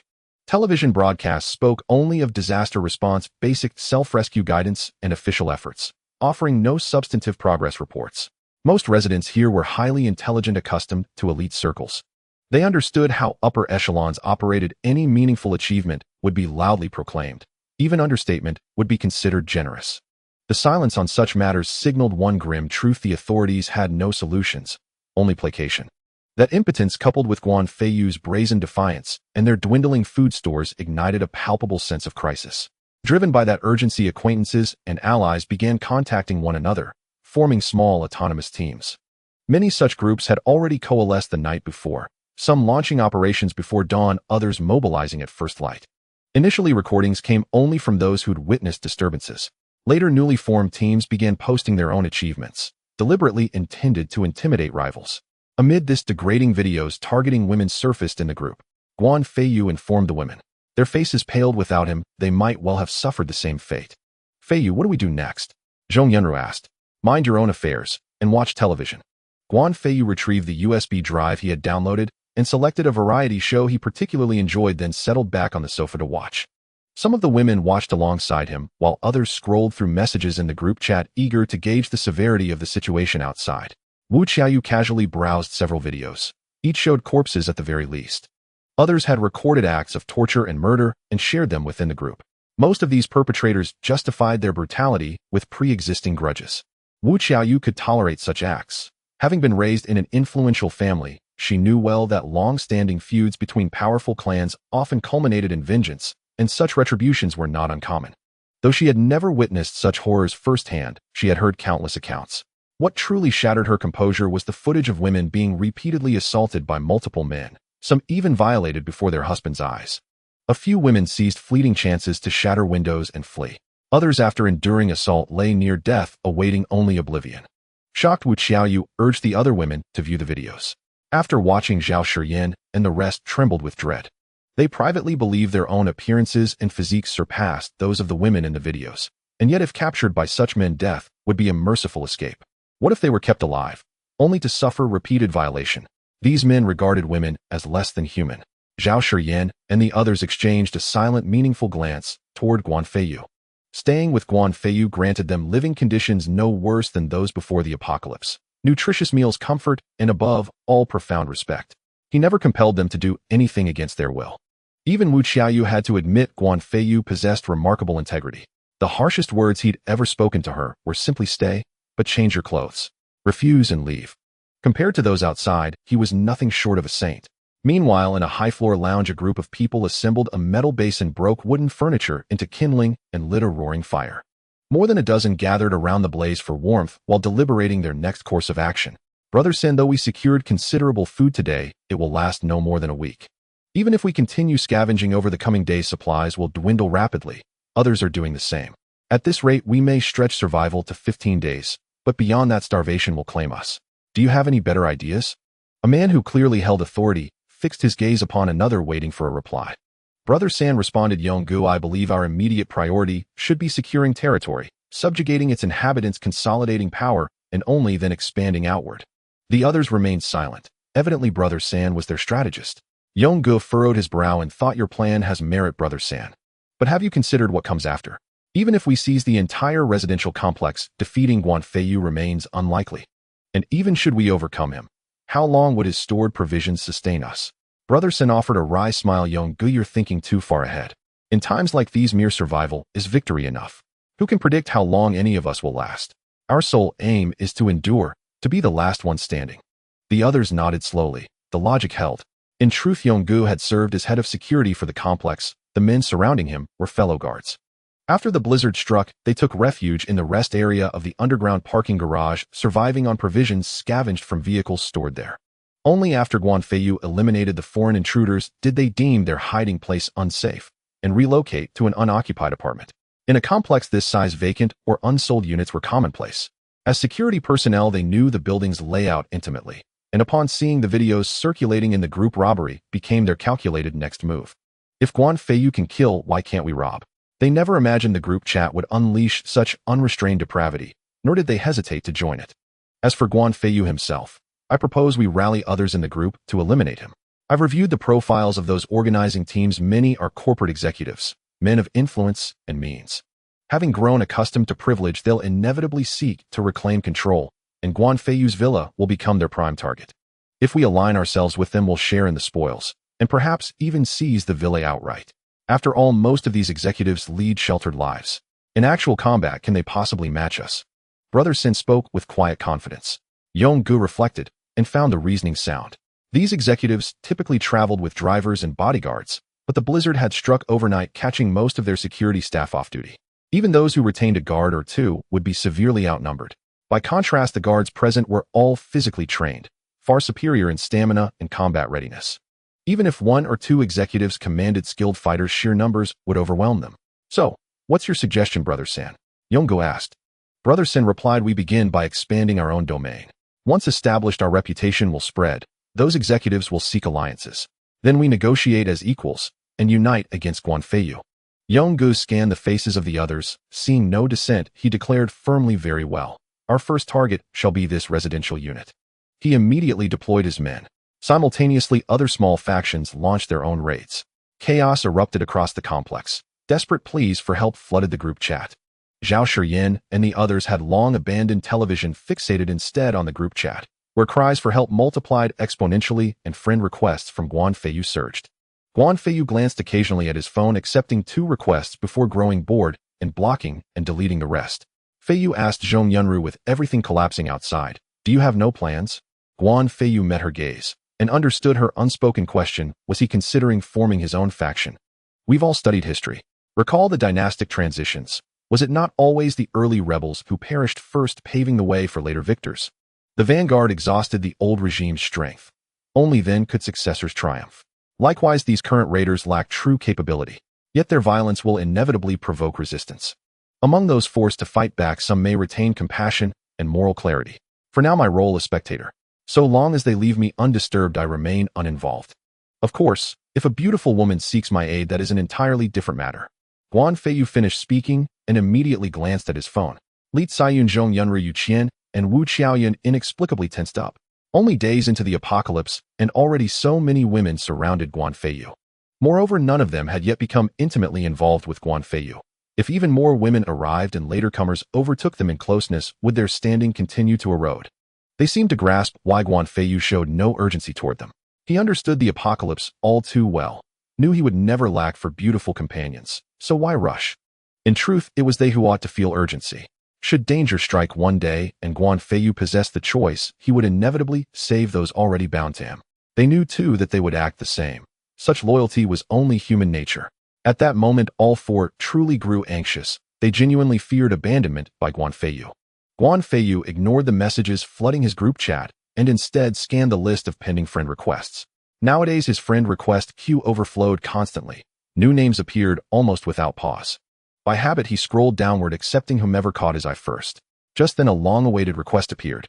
The requester's name was Bai Shui, a top-tier domestic actress. Before his rebirth, he'd heard rumors she lived somewhere within his residential complex, though he'd never laid eyes on her. Seeing an account named Bai Shui requesting friendship, Guan Feiyu accepted instantly. A voice message followed. Mr. Guan Bai Shui, I beg you to save me. If you come for me, I am yours, forever. I'm on the 27th floor of Building B Wulong Residential Complex. Hearing the address, Guan Feiyu paused. Wasn't that the building directly beneath his own penthouse? It wasn't implausible. Back then, he'd intended to purchase the entire floor below and renovate it together with his unit. But the property management informed him the owner refused to sell. Eventually, he abandoned the idea. He never imagined the tenant beneath him would be Bai Shui. Though newly debuted, she enjoyed an impeccable reputation. No scandals, no whispers. Her striking beauty and exceptional acting talent propelled her to stardom swiftly. With her earnings, buying a villa remained out of reach, but acquiring a 1,000-square-foot penthouse posed no difficulty. Guan Feiyu stopped reviewing further requests and rose abruptly. I'll step out for a moment. The women instantly sensed another sister was about to join their circle. Li Kaiyun and the others grew even more anxious, yet their distress changed nothing. They could only watch as Guan Feiyu hurriedly dressed and strode out the door. Zhao Shiyan smiled faintly at the dejected Zhong Yunru, and the rest worried now. Especially you, Kaiyun. You had countless chances before yet chose not to seize them. Now regret serves no purpose. Let me offer one piece of advice: be bold.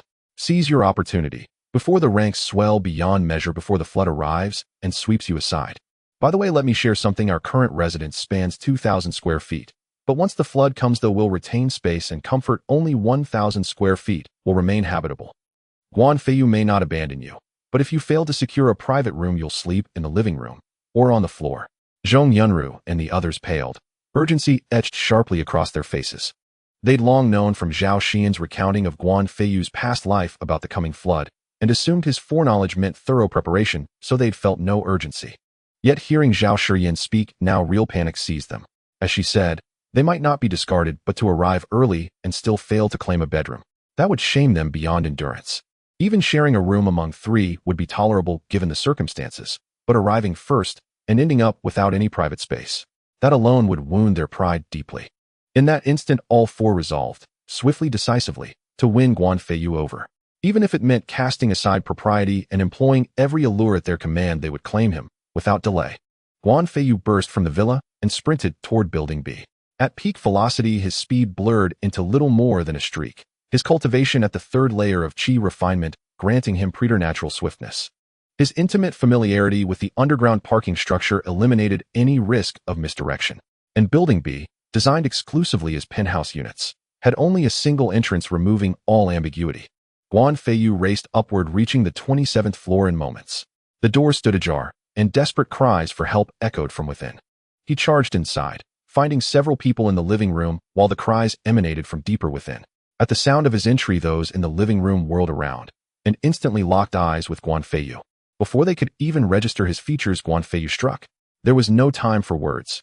Each second wasted meant another second slipping away from the woman's salvation. Cultivating to the third layer of qi refinement, Guan Feiyu overwhelmed them effortlessly. Their feeble attempts at resistance shattered in an instant. The commotion outside also startled those inside. The moment the inner group turned, Guan Feiyu drove his fist into the nearest man, pinning him bleeding and gasping against the wall. A swift glance revealed Bai Shui was not alone. Two other women stood beside her, each breathtakingly beautiful. Before Guan Feiyu could observe further, a man sneered. "Who are you? A new recruit? Don't you know the rules? Wait till I'm done, then it'll be your turn." A subordinate squinted at Guan Feiyu. "Boss, doesn't this guy look familiar?" The speaker froze, the others stared harder, until one voice cracked with terror. "He's Guan Feiyu." A name carried weight, a reputation cast shadows. At the mere utterance of Guan Feiyu, the men recognized him, and their faces blanched. But their leader quickly regained composure. "What's there to fear? He's unarmed. We're 5 against 1. Attack. Kill him. Seize his villa, his food, his women." 6 men had occupied the room, including the leader, yet one already lay unconscious, felled by Guan Feiyu. Guan Feiyu sneered, ambitious and reckless enough to covet my women and provisions. Do you truly believe I rely only on firearms? That question sent fresh dread through them. Indeed, their comrades still lingered in the living room, yet silence reigned. Clearly Guan Feiyu had silenced them. But how could he have subdued them so swiftly? If he had, why no noise? If not, where had those men vanished? Then their gaze fell upon the man sliding down the wall, spitting blood breath, ragged and shallow, clearly dying. Their resolve shattered entirely. The leader, ever pragmatic, dropped to his knees with a thud. Mr. Guan, we were wrong. These 3 women, we offer them to you as tribute. Spare our lives, please. Pay me respect. You dare even utter such words? Guan Feiyu flipped his hand, and a handgun materialized in his palm. The gang leader knelt on the floor, eyes locked rigidly on Guan Feiyu's hand, terrified of any sudden movement. The moment he saw the gun appear, the leader lunged forward and seized Guan Feiyu's wrist, shouting, "Now attack!" The other 4 hesitated for only a breath before surging toward him. Though Guan Feiyu had not anticipated this countermove, he remained utterly unruffled. As the 4 closed in, he flicked his wrist and unleashed a surge of spiritual energy. Confined within the narrow room, even their numbers worked against them. The space was too cramped for all 4 to advance at once. And with one still clamped onto Guan Feiyu's arm, the margin for attack shrank to near nothing. Only 2 managed to break ahead, the other 2 trailed behind. Guan Feiyu's blast struck the vanguard full force, hurling them backward like ragdolls, slamming them into their comrades and scattering them wide. A subtle shift of intent, and the gang leader, still gripping Guan Feiyu's arm, vanished instantly. Guan Feiyu had sealed him within his spatial ring. After all, the leader had seized Guan Feiyu's right arm, the very arm bearing the spatial ring. With a deft twist of that same hand, the handgun reappeared. 2 precise shots rang out, one for each airborne assailant. Bai Shui and the other 2 women had been overjoyed the instant Guan Feiyu appeared. Yet their elation curdled into raw terror as they watched him dispatch the men in cold, effortless succession. How could they have ever witnessed such brutality? Guan Feiyu glanced at the 3, then produced 3 down jackets from thin air. Put these on. We're leaving. He had briefly entertained the thought of glimpsing their figures, but now cloaked in layers they were wholly obscured. In truth, Bai Shui had heard the knocking long before she messaged him. Even the dullest among them knew better than to open the door. Yet the intruders refused to relent, for even if the apartment held no food, its timber would serve perfectly for warmth. In this age, firewood was life itself. They intended to force entry and haul away every usable plank. Only when she realized the attackers would not withdraw did Bai Shui send Guan Feiyu a friend request, her final desperate gamble. Coincidentally, his notification scrolled open just then, and hers sat at the very top. Guan Feiyu had already taken note of her name. Upon seeing Bai Shui, he accepted without hesitation. Had any single link in that chain faltered, even by a heartbeat, their fate would have been sealed. By the time Guan Feiyu arrived, the intruders had already breached the door. Survival demanded heavy clothing, and the 3 women wore theirs thickly, as everyone did. The moment the raiders spotted Bai Shui and her companions, their eyes flared with predatory hunger. They rushed to seize the women, not for plunder first, but for darker sport. The 3 fled in panic, finally barricading themselves inside this room. Their pursuers followed, and immediately moved to subdue them. But the women's bulky attire hampered every grasp, foiling their attempts. Guan Feiyu's speed proved decisive. Their garments remained largely intact, shielding their forms entirely from his gaze. Still, he had already registered their striking beauty, especially one whose height exceeded 1.7 meters, a rarity in these times. He felt no qualms about bringing them back, to observe, assess, and perhaps more. At Guan Feiyu's command, the 3 snapped back to awareness and hastily adjusted their clothes. Though layered for warmth, down jackets were scarce in southern regions. Few owned them. When Guan Feiyu conjured 1 jacket per woman with a mere flick of his hand, they slipped them on without pause. Knowing full well he could see nothing beneath the bulk, he assumed the mantle of a gentleman and stepped out of the room. Idleness held no appeal. With a sweep of his hand, he gathered every object within sight. Trivial in his eyes, yet invaluable to others, fuel, tool, shelter. Even refuse held purpose now. 10 minutes later, Bai Shui and the others emerged cautiously, eyes lowered, refusing even to meet Guan Feiyu's gaze. What they had witnessed moments earlier had seared itself into their bones, a dread and absolute certainty of his power. Let's go. Guan Feiyu turned and strode toward the door. The 3 exchanged a glance and fell into step behind him without a word. Just before stepping out, an instinctive unease made them scan the room. Their breath caught. Everything was gone. Only corpses remained, including the man who had vanished without trace. Questions erupted in their minds. How had the gun appeared so suddenly? If it had been concealed in his coat, Then what of the man who simply ceased to exist? Where had he gone? They had seen him inside their room. So how had he reappeared outside? And those jackets, how had they manifested from empty air? Was it sleight of hand? Magic required props. And in this world, who had time for illusion? To Bai Shui and her companions Guan Feiyu had become an enigma wrapped in impenetrable silence. Yet now was no time for inquiry. And pragmatism prevailed. He had answered Bai Shui's plea and arrived. Staying with him was safer than remaining behind. He offered far greater security than their crumbling high-rise, 27 floors up with no elevator functioning. And since Guan Feiyu refused stairs, they had no choice but to follow.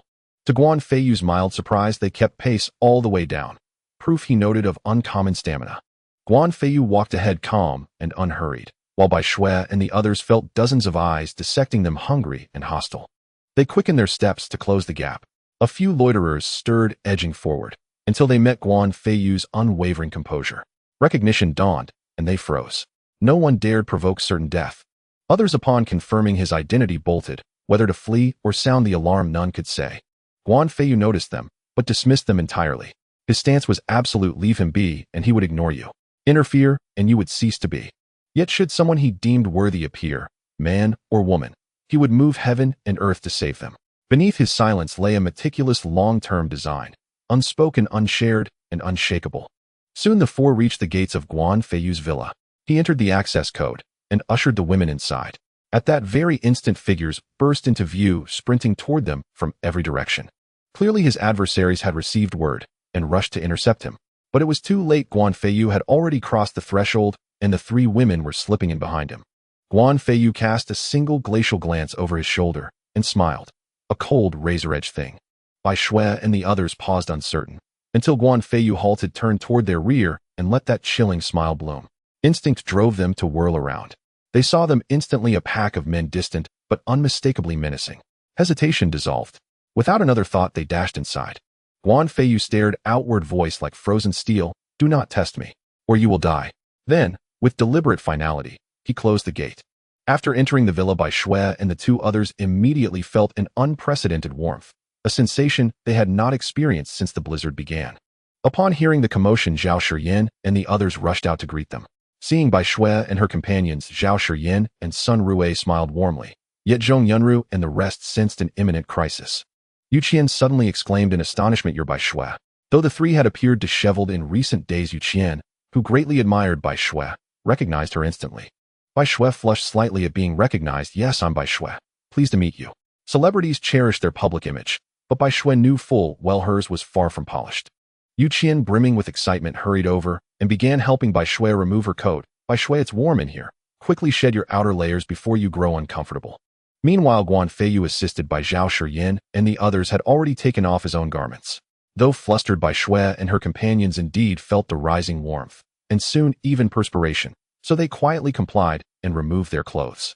After helping Guan Feiyu undress, Zhao Shiyin said, "Yu Qian, since you know them, please escort them to the guest bathroom for a shower and fetch some clean clothes for them." Though it was Zhao Shiyin's first time speaking as mistress of the house, Zhong Yunru and the others had long anticipated such authority and felt neither surprise nor hesitation. Yu Qian readily agreed and ushered Bai Shui and her companions toward the bathroom. Even now the three remained dazed. The sheer warmth inside the villa had stunned them the moment they stepped across the threshold. Now to be offered a shower, after going days without one, left them incredulous. Outside, securing even a meal had become a struggle, yet here hot water flowed freely. Was such luxury truly possible? At the bathroom door, Yu Qian said, "Go inside to change. Let me select some clothes for you." Under ordinary circumstances, none would bathe in an unfamiliar setting. But now necessity overrode caution. So long as the water wasn't icy cold, they would accept it without question. Inside, they turned on the shower head and were overcome with emotion as steam rose from a cascade of luxuriously warm water. Yu Qian quickly returned from an adjacent room, arms laden with garments, modest complete ensembles from undergarments to outerwear. The three emerged shortly after and were led into the living room by Yu Qian. There Guan Feiyu sat upon the sofa, flanked by Li Kaiyun and Zhong Yunru. Zhao Shiyin and Sun Rue sat nearby, while Wu Qiaoyu stood attentively attending to those present. Spotting the newcomers clad in simple, respectable attire, Wu Qiaoyu bristled inwardly. Why were they granted ordinary clothing, while she herself wore provocative lingerie? The three surveyed the living room and instantly tensed. Having just bathed in soothing warmth, they no longer wished to leave this sanctuary. Guan Feiyu glanced at them, and his gaze sharpened with interest. Bai Shui needed no introduction, though visibly nervous. Her status as a star attested to her exceptional beauty, poise, and figure. Standing approximately 168 meters tall, a height commanding presence among women, she possessed a classic curved silhouette coveted by countless others. Her bust, though modest, measured confidently at AC. Of the two beside her, one appeared comparatively unremarkable, still striking by ordinary standards, yet eclipsed by both Bai Shui and the other woman standing beside her. It was the latter who truly captivated Guan Feiyu, a statuesque beauty exceeding 1.7 meters, whose elegance surpassed even Bai Shui's, and whose bust, unmistakably a fulled cup with a subtle outward curve, invited lingering admiration. Bai Shui, please introduce your companions.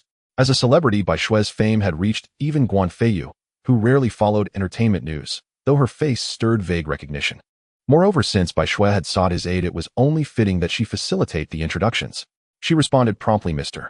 Guan, these are my closest friends. Zhou Ruoxi, a professional model, stands tallest. The shorter one is my assistant Yining. Guan Feiyu appraised Zhou Ruoxi. Indeed, her stature matched her profession. In heels, she might nearly rival his own height. Yet he recalled rumors suggesting many models lacked such proportions, then paused. Perhaps she specialized in lingerie modeling. Indeed, modern capital understood precisely how to capture male attention, and selecting a woman of such exquisite form for modeling was perfectly logical. Guan Feiyu nodded. Bai Shui, you sent me a distress message, and I intervened to save all three of you. Per our agreement, I ask that you remain here. I will not compel you. Should you choose to stay, you are welcome, but you must understand what such a choice entails. The same applies to your two friends. Their decision, to stay or depart, is entirely theirs to make. Yet let us be unequivocal. Should you decline, I shall offer no further protection if danger finds you beyond these walls. The three exchanged glances. They had narrowly escaped violation and worse, public humiliation at the hands of predators. Throughout their journey, they had endured leering gazes and predatory intent. As stepping outside again, they doubted they'd survive even a single day. Even survival held little promise of dignity. By contrast, Guan Feiyu possessed formidable strength and treated them with evident respect, granting them agency where others would have seized control. Moreover, this refuge offered hot water and likely ample provisions. Their resolve crystallized swiftly. Having given my word, I shall honor it. I choose to stay. I also choose to stay. And I, each declared in turn. A satisfied smile spread across Guan Feiyu's face. Xian, please show them to their rooms and help them acquaint themselves with the estate. Zhao Shiyan assented without hesitation and rose to lead the three away. Watching them depart, Zhong Yunru remarked with faint acidity, Mr. Guan's charm is extraordinary. You've even won over a star like Bai Shui. It seems we common women stand little chance of catching your eye. Guan Feiyu detected the jealousy and the underlying anxiety. After all three new arrivals had entered in a single day, even dividing his attention equally would require 3 nights. Li Kaiyun chimed in, indeed. Who shall be favored tonight? And who might arrive tomorrow? Yu Qian and Wu Qiaoyu both flushed crimson. They shared the same unspoken thoughts, yet lacked Li Caiyun's seniority or Zhong Yunru's boldness. Zhong Yunru was reserved until she fully trusted someone, but once committed, she became fiercely devoted. Clearly, her trust in Guan Feiyu ran deep. Guan Feiyu laughed heartily. I do not discard the old for the new. If you fear neglect, why not let me work overtime this afternoon? Who's willing? Zhong Yunru and Li Caiyun, startled by his candor, lowered their eyes shyly. Since no one speaks, shall we all join? With that, Guan Feiyu scooped up Zhong Yunru and Li Caiyun in his arms and strode upstairs. Both women let out sharp cries, utterly unprepared for the fact that he would lift them both at once. What made it even more mortifying was that Guan Feiyu's intended act was already deeply embarrassing, let alone doing it with 2 people at once. Just then the alarm in the room blared to life. Guan Feiyu's face darkened with fury. This had been a perfect opportunity for a decisive double move, yet the alarm shattered it utterly.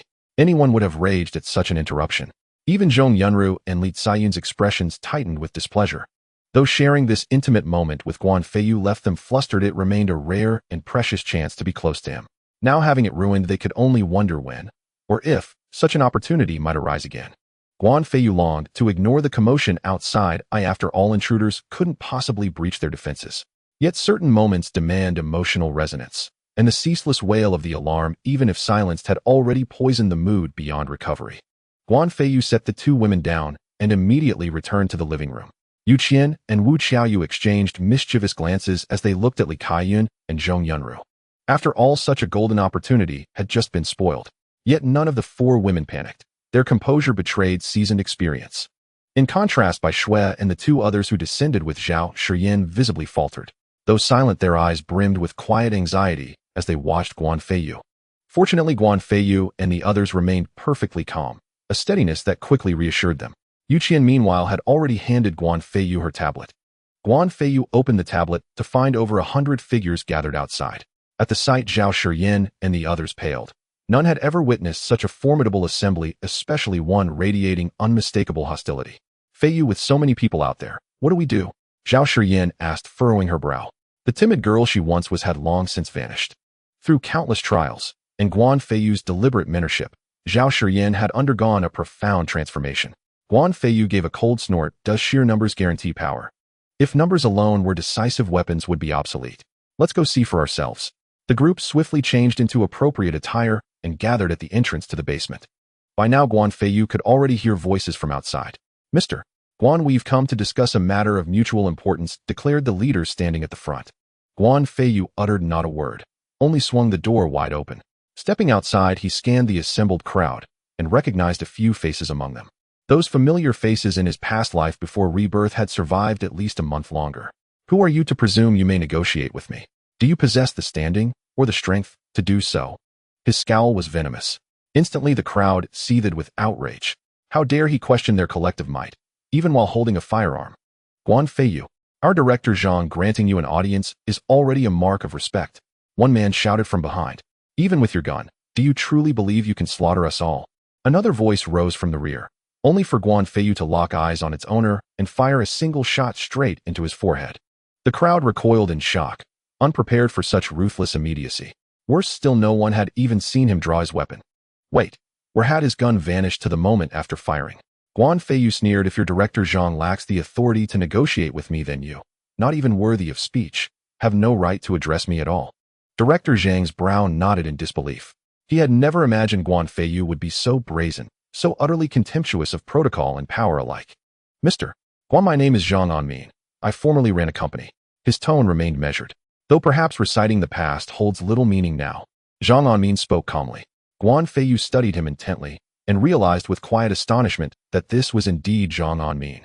In his previous life, Zhang Anmin had perished relatively late. Guan Feiyu could no longer recall the exact date, but he remembered clearly Zhang Anmin had been among the earliest to consolidate power and among the most enduring in his ambitions. At first, he treated his followers well, drawing more and more to his banner. But after surviving numerous large-scale conflicts and watching his subordinates' strength grow, he grew arrogant and unmoored. He began beating or berating his men without cause, and even seized their wives and lovers. Resentment festered until Qiao Er bribed one of his lieutenants who betrayed him outright, leading to his brutal demise. Zhang Anmin continued unruffled. My subordinate acted foolishly. His death was his due. I've brought these people here today to propose an arrangement. We seek provisions from you, and in return we offer you women of exceptional beauty. What say you, Mr. Guan? Guan Feiyu paused, startled. Had his reputation already twisted into that of a lecher, who had sullied his name so recklessly? Yet with his reappearance, history had already diverged, making even his own memories unreliable guides to what lay ahead. Speak plainly, what has occurred? Guan Feiyu asked, voice cool and detached. Zhang Anmin wasted no time. Mr. Guan, have you heard of Qiao Er? Guan Feiyu stiffened. Qiao Er? Hadn't he killed him himself? Why would Zhang Anmin mention him now? Continue, he said, frowning. Zhang Anmin pressed on. Yesterday, many of Qiao Er's followers were slain, yet he himself survived. Armed with 2 pistols, he rallied a new force overnight. This morning, he led his men forward with gunfire and seized much of our supplies. We are now stripped bare and utterly outmatched. Thus, I request your assistance in provisioning us. In return, I pledge women of peerless grace. As he spoke, Guan Feiyu's lips curled into a frost-laced smirk. Did Zhang Anmin truly take him for a fool? Guan Feiyu had annihilated Qiao Er's faction just yesterday, and even if Qiao Er lived, he possessed only firearms. How could a hastily assembled band forged in a single night rival Zhang Anmin's entrenched force? Zhang Anmin stood backed by nearly 100 loyalists. Qiao Er, however skilled with guns, had finite ammunition, and even newly recruited followers would scarcely match Zhang Anmin's disciplined ranks. So why claim utter helplessness and beg for aid? It was absurd on its face. A chilling thought struck Guan Feiyu. If Qiao Er truly lived, perhaps he and Zhang Anmin had already forged a secret pact, and Qiao Er now lurked unseen, poised to strike from the shadows. Alternatively, Qiao Er might already be dead, and Zhang Anmin merely invoking his name to deceive Guan Feiyu into surrendering supplies. Yet Guan Feiyu leaned toward the former possibility. Zhang Anmin's massive entourage served not as threat, but as cover, masking Qiao Er's presence and creating the perfect opening for a lethal shot. Qiao Er, you may as well step forward. Lurking in darkness suits only a dispossessed cur. At these words, Zhang Anmin's face paled dramatically. He had never imagined Guan Feiyu would deduce that Qiao Er was lurking in the shadows. Last night, one of Zhang Anmin's men had been scavenging for food outside when he spotted Qiao Er fleeing in sheer panic. Though unfamiliar with Qiao Er's identity, the man noted his terror-stricken expression and surmised he must have discovered supplies, only to be hunted down by others and barely escape with his life. The man immediately intercepted Qiao Er. Before he could utter a word, Qiao Er drew a handgun, startling him into frozen dread. Only then did the man identify himself as one of Zhang Anmin's subordinates.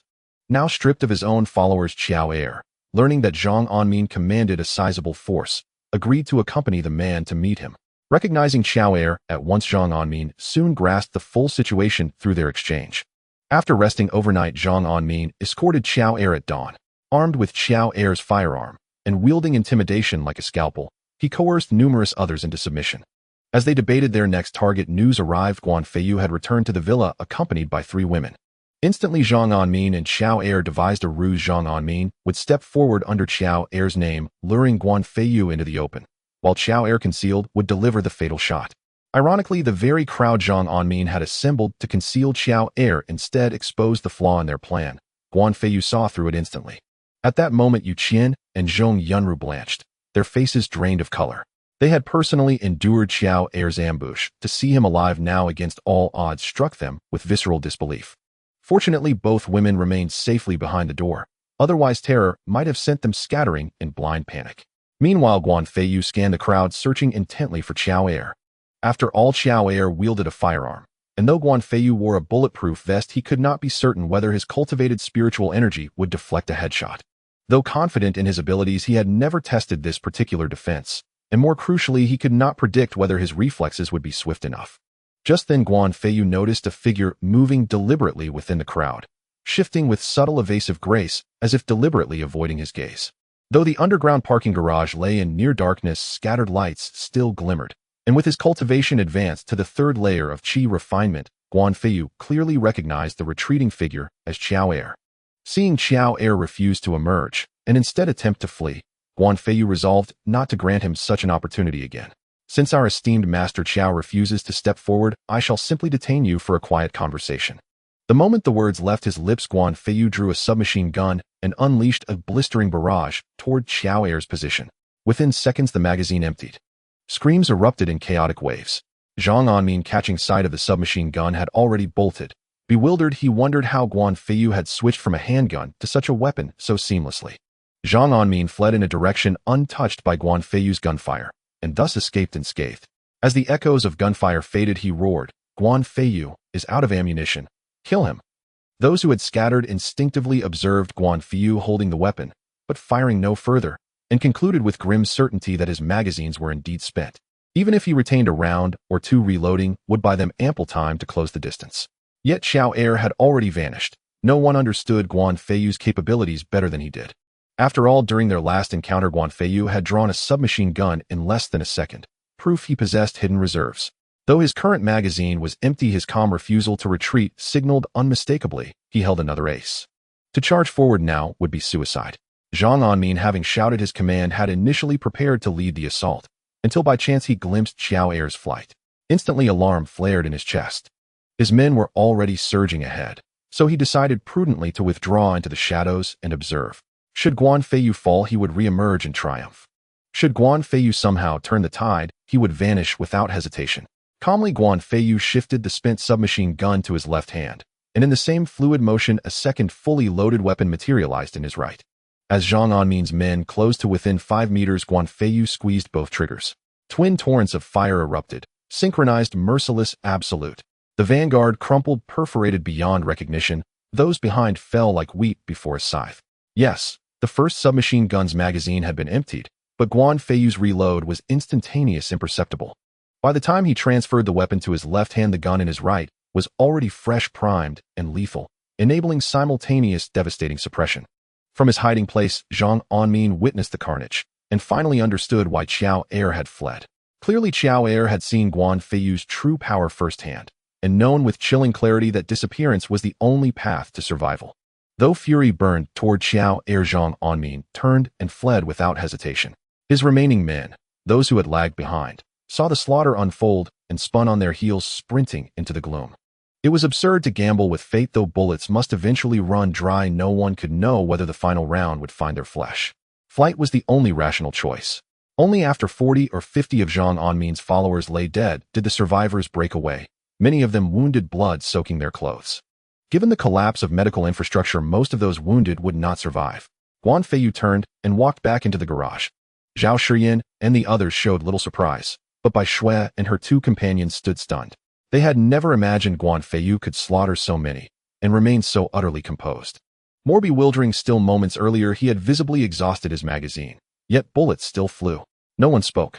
Silently they ascended to the basement level, changed clothes, and returned to the living room. Guan Feiyu said, "I'll take a shower first," and departed without another word. Bai Shui and her companions stood uncertain, adrift in awkward silence. Zhao Shiyin smiled warmly. "Bai Shui, there's no need for tension or formality. You'll grow comfortable with us soon enough. After all, Yunru and the others have only been here a few days." "Indeed," Zhong Yunru added, laughing. "We've only arrived 1 or 2 days ago. Shiyin and Kaiyun are the longest-standing residents. And Shiyin, she's the first lady you know." Laughter rippled through the room. Yu Qian and the others joined in, gently urging Bai Shui and her friends to relax. Moments later, Guan Feiyu descended the stairs. "What are you all discussing?" Zhong Yunru grinned. "We were debating who gets to keep you company tonight." Guan Feiyu's eyes gleamed with playful mischief. "Anyone is welcome, even 2 or 3 together. I won't object." Though cheeks flushed, Zhong Yunru and the others found the notion agreeable. It offered the swiftest path to becoming Guan Feiyu's consort. Guan Feiyu picked up his phone and posted in the group chat, "Too many bodies piled up outside my villa entrance. Hiring volunteers to relocate them 50 meters away. Compensation 2 cartons of instant noodles." The message ignited pandemonium. No one knew precisely how many corpses lay there, but the reward was staggering: 2 cartons of instant noodles. In the pre-apocalypse world, such a sum meant nothing. Now it represented unimaginable wealth. "Mr. Guan, how will compensation be allocated and collected?" someone asked in the chat. Guan Feiyu replied, "I have surveillance footage. Rewards scale with effort." Upon hearing these words, their hearts stirred with immediate interest. Some sprang into action at once while others hesitated, uncertain whether Guan Feiyu would truly honor his promise. If Guan Feiyu refused to provide instant noodles, they could do nothing. After all, he wielded a firearm. Zhao Shiyin and the others remained silent. Indeed, numerous corpses lay scattered before the entrance, posing not only a psychological burden, but also a practical obstruction to coming and going. Though they rarely ventured outside, Guan Feiyu's own movements were now hindered. With a sweeping gesture of his hand, 2 cartons of instant noodles materialized beside him.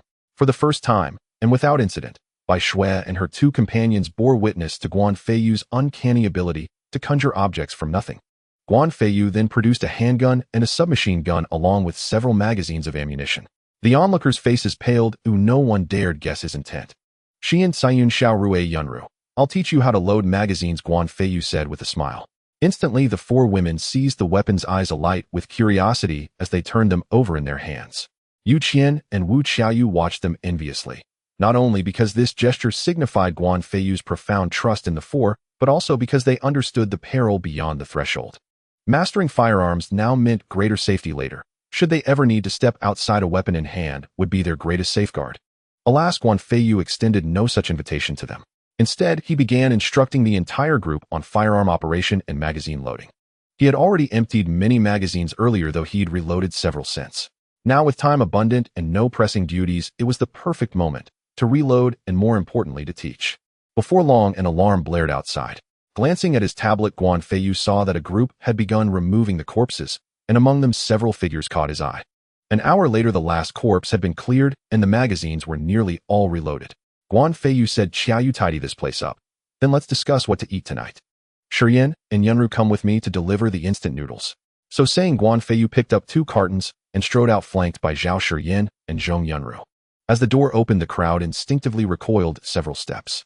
Guan Feiyu gestured for Zhao Shiyin and Zhong Yunru to join him outside. He scanned the surroundings. The corpses were indeed gone.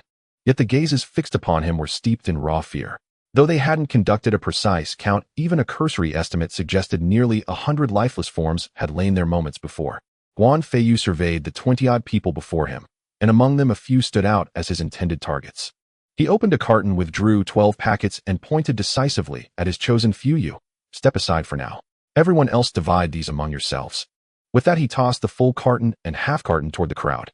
They were stunned. Guan Feiyu had not only kept his word, but delivered over a carton and a half, ensuring each person received at least 1 packet. 1 packet may seem meager, but to them it promised a full, nourishing meal. Used sparingly, it could even feed a family of 3. Do not underestimate a single packet of instant noodles. In these times, no one could guarantee even one proper meal, least of all those who had just arrived desperate and destitute. Indeed, these people had come only because they had nowhere else to turn. Thank you, Mr. Guan. Mr. Guan, your righteousness knows no bounds. Mr. Guan, command us whenever you wish. Having spoken, they snatched up their packets and fled swiftly. 6 remaining individuals stood frozen, trembling under Guan Feiyu's gaze, bewildered as to why they alone had been singled out. Had they done something wrong? Impossible. They had labored hardest of all. Guan Feiyu smiled gently at the 6. No need to be nervous. I watched the surveillance footage. You arrived earliest and worked hardest. I've kept you here to ask, would you follow me? His words struck them like thunder. They had never imagined, never dared hope, that Guan Feiyu would choose them. The leader stepped forward instantly. Mr. Guan, my name is Wang Dali. These men are my brothers. We have no special talents, but if you deem us worthy, we pledge our loyalty to you now and always. The others echoed his vow and introduced themselves in turn. Thus Guan Feiyu learned their names: Wang Erdi, Zhang Jin, Zhou Jun Shui Yong, and Zheng Pao. They had been renovating a residence and spent the night inside, only to find themselves trapped within the Wulong Villa residential complex when the crisis erupted. Food had grown scarce. For days they scavenged inside vehicles.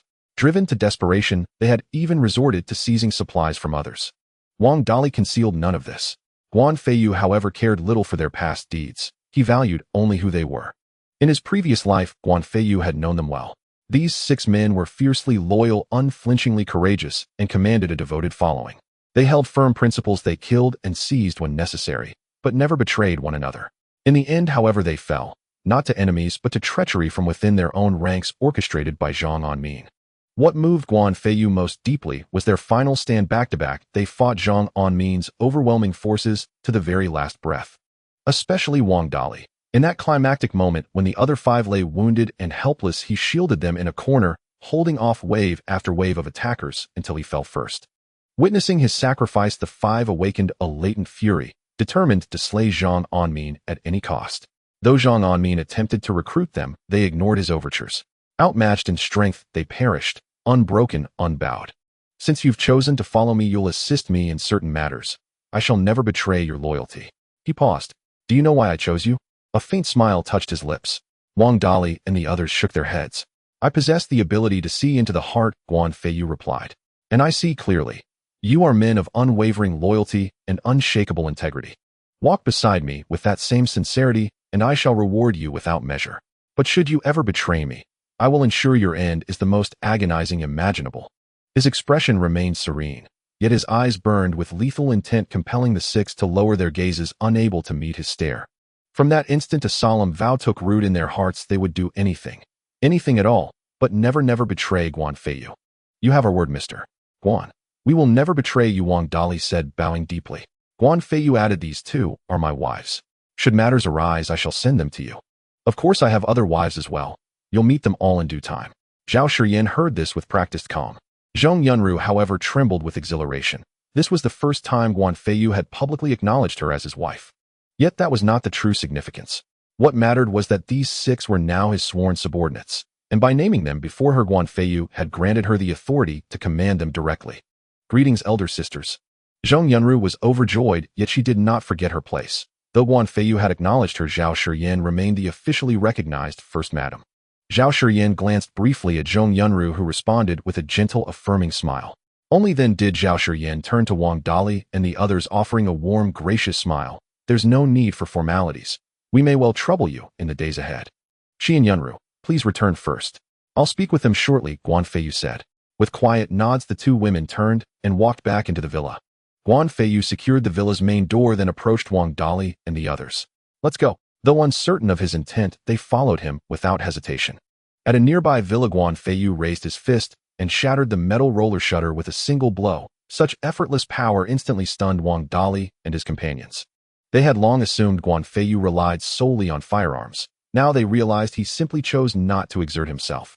Following him, they ascended from the basement level to the villa's main living room.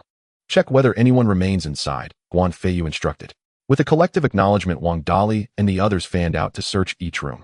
After completing their sweep, they exchanged glances and shook their heads. Wang Dali stepped forward. Mr. Guan, the villa is empty. Upon confirmation, all eyes turned instinctively to Wang Dali, the undisputed leader among them. From his past life, Guan Feiyu recalled that Wang Dali truly possessed the loyalty and righteousness befitting an elder brother. Yet fate had now shifted. Would these men retain their integrity under his guidance? Guan Feiyu studied the group, still withholding full trust. Yet for now they were acceptable. Before renovation work, what did each of you do? Wang Dali replied, Mr. Guan, we all hail from the same village. There's little left to conceal now. We've done it all. Bricklaying, welding, carpentry. You name it, we've handled it. And Xiao Jun is a university graduate trained in naval architecture. He's our resident scholar. Whenever we faced uncertainty, we turned to him. He grasps new knowledge with remarkable speed. Guan Feiyu's eyes lit up as he turned to Zhou Jun. You studied naval architecture. Can you operate a vessel? The others stared blankly. What connection could academic study possibly have with actual seamanship? At most one might say he'd merely been exposed to the field. Yet Zhou Jun responded earnestly, Sir, though I've never piloted a ship firsthand, my studies focused precisely on shipyard mechanics. Given the opportunity, I'm certain I could master navigation, with only a short period of practice. But, given today's weather, how does this relate to maritime matters? Guan Feiyu smiled knowingly. It relates, profoundly. Then with quiet intensity, stay alive, young man. You will prove indispensable to me. Shortly I'll provide you with foundational materials on vessel operation. Study them diligently in your spare time. Though puzzled, Zhou Jun nodded solemnly. Guan Feiyu turned to the group, a confident smile playing on his lips. Since you now serve under me, I shall not leave you wanting. With a sweeping gesture, half the living room filled, overflowing with supplies. Wang Dali and the others stood frozen in disbelief. Where had this vast cache materialized? Had Guan Feiyu transcended mortal limits? What astonished them most was the sheer diversity: daily necessities, clothing, foodstuffs, even industrial equipment like arc welders, generators, and steel reinforcement bars. Yet food remained paramount: sacks of rice and flour, fresh meat, eggs, vegetables, and even a modest selection of fruit. I damaged the entrance earlier. Since you're skilled in welding, repair it yourselves. We cannot afford vulnerability to ambush. Those 2 generators are reserved for future blackouts. Clothing may be divided among you as needed. But food, this is critical. At the word critical, the group stiffened, ears straining, determined not to miss a single syllable. Guan Feiyu's expression hardened. Henceforth you 6 shall form the core of my nascent faction. I will supply you with rations, and you shall reside here in this villa. Should you recruit subordinates, no matter their number, I will allocate 3 packets of instant noodles per person per day.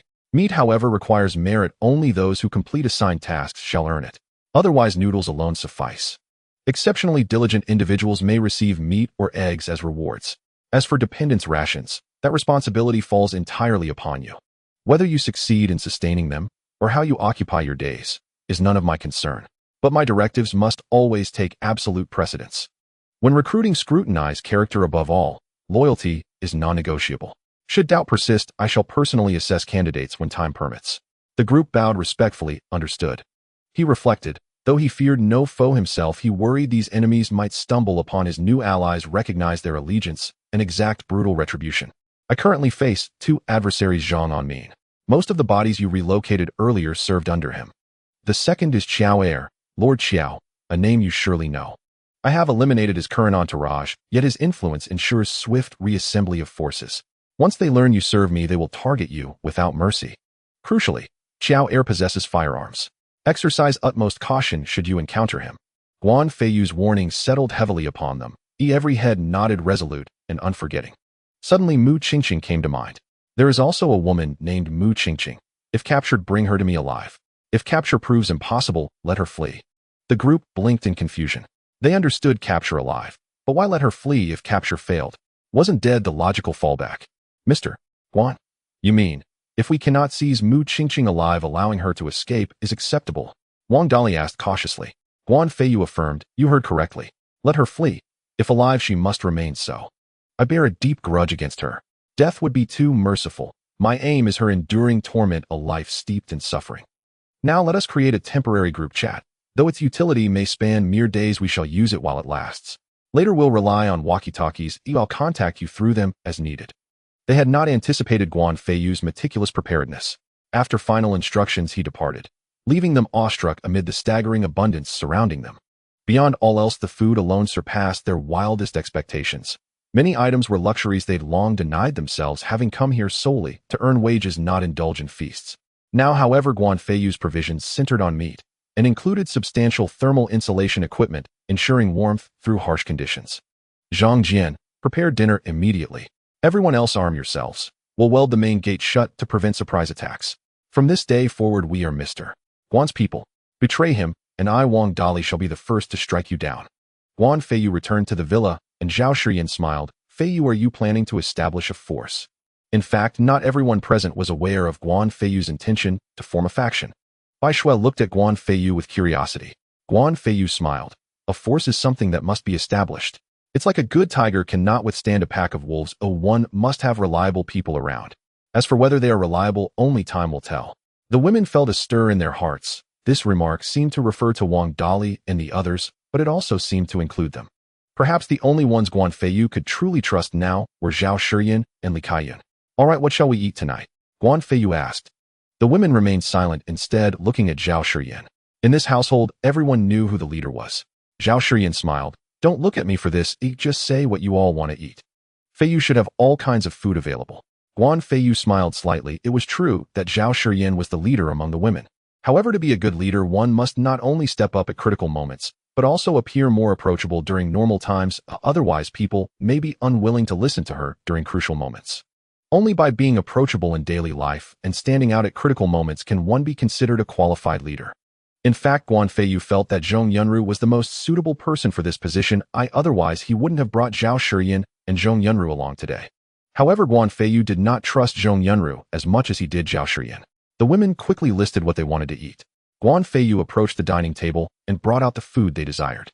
Although Bai Shui and the others had just arrived, Zhao Shiyan had already informed the three about Guan Feiyu's spatial ring when he was not present. The three were no longer surprised as they had suspected it before. During the meal, Guan Feiyu asked, have you all contacted your families? What is their situation? Zhao Shiyan and Li Kaiyan naturally did not need to consider this. Zhong Yunru spoke first. I contacted my family earlier. They told me to hold on, but I haven't heard from them lately, nor have I reached out to them. After speaking, Zhong Yunru's eyes dimmed, clearly indicating that the Zhong family had stopped caring about her life or death. Or rather, they did not believe Zhong Yunru would survive. Wu Qiaoya's situation was similar to Zhong Yunru's. Sun Rui and the others expressed they had contacted their families, but could not get through and planned to continue trying. Only Bai Shui and Zhou Ruox's families were doing well, and they were both in Jinling. Upon hearing this, Guan Feiyu's heart moved. Are they far from us? Bai Shui and Zhou Ruoxi were taken aback, but Zhou Ruoxi replied, not particularly far, but not close either. My family and Bai Shui's family are in Guanling community. Guan Feiyu took out his phone and searched. Indeed, Guanling community was not far from Wulong community, about 8 kilometers away. Moreover, Guanling community was a newly built area with high-rise buildings. Inform your families about the situation outside and tell them to be cautious. Additionally, let them hold on for 3 months. After 3 months, they should find a way to come here, or if possible, I can also pick them up. Guan Feiyu said. Bai Shui and Zhou Ruoxi were overjoyed. They had long since lost hope. But now Guan Feiyu had given them hope.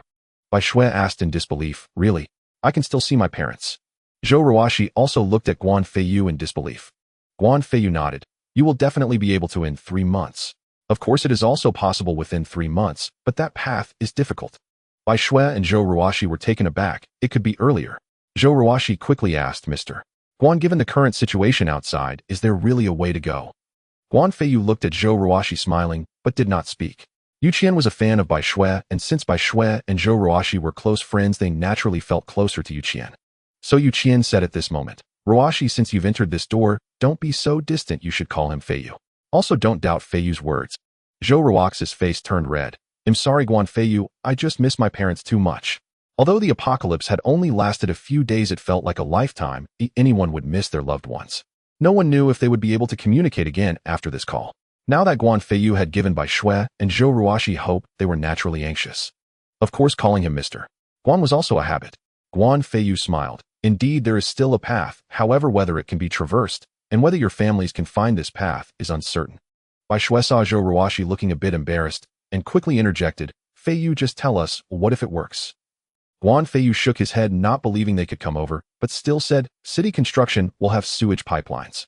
As far as I know, the main sewage pipeline is quite large.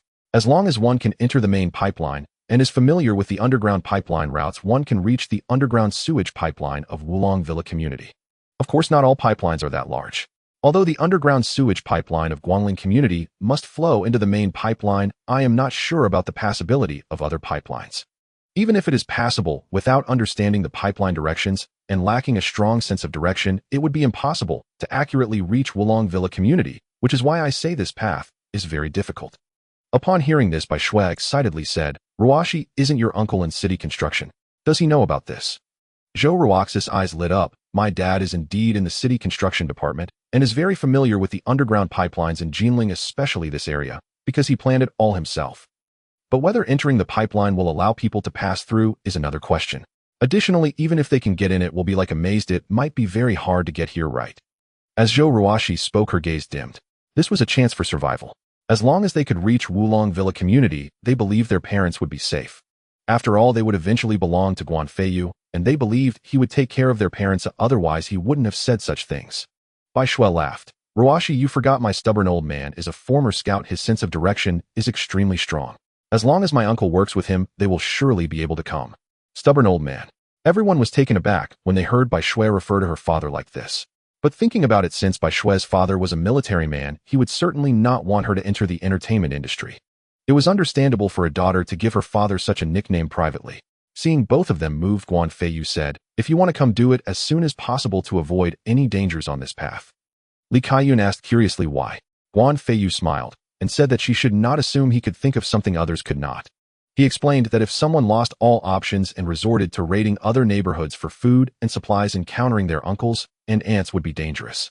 The women conceded the point. Clever people were not lacking in this world, and if such a thing occurred, their parents would indeed be in grave peril. Zhou Ruoxi said she would contact her parents at once, abandoning even her meal in her excitement. Guan Feiyu shook his head, saying it was already night, and they could not come even if told, and besides, such matters required preparation on their part. He told them to finish eating before contacting their families, and advised the others to tell their parents that to survive they must hold on and move to higher ground. He added that in 4 months there might be a turning point. Some of the women, aware of Guan Feiyu's rebirth and the situation awaiting in 4 months, understood what he meant by a chance for change. Zhong Yunru hesitated and asked Feiyu whether she should tell her family. The Zhong and Wu families in Jinling were influential clans, so if they tried to persevere, it would be comparatively easier for them. Guan Feiyu warned that it depended on the choices made. The wrong path meant certain death, while the right course left a slender hope. He told her not to ask him, but to consider her relationship with her family. He then asked plainly which she would choose between her family and him. Zhong Yunru and Wu Qiaoyu instinctively answered that they would choose him. Hearing their unhesitating reply, Guan Feiyu smiled. Had they hesitated even a second, he would thereafter have been wary of them. If one day he met their families, he might even distance himself. Their immediate answers now were the truths of their instincts. Even Zhong Yunru and Wu Qiaoyu did not know why they answered so readily. Perhaps here, freed from the old family intrigues, they felt more of a sense of home. Zhao Shiyan smiled that it seemed Qiaoyu could now sit at the table with them and need no longer occupy a single room. Guan Feiyu laughed heartily and then calmly told Zhong Yun and Qiaoyu to tell their families to prioritize safety, to move to higher ground in 3 months if possible, and to secure food and boats. As for everything else, he said it would be down to fate. Zhong Yunru and Wu Qiaoyu nodded, and he urged them to continue their meal.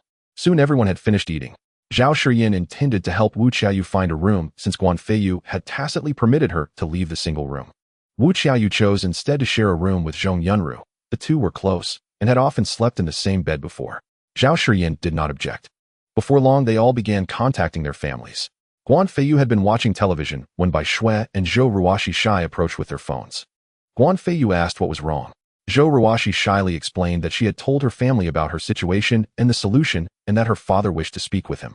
Bai Shui nodded repeatedly and said her father also wanted to talk, but before she could finish, an angry roar burst out, ordering Guan Feiyu to come out at once. Guan Feiyu was startled. The voice was not from outside.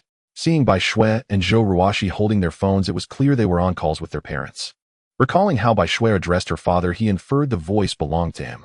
He smiled and told them to set the phones down and switch to video. They placed their phones down. They were already on video.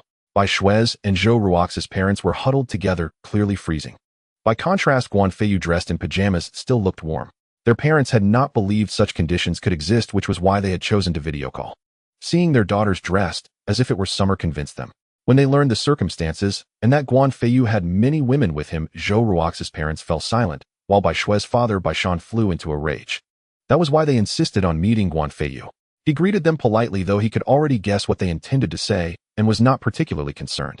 With such an environment and ample provisions, he could not believe he could not win over both sets of parents, unless they preferred their daughters dead. Bai Shan demanded angrily what methods Guan Feiyu had used to force his daughter to stay, threatening retribution if she was not released.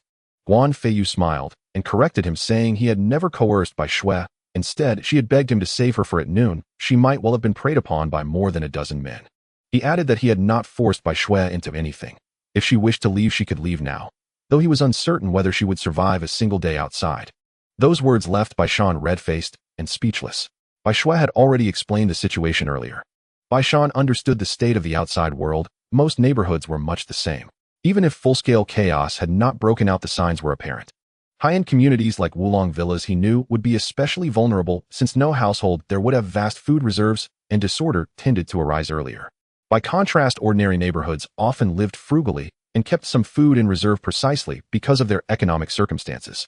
Yet at any time there would be those who were unprepared. When they ran out of food, they would seize from others, and disorder would inevitably follow. Guangling neighborhood was no different, so Bai Shan was well aware of the outside conditions. Moreover, in such weather, sending Bai Shue out would be tantamount to killing her. Bai Shue's mother Zhu Zhen tugged at Bai Shan and asked if he meant to harm their daughter. Bai Shan, of course, did not want Bai Shue to come to harm, which explained his earlier silence. Seeing Bai Shan fall silent, Guan Feiyu smiled and remarked that these were extraordinary times. He did not expect Bai Shan fully to comprehend, yet though he suspected, he had begun to perceive the truth. He said that Bai Shan might believe life would soon return to normal and that they could resume their former lives, but warned that the normal they longed for might never return. For Bai Shue's sake, he hoped the family would reunite. If they refused or failed to follow his instructions, he, Guan Feiyu, would have a clear conscience. All he asked was that Bai Shue not hate him in the future. Bai Shan answered, "I will go." The phrase "I'm going" was uttered by Zhou Jiangwo, Zhou Ruoxi's father. Zhou Jiangwo was no stubborn man. Chaos had already erupted across Guangling residential complex. If the disaster passes swiftly, perhaps these people might calm down. But if it drags on, starving men and women will heed no rules, and survival will become unimaginably arduous. Zhou Jiangwo had formerly worked in the municipal construction department. He understood human nature far better than Bai Shan. "Brother Bai, don't be obstinate. It's already a great fortune that Xiao Shui and Ruoxi are staying with Feiyu. At least they still remember us. If what Feiyu says is true, how long do we truly have left? Even before the apocalypse, wasn't it common for wealthy men to keep mistresses? Back then, even parents couldn't control such matters. How much less so now? As long as the children are willing and happy, can you truly force them to their deaths? I won't interfere, but I fully approve of Ruoxi and Feiyu being together. I'll find a way to bring Li Wan and our daughter and son-in-law together. You decide for yourself." Zhou Jiangwo said this. Li Wan referred to Zhou Ruoxi's mother, Qin Li Wan. At that moment, Zhu Zhen also spoke up. "Brother Bai, stop being so stubborn. We may die, it's our fate. But do you truly wish to watch your daughter perish as well?" Seeing everyone urge him, Bai Shan glanced at the unruffled Guan Feiyu and asked, "Young man, have you already counted on me?" Guan Feiyu replied bluntly, "Uncle, yes. I've absolutely counted on you." Bai Shan roared, "You. Uncle, don't get angry. I won't hide it from you. I currently share no emotional bond with Bai Shue. Even if she hears these words, it won't matter. Women are not scarce to me, nor will they ever be. This is merely the first step toward deepening our relationship. Should you consent, or even accompany us, I will treat her with utmost sincerity and care. Should you refuse, or withhold your blessing, the burden falls entirely upon Bai Shue. Stepping outside means certain death. Staying within means living under her parents' disapproval. Neither life nor death offering solace." His words were brutally direct and deeply wounding, yet undeniably truthful. Bai Shan and the others stood speechless. Which son-in-law would dare speak so boldly to his future father-in-law? Who wouldn't defer, flatter, and appease? Yet Guan Feiyu, had anyone spoken thus before, Bai Shan would have dragged his daughter away by force, risking his very life. But now Guan Feiyu was right. Objectively, from his vantage point, he was utterly justified. He had known Bai Shue for mere hours. Yes, he might be drawn to her beauty and figure. That was undeniable. Yet in this world would he truly lack such companionship? Without Bai Shue, there could be Lan Shue or Huang Shue, but they possessed only one daughter, Bai Shue. They would rather die themselves than see their daughter perish. Bai Shan thundered, "Fine. If you ever harm my daughter, I'll kill you with my last breath." Guan Feiyu and the others smiled. Baishan had just granted himself a face-saving pretext to agree. All right, Uncle and Auntie, let's return to serious matters. Uncle Zhou Ruashi mentioned you once worked in municipal construction, so you're intimately familiar with underground piping. Do you know the sewage conduits beneath Guangling residential complex? Can you reach our Wulong Villa complex? Guan Feiyu's expression turned grave. Without hesitation, Zhou Jiangwo replied no problem. The sewage pipes beneath Guangling serve as a junction upstream pipes leading to neighboring complexes measure roughly 800 millimeters in diameter. But the pipe connecting Guangling to Wulong Villa is about 1 meter wide, widening to 1.5 meters where it merges into the main trunk line. Traversing this stretch requires crouching or crawling, but it's feasible. Once inside the main trunk, walking bent over remains manageable. Indeed, Zhou Jiangwo demonstrated profound expertise. His immediate precise recall of measurements betrayed deep professional mastery. Guan Feiyu nodded. Uncle Zhou, I've measured the surface distance from Guangling to Wulong Villa at approximately 8 kilometers, but underground routing will surely be longer. Given the narrowness and navigational difficulty, how long do you estimate the journey will take? Zhou Jiangwo furrowed his brow, uncertain how to calculate it accurately. At that moment, Baishan grumbled, crawling forward. Including rest intervals, the minimum time required would be 24 hours. At our age plus Zhu Zhun and Li Wan, and assuming no wrong turns, we'd still need at least a full day. Though Baishan resented Guan Feiyu when lives hung in the balance, he spared no caution. His military background and experience as a reconnaissance soldier lent considerable credibility to his time estimation. Guan Feiyu felt no anger toward Baishan's attitude. After all, had his own daughter chosen a man who kept multiple consorts, his reaction would likely have been even harsher. After brief reflection, Guan Feiyu proposed, Uncle and Auntie, rest well tonight. We'll depart tomorrow at 4 or 5 in the morning. Though that hour is the coldest precisely because of its frigid desolation, no one ventures into underground parking garages then, ensuring your greatest safety. Simply dress warmly and carry sufficient food and water for the journey to my place. Nothing else is needed. Also, under no circumstances must anyone else learn of your passage through the sewage tunnels. Word could leak, and ambushes await along the way. So we're to carry only enough food and water to reach your place. Then what? Will you feed and hydrate us all there? Can your supplies sustain so many? Guan Feiyu realized instantly he and this future father-in-law were cosmically mismatched. Surely their zodiac signs clashed beyond reconciliation. Yet Guan Feiyu cared little who stood before him. Saving him was already an act of grace. Why tolerate backtalk? Why indulge such defiance? Kaiyan, did you dispose of tonight's leftovers? Having gained Guan Feiyu's approval, Wu Qiaoyu busied herself packing belongings, while Yu Qian and Li Kaiyan cleared the dining table. Li Kaiyan replied, they're all in the trash bins. I was just about to tidy them up. Bring them here, Guan Feiyu commanded. Li Kaiyan and Yu Qian each carried a bin brimming with tonight's uneaten remnants. Since the apocalypse began, Guan Feiyu refused leftovers. Waste held no meaning for him. Baishan instantly seethed upon seeing 2 more stunning young women approach. Yet before he could erupt, they lifted the bins and tilted them directly toward the surveillance cameras. Guan Feiyu smiled. Uncle, my food stores, if consumed until you burst, could sustain you for a century. The women stifled laughter. Zhou Jiangwo roared with mirth. These 2 are fated rivals. One spoke without courtesy, the other withheld deference. Baishan nearly choked with fury, finally cutting the video call. He simply lacked further grounds to spar with Guan Feiyu. Yet after regaining composure, Bai Shui pleaded earnestly, Uncle Zhou, Auntie Chun, please persuade my father not to cause trouble over this. Zhou Jiangwo chuckled, don't worry. Right now the one thing your father most wants is to confront Feiyu and give him a sound thrashing. So he certainly won't cause a scene. Guan Feiyu grinned mischievously, then please ask him this, Uncle Zhou. If he does protest, don't you want to punch me? I'm certain he'll come. Zhou Jiangwo laughed heartily. Feiyu, I didn't expect you to have a good understanding of Lao Bai despite not knowing him for long. He seems to be the kind who refuses to lose, someone who pulls back when pushed, but in reality, he's just like a thin donkey trying to push out hard dung. As long as you can get him drunk, he wouldn't hesitate to give you his daughter, even to become sworn brothers. Bai Shui felt embarrassed upon hearing this. Uncle Zhou, please don't say that. Seeing Bai Shui's reaction, Zhou Jiangwo decided not to say more and quickly changed the topic. All right, let's not talk about that. We'll discuss it when we meet again. Guan Feiyu also reminded. Uncle Zhou, make sure your phone is fully charged. Even if you can't use it, it can serve as a flashlight. The weather is cold, and once you step out, ensure at least one phone is powered on. If you have a flashlight at home, don't forget to take it with you. It'll wait for you at the Wulong Villa Community the day after tomorrow morning. The underground parking lot at Wulong Villa Community is quite large. If you can't see me, just call out my name, Mingji. They'll have people ready to assist you at any time. Zhou Jiangwo didn't expect Guan Feiyu to be so attentive considering even such matters for them. All right, don't worry. We have it under control. After saying that, Zhou Zhengwo also ended the video call. Zhou Ruoxi excitedly hugged Guan Feiyu's arm and even kissed him on the cheek. Thank you, Feiyu. Seeing Zhou Ruoxi's actions, Bai Shui also hugged Guan Feiyu's arm and similarly kissed him on the cheek. Thank you, Feiyu. Guan Feiyu felt a sense of pride in his heart. Here were a big star and a top model both kissing him. In the pre-apocalyptic world, who would have dared to imagine such a thing? It's just small matters. Since you have decided to follow me, I will definitely do my best to accommodate you. At this moment, Guan Feiyu noticed that Sun Rui and Yanning appeared somewhat dejected, even with tears in their eyes. Yanning was actually Bai Shui's assistant. Bai Shui also noticed the two's gloom and immediately asked Sister Rui, shouting, what's wrong? Sun Rui could no longer hold back. I haven't been able to contact my parents. Although Yanning didn't speak, she likely felt the same way.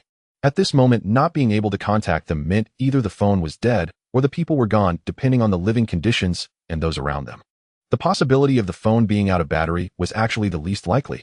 Guan Feiyu sat down between Sun Rui and Yanning. Don't think too much, perhaps it's just that the phone is out of battery.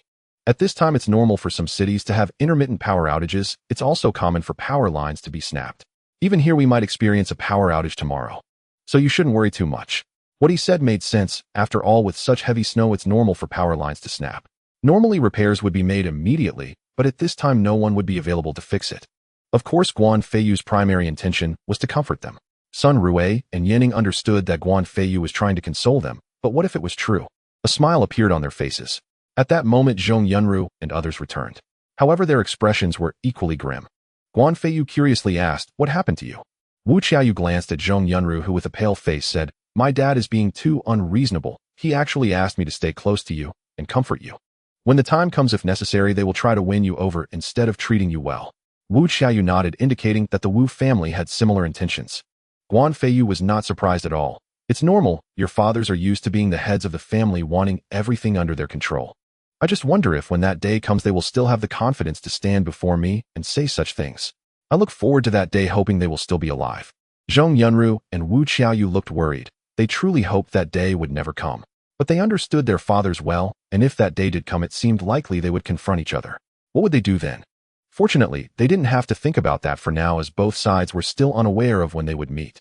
Guan Feiyu then asked what the two had discussed. Guan Feiyu nodded inwardly. The two hadn't revealed that they were reincarnated or had storage rings, only mentioning that they had received information in advance and had stockpiled a large amount of food and weapons. It seemed that both were indeed biased towards their own side. This might also be related to coming from prominent families. People from large families learn to be cunning from the day they are born. Otherwise, how could they gain the family's power? Slowly, due to various matters, they even had to be wary of their own parents.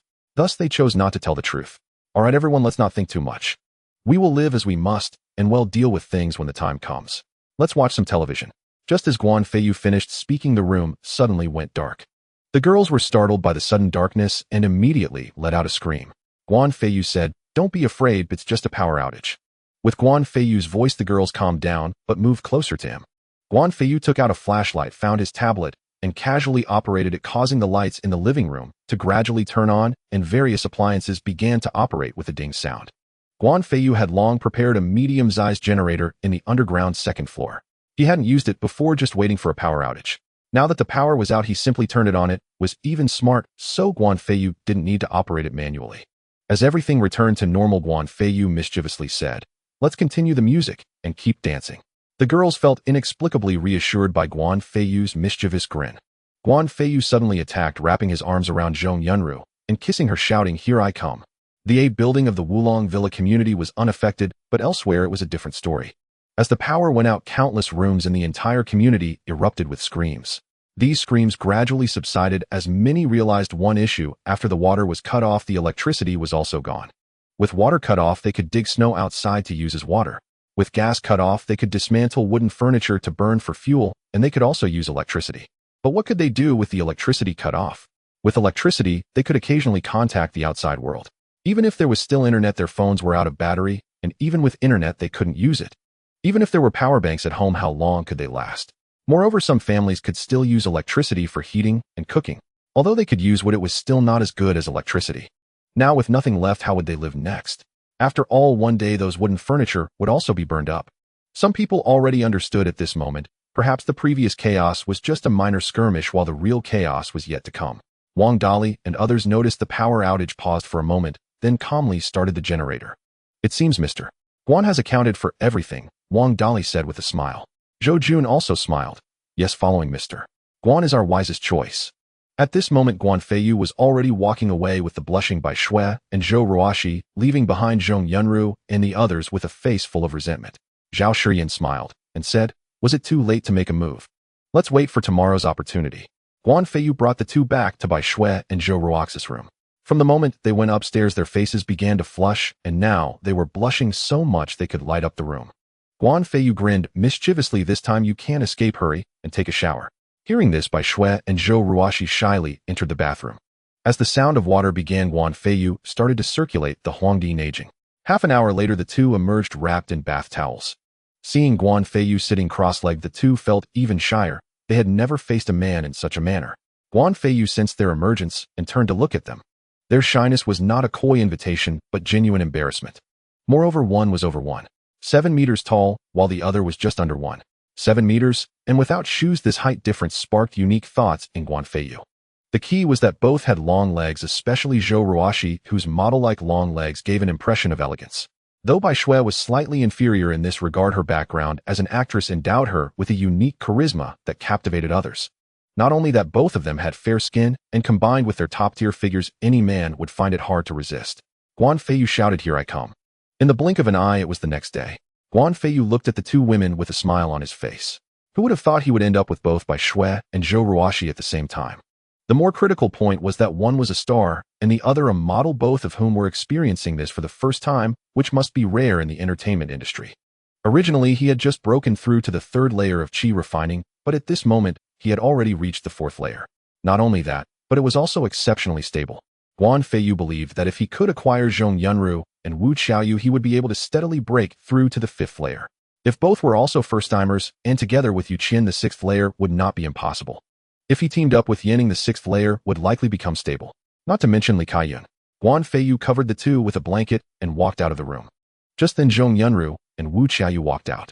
Wu Qiaoyu shot Guan Feiyu a fierce glare, yet her expression was rather cute.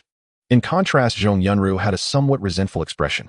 Looking at her, Guan Feiyu felt a bit awkward. After all, he had planned to win her over yesterday, but an accident had occurred. If it were any woman who was prepared to give herself to another man, she would react the same way. Guan Feiyu awkwardly said, "You're up so early, have you eaten yet?" Wu Qiaoyu retorted fiercely, "What do you mean eat?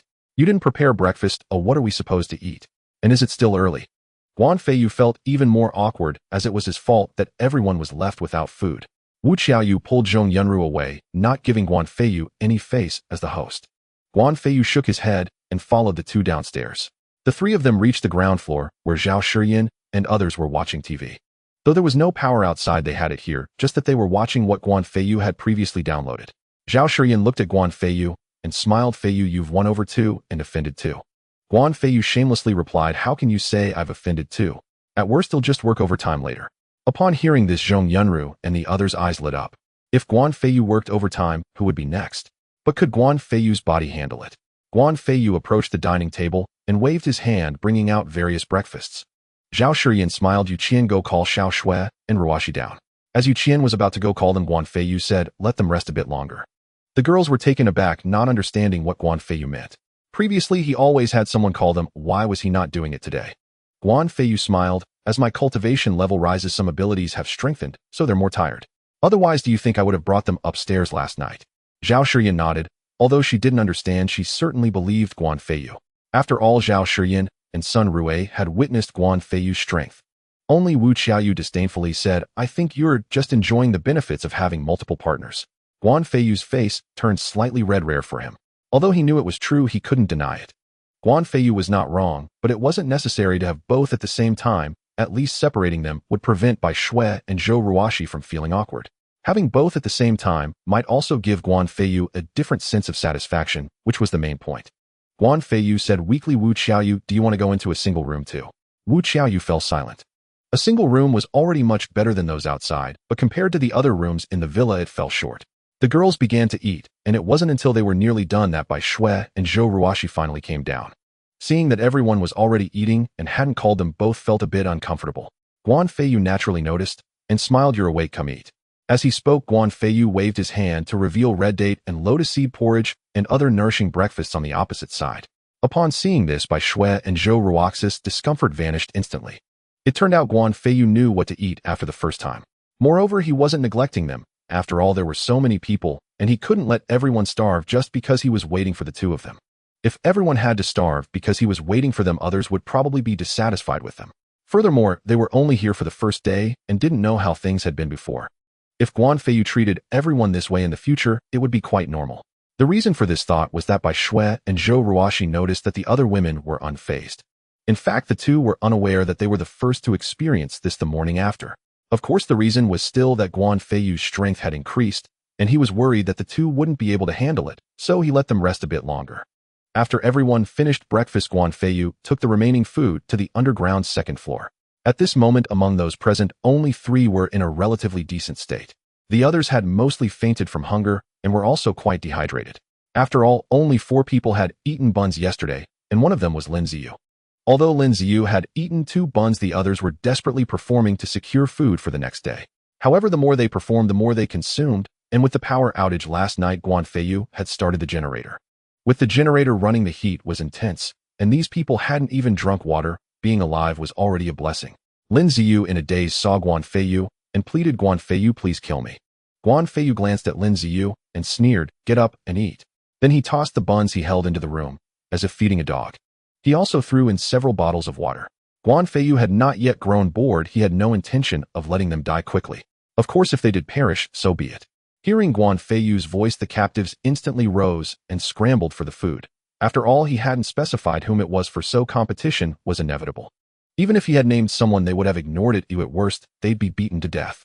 To them now, death had become a kind of liberation. Naturally, no one wished to die, if survival were possible.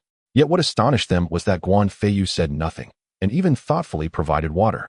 It was common knowledge one could endure days without food, but without water, death would come within 3 days. Today marked the 3rd day, and having devoured the buns and drunk the water, they suddenly felt life stir within them once more. Guan Feiyu spoke coolly, "Carry on. I expect no laziness from you." Then he turned and walked away. Until then, they had already resigned themselves to certain death. Yet not only had he given them food, he had even supplied water. A fragile sliver of hope flickered to life, and where hope emerged, Lin Ziyu's suffering deepened.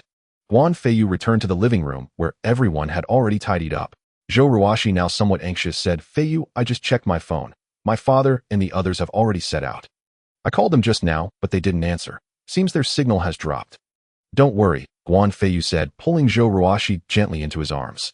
Underground pipelines naturally weaken signals, and under current circumstances, losing connection is perfectly normal. Reassured by his words, both Zhou Ruoxi and Bai Shui relaxed visibly. Then Guan Feiyu recalled something. "Do you both have photographs of your parents?" "Yes, we do." Bai Shui and Zhou Ruoxi nodded vigorously, immediately producing the photos for him. "Take your phones, dress properly, and follow me outside." Puzzled but obedient, Bai Shui and Zhou Ruoxi followed Guan Feiyu down to the basement level to change, though their movements remained slightly awkward. Guan Feiyu cast a brief glance at the two, a faint smile curling at his lips before dialing Wang Dali and the others. At that moment, Wang Dali and his team had been preparing to depart, to gather and consolidate more people. Guan Feiyu's intent had been clear. He intended to build his own power base, but would not micromanage its members. In Wang Dali's estimation, forming such a force would be effortless for Guan Feiyu. Yet Guan Feiyu's vague instructions clearly signaled a test, an expectation that they act independently and take initiative. Thus they approached the task with utmost seriousness, and were already ready to go. Then Guan Feiyu's call arrived. They paused instantly, awaiting his orders, and soon saw him arrive accompanied by 2 women they had never met before. Though unfamiliar, Wang Dali and the others bowed respectfully. "Honored to meet you, Mr. Guan, and greetings to both esteemed madams." Bai Shui and Zhou Ruoxi flushed crimson at the title. Guan Feiyu merely nodded and led the 2 into the living room. Noticing the crude clubs his men held, supplied by himself, he gave them a single quiet glance. Instantly, they set the weapons aside. "Going out?" Guan Feiyu asked, tone calm and detached.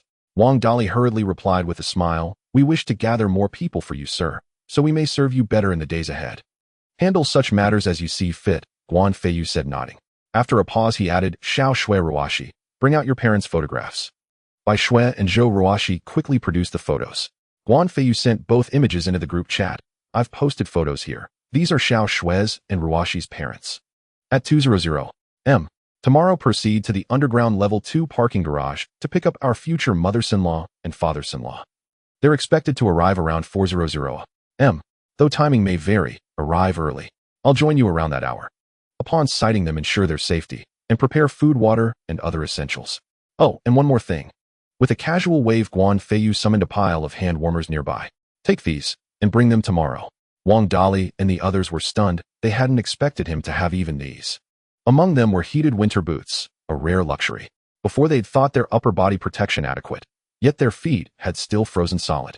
Now, with heated boots, full body protection was truly complete. Under current conditions, even a simple pair of insulated boots would have been a blessing, let alone self-warming ones. Remember every instruction I've given. As for whether you rest today or go out, that's entirely up to you. With that, Guan Feiyu rose and left by Shui and Zhou Ruoxi at his side. Wang Dali and the others acknowledged respectfully, escorting Guan Feiyu and the two women to the villa gates. Back inside, Wang Erdi asked, "Brother Dali, shall we still move today?" "Xiao Jun, you're sharp. What do you think?"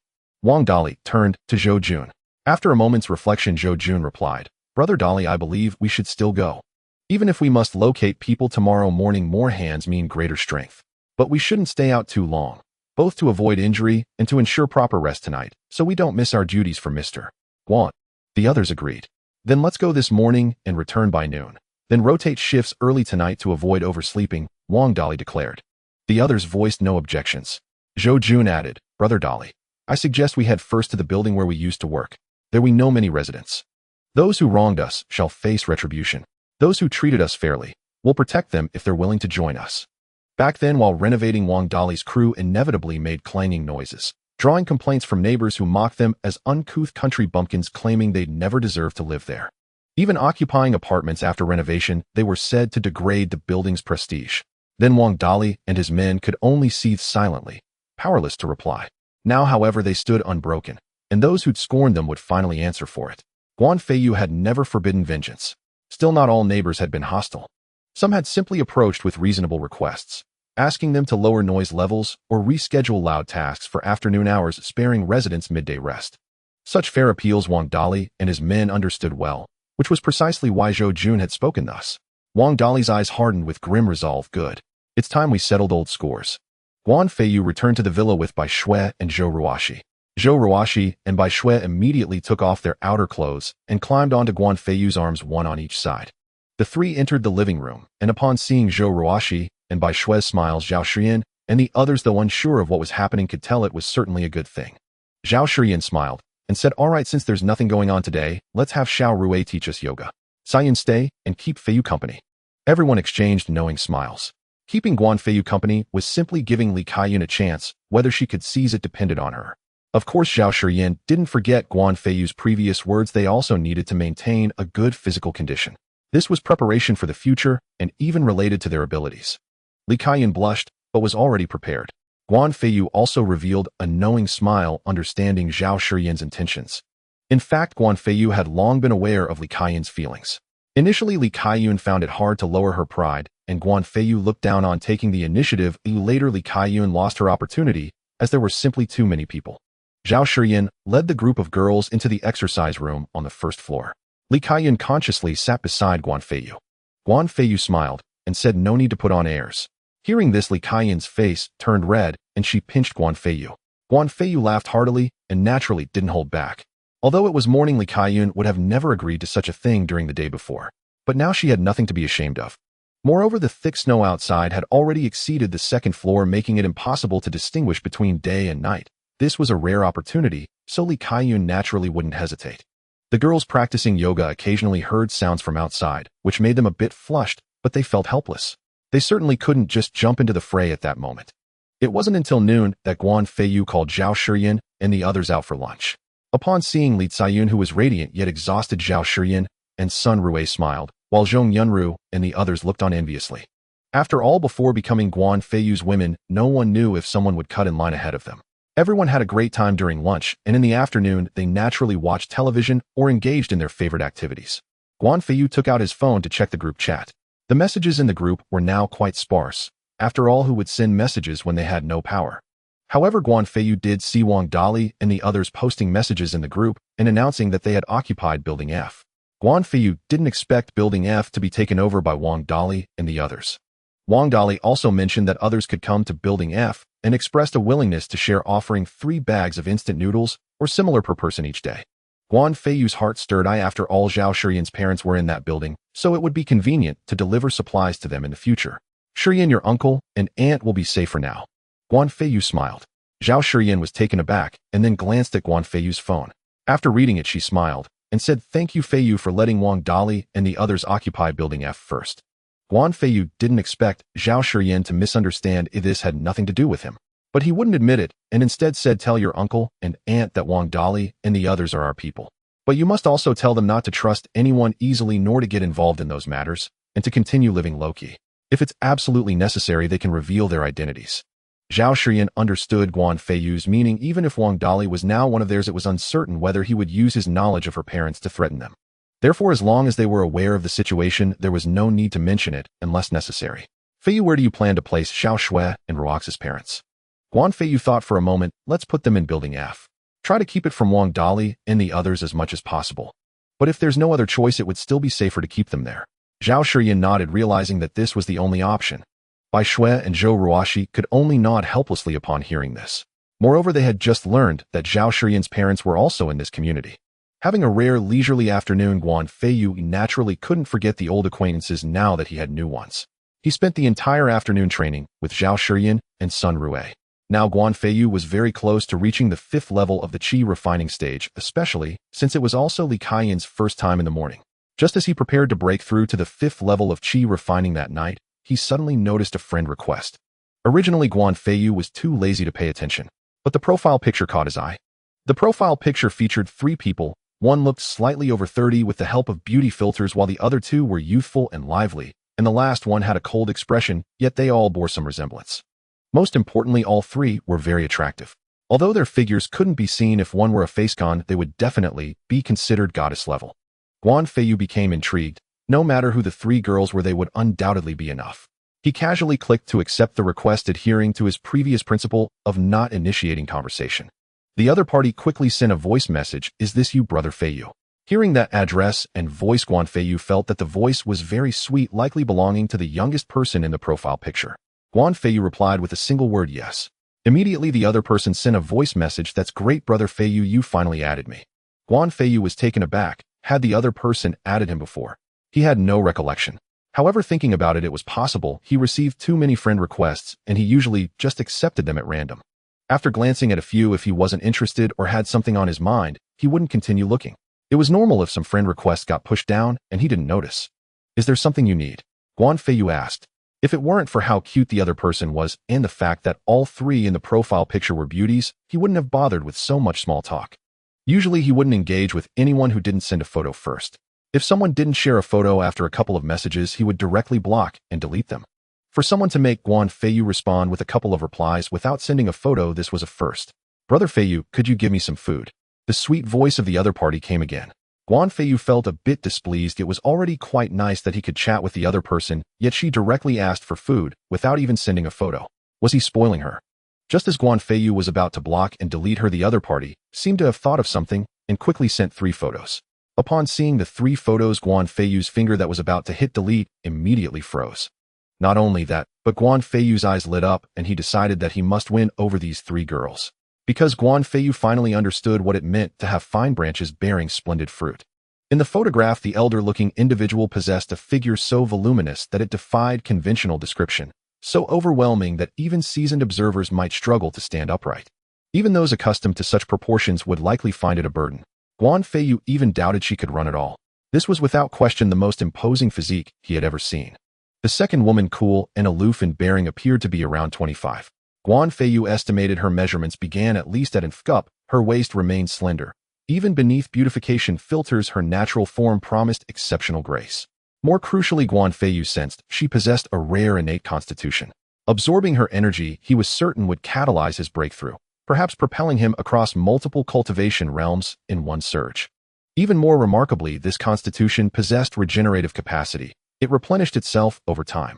Thus, by remaining near her as she recovered, Guan Feiyu could draw far greater spiritual nourishment than from any other woman, sustaining his own ascension. True, the yield would never match the first absorption nor rival its transformative power, but it would still vastly exceed what others could offer. Moreover, her constitution was inherently suited for cultivation. Guan Feiyu simply lacked compatible cultivation arts. Yet practicing the Yellow Emperor's inner canon together was not out of the question. Her body manifested the legendary Lingbing body, a trait mirrored in her ethereal frost-laced aura. Indeed, both women exuded extraordinary presence. As for the youngest, the fresh-faced beauty, she appeared to be 20. Though less voluptuous than the others, her poise and charm were no less compelling. Within the villa's hierarchy, she certainly ranked among the foremost, not among the lesser ones. Guan Feiyu couldn't help but wonder what had these three women eaten to blossom so magnificently. Was it heredity? Though desire for them burned within him with unprecedented intensity, he knew composure must remain, dignity unwavering. I've already stated my terms. Do you wish to negotiate, or enter my villa? And which of the three are you? Do all three intend to come, or only you? Guan Feiyu had already deduced their kinship, indeed suspected they lived together, and guessed the youngest was the one speaking. Still, formal inquiry remained necessary. A sweet, slightly trembling voice replied, Brother Feiyu, I'm Xiejia. The first photo is my second aunt Gujiqiu, the second my younger aunt and the third is me. My younger aunt intends to take her life once food runs out. My second aunt shares that resolve, but neither wishes me dead. Yet they know survival without sustenance leads only to ruin. I don't want to die either. I've never even had a boyfriend. So, Brother Feiyu, could you give us food? Let me be your girlfriend. I won't mind how many sisters I share you with. Could we begin slowly? Guan Feiyu now knew their names, and had to admit beautiful faces matched beautiful names. He hadn't anticipated such familial ties among them. From Xiejiejia's words, he grasped her intent, to sustain all three through herself alone and to proceed gradually. His primary focus remained on Gujiqiu, but he would not relinquish the others. Yet he sensed Guzi's fierce, unyielding spirit. Force would secure only one fleeting moment. Thereafter, she would surely choose death, given the chance. That outcome was unacceptable. Yet immediate compliance would forfeit future opportunity. Guzi, proud and principled, would never permit intimacy with her own nephew-in-law. Online courtship posed no issue for him, but he worried her phone battery wouldn't last. With temperatures plummeting and power long gone, recharging was impossible, even if she wished to try. Just then Xiejia messaged again, it's terrible. Someone's violently battering our front door. We're on the 10th floor of Building A. Guan Feiyu's expression darkened. These were women he valued deeply, yet others dared move first. Unthinkable. He dashed to the basement, dressed, swiftly flung open the door, and vanished into the night. Zhao Shiyin and the others watched bewildered. Moments ago, he'd been deep in thought. Now he shot forth like an arrow loosed from its bow. As confusion lingered, Zhong Yunru sighed, it seems we'll soon gain more sisters. The women turned to her puzzled. Zhong Yunru smiled wryly, only a beauty could make Feiyu rush forth so recklessly. Didn't he do exactly that when Xiao Shui called for help? Bai Shui and the two others exchanged delighted smiles. They finally understood his urgency and realized how deeply he cherished them. Guan Feiyu reached Building A in moments. Among the high-rises of Wulong Villa, buildings A, B, and C stood tallest and most prestigious, each floor housing a single residence. Only the affluent dwelled here, fitting perfectly with the elegance evident in the photographs. In an instant he arrived at the 10th floor, and heard the thunderous pounding of a sledgehammer against wood. Guan Feiyu frowned. How did such a crude tool find its way into a luxury estate like Wulong Villa? Still, Xiejiejia's door proved sturdier than Bai Shui's. When he'd arrived at Bai Shui's, the door had already been shattered. Here, though battered beyond recognition, it held firm, defiant to the last. He paused mid-stride. If he rushed in now, what then? Would they even emerge after rescue? Forcible entry seemed unthinkable. Breaking down the door would brand him no different from the vandals outside. Perhaps he should pause, feign exhaustion from the sprint. After all, the distance was considerable. Fatigue would be natural. Let the door yield first. Then he'd arrive heroically at the perfect moment. The trope may be old, but timing is everything in stirring a heart. Besides, with the door destroyed, would they dare remain? They'd have no choice but to follow him. His method involved subtle strategy, not coercion. Inside, a voice broke the tension. Elder sister. Jiejia, it seems our fate is sealed. To avoid defilement, let us leap, end it ourselves. We will not suffer violation by these beasts. A hush fell within the room. Outside, the battering intensified. The intruders sought women, however plain. Guan Feiyu's pulse quickened. If they jumped, his sprint would be for nothing. Just as he prepared to intervene, Xiejiejia's voice rang out, younger aunt. I've already summoned help. Whoever comes will save us, and we shall live. Another voice startled, who did you call for aid? The moment that voice faded, the outsiders finally breached the door. Boss, there are 3 stunning beauties inside. The first man rushing in froze momentarily, then cried out in delight. His companions surged forward in a clamoring wave. Upon seeing the three women, their eyes lit up with predatory anticipation. A cold, sharp voice murmured reproachfully, "Jia, this is all your fault." Now even suicide would be denied them. These men would not grant such mercy. Seize them. Tonight, brothers, we feast on pleasure. At those words, the others lunged towards Jia and her two companions. Instinctively, the women resisted and screamed. Guan Feiyu judged the moment ripe. With a flick of his wrist, he unleashed a surge of spiritual energy, shattering the already damaged door into lethal splinters. Several men were impaled outright by flying shards. Such was the consequence of an iron-reinforced door, sturdy, unforgiving. The violent explosion instantly drew every gaze inward, all eyes locking onto the threshold. Guan Feiyu strode calmly into the room. Jiajia's face blazed with relief. "Big brother Feiyu, you've come to save us." While the assailants stood stunned, Gu Zi and Gu Zhiqiu wrenched free from their captors.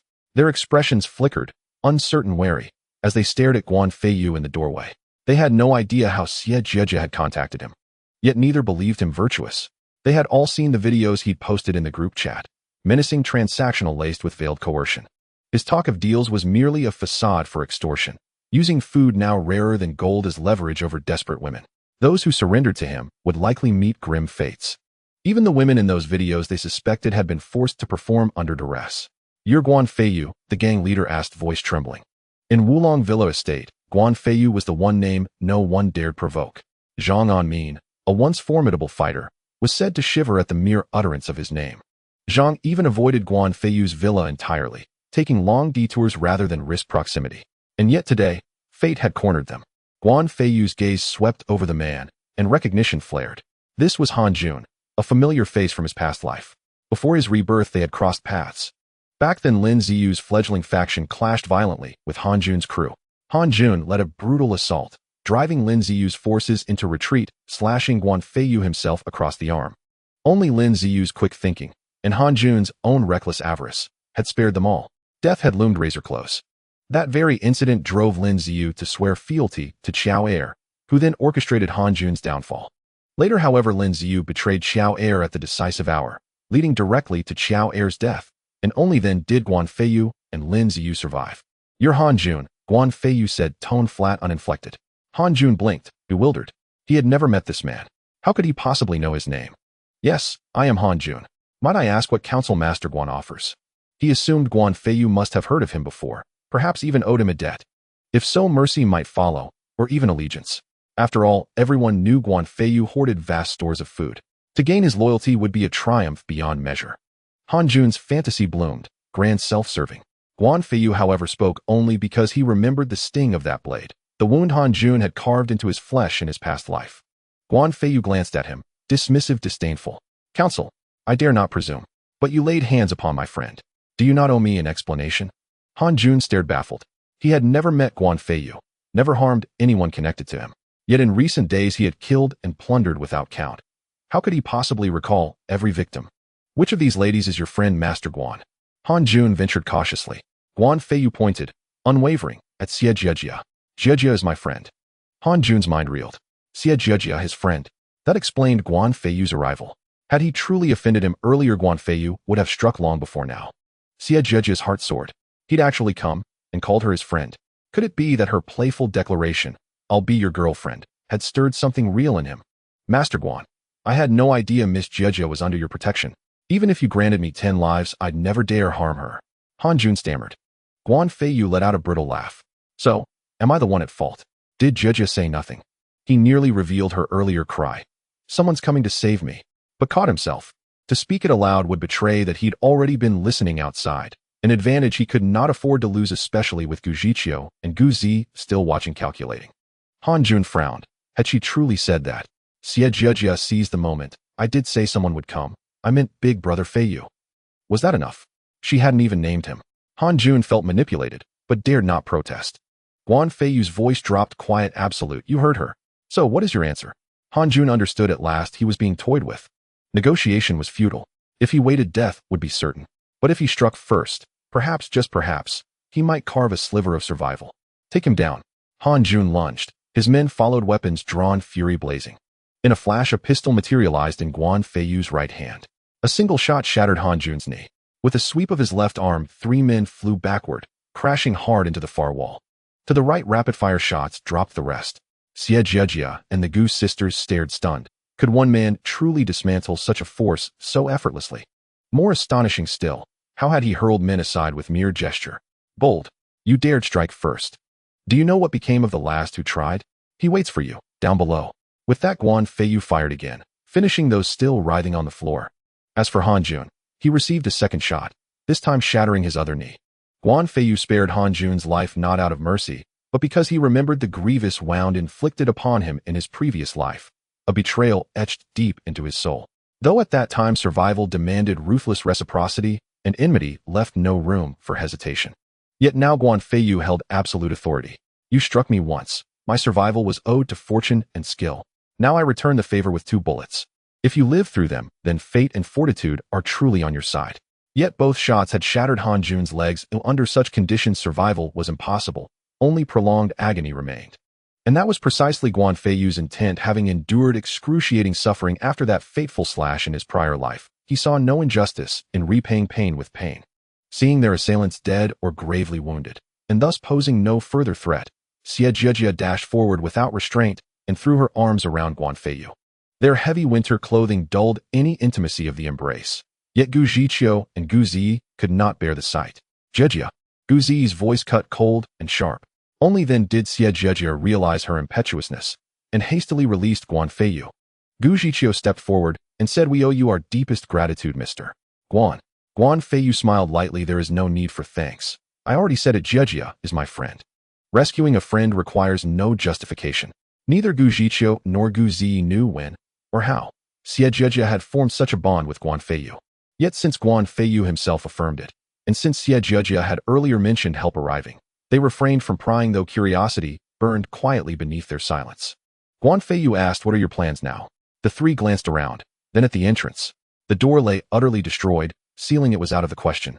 For a moment they stood adrift, uncertain, unmoored. Death had crossed their minds, yes, but only as a last resort, a final surrender to despair. As ever, survival remained the primal instinct. No one chooses oblivion if breath still lingers. Their resolve wavered. Guan Feiyu offered gently, "If you have nowhere else to go, come stay with me. My villa is spacious, well-stocked with provisions," and 3 more voices would bring warmth to its halls. Gu Zhiqiu's brow furrowed deeply. Gu Zi's expression froze into icy skepticism, while Xie Jejia lit up with unrestrained delight. In Gu Zi's mind, Guan Feiyu's mask had finally slipped. This invitation was no act of chivalry. It was a calculated ploy, a lure to draw them into his lair and prey upon them. Xie Jejia hurriedly interjected, "Annie, little auntie, let's go to Brother Feiyu's villa. You saw how warm it was, didn't you? And all those delicious things." Gu Zhiqiu offered a wry, weary smile. Yes, the villa's warmth was undeniable. No one could convincingly pose in sub-zero temperatures without genuine heat. Provisions might exist there, but certainly not in abundance. Beneath the generosity lingered ulterior motives, veiled yet unmistakable. Xie Jejia was still too young to grasp the treachery hidden in human hearts. Gu Zi's voice turned glacial. "Jejia, do you think only of food, or do you never fear deception?" Xie Jejia was in truth 20 years old, but sheltered so completely by her aunts that her demeanor retained the guileless air of youth. She was no fool, however. She understood the weight behind Gu Zi's words. She longed to say, "I've already reached an understanding with Brother Feiyu." Yet she knew, if she voiced that truth, her aunts might drag her straight to the nearest ledge and leap without hesitation. What Xie Jejia hadn't expected was that Guan Feiyu would speak it himself. "Jejia added me before. She proposed becoming my girlfriend in exchange for provisions for you all." The words struck like thunder. Gu Zhiqiu and Gu Zi stared at Xie Jejia, disbelief warring with dawning horror. They had never imagined their niece would sacrifice herself so utterly for their sake. Touched to the core, yet instantly incensed, they bristled with fury. Before either could utter a word, Guan Feiyu smiled calmly. "There is no need for anger. Jejia's choice speaks volumes. Her willingness to go this far reveals how deeply you've cherished her. That moves me profoundly." Still, her offer was made in the heat of desperation, a fleeting impulse, not a binding vow. "Here is my proposal. Come with me, stay as long as you wish, and if my home proves unwelcoming, leave freely at any time. I will impose no restriction." As for Jejia's words, consider them withdrawn, a jest spoken in crisis. "What do you say? No restriction? But once inside, would escape even be possible?" Wait, Guan Feiyu must have many women under his roof. He could not possibly monitor them all simultaneously. Thus, even if they entered, opportunity would remain. If danger arose, death need not mean leaping from heights. A swift impact against a wall would suffice. Gu Zhiqiu and Gu Ziyi exchanged a single silent glance and gave the faintest nod. So long as hope flickered, they refused extinction, especially not with Xie Jejia still so young, her life barely begun. Moreover, Guan Feiyu's sincerity rang true, and given the overwhelming power he had just displayed, coercion would have been effortless. He needed no elaborate ruse. Gu Ziyi asked, "You swear this?" Guan Feiyu sighed, a rueful smile touching his lips. "You know the world we inhabit. Harsh, unforgiving, stripped bare. If I sought companionship, countless women would yield willingly. Even those who resisted would fall before my strength. Why then would I resort to deceit?" Gu Ziyi found his logic irrefutable. One final weighted glance passed between the sisters. Then Gu Zhiqiu spoke, voice quiet but resolute. "Then we place ourselves in your care, Mr. Guan." Guan Feiyu nodded, a knowing light in his eyes. He believed, once they entered his villa, they would neither wish to die nor desire to leave. How to win their trust and their hearts was another matter entirely. These three were unlike Bai Shui or Zhou Ruoxi. Their bonds ran deeper, their resistance subtler, their surrender far more complex. None of that mattered now. What mattered was consent, willing entry. Everything else could be shaped, nurtured, coaxed into being. The three women wore thick blankets and layered garments, even high-performance down jackets revered as near miraculous in such extremes. Yet these offered only marginal advantage over ordinary attire. Guan Feiyu raised his hand and summoned 3 expedition-grade down jackets. "Put these on." They stared, stunned. Anyone would have. To witness matter manifest from empty air defied reason itself. Xie Jejia opened her mouth to ask, but Guan Feiyu smiled gently. "We'll speak of it indoors. It's bitterly cold out here." They nodded, pulled on the jackets without another word, and stepped into the unknown. The three women slipped into Guan Feiyu's clothes and found them surprisingly warmer than their own down jackets. Guan Feiyu circled the room, gathering everything portable, then cast a glance at the trio. "Let's go." They stared at the spot where the items had vanished, then exchanged silent glances before quietly following Guan Feiyu out of the room. He led them down the stairs, and soon they were back at the villa. The moment they stepped inside, Xie Jejia and the two sisters felt a gentle wave of warmth, not only soothing to Xie Jejia and Gu Zhiqiu, but even Gu Ziyi's face softened into a faint smile. It had been an immeasurably long time since they'd felt such comfort. At the sound of footsteps, Zhao Shiyan and the others hurried out to greet them. Seeing Xie Jejia and her aunts, Zhao Shiyan wore an expression of quiet confirmation, as if she'd expected exactly this. "Feiyu, you're back." "Who are these three?" Zhao Shiyan asked with a warm smile. Xie Jejia and the others gazed at the women before them, dressed lightly, unburdened by sorrow or coercion, and their eyes widened in quiet astonishment. Especially Gu Ziyi, she had long assumed Guan Feiyu had coerced or manipulated every woman who entered the villa, even treating them less than human. Yet now that assumption crumbled. The radiant, genuine happiness on those women's faces was unmistakable. Still, a few glanced at the newcomers with faint, wistful shadows in their eyes. That wistfulness held no resentment toward Guan Feiyu, only a gentle, almost plaintive murmur of possessiveness, as though his attention had been briefly diverted, not withdrawn. As Zhao Shiyan helped him shrug off his coat, Guan Feiyu said, "Gu Zhiqiu, Gu Ziyi, and Xie Jejia. Gu Zhiqiu and Gu Ziyi are Xie Jejia's second aunt and youngest aunt." The women who hadn't stepped forward to assist him offered Xie Jejia and her aunt's kind, welcoming smiles. Li Ziyun, whose movements were slightly restricted, remained seated, and so she spoke up gently. "You should take off your coats too. It's over 20 degrees indoors. You must be uncomfortable in those heavy layers." Indeed, the three women were uneasy, and seeing Li Ziyun and the others so at ease eased their lingering wariness toward Guan Feiyu. As they shed their outerwear, revealing figures of breathtaking grace, Li Ziyun and the others were struck speechless. Zhong Yunru, who had always considered her own form exceptional, suddenly felt eclipsed beside Gu Ziyi. True, Gu Ziyi stood at the peak of both physical perfection and youthful bloom.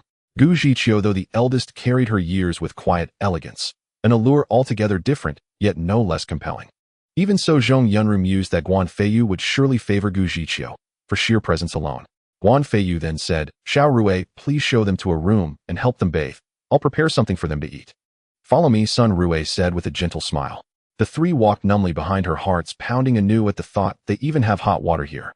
A moment's reflection on Zhao Xian's fresh composure confirmed it. They bathed regularly. As the trio departed, Wu Qiaoyu pouted, "Humph. These three arriving means we're under serious pressure now." "What pressure?" Li Kaiyan laughed. Wu Qiaoyu protested, "Ziyan, you feel no pressure, but we do. Don't forget, we're still not Guan Feiyu's women." Her impatience hung palpable in the air. Zhong Yunru, perceptive and unruffled, teased lightly, Xiao Yu were the face of youth, but lack its innocence. Look at Xie Jejia. She's far more untouched than you are. Wu Qiaoyu scowled. Yunru, how can you joke at a time like this? Don't you feel the pressure? Zhong Yunru smiled. Of course I do. But tonight, we still have our chance. I see it clearly. Feiyu's relationship with them mirrors how it was when Xiao Shui and Ruo she first arrived. At the very least, he won't enter their rooms tonight. The others paused, then instantly recognized the truth. The newcomers bore none of the quiet intimacy of those already claimed, which meant tonight Guan Feiyu would not act upon them. In fact, for several days now he'd never taken any woman outside the villa, always returning to sleep within its walls. It seemed Guan Feiyu had never intended otherwise. That initial claim had merely been a lure way to draw other women in. Back in his room, he rinsed quickly, then swept a hand across the dining table, where another lavish spread instantly appeared. This feast wasn't for the women already present. It was prepared solely for Gu Zhiqiu and her companions. And Guan Feiyu had laid it out deliberately, to declare without words, I am not lacking in sustenance. Then he settled in to watch television, while Zhong Yunru and Wu Qiaoyu flanked him like devoted guardians. Yu Qian and Yining had nearly moved in too. After all, if they delayed, someone else might seize the opening. But Zhong Yunru and Wu Qiaoyu had acted too swiftly. There was no room left for them. Half an hour later, Sun Rue escorted the three women downstairs. Gu Zhiqiu and her companions could scarcely believe the villa's refinement, so much so that descending now they felt oddly self-conscious. One thought dominated their minds: if possible, they truly did not wish to leave. Especially Gu Zhiqiu and Gu Ziyi, whose hearts now stirred with unfamiliar yearning. To them, Xie Jejia, who had grown up parentless, was raised entirely by Gu Zhiqiu and Gu Ziyi. Even though Gu Ziyi was barely older in her eyes, Xie Jejia remained a child. Should Guan Feiyu require sacrifice from one among them, both aunts hoped it would be themselves. And Gu Zhiqiu's resolve burned fiercest of all. You haven't eaten well these past days, have you? There's food on the table. See if anything appeals to you. If not, I'll prepare something else. Guan Feiyu said. Sun Rue guided them naturally to the dining table, where the three women froze once more, stunned by what lay before them. First, the sheer abundance. The table groaned beneath the weight of dishes. Second, each dish, even in the pre-apocalyptic world, would have commanded a princely sum. Though such fare had once been trivial for women of their stature, consuming it now, in this desolate age, was unimaginable luxury. Where had Guan Feiyu sourced it? And why risk such extravagance? This is far too much. We couldn't possibly finish it all. In times like these, wasting food feels deeply wrong. Gu Zhiqiu, though slightly older, possessed a quiet, practical wisdom, the instinct to conserve, to steward. Guan Feiyu smiled. You've just arrived. I don't yet know your tastes, so I brought more than necessary. Next time I'll adjust accordingly. Gu Zhiqiu nodded thoughtfully. Xie Jejia felt his sincerity deepening her trust, while Gu Ziyi's impression of him dimmed ever so slightly. To Gu Ziyi, this display reeked of pretense, of performative generosity. Yet all three sat at the table and began to eat. Just then Guan Feiyu asked, Xiao Shui Ruashi, what do your parents prefer to eat tomorrow? Although Gu Zhiqiu and the other two were in the dining room, they still heard Guan Feiyu's words from the living room. Bai Shui giggled. Our old traditionalist father loves meat, especially whole roasted lamb. Mom isn't picky about food, but she prefers fruit. Zhou Ruashi smiled. My father values health preservation. He eats a balanced mix of meat and vegetables, and so does my mother. Guan Feiyu joked. Xiao Shui, does your father enjoy whole roasted cattle? Bai Shui blinked in surprise. Whole roasted cattle? I've never heard him mention it. Still, I imagine he'd love it. Anything of that scale would suit his appetite. Guan Feiyu grinned mischievously. Earlier your father doubted whether I had enough provisions, and even worried I couldn't support them all. Tomorrow I'll prepare one whole roasted cattle and one whole roasted lamb for him. If he can't finish them, he'll carry the rest home himself. A sharp crack echoed, the unmistakable sound of a bowl shattering on the floor. Everyone turned their gaze toward the dining room. Alas, though the sound carried clearly, sight did not. Walls blocked their view, their eyes could not bend around corners, nor did they possess X-ray vision. Xie Jejia's apologetic voice rang out. I'm so sorry. I didn't mean to. Her startled reaction stemmed directly from Guan Feiyu's remark. If even Bai Shui's father would be overwhelmed to the point of carrying leftovers home, what then of them? Should Guan Feiyu forbid waste, they'd have no choice but to eat until bursting. Yet even that wouldn't suffice. Guan Feiyu laughed. Peace and safety year after year. Please continue your meal. When you're done, come here for fruit. As the light-hearted banter continued, Bai Shui chuckled and teased. No wonder Uncle Zhou says you and my father are natural rivals. Even at his most voracious, he couldn't possibly devour an entire cattle and a whole lamb. Guan Feiyu feigned innocence. Can I really be blamed for this? Who asked him to doubt me in the first place? Should he still harbor doubts, tomorrow my storage space holds 1,000 whole roasted cattle, 1,000 whole roasted lambs, and 1,000 roasted suckling pigs. Even eating 3 per day, he'd need a full year to finish them all. I'll make sure he gags at the very sight of such fare. Bai Shui and the others burst into laughter. While Gu Zhiqiu and the others stood astonished, they also realized Guan Feiyu and the rest were jesting. Yet Gu Zhiqiu and Gu Zi found themselves pondering one question: did Guan Feiyu truly possess such vast stores of food? As for the matter of spatial storage, they grasped it swiftly. Had Guan Feiyu foreseen the apocalypse and prepared accordingly? If Guan Feiyu had indeed foreknown the cataclysm, his preparations must have been extraordinarily thorough, reinforcing Gu Zhiqiu and Gu Zi's suspicions all the more. Lost in reverie, Gu Zhiqiu and Gu Zi finished their meal. Xie Jie too ate with deep satisfaction. For days she had suffered both hunger and bland fare. The three approached Guan Feiyu, and Xie Jie asked innocently, "Big brother Feiyu, can I eat like this every single meal from now on?" Guan Feiyu smiled. "As long as you can eat it, I can supply it, and you may name any dish you desire. My pantry holds an astonishing variety. All right, I must rise early tomorrow morning. Shiyan, please explain the household rules to these three." With that, Guan Feiyu rose to leave. Zhong Yunru and Wu Qiaoyu paid no heed to Guan Feiyu's early schedule. They immediately linked arms with him and followed. Guan Feiyu glanced back with a wry smile. "Xiao Shui Ruashi, remember to wake me tomorrow morning. We'll go together to meet your parents." Watching Zhong Yunru and Wu Qiaoyu act so boldly, Bai Shui and Zhou Ruashi felt no resentment. After all, the two had already jumped the queue. Though Guan Feiyu was scheduled to fetch their parents tomorrow morning, both understood Zhong Yunru and Wu Qiaoyu. Moreover, since Guan Feiyu had already entrusted them with waking him, the rest was now entirely in their hands. "Understood. Yunru Qiaoyu, you've got this." Bai Shui cheerfully encouraged them. Wu Qiaoyu responded with an enthusiastic thumbs up. Suddenly recalling breakfast, Guan Feiyu paused. Wait a moment. He strode into the kitchen and retrieved abundant leafy greens, meats, and fruits, filling the refrigerator to capacity. "Shiyan, I've stocked the fridge with vegetables, meats, and fruits. Tomorrow morning I'll set aside some breakfast for you. Just remember to reheat it before eating. I likely won't have time to deliver it in the morning. If I'm absent at noon or evening, you'll need to manage on your own," Guan Feiyu added. Zhao Shiyan smiled. "Don't worry, we'll handle breakfast ourselves. And for lunch, isn't Xiaoyu our master chef? Let her cook. We'll feast on freshly prepared dishes, though Xiaoyu will bear the brunt of the labor." Given everyone knew what tonight would bring, Zhao Shiyan's words served as a gentle preemptive acknowledgement. Wu Qiaoyu beamed. "Leave cooking to me. I'll serve you imperial banquet cuisine every day." To her, being entrusted with the kitchen meant Zhao Shiyan had placed her trust in her. Of course, final approval rested with Guan Feiyu. "Off to bed then," Guan Feiyu said with a smile.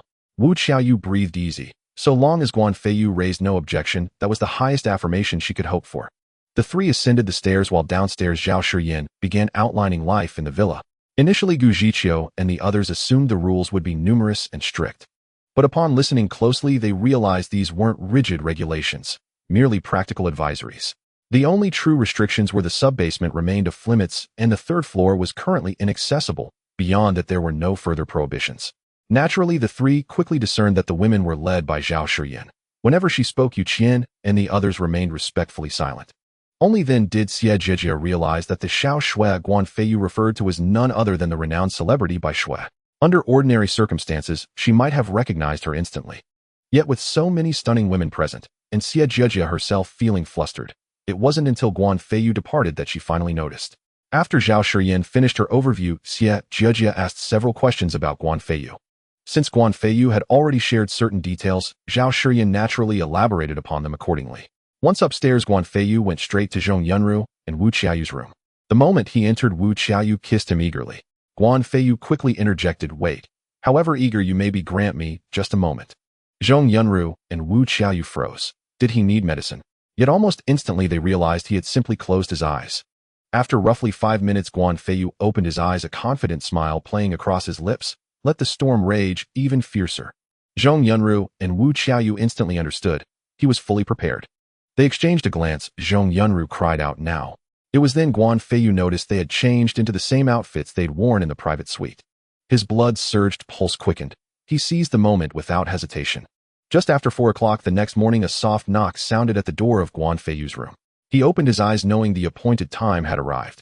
Glancing back at Zhong Yunru and Wu Qiaoyu, a gentle smile warmed his face.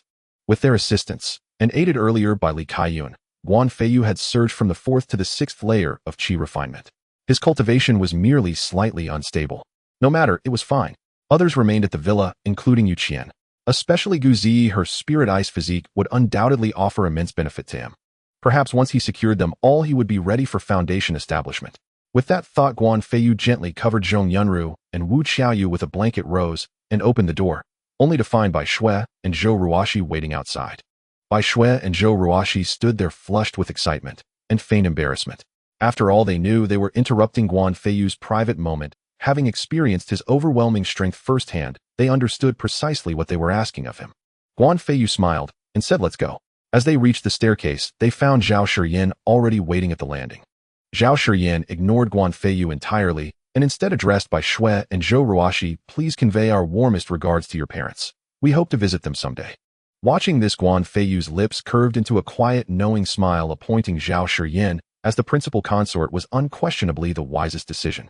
At this pivotal moment, her thoughtful gesture, stepping forward to speak those words, would surely move Bai Shui and Zhou Ruoxi deeply.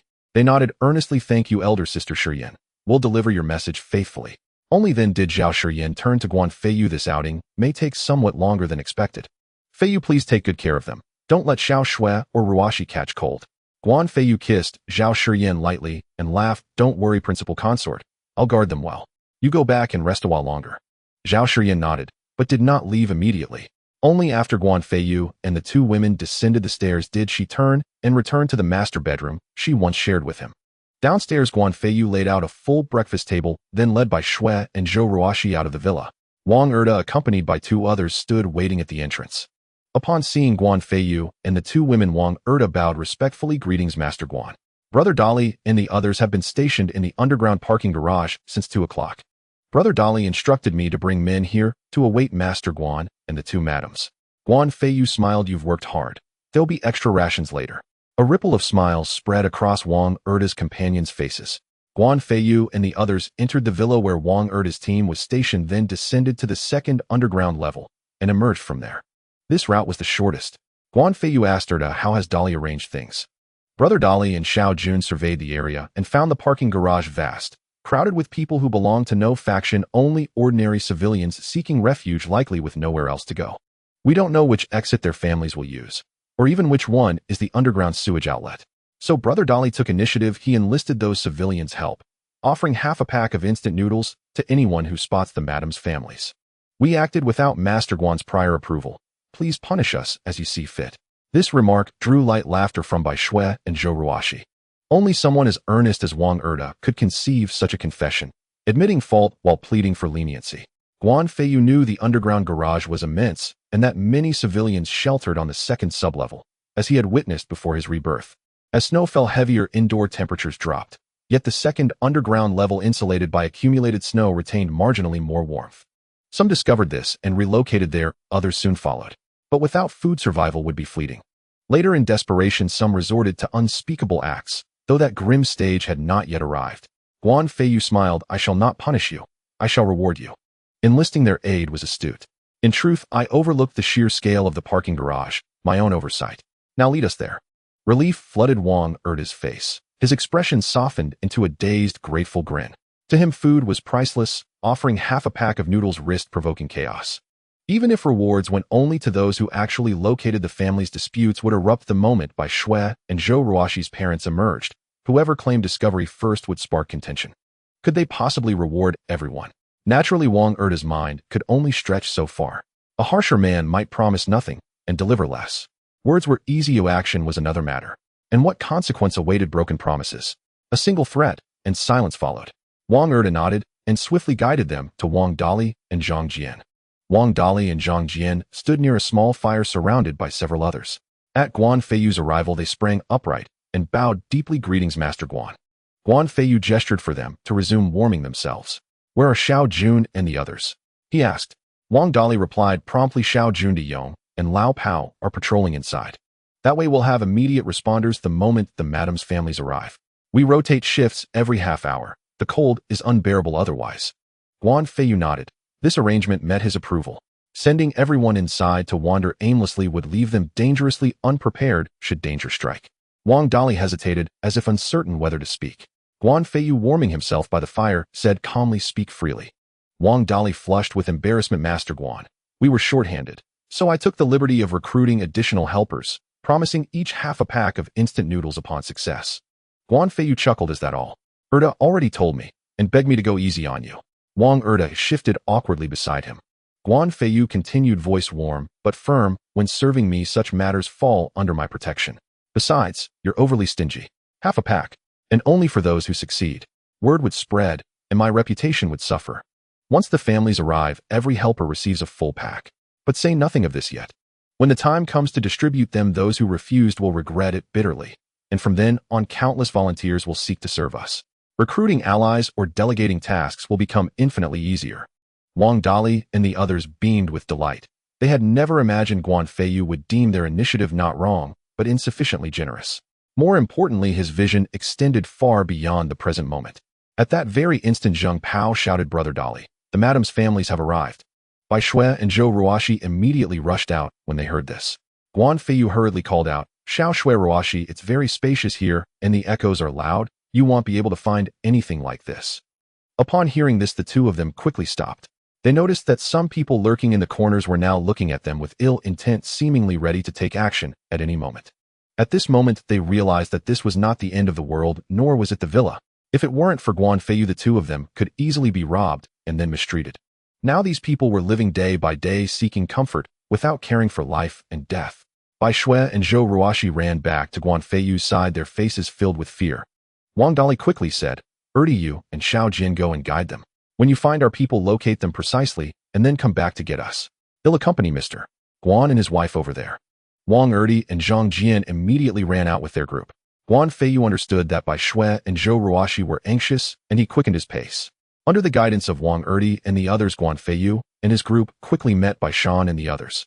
At this moment, Bai Shan was in relatively good spirits, but Zhou Jiangwo, Chen Li Juan, and Zhu Zhun looked exhausted. Moreover, the four of them were filthy.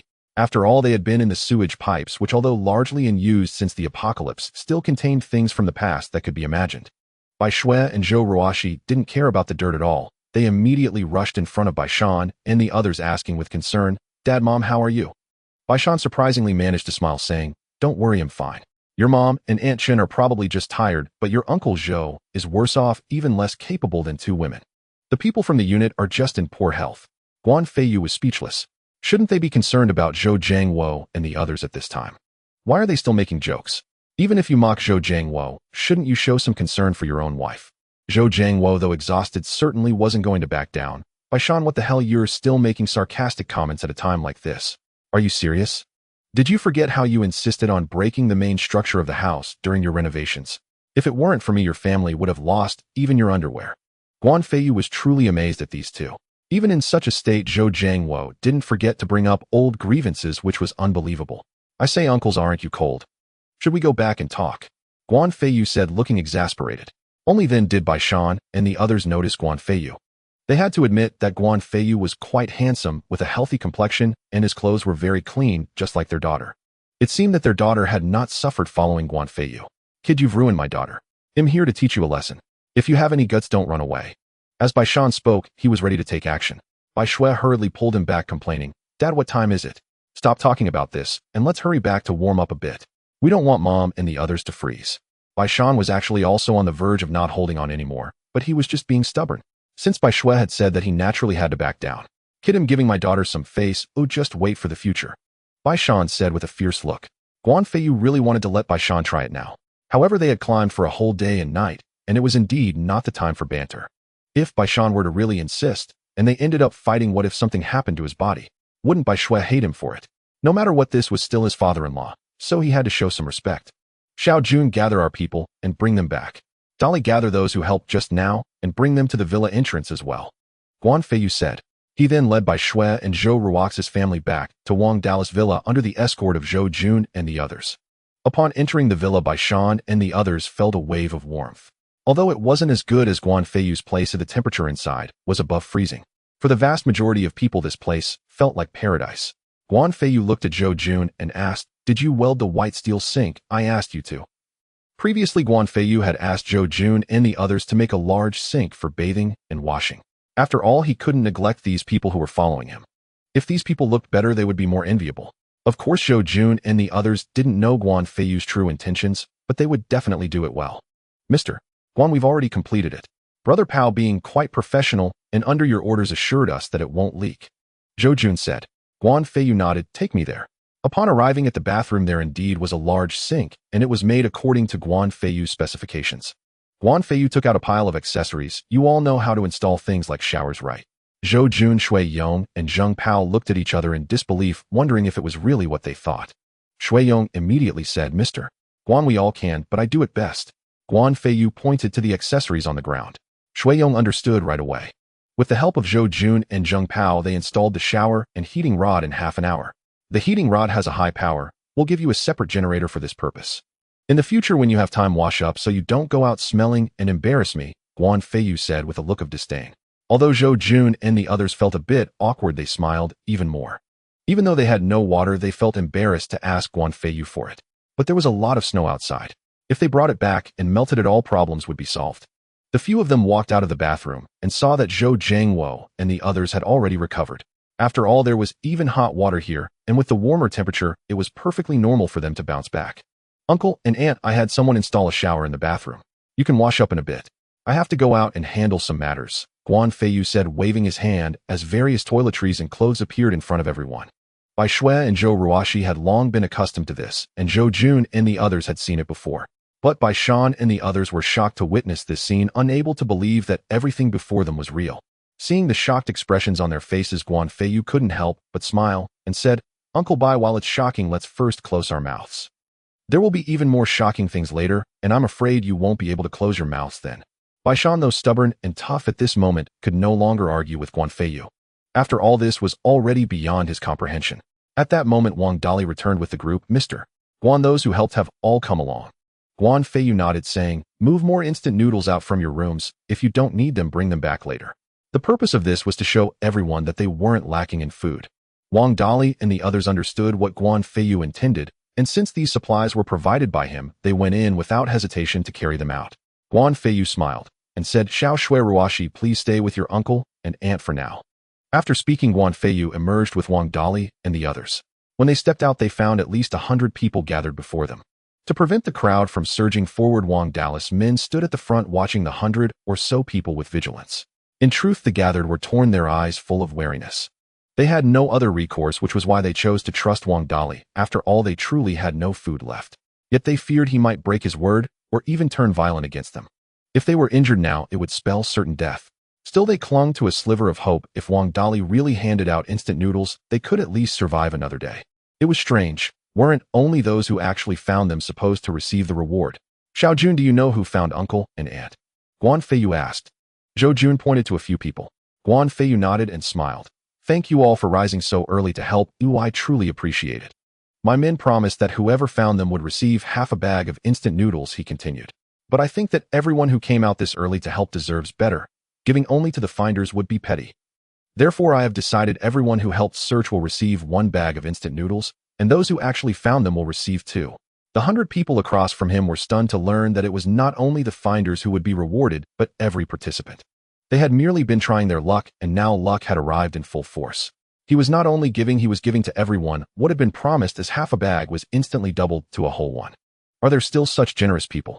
Guan Feiyu wasted no more words. Action mattered more than talk. Dali, arrange people and distribute, as I said. Guan Feiyu smiled. Wang Dali answered and immediately called for the boxes to be opened. In that moment, Guan Feiyu felt like an ancient magistrate opening the granary to feed the people. He was the one opening the storehouse. The people before him were refugees. Soon they held their packets of instant noodles, glancing about, some with foolish smiles, others staring at Guan Feiyu in incredulous silence. At that moment, someone below shouted, Mr. Guan, can we follow you? Just give me 1 packet a day, came the reply. The crowd erupted. Mr. Guan, half a packet will do for me. Mr. Guan, I'm strong, take me in. Mr. Guan, if you let me follow you, I'll be your dog. Tell me whom to bite, and I will. Guan Feiyu watched the spectacle with a smile. He raised his hands, and everyone immediately fell silent. I'm afraid I cannot recruit all of you. At his words, their faces fell. Yet what Guan Feiyu said next sent the crowd into even greater frenzy. Because I provide my own people with 3 packets of instant noodles every day, how could I accept such modest demands from you? Should I lower the standard for everyone just to take you in? The crowd froze, then grew louder. Mr. Guan, take me in. I will be obedient and charge first when there is fighting. Mr. Guan, take me. I will work diligently. Guan Feiyu raised his hand again and said, I am not one for managing this myself. Adali and his team will handle it. You should go to them. If you pass their selection, you will fall under their command and thus become mine. At that point, a thought occurred to Guan Feiyu. The Jianghu is not merely about fighting, it also needs development. When they eventually leave for the northwest, besides fighters, they will require people who can build and expand. With that in mind, he continued, I do not only seek those who fight, I need talent in every field. As long as you are loyal to me, whether fighters or specialists, I need you. But remember, loyalty comes first. You have likely heard of me. I will not wrong my own. At the very least, I keep my promises. But for those who dare betray me, I will show no mercy. I will let betrayers suffer the cruelest punishments this world can deliver. Their expressions shifted subtly, yet when they considered it, it made sense. If someone feeds you and shelters you, betraying them would naturally merit punishment. I would never betray Mr. Guan, nor would I. Guan Feiyu smiled without further comment. Anyone can shout slogans, what matters is proving them when the time comes. Dali, you will be responsible for the fighters. Xiao Jun will take charge of the talents. Of course, Xiao Jun should also assist Dali with planning and strategy. Again, loyalty first, Guan Feiyu said. Wang Dali and Zhou Jun replied respectfully, Thank you, Mr. Guan, for your trust. We will manage these people diligently. Guan Feiyu smiled. All right, arrange them well, then come back to eat a whole roasted beef. At the mention, Wang Dali and the others' mouths watered. Their living standards had indeed improved lately, perhaps even better than before the cataclysm. Yet a whole roasted beef was something they had only heard of and never seen, let alone tasted. Who would have imagined that in the end times they could still eat things they had never had before? When Guan Feiyu returned to the village, Zhu Zhun and Chen Lijuan had already finished bathing. Bai Shui and Zhou Ruoxi had already explained some of the situation. Of course, they also said they would not stay with him since there were other women in the villa. Zhu Zhun and Chen Lijuan expressed their understanding. Guan Feiyu smiled awkwardly. Sorry, auntie, I had some matters to handle and was negligent. Chen Lijuan chuckled. Young people have their own affairs. That's a good thing. Besides, at a time like this, it is indeed helpful to have capable people nearby to assist. Guan Feiyu chatted with Chen Lijuan and Zhu Zhun a while longer. They found him to be a decent sort. Bai Shan and Zhou Jiangwo emerged one after another, having enjoyed hot baths and feeling much more comfortable. Wang Dali returned with Wang Erdi and the others. Seeing Guan Feiyu conversing with the two families, they did not interrupt and simply stood to one side. Guan Feiyu asked, Is everything arranged? Wang Dali replied, It's arranged. Xiao Jun has taken them to Building F. They will be back shortly. Guan Feiyu had everyone step aside, then, with a grand gesture, produced 2 steaming, whole roasted cows and 2 whole roasted sheep. In addition, there were various barbecue dishes, baijiu beer, and cigarettes. As Bai Shui and Zhou Ruoxi had mentioned their mother's favored healthful cooking and had brought out many stir-fried dishes and fruits. The sight utterly astonished everyone present. How is this possible? Bai Shan was the one who spoke these words. Having just heard Bai Shui and Zhou Ruoxi's account, he remained skeptical about Guan Feiyu possessing a spatial ring. He even reasoned that, even if Guan Feiyu did possess such a ring, the space within it could not possibly be large. And even if it were vast, it surely could not hold much. Unless Guan Feiyu had foreseen the apocalypse itself. Yet if he truly had known, would he not have reported it to the state, enabling coordinated national preparations? But witnessing this scene before him, Bai Shan and the others stood utterly dumbfounded. Guan Feiyu declared, Dali, roast whole oxen and whole sheep. Split evenly among your 6 men. The remainder goes to those who ventured out this morning and those guarding Building F. Barbecue provisions follow the same distribution, but alcohol is reserved solely for those who went out this morning. 1 bottle of beer or half a cup of baijiu allocated equally among them. After all, everyone has duties by day. We mustn't overindulge. As for cigarettes, they are placed in your hands, but only half belong to you outright. The rest you may distribute at your discretion or reserve for special occasions.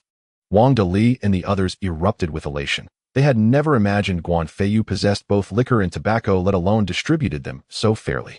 Such equitable allocation left no room for grievance. Had provisions been granted only to those who ventured out, those remaining in Building F would surely have resented it. Now, with everyone receiving their share, harmony reigned. As for the cigarettes, many hadn't smoked in ages. Heavy smokers had long since reached their breaking point. Crucially, entrusting Wang Dali with their distribution effectively placed him in command of numerous seasoned smokers. On behalf of my brothers, I offer our deepest gratitude to Mr. Guan. Erdi, gather everyone to carry these outside. Do not disturb Mr. Guan and his family's meal. With that, Wang Dali and the others sprang into action, brimming with excitement as they hauled the goods outdoors, prompting cheers from beyond the threshold. Guan Feiyu turned to Baishan and the others with a warm smile. Uncle Andy, please take your seats. You must be famished, eat heartily. Once seated, Baishan and the others wasted no time digging in. Watching Baishan devour his meal with ravenous gusto, utterly unbecoming of a man in his 50s, was comically incongruous. Guan Feiyu couldn't resist teasing. Uncle, wasn't it you who doubted whether I could feed you all? And didn't you insist on bringing supplies yourself? Did you bring them? Baishan flushed crimson upon hearing this. Truth be told, they had brought supplies. Especially Baishan himself, who refused to believe Guan Feiyu possessed such abundance despite repeated assurances from Zhou Jiangwo and Qin Lijuan. Deep down, Baishan simply did not wish to become a burden upon Guan Feiyu. In the end, everyone carried something, though Baishan bore the heaviest load. Yet halfway their exhaustion overwhelmed them. They consumed whatever edible provisions they could carry and abandoned the rest. Now it was clear their suffering had been utterly needless and entirely attributable to Baishan. Zhou Jiangwo added Lao Bai, whose disbelief in Feiyu sparked all this, who urged everyone to bring supplies, and which stubborn old man lugged the most, nearly collapsing under the weight. When even Zhou Jiangwo voiced his reproach, Baishan, who had earlier contemplated invoking his status as father-in-law to assert authority over Guan Feiyu, found himself utterly speechless. In sullen defiance, Baishan drained his cup of baijiu in one defiant gulp. Zhou Jiangwo, delighted to see Baishan finally silenced, seized the moment. Lao Bai, why the sudden silence? Wasn't it you who declared yesterday a youth without facial hair lacks reliability, and refused to believe Feiyu held such stores? If Feiyu lacked these provisions, how could he produce such abundance today? What if these are all he has? Baishan retorted sharply. Will we still starve? Guan Feiyu bristled instantly. Uncle Bai, how about this? From now on you'll consume one whole roasted ox per meal, until you're stuffed to bursting. How does that sound? Before Baishan could retort in fury, Guan Feiyu swept his hand, and 2 more roasted oxen materialized in the living room. Had space permitted, he could have summoned even more. Uncle Bai, begin with today's ration. Baishan dared not persist in his defiance, not when even these 2 oxen would certainly outlast 2 meals. Baishan snorted coldly, then downed most of his freshly refilled baijiu, triggering a fit of coughing. Bai Shui rushed to pat his back and soothe his breath, chiding Feiyu. Feiyu, look what you've done. You've upset my father. What could Guan Feiyu say but endure her scolding? Zhou Jiangwo, however, showed no leniency toward Baishan. Xiao Shui, this is entirely self-inflicted. I can understand his doubt toward Feiyu, but to distrust even his own daughter, that I cannot abide. Would she have sent him here so confidently, if she harbored uncertainty? To mistrust one's own daughter, that is precisely why he suffers this fate. Guan Feiyu wore a mischievous grin. He sensed he was the puppeteer behind the scenes, while Zhou Jiangwo executed his will flawlessly. With Guan Feiyu's unwavering backing, every barb Zhou Jiangwo delivered landed perfectly. With Zhou Jiangwo having spoken so plainly, Bai Shui could hardly object. She knew her father's temperament all too well. Even Zhu Zhendo shot Baishan a resentful glance. After all, she too had endured considerable hardship on his account. Moreover, Zhou Jiangwo's words rang true. You may doubt Guan Feiyu, but never doubt your own daughter. While Baishan brooded in silence, everyone else dined joyfully, for a full hour, yet consumed barely half the provisions. This was not due to cooling food, but sheer exhaustion after enduring an entire day and night of labor. Their rooms remained comfortably warm, and the floor-mounted ovens, still glowing with charcoal, ensured the food stayed hot for hours. Guan Feiyu glanced at Bai Shui and Zhou Ruoshi. Have you informed Uncle and Auntie? Zhou Ruoshi nodded. We've already told our parents. They'll reside in Building F. And since both families will live together, they'll be able to support and watch over each other. Guan Feiyu approved. Unforeseen events remained possible, and cohabitation offered mutual security. Very well, let us settle Uncle and Auntie comfortably. Bai Shui and Zhou Ruoshi nodded in agreement. Hearing this, Baishan seized the chance to needle Guan Feiyu. Settle them. What is there to arrange? Can't we simply walk over ourselves? Guan Feiyu said nothing, only smiled faintly. Zhou Jiangwo and the others recognized that smile instantly. Another humiliation for Baishan was imminent. Yet Guan Feiyu remained silent, for now. He made a brief call, then led the group down to the underground garage. There Wang Deli and his men were feasting merrily. Spotting Guan Feiyu and the others, they leapt to their feet. Mr. Guan. Even the subordinates dropped their food and rose respectfully, eyes fixed reverently upon Guan Feiyu.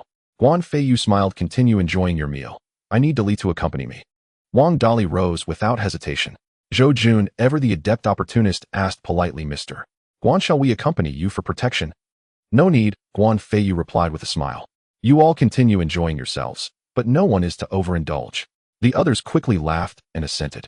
Guan Feiyu led the group outside, noticing many eyes turned their way, some perhaps seeking allegiance, others merely gathering intelligence.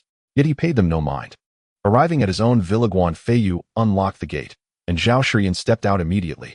She exchanged brief courteous words with Bai Shan and the others. The group soon reached Building F. As they ascended, Guan Feiyu asked, "Dolly, tell me, what is the current situation in Building F and its neighboring structures?" "Sir Guan, Building F is now fully under our control," Wang Dali replied promptly. "We plan to clear it entirely. Those inside may either swear fealty or receive provisions to depart. Those who refuse to leave will be forcibly expelled. This building must belong to us alone. No outsiders permitted." Guan Feiyu nodded approvingly. Wang Dali's strategy struck him as sound. Absolute control demanded absolute unity. No room for dissenting presence. "We've nearly completed the operation. Only one unit remains unresponsive to our knocks. It appears vacant, yet the door is unusually reinforced. We've opted to abandon it. Even if someone were inside, starvation would claim them soon enough. Those unwilling to starve will inevitably emerge." A faint knowing smile flickered across Guan Feiyu's and Zhao Shiyan's faces. The unit Wang Dali referred to was almost certainly Zhao Shiyan's parents' residence, though neither elaborated further. "Here's how we've organized the building. The 6 of us divide into 3 pairs, rotating daily. 1 pair remains stationed inside. 1 member stays on a lower floor, another on an upper level, ensuring rapid reinforcement should trouble arise downstairs. Only among ourselves can we truly rest easy." Guan Feiyu was mildly impressed. The meticulousness surprised him. Yet this foresight likely belonged to Zhou Jun. Wang Dali and the others he suspected lacked such strategic depth. "Next we'll seize buildings E and G. Those hold more residents, and thus greater supplies, as well as potential recruits," Wang Dali added. Guan Feiyu mentally mapped the layout of Wulong Villa Estate. The villas clustered centrally and slightly leftward. Open space stretched before them, culminating at the main gate, where several high-rises stood.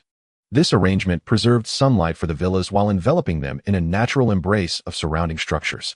To the right of the central villa zone stood the 4 high-rises, buildings A, B, C, and D, followed further right by buildings E, F, and others with peripheral towers encircling the entire compound. In the future, before Guan Feiyu's departure in his prior life, torrential rains would submerge all buildings beyond AD.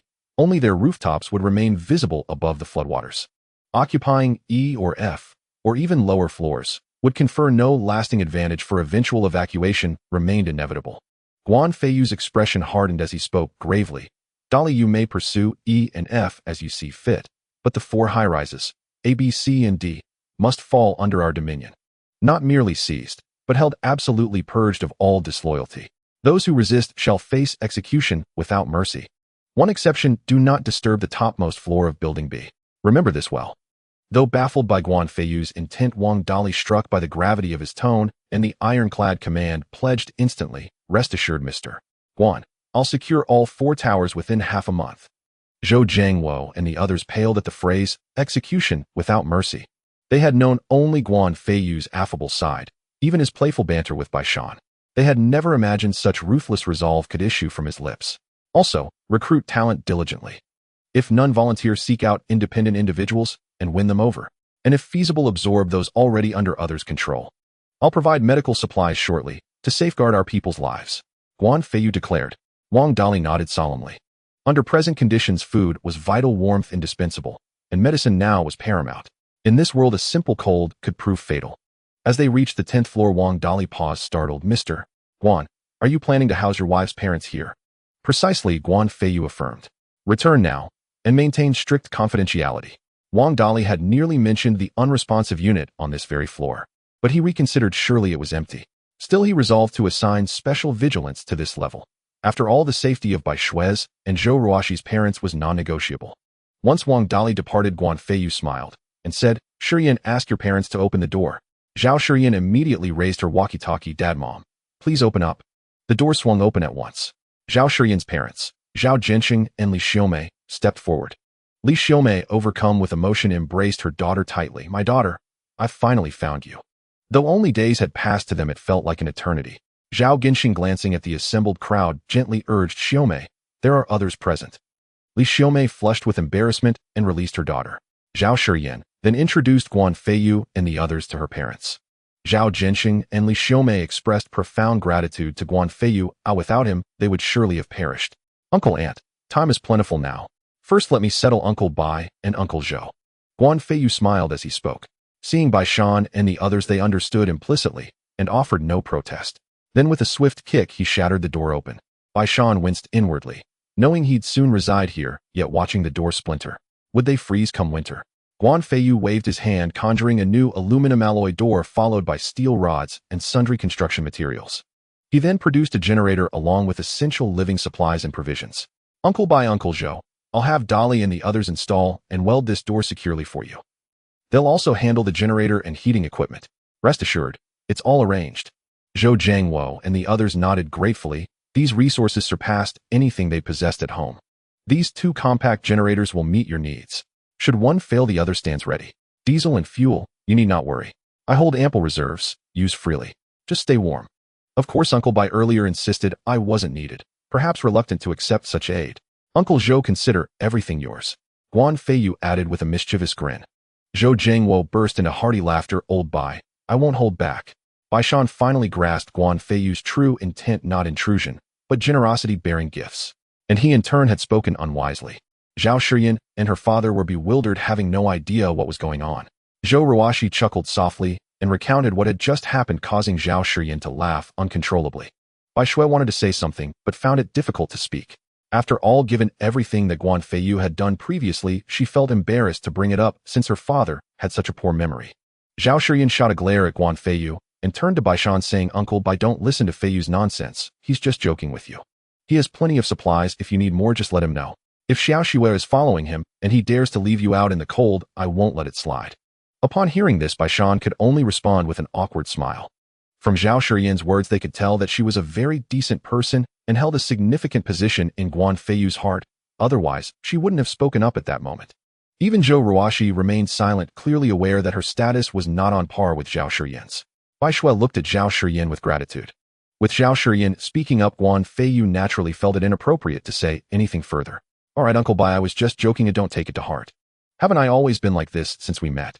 Zhou Jiangwo and the others chuckled, not saying anything more. After Guan Feiyu finished speaking, 3 guns and 3 magazines appeared in his hands. Uncles, here are 3 guns and 3 magazines. Each of you should take one. Although this place is under the control of my people, human hearts are unpredictable, so we must be cautious.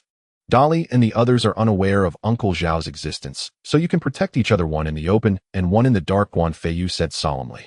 Even though this building was controlled by Wang Dali and his group, they might not encounter problems. However, there were still people below. If someone betrayed them, Bai Shan and the others would be in trouble. With 3 guns in hand, Bai Shan and Zhou Jiangwo's families could protect Zhao Jinsheng's family. If Bai Shan and Zhou Jiangwo encountered danger, Zhao Jinsheng could also act swiftly. Everyone understood Guan Feiyu's intentions and nodded in agreement. However, Zhao Jinsheng awkwardly said, But Feiyu, I don't know how to use one. When he held the gun, Zhao Jinsheng's hand trembled slightly. After all, this was a gun. Even before the apocalypse, whether in his hands or seeing someone else with one, an honest man like Zhao Jinsheng would be frightened. Zhou Jingwo laughed. Old Zhao, don't worry, old Bai has a military background, he can teach us. Bai Shan nodded. Old Zhao, rest assured, I was a scout, so I'm quite familiar with firearms. Although I've never seen one like this before, guns are generally quite similar. Hearing this, Zhao Jinsheng had nothing more to say. After all, he knew better than Bai Shan and Zhou Jiangwo how dangerous the current apocalypse was. Zhao Jinsheng had seen many bloody scenes in the group, while Bai Shan and Zhou Jiangwo had yet to experience such things in their original community. All right, let's leave it at that. When you communicate, be careful not to be discovered. Guan Feiyu said. Bai Shan replied with a smile, Don't worry, I'm good at this kind of thing. Even though I haven't done it in many years, and I'm older now, the foundation is still there. At that moment, Bai Shan no longer argued with Guan Feiyu, and instead regarded him as a leader. Guan Feiyu nodded. All right, uncle, and aunt, you've been at it for a long time, and take a good rest. I'll go check on Uncle Zhao and Aunt Li to replenish some supplies for them. Then Guan Feiyu took a few people to Zhao Jinsheng and Li Ziyu's room, allowing Zhao Shiyan to chat with her parents for a while and replenishing them with some supplies. Of course, Bai Shan and Zhou Jiangwo did not rest because their front door had not been reinforced yet. Before returning to his villa, Guan Feiyu instructed Wang Dali to personally go to Bai Shan's place and fortify it. Once all this was done, Guan Feiyu returned to his villa. Before he knew it, it was already afternoon. When Zhong Yunru and the others saw Guan Feiyu return, they immediately came to greet him. Gu Zhiqiu and her companions were now somewhat familiar with Zhong Yunru and the others. Moreover, they realized that they had underestimated Guan Feiyu. At this moment, Gu Zhiqiu and Gu Zhiqi finally understood that Guan Feiyu was undoubtedly a good person in this apocalypse. If it were someone else, especially someone lecherous, their villa would have been filled with more than just these women, and he wouldn't care about the lives of their families. Guan Feiyu glanced at Gu Zhiqiu, and Gu Zhiqi feeling deeply tempted, but knowing that the time was not right. All right, you all carry on while I'm going for a swim. After Guan Feiyu finished speaking, he went to draw water while the women busied themselves with their favorite activities. However, significant changes were already happening outside. Upon learning that Guan Feiyu had started recruiting people, many were stirred. Especially after hearing about the benefits Guan Feiyu provided his subordinates, they all wanted to join him. After receiving this news, some who were trying to build their own forces panicked. What would they do if those people all supported Guan Feiyu? Wouldn't the entire Wulong Villa community become Guan Feiyu's territory? Many who could reside in the Wulong Villa community were not willing to play second fiddle, so they immediately began to recruit the people around them, using one excuse: could Guan Feiyu really feed so many people with his supplies? Upon reflection, many realized it was indeed the case, and many abandoned their thoughts of supporting Guan Feiyu. Meanwhile, chaos began to erupt in surrounding communities, with various small factions forming and battling for dominance. In an instant, the population started to dwindle significantly. That evening, while Guan Feiyu was having dinner, the alarm suddenly rang. At that moment, ordinary people would hardly dare to disturb him. Guan Feiyu was curious about who had come. He took out his tablet and saw it was Su Xiaoxiao, who hadn't contacted him for several days. A smile crept across Guan Feiyu's face. It seemed Su Xiaoxiao could no longer hold on and had come to find him. Of course, Su Xiaoxiao might have other matters to discuss, as she was part of a related department. Someone might have contacted her after all. Guan Feiyu instructed everyone to continue eating. When he opened the door, Guan Feiyu smiled at Su Xiaoxiao, who was shivering in the cold and looked quite unwell, and said, "Isn't this Miss Su? Could it be that she is preparing to seek refuge with me?" Although Su Xiaoxiao had not been eating well lately, and her living conditions were even worse, her health had deteriorated significantly compared to before. She still glared fiercely at Guan Feiyu and said, "I'm here on behalf of the higher-ups to find you." Guan Feiyu was taken aback. Higher-ups. It seemed they hadn't completely given up on the people below. It made sense. The government had always been reluctant to abandon anyone. They must be hoping that he would do something. "All right, then you speak," Guan Feiyu replied. Su Xiaoxiao looked at him hesitatingly, saying, "Can we go inside to talk?"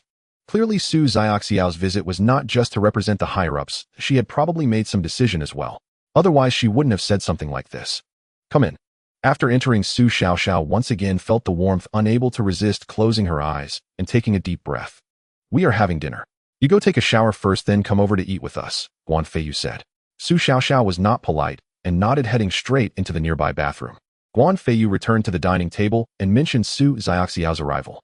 Zhao Shiyan and others revealed ambiguous smiles upon hearing her name.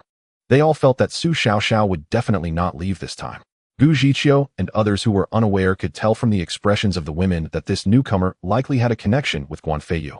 As for the specifics, they weren't clear. Half an hour later, after Guan Feiyu and others had finished eating and were chatting in the living room, Su Xiaoxiao finally came out. Su Xiaoxiao was not polite either. She went to the living room, and seeing the table full of dishes, tears welled up in her eyes. No one knew how she had managed these past few days. If it weren't for the last moment when she received a message from above asking her to represent them and discuss matters with Guan Feiyu, she probably wouldn't have had the courage to come. If she hadn't come, she might never have been able to. After all, even if she wanted to come at the last moment, she might not have had the capability. After a whirlwind of activity, Su Xiaoxiao couldn't help but let out a satisfied belch. There was no way around it. After not eating so well for several days, it was normal to burp after eating without restraint. However, seeing the somewhat messy dining table she had created, Su Xiaoxiao felt a bit embarrassed. Even if she felt awkward, she still had to face it. Su Xiaoxiao arrived in the living room, where everyone was watching TV and chatting. Upon seeing her, Zhao Shiyan smiled and said, "Come Xiaoxiao, sit here." After finishing her sentence, she pulled Su Xiaoxiao down to sit. Guan Feiyu looked at the television and said casually, "So what did they ask you to come to me for?" Zhao Shiyan and the others did not expect that Su Xiaoxiao had come representing someone from above. Su Xiaoxiao did not hesitate. "This time I was sent mainly for two things.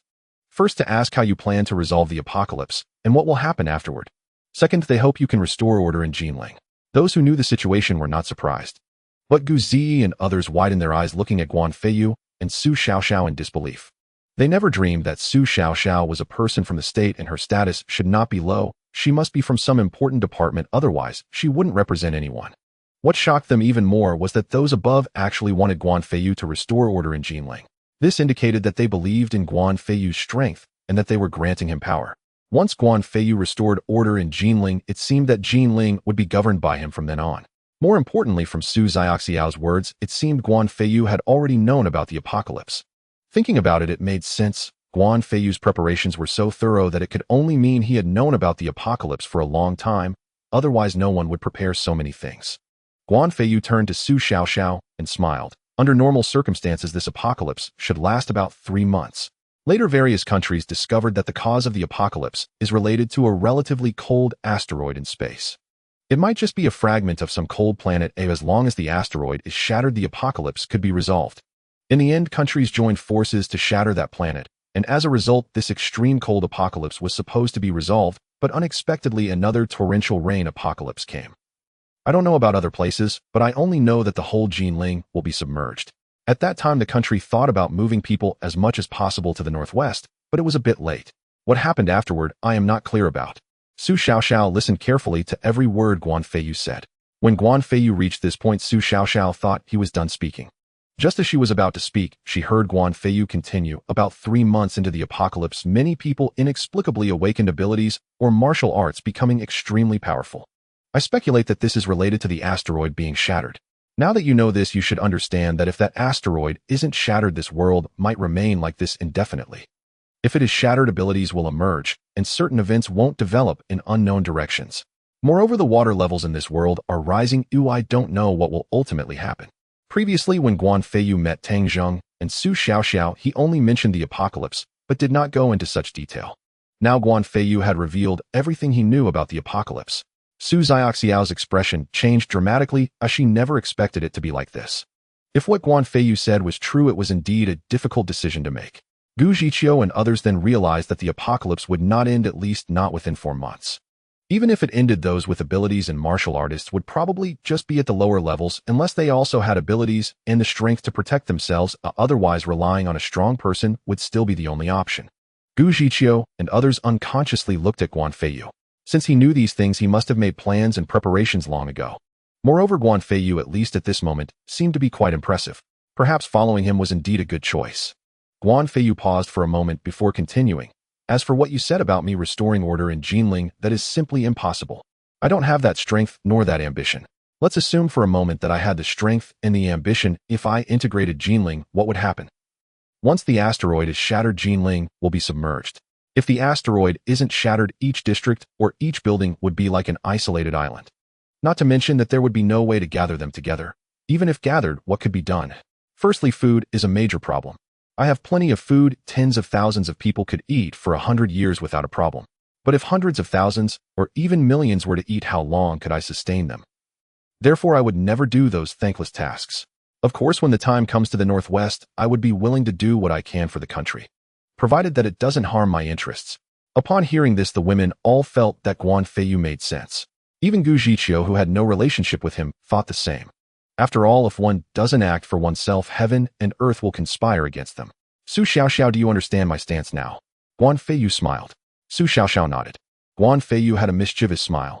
I wonder what plans you have next, Miss Su. Su Xiaoxiao's face instantly turned red. After receiving this mission, she was told from above that they would not be able to help her.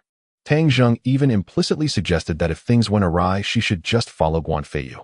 Su Xiaoxiao had this thought in her heart: can I stay here?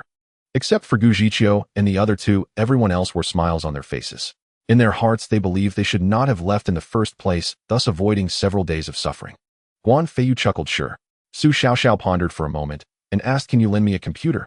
I want to report the information you just told me while there's still internet. My computer was accidentally broken when I just took it out. Guan Feiyu did not respond immediately, but looked at Su Xiaoxiao and asked seriously, Su Xiaoxiao, I want to ask you a question. If you follow me, will you stand on my side or the other side in the future? Zhao Shiyan and the others were somewhat confused. However, given Guan Feiyu's serious demeanor, they naturally dared not speak. Zhong Yunru, being a smart person, had already understood Guan Feiyu's meaning.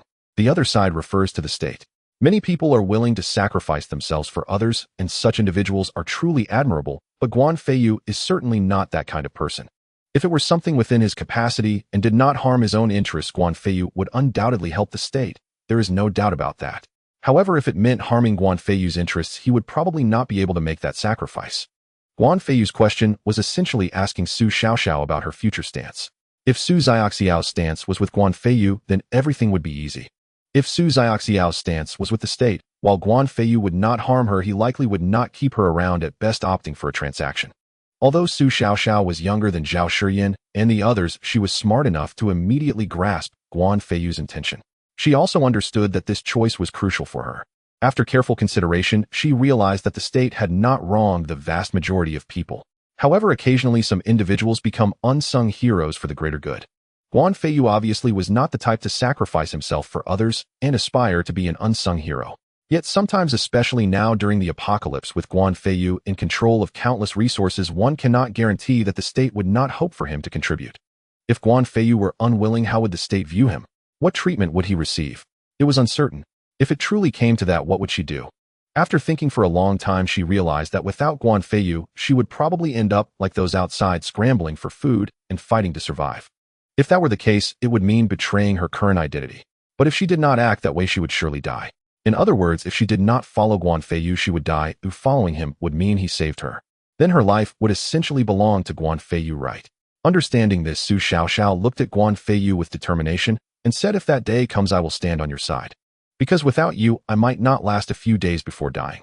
But before I die, I will definitely complete the task assigned to me.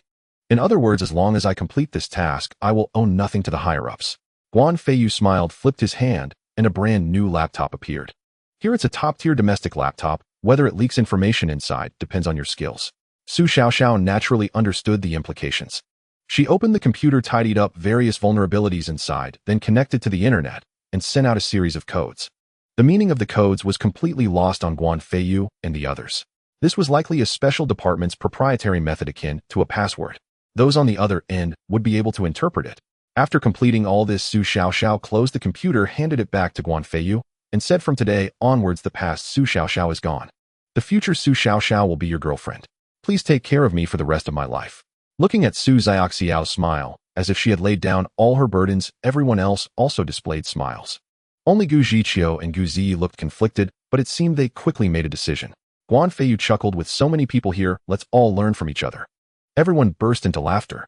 Su Xiaoxiao glanced at Bai Shui and the others and said, "It seems you've been quite the troublemaker these past few days." Bai Shui, Zhou Ruoshi, Gu Zhiqiu, Gu Zi, Xie Jejia, and Yining all arrived only after Su Xiaoxiao left last time. Zhao Shiyin smiled and said, "Xiaoxiao, let me introduce you. This is Bai Shui, a former superstar, and now she is one of Feiyu's people." Su Xiaoxiao previously had little knowledge of celebrities, only feeling that Bai Shui seemed familiar. She never expected that there would be celebrities around Guan Feiyu. Of course, when introducing Gu Zhiqiu and the others, Zhao Shiyin referred to them as friends. Su Xiaoxiao understood instantly that these individuals had not yet been won over by Guan Feiyu. "Hello everyone, I am Su Xiaoxiao. We will be living together from now on, so please take care of me." The other women naturally greeted Su Xiaoxiao with smiles. Guan Feiyu did not expect that this matter would change Su Xiaoxiao so much. "Xiaoxiao, what do you think the state will decide?" he asked after they finished chatting. Su Xiaoxiao frowned. "That's hard to say. What you mentioned has no definite outcome. No one knows what will happen in the future, and the higher-ups will definitely weigh their options before making a decision.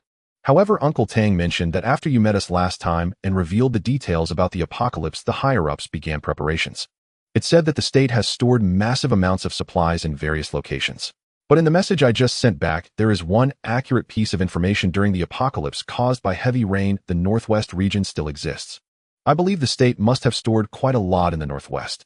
Moreover, with such thick snow, if the state decides to collaborate with other countries to destroy the asteroid you mentioned before the snow melts into water, supplies from other regions will be urgently transported to the northwest. This is necessary for the future. Otherwise, if the extreme cold apocalypse continues like this, it won't be long before everyone dies. So I believe the state will unite with other countries to blow up the asteroid you mentioned." Upon hearing this, Guan Feiyu suddenly stood up. No one expected him to react so strongly. Guan Feiyu's brow furrowed. He remembered clearly that before the heavy rain apocalypse, to be precise, the cessation of the extreme cold apocalypse happened right after that asteroid was destroyed, which took about 3 months. But now that the state has learned this news, would they take action ahead of time? Because once they act, the extreme cold apocalypse would disappear, allowing the state to save many people during the gap before the heavy rain apocalypse. Although this might only be less than half a month, that half a month could save many people. These details are not the crux. The key point is that Guan Feiyu remembered that abilities began to emerge on a large scale only after the asteroid was destroyed. However, martial arts practitioners appeared in small numbers just a few days before the asteroid was destroyed. Of course, there were also a few abilities that emerged before the extreme cold apocalypse, but their numbers were pitifully small. In other words, the emergence of abilities and high martial arts is likely related to that asteroid. Perhaps that asteroid was not destroyed but instead detonated itself under the cover of those weapons. Guan Feiyu believed this must be the truth. But how then could one acquire supernatural abilities or peak martial prowess? Since the answer eluded him, he chose not to dwell on it. After all, those who had just awakened such powers would hardly be formidable, certainly no match for him. He was confident he could subdue them and perhaps extract valuable information. The state would require time for research. In that interim, he could strengthen himself. Once his cultivation reached a sufficient level, Guan Feiyu was certain he would discover a way to bestow supernatural abilities or supreme martial arts mastery upon those close to him. If the heavens ever truly collapsed, taller shoulders would bear the weight. And if the burden fell upon him, Guan Feiyu would not mind reclining in quiet resolve. Though the women did not know what thoughts had just crossed Guan Feiyu's mind, they noticed his countenance had returned to calm. Surely he had devised a strategy, or at least attained clarity. As long as Guan Feiyu had found his bearings, their fears dissolved. Zhao Shiyan glanced at the clock and smiled. It's quite late now. Feiyu has worked tirelessly all day. Everyone should rest. The women exchanged glances, uncertain how to proceed. Among them, Yu Qian, Yining Gujiqiu Guzi Xie Jiejia, and Su Xiaoxiao had yet to form intimate ties with Guan Feiyu. Yu Qian and Yining may have harbored such intentions, but neither acted with overt initiative. Especially Yu Qian, who had already made a solemn pact with Guan Feiyu. Su Xiaoxiao had only arrived today and showed no discernible inclination. Gu Jiqiu appeared torn. Guzi wore an expression of icy detachment unreadable. Xie Jiejia, though willing, found herself under the watchful gaze of both Gu Jiqiu and Gu Zi. Thus Zhao Shiyan deemed it unwise to intervene, and simply urged everyone to retire. Of course, should Guan Feiyu choose to act, he would certainly not remain idle. With so many willing hearts, he need only step into any one of their rooms. Just as Guan Feiyu prepared to follow, Zhao Shiyan, Gu Jiqiu cast him a glance rich with unspoken meaning, as if she wished to speak with him alone. You all go ahead and rest. I need some time to reflect, Guan Feiyu said. Recalling his earlier demeanor, the others naturally accepted his need for solitude and departed. No one could guess, however, which door he might slip through that night. After the others left, Guan Feiyu continued watching television while pondering deeply. He had just realized an immutable truth: strength came first, above all else. He reasoned that once the upper echelons learned of the celestial threat, they would likely coordinate with global powers to shatter the rogue planet orbiting Earth. 3 reasons supported this conclusion. First, even without his warning, nations would ultimately unite to destroy the planet. Second, even if they knew such destruction would awaken cultivators and martial masters, they would not fear it, for these individuals remained deeply loyal to the state.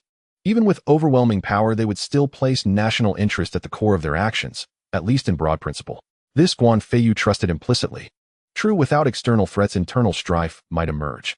But the state understood this well, and thus felt no apprehension at the emergence of supernaturally gifted or peerless martial artists. For the Jianghu was never merely about bloodshed and combat. It was about human bonds and worldly wisdom. Third, enduring the perpetual deep frost apocalypse amounted to slow suicide. Survival demanded unity, the sole path to preserving their civilization.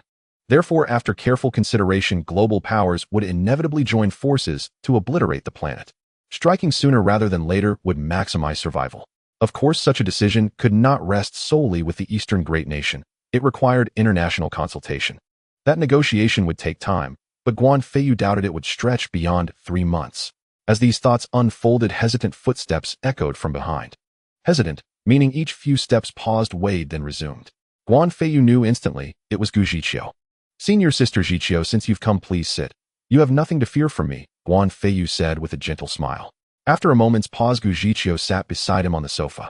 Guan Feiyu watched her bow her head, flustered and reserved, and suddenly recalled when he had rescued Gu Jiqiu and the others, he had brought their entire homes with him. Later he had retrieved their clothing, though not every garment, for time had been scarce. In selecting garments, he had focused primarily on undergarments and loungewear suitable for indoor wear.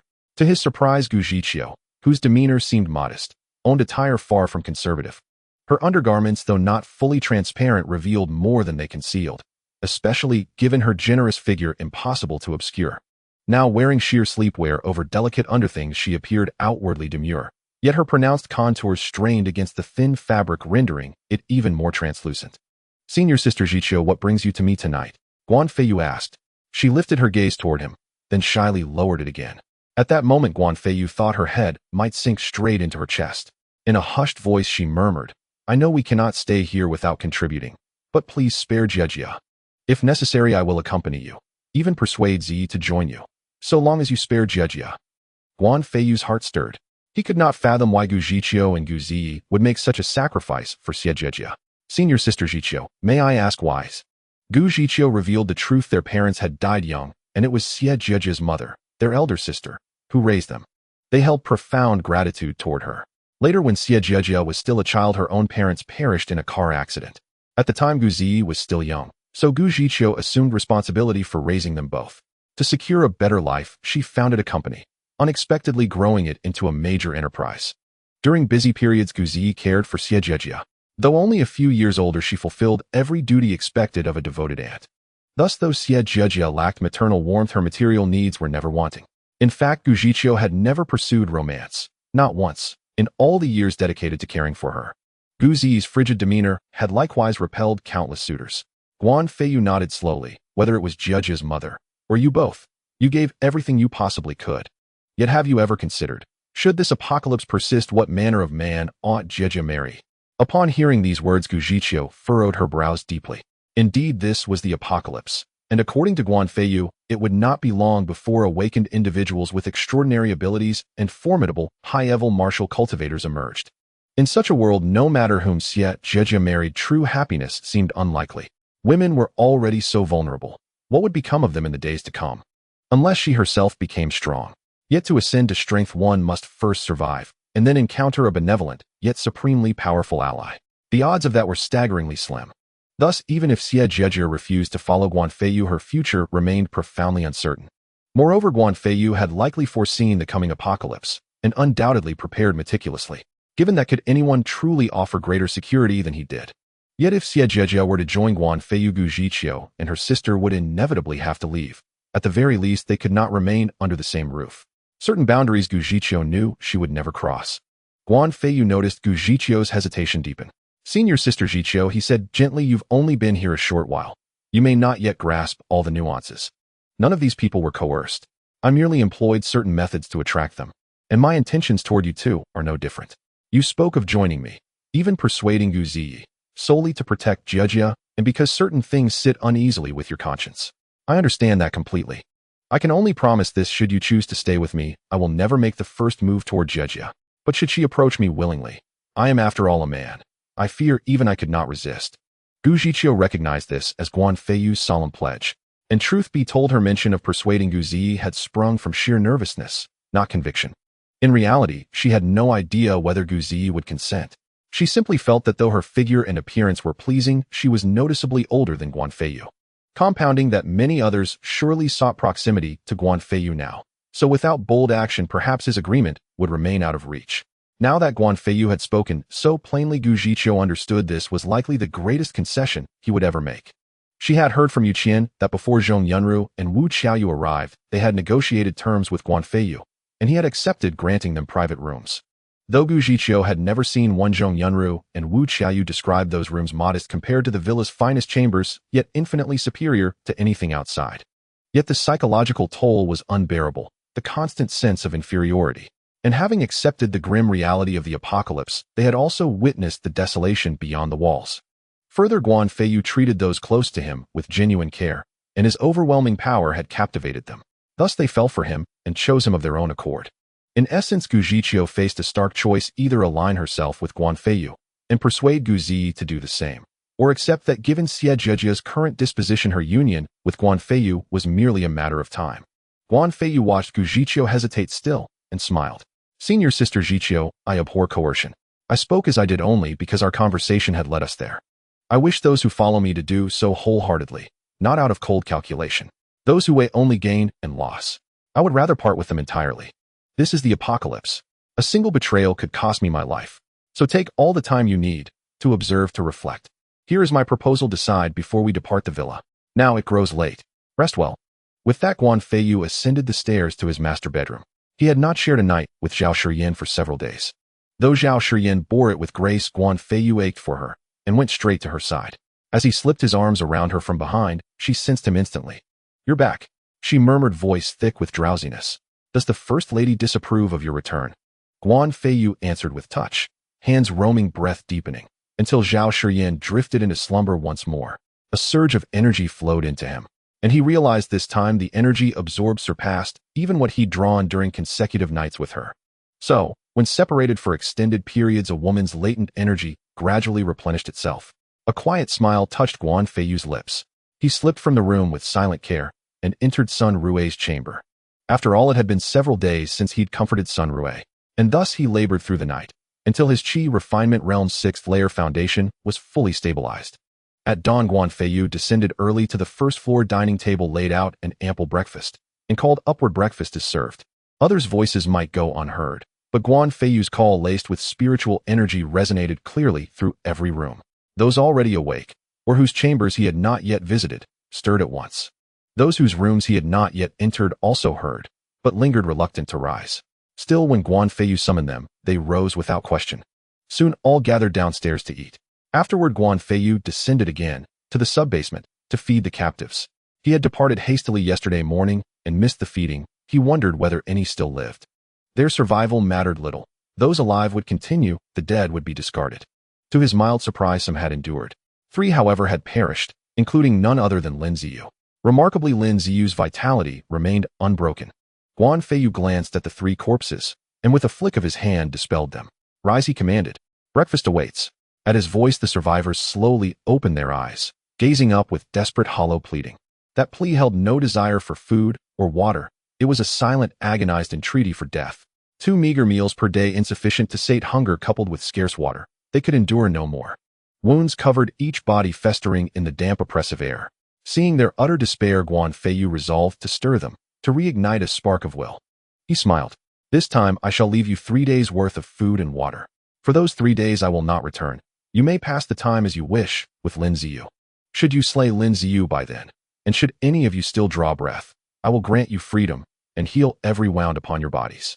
At those words, hope flared in their eyes, a fragile, feverish light. Guan Feiyu tossed provisions to them, then signaled Yu Qian to deliver another batch. The rations sufficed for 3 full days, plentiful enough to satisfy hunger at every meal. Once completed, Guan Feiyu and Yu Qian departed. In truth, it was mere theater. From the moment they entered this place, Guan Feiyu had never intended for any of them to leave alive. Back in the living room, the intercom crackled. Wang Dali's voice echoed, "Mr.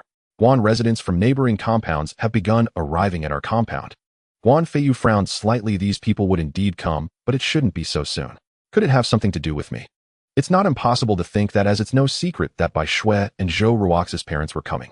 Once some people learned about it, they might feel there was no way to survive in the Wulong Villa community, which is why they went to other neighborhoods. After they arrived, they were spotted, and the residents from the opposite community captured them. They learned from them that they could access the Wulong Villa community through the sewage pipes, and thus came over. Guan Feiyu thought for a moment and said, "Wait for me, I'll be there shortly." Zhao Shiyan asked, "Feiyu, could there be any danger?" Guan Feiyu smiled and said, "I don't know if anyone will be able to threaten me in the future, but definitely not now. You all stay home and wait for me." Guan Feiyu's confidence put everyone present at ease, especially Gu Zhiqiu. Originally, the 3 of them had to rely on her to hold things together outside, which was exhausting. Now, seeing Guan Feiyu confidently take on all possible risks not only gave her a sense of relief, but also made her feel protected. This feeling made her heart flutter. Guan Feiyu changed his clothes and stepped out of the villa, turning a corner to reach the villa where Wang Dali and the others were.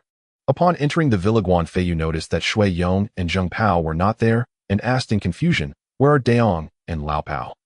Wang Dali immediately replied, "Mr.